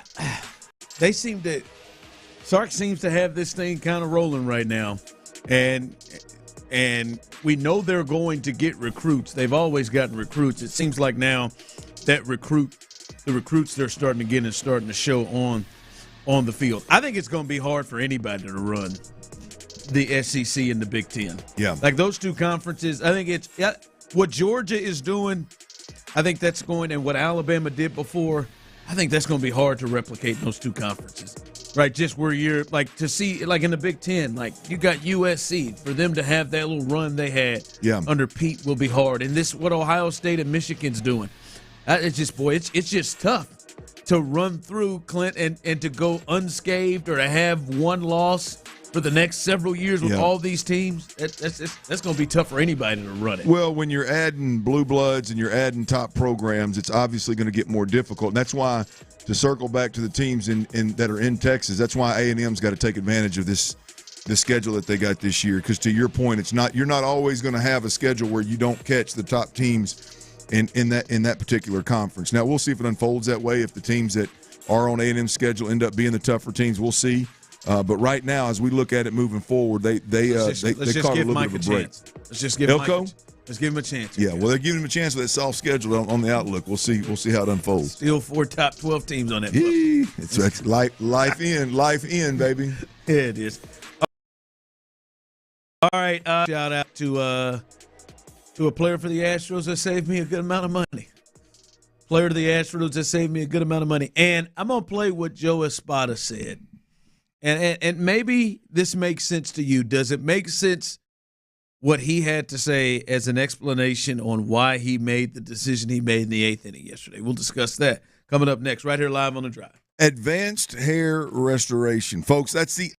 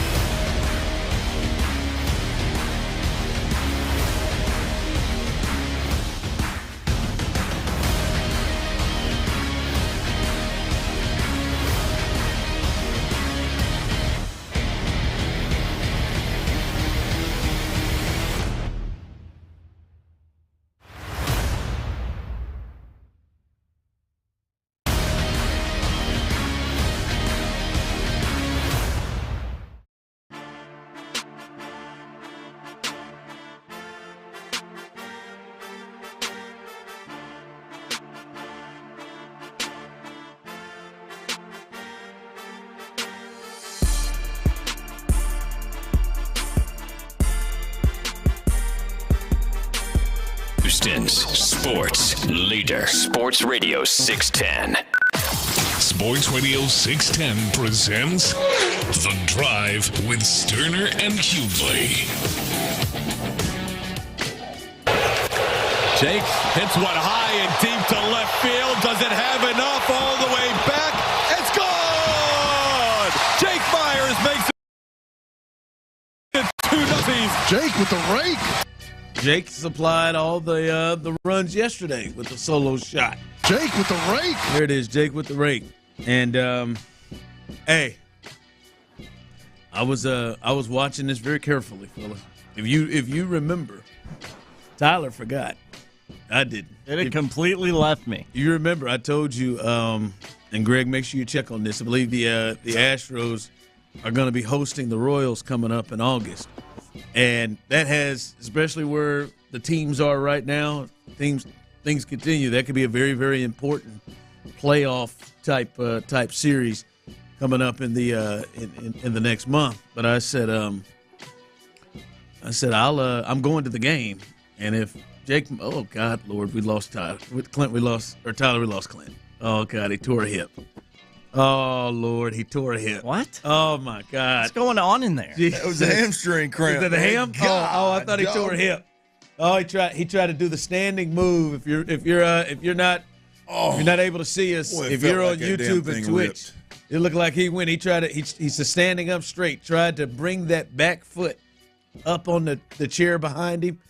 I think to try to get a stretch in there, and that it didn't stay, and it went down quick motion. I thought we lost the hip. I was gonna get a quick quad stretch. I know you was. These hip flexors getting tight. Golly, I don't know. Roy was pretty beat up in there. Wow. I've never been a cramper. So it's a cramp in the hammy? Well, it's gone now, but it hit me real quick and it shocked me. It felt like that thing.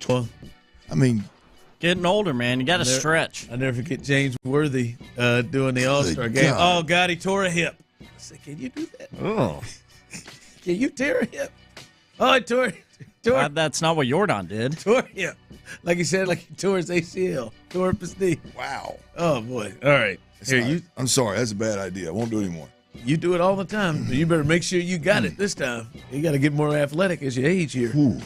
But I know I was following it. I said if Jake Myers hits 250 by the All-Star break, I'll go out and buy an authentic Jake Myers jersey and I'll wear it. I screwed it up.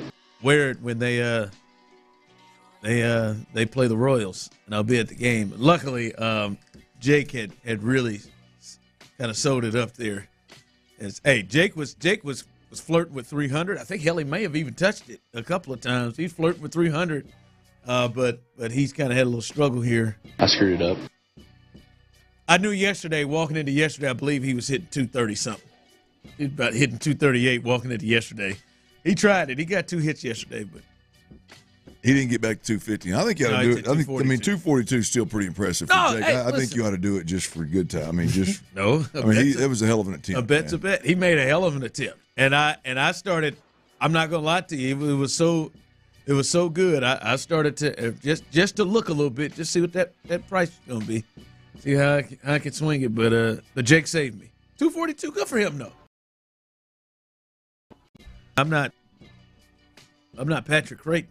By the way, Patrick Creighton solo tonight, Area 45. Him and Byron will hold it down later on tonight after Texans All Access. Now, I'm not in his range of craziness with Jake, but good for him, man. Jake is he's been one of the surprises. Where do you rank Jake in surprises this year? Like for me, he's not above Blanco. He's not above Hunter Brown. He's not above. Well, maybe that might be where he falls right just there. In terms of surprises. Yeah. I mean, you don't have.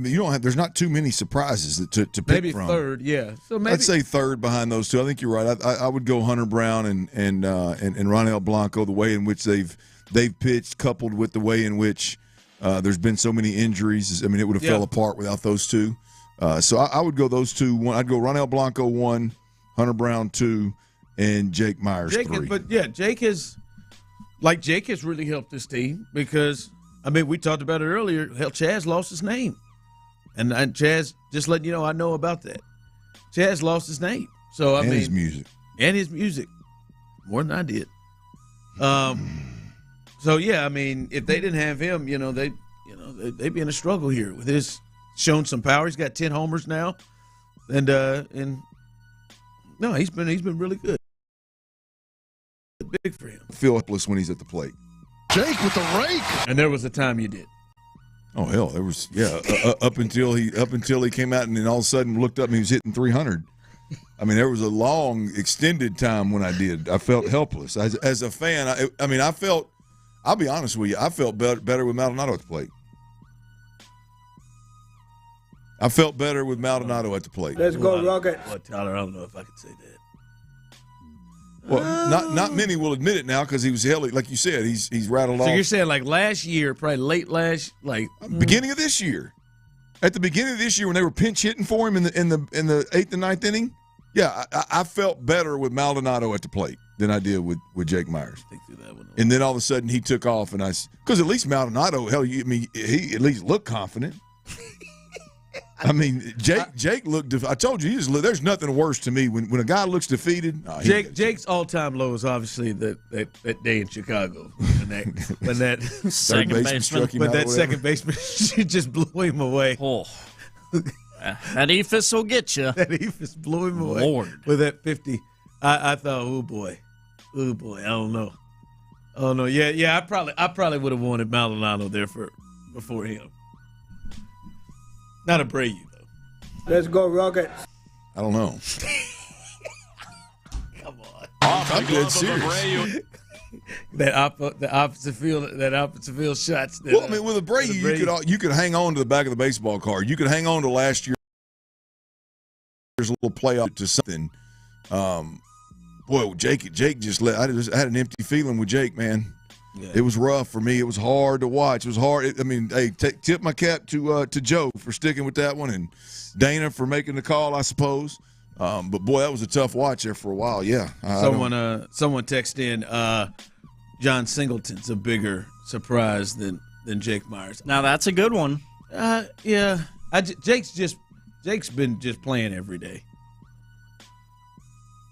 Yeah. So it's close. That's a fair one. That's a fair one to say that where John is. He's in the conversation. Yeah. Yep. He's in there. He's in the top 4. He'd probably be next. Probably be next on the list. All right. We'll get to that. We'll let you hear what Joe Espada had to say about what he did in the 8th inning. See if that at all, if you at all understand it. I don't. But we'll see if it makes sense to you. We'll discuss that coming up next. All my whiskey drinkers out there, let me get your attention one time.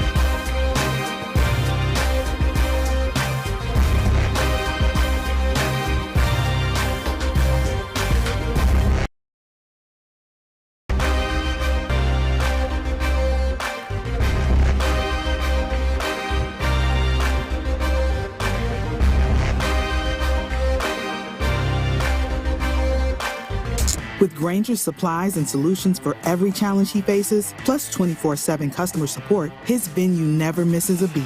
Call quickgrainger.com or just stop by. Grainger, for the ones who get it done. Live from the Twin Peaks studios, Sports Radio 610 presents The Drive with Stoerner and Hughley. All right, I'm not going to lie to you.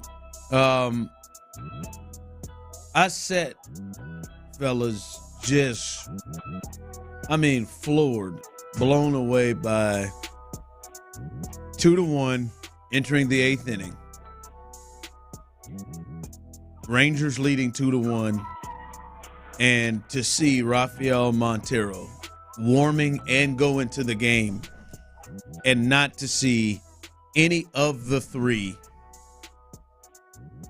of Ryan Abreu, Ryan Presley, or Josh Hader. Those are three best pitchers in the bullpen, none of which were used on the previous day of Saturday. They all three pitched Friday, but none pitched Saturday. And obviously, this is the last day of the first half. The next game, you don't even know if they're going to play it, but the next game, they're going to play in it, those three. For the next game, so they have Sunday, they'd have Monday, Tuesday, Wednesday, Thursday off. Now they have it all off.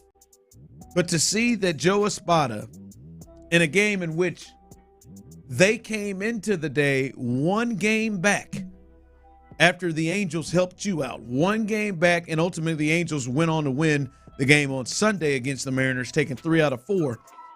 You could have been in first place. Dana Brown said, we got to cut this thing in half by the end of July. You could have been in first place. Now, you still very well may do that after you play the Mariners down a game in the standings when the break concludes. But you could have been tied going into the All-Star break potentially. But my thing is, you just did not put your best foot forward. You did not give your team the best chance to win when everyone was ready to go. Your three guys were ready to go, hadn't been used since Friday, weren't going to be used again, not until the next Friday. And you went with Rafael Montero. And I'm going to play this audio, Clint Tyler, and to the people out there listening. You tell me if this is something that you make sense of, that you understand, if this explanation from Captain Joe Espada. First from me, Tyler. Though Tyler dropped it to a C- once he heard him speak about Luis Garcia, which I felt was not fair. But tell me if you believe this explanation is fair and reasonable. That was my goal entering today. Really trying to be smarter how do I use these guys. I know the magnitude of the game, but I got to listen to our relievers and the volume of innings and work that we've given them to get to this point.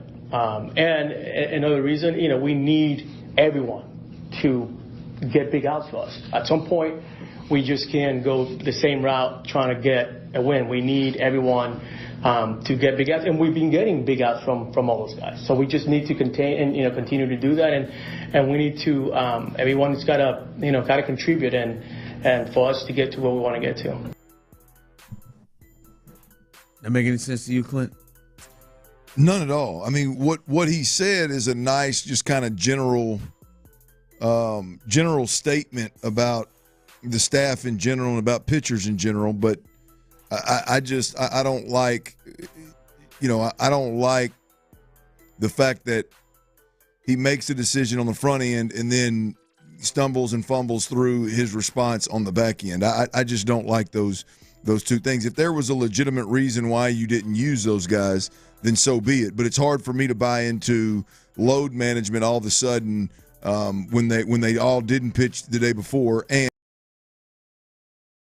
they were 5s. It's hard for me to lean into, well, that was my plan all along, was to not pitch those guys. Maybe it was not pitch those guys in a game where you were losing since they were down at the time. 2-1. It's silly. I don't like it. I like it even less after I hear from Joe Espada, which is the case more times than not. Let's be honest, it's been the case about 99% of the time. I'm just two big concerns this year. One of them we can't control, and the other is Joe Espada. The injuries, can't control it, man. It's baseball. It happens. Sometimes it hits you. Sometimes it hits you heavy at the wrong time. We don't know what the hell's going to happen with Verlander. We don't know what the hell's going to happen with Luis Garcia. We don't know what the hell's going to happen moving forward with anybody. So exclude the injuries. The biggest concern, unknown concern right now for me is Joe Espada, and it's for these exact reasons right here. He said he understood the magnitude of the game. Yep. By his response of what the magnitude of the game was, it felt like it wasn't that big of a deal. Agreed. Just by his response, right? Like you said, man, it just like they were all like hell. Even just one of them, like right, one of them. Just stick one of them in. Like if you stuck Abreu or Presley in that eighth inning, and the same thing happened, we're not talking about Joe today. Agreed. Like it's like, hey man, maybe there's a little bit with Presley because he's had struggles this year, but it's like that's baseball. Get touched up a little bit. But when you make the decision to have them cats sitting down there, they're rested. They're rested, and they've got a ton of rest coming. And you say, I know it's the magnitude. The magnitude was first place. Like you understand the first place and pushing the Rangers further down in the hole and winning a series. Yeah, I don't. Ronnie, I hate playing I hate playing the long season stuff, and I know there's going to be people that, boy, if they come out and they take 2 or 3 from the Mariners, and that is it 3 or 4 game set coming out, whatever. 3-game series. If they take 2 or 3 from the Mariners coming out on the backside of the All-Star break, and they pull to even with the Mariners, and they're going to say, y'all, it doesn't even matter. No, it matters, man. I think, yes, it's a long season, and, yeah, there's a lot of baseball left, but when you look up and the manager is leadoff double in the top of the 9th, and you got Loperfido and Trey Cabbage coming to the plate, the one thing you can't do is strike. I mean, and you got Dubon on the bench. Somebody else is on the bench. I don't remember who it was. There's another player on the bench that would have been a better option. I mean, you let the young fella walk up there, Loperfido, who strikes out more times than he gets a hit. I mean, he strikes out. I mean, he's got a strikeout problem. Like to me, these are the kind of decisions you choose to load manage your 3 best late inning pitchers on a day after they had a break and the day break. That's when you want to talk about load management. It's silly, man. It doesn't even you live. This is the manager that pitched Josh Hader multiple innings, multiple times, and he ain't done that since before COVID. Like it just doesn't. The overall point of you got to be careful of how much you use these guys early in the season. Okay, cool. It doesn't apply to this. Well, the reason why he stumbled through that answer is because there wasn't a good answer. Correct. Absolutely. There wasn't a good answer. Like that is just wild to me. Coming into that game, they made the decision that those 3 guys weren't going to be used. Ron, that's the luxury. It seems like. Absolutely, and that's a luxury the Astros have. The Astros with 3 dudes that could be a closer for multiple teams in Major League Baseball right now. Any 3 of those guys could be a highly paid closer in Major League Baseball for multiple teams.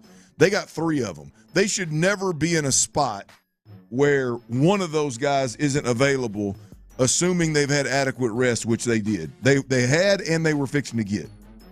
And to speak of the word luxury, it seems like the luxury that they thought was he seemed to manage that thing like they have the luxury of like the Dodgers, who have a 7 or an 8 game lead in their division. Yep. Like they have the luxury, like when he said the magnitude, okay, you're still in chase mode, but hopefully maybe with the Mariners kind of collapse and the surge that the Astros are making, this game may not matter. But I think to the point you're making, Clint, there are going to come games that do matter, and your concern is when he gets in situations at games that do matter more, like, is he going to make really odd, weird decisions? Well, is he going to make strange, weird decisions that don't make sense, that sound bad after he explains them because there aren't good responses? Well, is that something that this team is going to have to overcome consistently? Because they are a good enough team to overcome those kind of things. But or is that going to end up being a strength? Right? I mean, it's hard right now. I don't know what's going to happen in crunch time because we've never seen Joe Espada in crunch time, in playoff time. But it's hard as a fan right now to have a whole hell of a lot of confidence in Joe Espada. Because like I said before, I don't have to agree. I can fully disagree with the move and keep this thing moving. What I do like to is to have a good feel that, these guys are smarter than me, man, and they're paid a lot of money to do their job, and I feel really good about that reasoning or that communication that Joe Espada or whoever just gave us. Like I would have pitched X, Y, or Z. I'd have thrown any one of those three guys. But you know what? Joe came out there and he's pretty, to use a Joe word, convicted. A lot of conviction about what he's doing. I don't like the decision. I don't agree with the decision. And then Joe's, again, fumbling and stumbling through the explanation doesn't make me feel any better as a fan. Text line cumulative load is what he's referring to, as well as needing Montero and everyone else in the bullpen to get right for the long term. Now, for me, when you're still chasing and when you are not in the postseason and when you are out and you have three of your top dudes dead healthy, dead rested, and understanding how much rest they're about to get, this ain't the time to have Montero make big pitches. Clint, there are going to be times where those guys aren't rested. There are going to be times where those guys need a day, and you're going to need to turn to Montero, and you're going to need to turn to Seth Martinez, and you're going to need to turn to Tay-Tay. You're going to need to turn to these guys. There are going to be those moments. This ain't one of them. Agreed. You ain't got a 10-game lead to go out and just have experiments. No. The hell with that. Did the Astros, how many times do they need him? You got all three of them jokers to try to avoid. Yeah. And having to have him get big out. Well, in response to the text, Ron, that I just disagree. Like you can talk about the cumulative whatever, all this kind of stuff. But when it comes cutting time, when you got those three dudes, guys that have pitched better than Montero, like I disagree. You're not going to need Montero. I mean, it'd be nice to have Montero, but you're not going to need Montero. We get to the playoffs. Hell, we got to the playoffs. What was it, last year or the year before when my man from Arkansas with the long hair? That's with the Mariners now. Yeah, Stanek. So yeah, Stanek. I mean, hell, he disappeared. So let's not act like you need everybody to get outs in critical situations. So yeah, it'd be nice to have Montero. I just prefer in a 2-1 ball game in the 8th inning against the Rangers with 5 days of rest coming down the pike. I would rather that not be the time you choose to figure out if Montero can get right.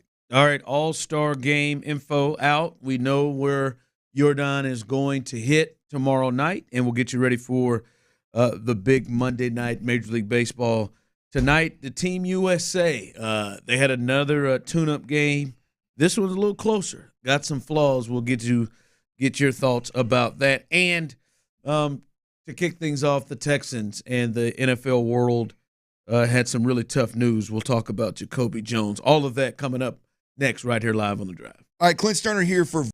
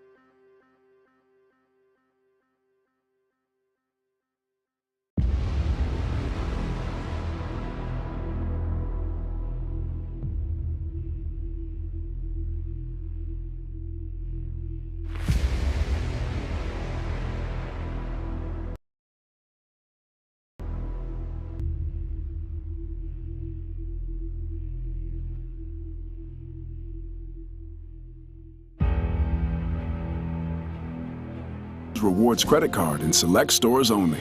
Lowe's knows recovery. Lowe's knows community. Subject to credit approval. Minimum monthly payments required. See store for details. KILT FM HD2 Houston. Insider access, exclusive content. Sports Radio 610. The Texans play here. An Odyssey sports station. Sports Radio 610 presents The Drive with Stoerner and Hughley. It's the 5 o'clock fire. It is 5 o'clock. Congratulations. Hopefully you're off work, and hopefully you have power. That's one thing. I know everybody is not in the clear. Have you heard from Sean Bijani yet? Does he have power? I haven't heard from him, but my wife did say that it looked like to her some parts of the neighborhood that hadn't had it got it a little while ago. I'm not sure if that includes Bijani, but I'm about to text him, actually. Yeah, I'm here to bullying Sean Bijani into stop being so damn prideful and to go sleep at Tyler's house for the night. Sean has been without power from the jump. He said since 8:30 Monday morning, and he slept on, what did he say, a leather couch? Leather couch. Peeled himself off of a leather couch. I'm guessing 80-plus degrees in that house, 6 showers since losing power. Let that man. Tyler about it. Tyler's got a spot for him, several rooms that he can stay in, and he's just being selfish. And it's ridiculous. And Sean, I'm seriously, I think what I'm going to do is send Sean Bijani a text message each hour until he does it. Until he shows up at T's? Until I get confirmation with a photo that he is at Tyler's house. This is just getting ridiculous, son. You're going to go out there and pass out. Go out here and lose your mind out there. It's just hot as hell in that house. Well, like I just, it's got to be. I mean, at this point, I'm just going to hope for him not sleeping on the leather couch. I was going to say again. I got good news. Yes, Bijani has gotten electricity back at his casa. Now he's got it. Good for him. He's going to somehow act like he's done it now. He said they got it. He said they got it 5 minutes ago. We'll see for how long. Good for him. Just want to let you know, I got mine 7 o'clock at night on Friday. And I woke up at 4:55, and it was gone. Came back at around 10:30, got it back, but hopefully it does stay. Good for him. Hopefully any of you, if you are without power, praying for you, hoping you're surviving as well as you can. But hopefully most everyone will be getting power soon. So hopefully for that. But anyway, before I was interrupted by Sean Bijani. Hopefully you're off work at this point, and luckily for you, Old Dirty and the Big Deal. The Big Deal. And Psycho TAKs have the latest for you. The latest is 5 o'clock fires brought to you by Kirk Holmes. And some sad news yesterday that dropped coming from the NFL, and the Texans themselves. A former Texan, Jacobe Jones, passed away. Oh, God, man, he's the same age as I am. Age of 40 is when he passed away. This from the Texans. We are deeply saddened to hear about the passing of Jacobe Jones. Our thoughts and prayers are with his family at this difficult time. Just a terrible, terrible situation. A young guy, 40 years old, that passed away, a former Texan. And I've seen a lot of people, Clint, from Wade Smith to a ton of former players who obviously played with him that are feeling the loss of Jacobe Jones. Yeah, man. Look, clearly was a favorite in the locker room everywhere he went. Was loved everywhere he went. Apparently, very, very entertaining. He was as entertaining in the locker room and off the field as he was on the field, both with his play and his dances and his celebrations, and just the way in which he seemed to love life, love the game, play the game. I never crossed paths with him. Obviously, I know who he is, and I saw him play here. I saw him play in Baltimore, and made game-changing plays in Baltimore that helped him win a Super Bowl. And so, look, man, it was the crazy thing. I lost my brother at a very early age like that. Is when somebody's cut short. At that 40, 41-year-old range, man, that there's usually young kids involved. There's usually a young significant other involved. I don't know Jacobe's situation specifically, but boy, it's at young age, man, gone far too soon. That's what I was thinking. You kind of dealt with this here not too long ago with former teammate Larry Allen. Yeah, who passed away. You know, at a way too soon for him as well. So you know, it's just I just can imagine. You know, for at least these guys are the players. And like I said, we've talked about Wade and other guys who have chimed in about it. It's just like, Dan, you saw that guy every day, like you probably did with Larry. You saw him every day, and then, bam, you know, this happens. Never know, man. Never know when it's your time. Yeah, obviously, I think the big moment, and I'm sure that's different from Houston fans. Big moment for him that many people remember is, you know, him in the Super Bowl against the Niners with the Ravens when he won a ring there and took that kickoff return back. It was always really, really dangerous when it came to that. So rest in peace. Too soon, Jacobe Jones passes away at the age of 40. 5 o'clock fire.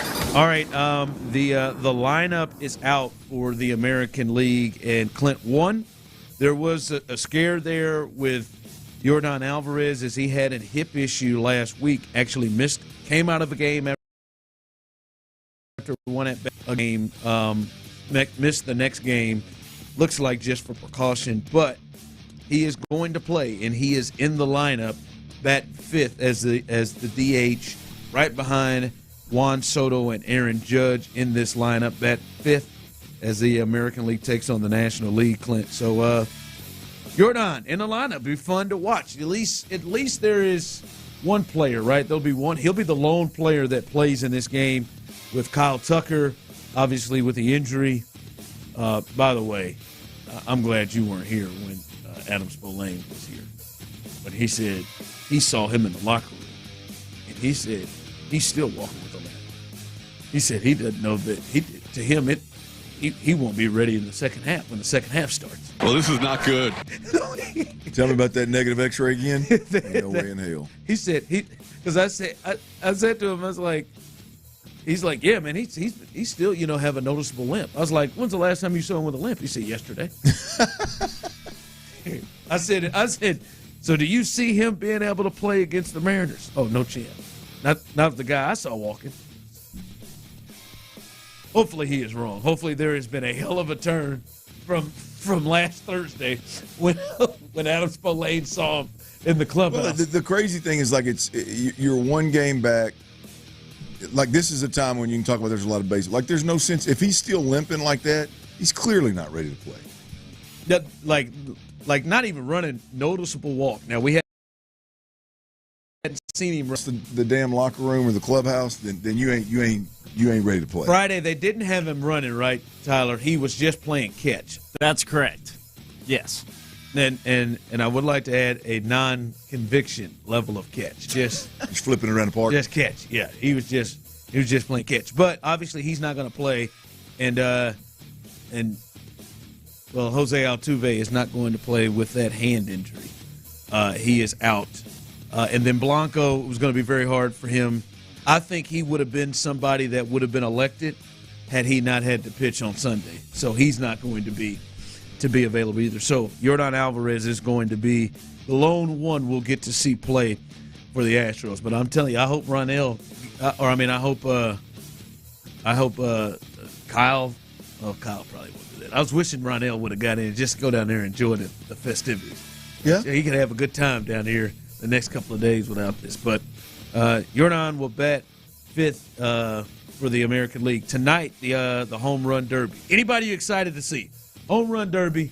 I mean, I'm excited to see Bobby Witt Jr. I think he's going to be bad in this, but I'm excited to see him. Obviously, one of the best young players. But anybody you excited to see here?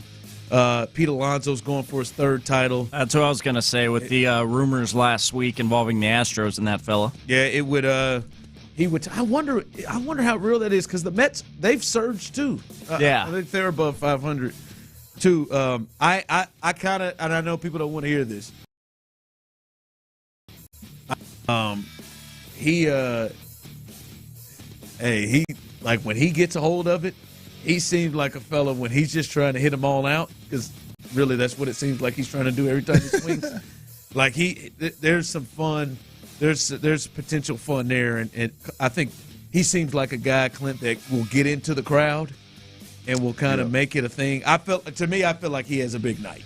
But that's probably the guys I want to see. Look, I said this a year ago. I mean, one of my favorite guys to watch at the plate to hit in Major League Baseball is Adolis Garcia. And so, I mean, watching him in this setting, hell yeah, I'm here for it. I think that's going to be lights out. And then the young dude, Gunnar Henderson, the shortstop from the Orioles. Yeah. You know, you always like to see the young dudes kind of show up or show off whether they can compete at this level with this level of power hitter in the league. So we'll see. I would say those two. I mean, I'm a big Bobby Witt fan, just how he plays the game. I'm with you. I don't know how. That was my other one, Bobby Witt. Yeah, I don't know how he fares in a home run derby. I don't even know how to make sense of him being in the home run derby. But he's got 16. He's got power. If this was he's a Dallas kid, so he'll have a lot of people there. Right. If this was they should. I don't know why they don't. I guess maybe I don't know. You don't want to. They should have some sort of a running thing. Time, first to home or time inside the park run, or like a real out here. This, he's just like, I mean, I don't see him as somebody that is a home run type hitter. That is, I mean, that like Peter Alonso is like, I think like he knows and directs and practices to do that. Yeah. I just don't think. Well, Pete Alonso's also entertaining. I mean, I don't know. Oh, yeah, I've never seen somebody bob their head the entire time they're hitting, right? And I think he's going for his third one. This is third one. Yeah, he would tie King Griffey Jr. with the most. Oh, would he would tie that? That's a record. Yep. Okay. Yeah, that would be that'd be cool to see as well. So yeah, I mean, I think there's plenty of reason to watch. I wish Jordan was hitting in it though. That's never going to happen. Very much like I think Jose Altuve in the All-Star game. I think that's never going to happen with Jordan Alvarez. Not going to do it. You think he's choosing not to, huh? I mean, obviously he said he would. We know this year he chose. Through his interpreter, he said something to the effect of, that's not high on my priority list right now. He said, "Suck it," I believe.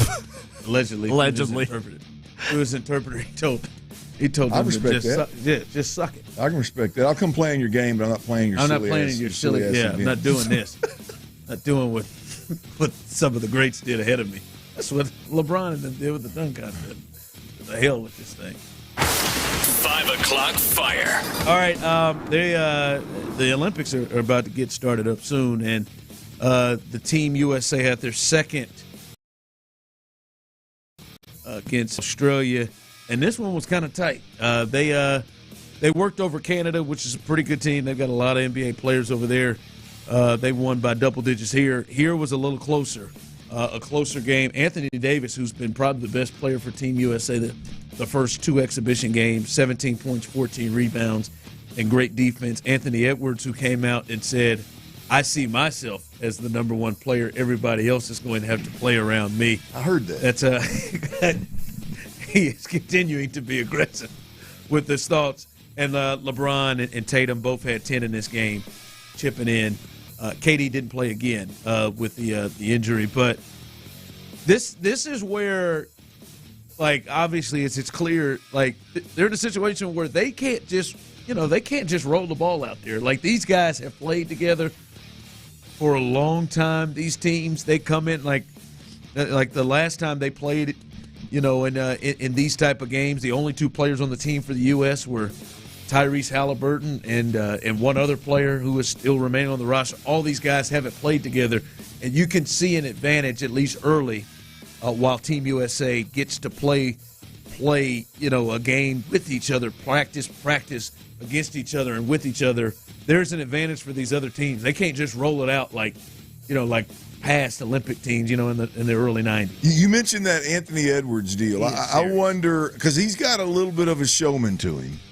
He's got a little bit of a pot stir to him. I wonder how much banter, if you will, or does he really feel that way? And if he really feels that way, well, I think he believes it. Well, I mean, like it's going to be interesting how, because if he really believes that, he's clearly not afraid to say it to the media. You got to believe he's going to, at some point in time, if things don't go according to plan, he's going to voice it probably to the media or to the coach or to the team. That's got the making of some serious entertainment outside of just basketball. Yeah.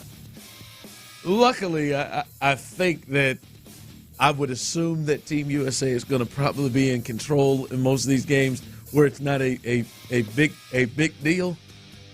But that will be interesting. KD and Steph, LeBron in there. Like, no. Embiid, no, come to me. I got it. Here, give it to me, Steve. What if he grabs the whiteboard? Or it comes out just catches the ball in the inbounds and ignores the play. It says how funny. I think they'll be fine. But, no, for real, they just can't roll it out. These teams have played years and years together, and that's something the U.S. is usually behind.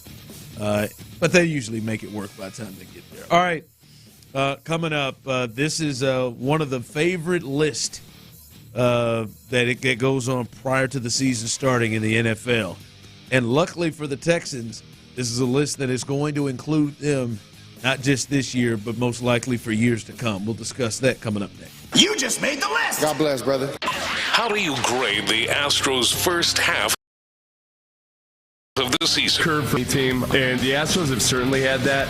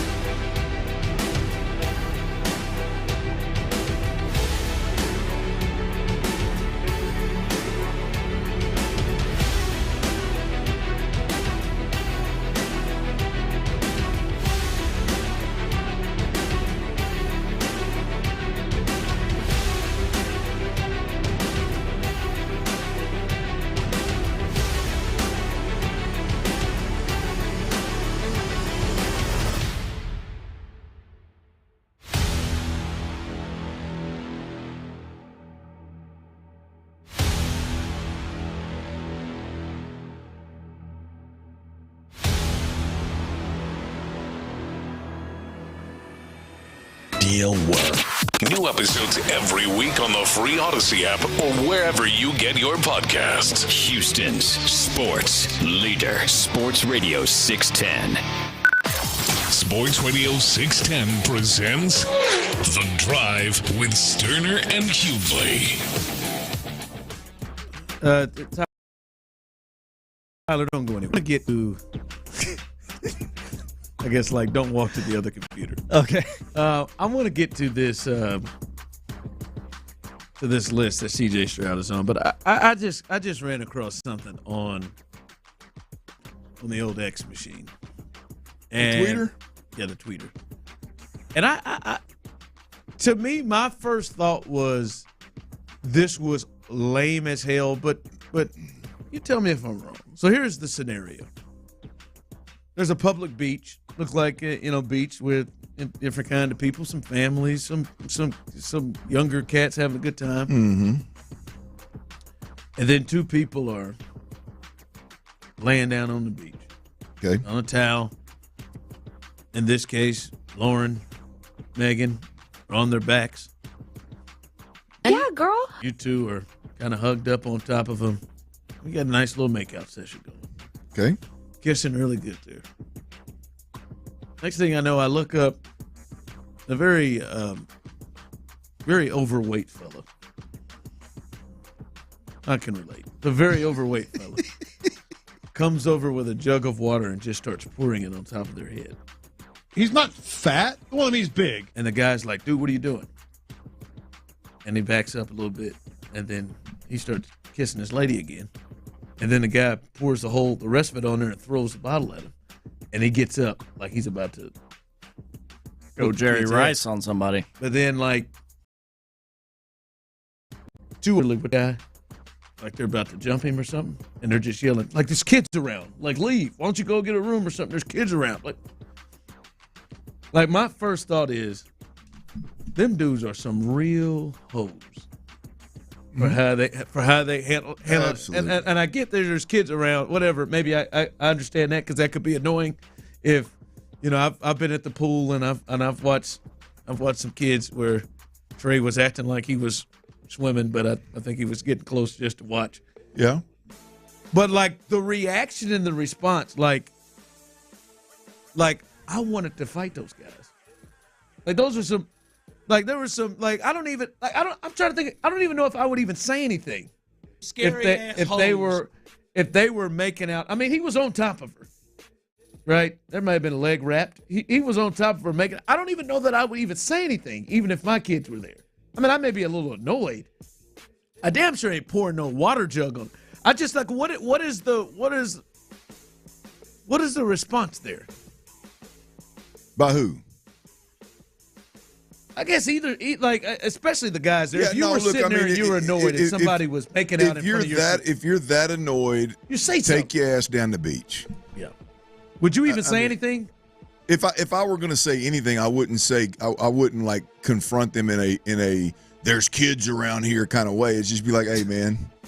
Yeah, as long as clothes are on. Yeah. I mean, if they were hip thrusting and moaning and stuff like that, we may have. Different. That turn could have been turned very, very quickly. But it was hug, make out. Yeah. And I mean, look, I would have to see the video. As long as we're not hip thrusting and moaning and purposely causing a scene and drawing attention to yourself, like a little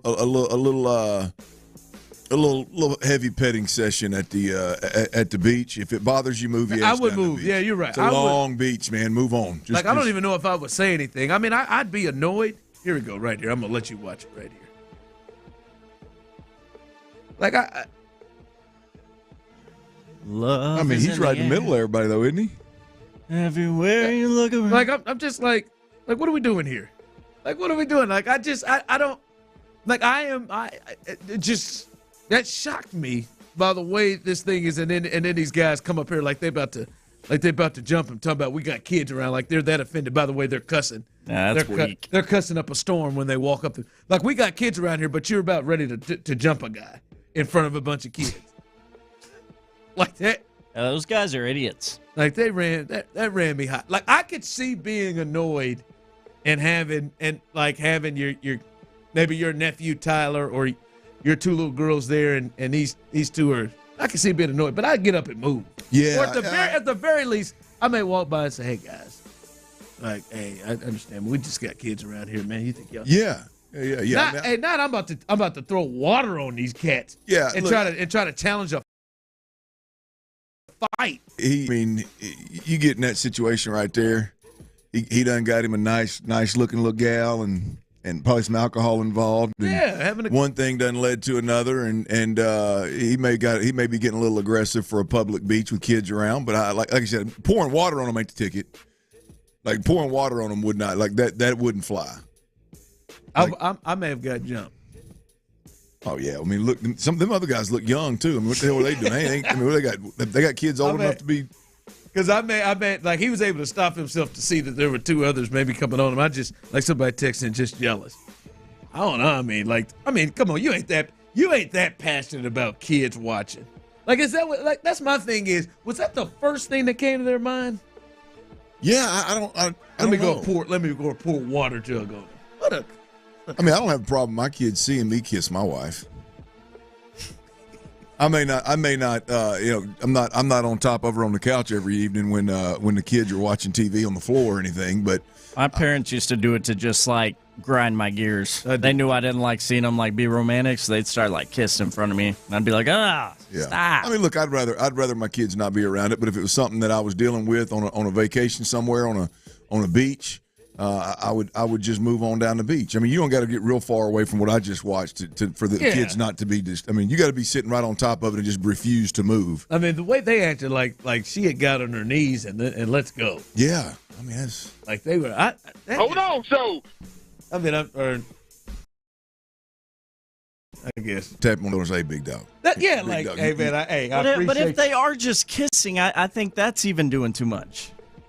Like, unless there is, like, some very clear aggressive sexual fondling that you don't want your kids to be with, like I haven't seen the video. But. I can see if I have, like, laid down. I got a great setup. I had to lay down all my stuff. I got my area picked right here. And they come lay down right in front of you? Yeah, and they're banging that, like, and I'm looking over there, and I see Trey just staring and Lauren, and just staring, and Nicholas trying to build his sandcastle. That's when you just look over and you I say, think, like, hey, y'all, man, listen, man. I was going to wait a while for this talk, but I guess it's time, y'all. See, y'all gather up around Dad. Let me explain what's going on here. Let me break this down Let me break this. Here where he's going here. Just tell your kids they're practicing mouth-to-mouth for the beach. He was on top of her. Now, I couldn't tell where his hands were. He was on top of her. It was there was some very, very, very, very passionate kissing going on. You think they're together, or you think they just met? That day on the beach. That looked like a new meat. like a new meat and a new meat. If you know what I mean. With two E's and an EA, if you feel me. That looked like that looked like spring break. That looked like spring break. He probably met her out somewhere the night before, and the night maybe went to the room and did whatever, and then they kind of stumbled down to the beach, and it's a new meat. And which beach is it? I don't know which beach it is right now. The interesting thing is when old buddy hopped up, like he was ready to go. How was he not pitching a tent? Very true. Maybe he'd been drinking a lot. Well, I mean, because the action that I saw, some distance. There is some distance. The action that I saw, he was clearly thinking with the wrong head. Maybe a whiskey wiener. There ain't no way. I mean, not this bad. When he jumped off that gal there ain't no way he wasn't pitching a tent. If that was a real video, Clint, he might have been. That might just be his tent. Well, that's a good point. I just said. Then maybe Tyler, I sent it to you. Maybe shooting a shot on that kid's beach was the best shot. if that's his pitching. Text line. Why should I have to pack up my whole family and move for those idiots? No. I mean, I don't even know what would have to happen for me to get to the pour water on them. Yeah, well, pour water on them and act like you're by yourself, and then when the guy gets up after the second pouring of water and confronts you, all of a sudden your buddies come running up. That was wild to me. It was about 4 guys that were so offended by that. I mean, when old girl stood up, I think they may have been a tad bit jealous. old bikini, you know what I mean? One of them teeny-eeny bikinis. I need to do research. Will you send me this video? I sent it to you. I start talking about a teeny-weeny bikini, and then he starts talking about Tyler, I need to do research. I've been sitting through the whole break watching that. I just like, are they serious? I had to listen to it. I'll tell you, and they are cussing up a storm, the fight of children. That's what they're doing. All right, coming up, C.J. Stroud. He is now listed we'll tell you on the other side, on the top 10 quarterback list. And this ain't just by anybody. This is coaches and executives in the league. We'll discuss that next. All right, RV.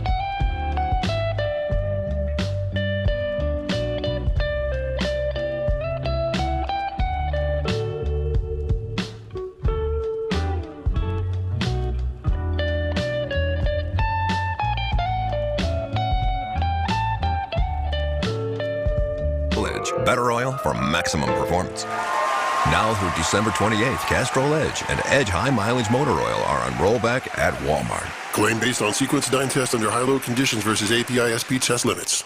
Live from the Twin Peaks studios, Sports Radio 610 presents The Drive with Stoerner and Hughley.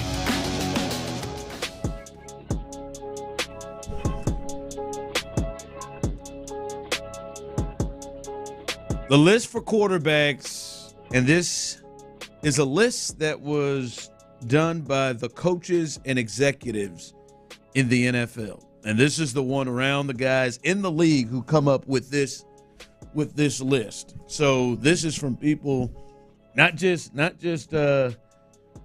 radio hosts or TV guys or writers or anything like that. These are from around the league. You just made the list! C.J. Stroud comes in at number 7. Number 7. They haven't had a guy on the list since Deshaun Watson. Number 7 is where C.J. Stroud comes in on the list. Patrick Mahomes, Joe Burrow, Josh Allen are the top 3. Lamar Jackson, Matthew Stafford finish off the top 5. Justin Herbert, much to the disappointment of Clint Stoerner, is 6th. C.J. Stroud comes in behind Justin Herbert and in front of Aaron Rodgers, Jared Goff, and then Dak Prescott is number 10. That's the top 10 list. Real quick, before I get to the question there, you got any problem where CJ is? I mean, any issue with where CJ is sitting at 7th in that list right now? Right now, quarterbacks right now today, the top 10. Any issue with him at 7? Yeah, look, I got an issue with him at 7. I would have him at 5. So you'd have him in the top 5. I'd have him at 6, if not 5. One of those two. Aaron Rodgers is way too low for me. If that dude's healthy, that dude still strikes fear in defensive coordinators and head coaches in opposing organizations. So I'd probably go Aaron Rodgers 5, C.J. Stroud 6. I would have C.J. ahead of Matthew Stafford and Justin Herbert at this point. Where do you think CJ will be next year on this list? Ooh, that's coming off of what the potential, obviously, of this year will be. I think the guys that aren't on this list that were knocking at the door, Justin Love was 11th, I believe, in this voting. Tua was a little further down in this voting as well. But where do you get a sense? He's at 7. You think he moves? You think he moves higher on this list next year? I know you are. You said he's at 5. Yeah, look, I think if we see guys, like for me, let's just say if guys do what we've seen them do in the past. I definitely think Matt Stafford comes down. Like when this list comes out next year, I definitely think Matt Stafford comes down. Well, he's on the backside, right? But at the end of the day, if guys stay healthy and do what we've seen them do to date, I think C.J. Stroud finishes behind Joe Burrow. I think it's Pat Mahomes, Joe Burrow, C.J. Stroud. Oh, you think he'll be 3rd coming into next year? Well, if guys continue to do what they do, which Josh Allen is as gifted as anybody in the league, but for whatever reasons had a tough time managing the processing aspect of this game at this level, just wants to constantly fire balls down the field, and it gets him in trouble. Lamar Jackson, at this point in time, he's got to be in your top 5 simply because he is the most explosive quarterback we've ever seen. You can have a perfect game plan for him, and he can take it to he can break loose twice in a 70-snap game, and you could lose that ball game fairly easily. So Lamar is always going to be up there, and look, I think Lamar is going to continue to get better throwing the football, and it's not an arm or to me, they're right there, right on the cusp of getting beyond this thing. Should have last year, but so Lamar's always going to be up there. But C.J. Stroud for me would jump all the way to 3. If we just see these guys continue to do what they've done in the past, I think C.J. would jump to 3. Now what he did last year, Ron, I say that like it's just he's going to do it again. Yeah. No, I mean that's a tall order, but I get what you're saying though. The thought is he's improved. There's improvement around him. There is stability with his coaching staff and his offense, and it just becomes more convincing, right? And you think he continues to grow, right? You would think that he continues to just be at the very least more understanding of what the league is doing. Yep. And he'll learn more. Now I think they're gonna have some tape and probably change some things up on him to try to get to him. But I get where you're coming from. Well, Ron, here's the deal. What he's shown in one season, he's already better than everybody not named Patrick Mahomes and Joe Burrow. If he can do it for 2 seasons, then it becomes more convincing. And I don't know how you don't move him above guys that have struggled passing the football, whether it's because they're too aggressive or they don't have the ability or whatever. I just don't see it is that convincing of a way of playing the position that I just don't know how I don't name Patrick and Joe. I'd be surprised if Stafford is held to this high a regard next year. I don't think that he is going to pass. I think Joe Burrow is going to come back and be Joe Burrow. Mm-hmm. But I don't think I can see him passing up one of Josh or Lamar. I think one of them are going to have a great year. I would bet on it as well. Like great. Like, MVP worthy, one of the two. I don't know which one it is yet, but one of the two will have a great year. So I think the top 3 will be Mahomes, Burrow, and either Lamar or Allen. And then I can see him kind of fitting in there in the 4 or 5 range. The one wild card, Tyler, for me is a guy that I'm not going to look at you when I say this, but it's Justin Herbert.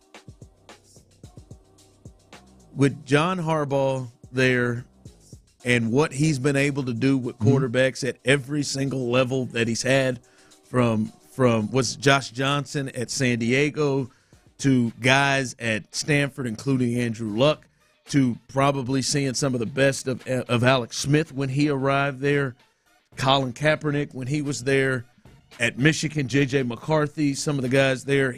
We've seen the best, and he'll put their offense in the best situation. That he is the wild card because he now finally has a really good coach, a coach who's played his position, and a coach that seems consistently, whatever level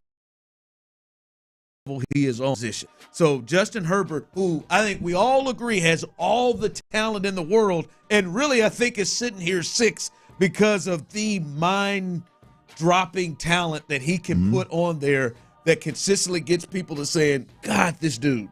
And that, but when you bring him with Jim Harbaugh, a running game that they're going to not quit and try to that's the wild card where if he puts it together and now has the right coach, like we saw in 1 year with C.J. Stroud, the right offensive coach and scheme, you saw the best out of him.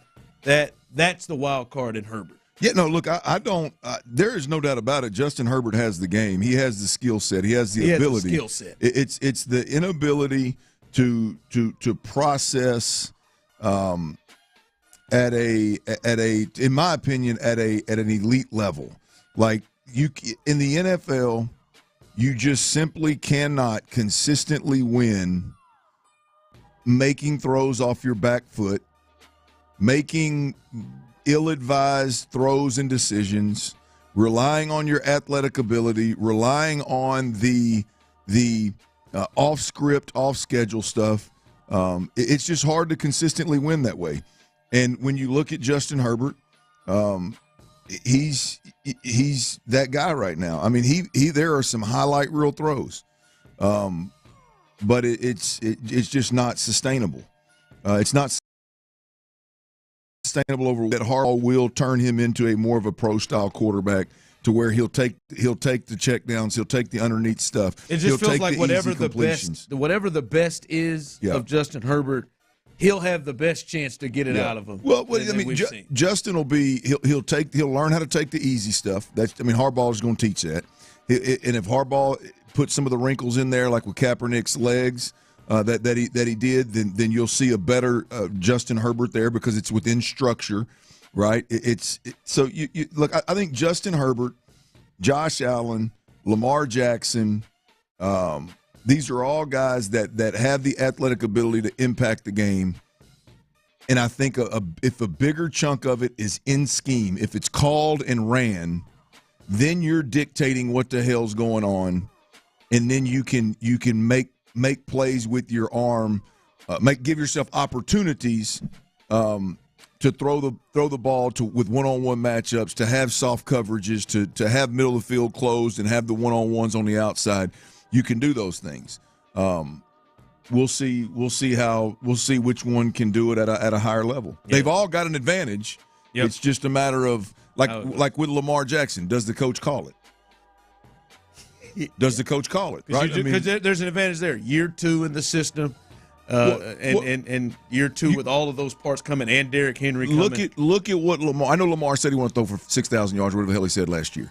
But if you watched him play, Lamar was one. He's got more arm talent than he gets credit for. Lamar was on the ball behind the line of scrimmage. He was taking the quick stuff that Zay Flowers was eating them up. He was accurate with it. Look, he's just taking all. Yeah, I mean, you know where you're going. It's an easier throw, so you're going to be more accurate. Boom! It was an easier game for him.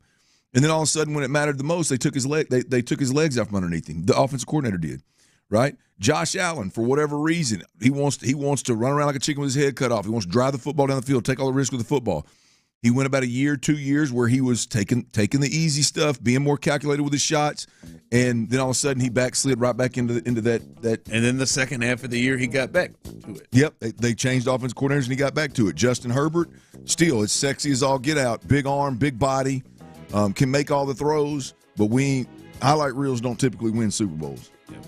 All right, coming up behind us, Texans All Access, and then Area 45, Patrick Creighton and Byron holding it down tonight as they'll have it at 7 o'clock as soon as Texans All Access ends. Remember, they'll be talking about players to watch coming up right behind us as camp gets started in just 3 days. So stay tuned for that. Hey, tonight, Reed Shepherd night. He is to me arguably been the best player in Summer League thus far. His first 2 games have been crazy. Cocaine Curry. Like, already looks like he is above that league. So hopefully we're talking about another crazy performance from him and Cam Whitmore tonight. Clint, great job. Tyler, great job as always. I am Ron Hughley, Houston. We love you, baby. Your silly ass is just sitting in there by yourself, and you got somebody he can walk to your house, right? Yeah. Let me live down the street from you. Not day. It ain't gonna take a hurricane. Day 7, and I got this nut who's got power since Thursday. I may give you Thursday, Friday, Saturday, Sunday. I'm in that piece. Someone else instead of me. Area 45 with Bijani and Creighton. All eyes on Dana Brown. Put the money where the mouth is. All he said all year long. Look, give Dana credit because he has spoken his truth, right? This team's too good. We're not going to sell. We're going to get it right. Well, you know what? All those things have come true. And now it's time to go get the pitching reinforcements before they burn all these guys out.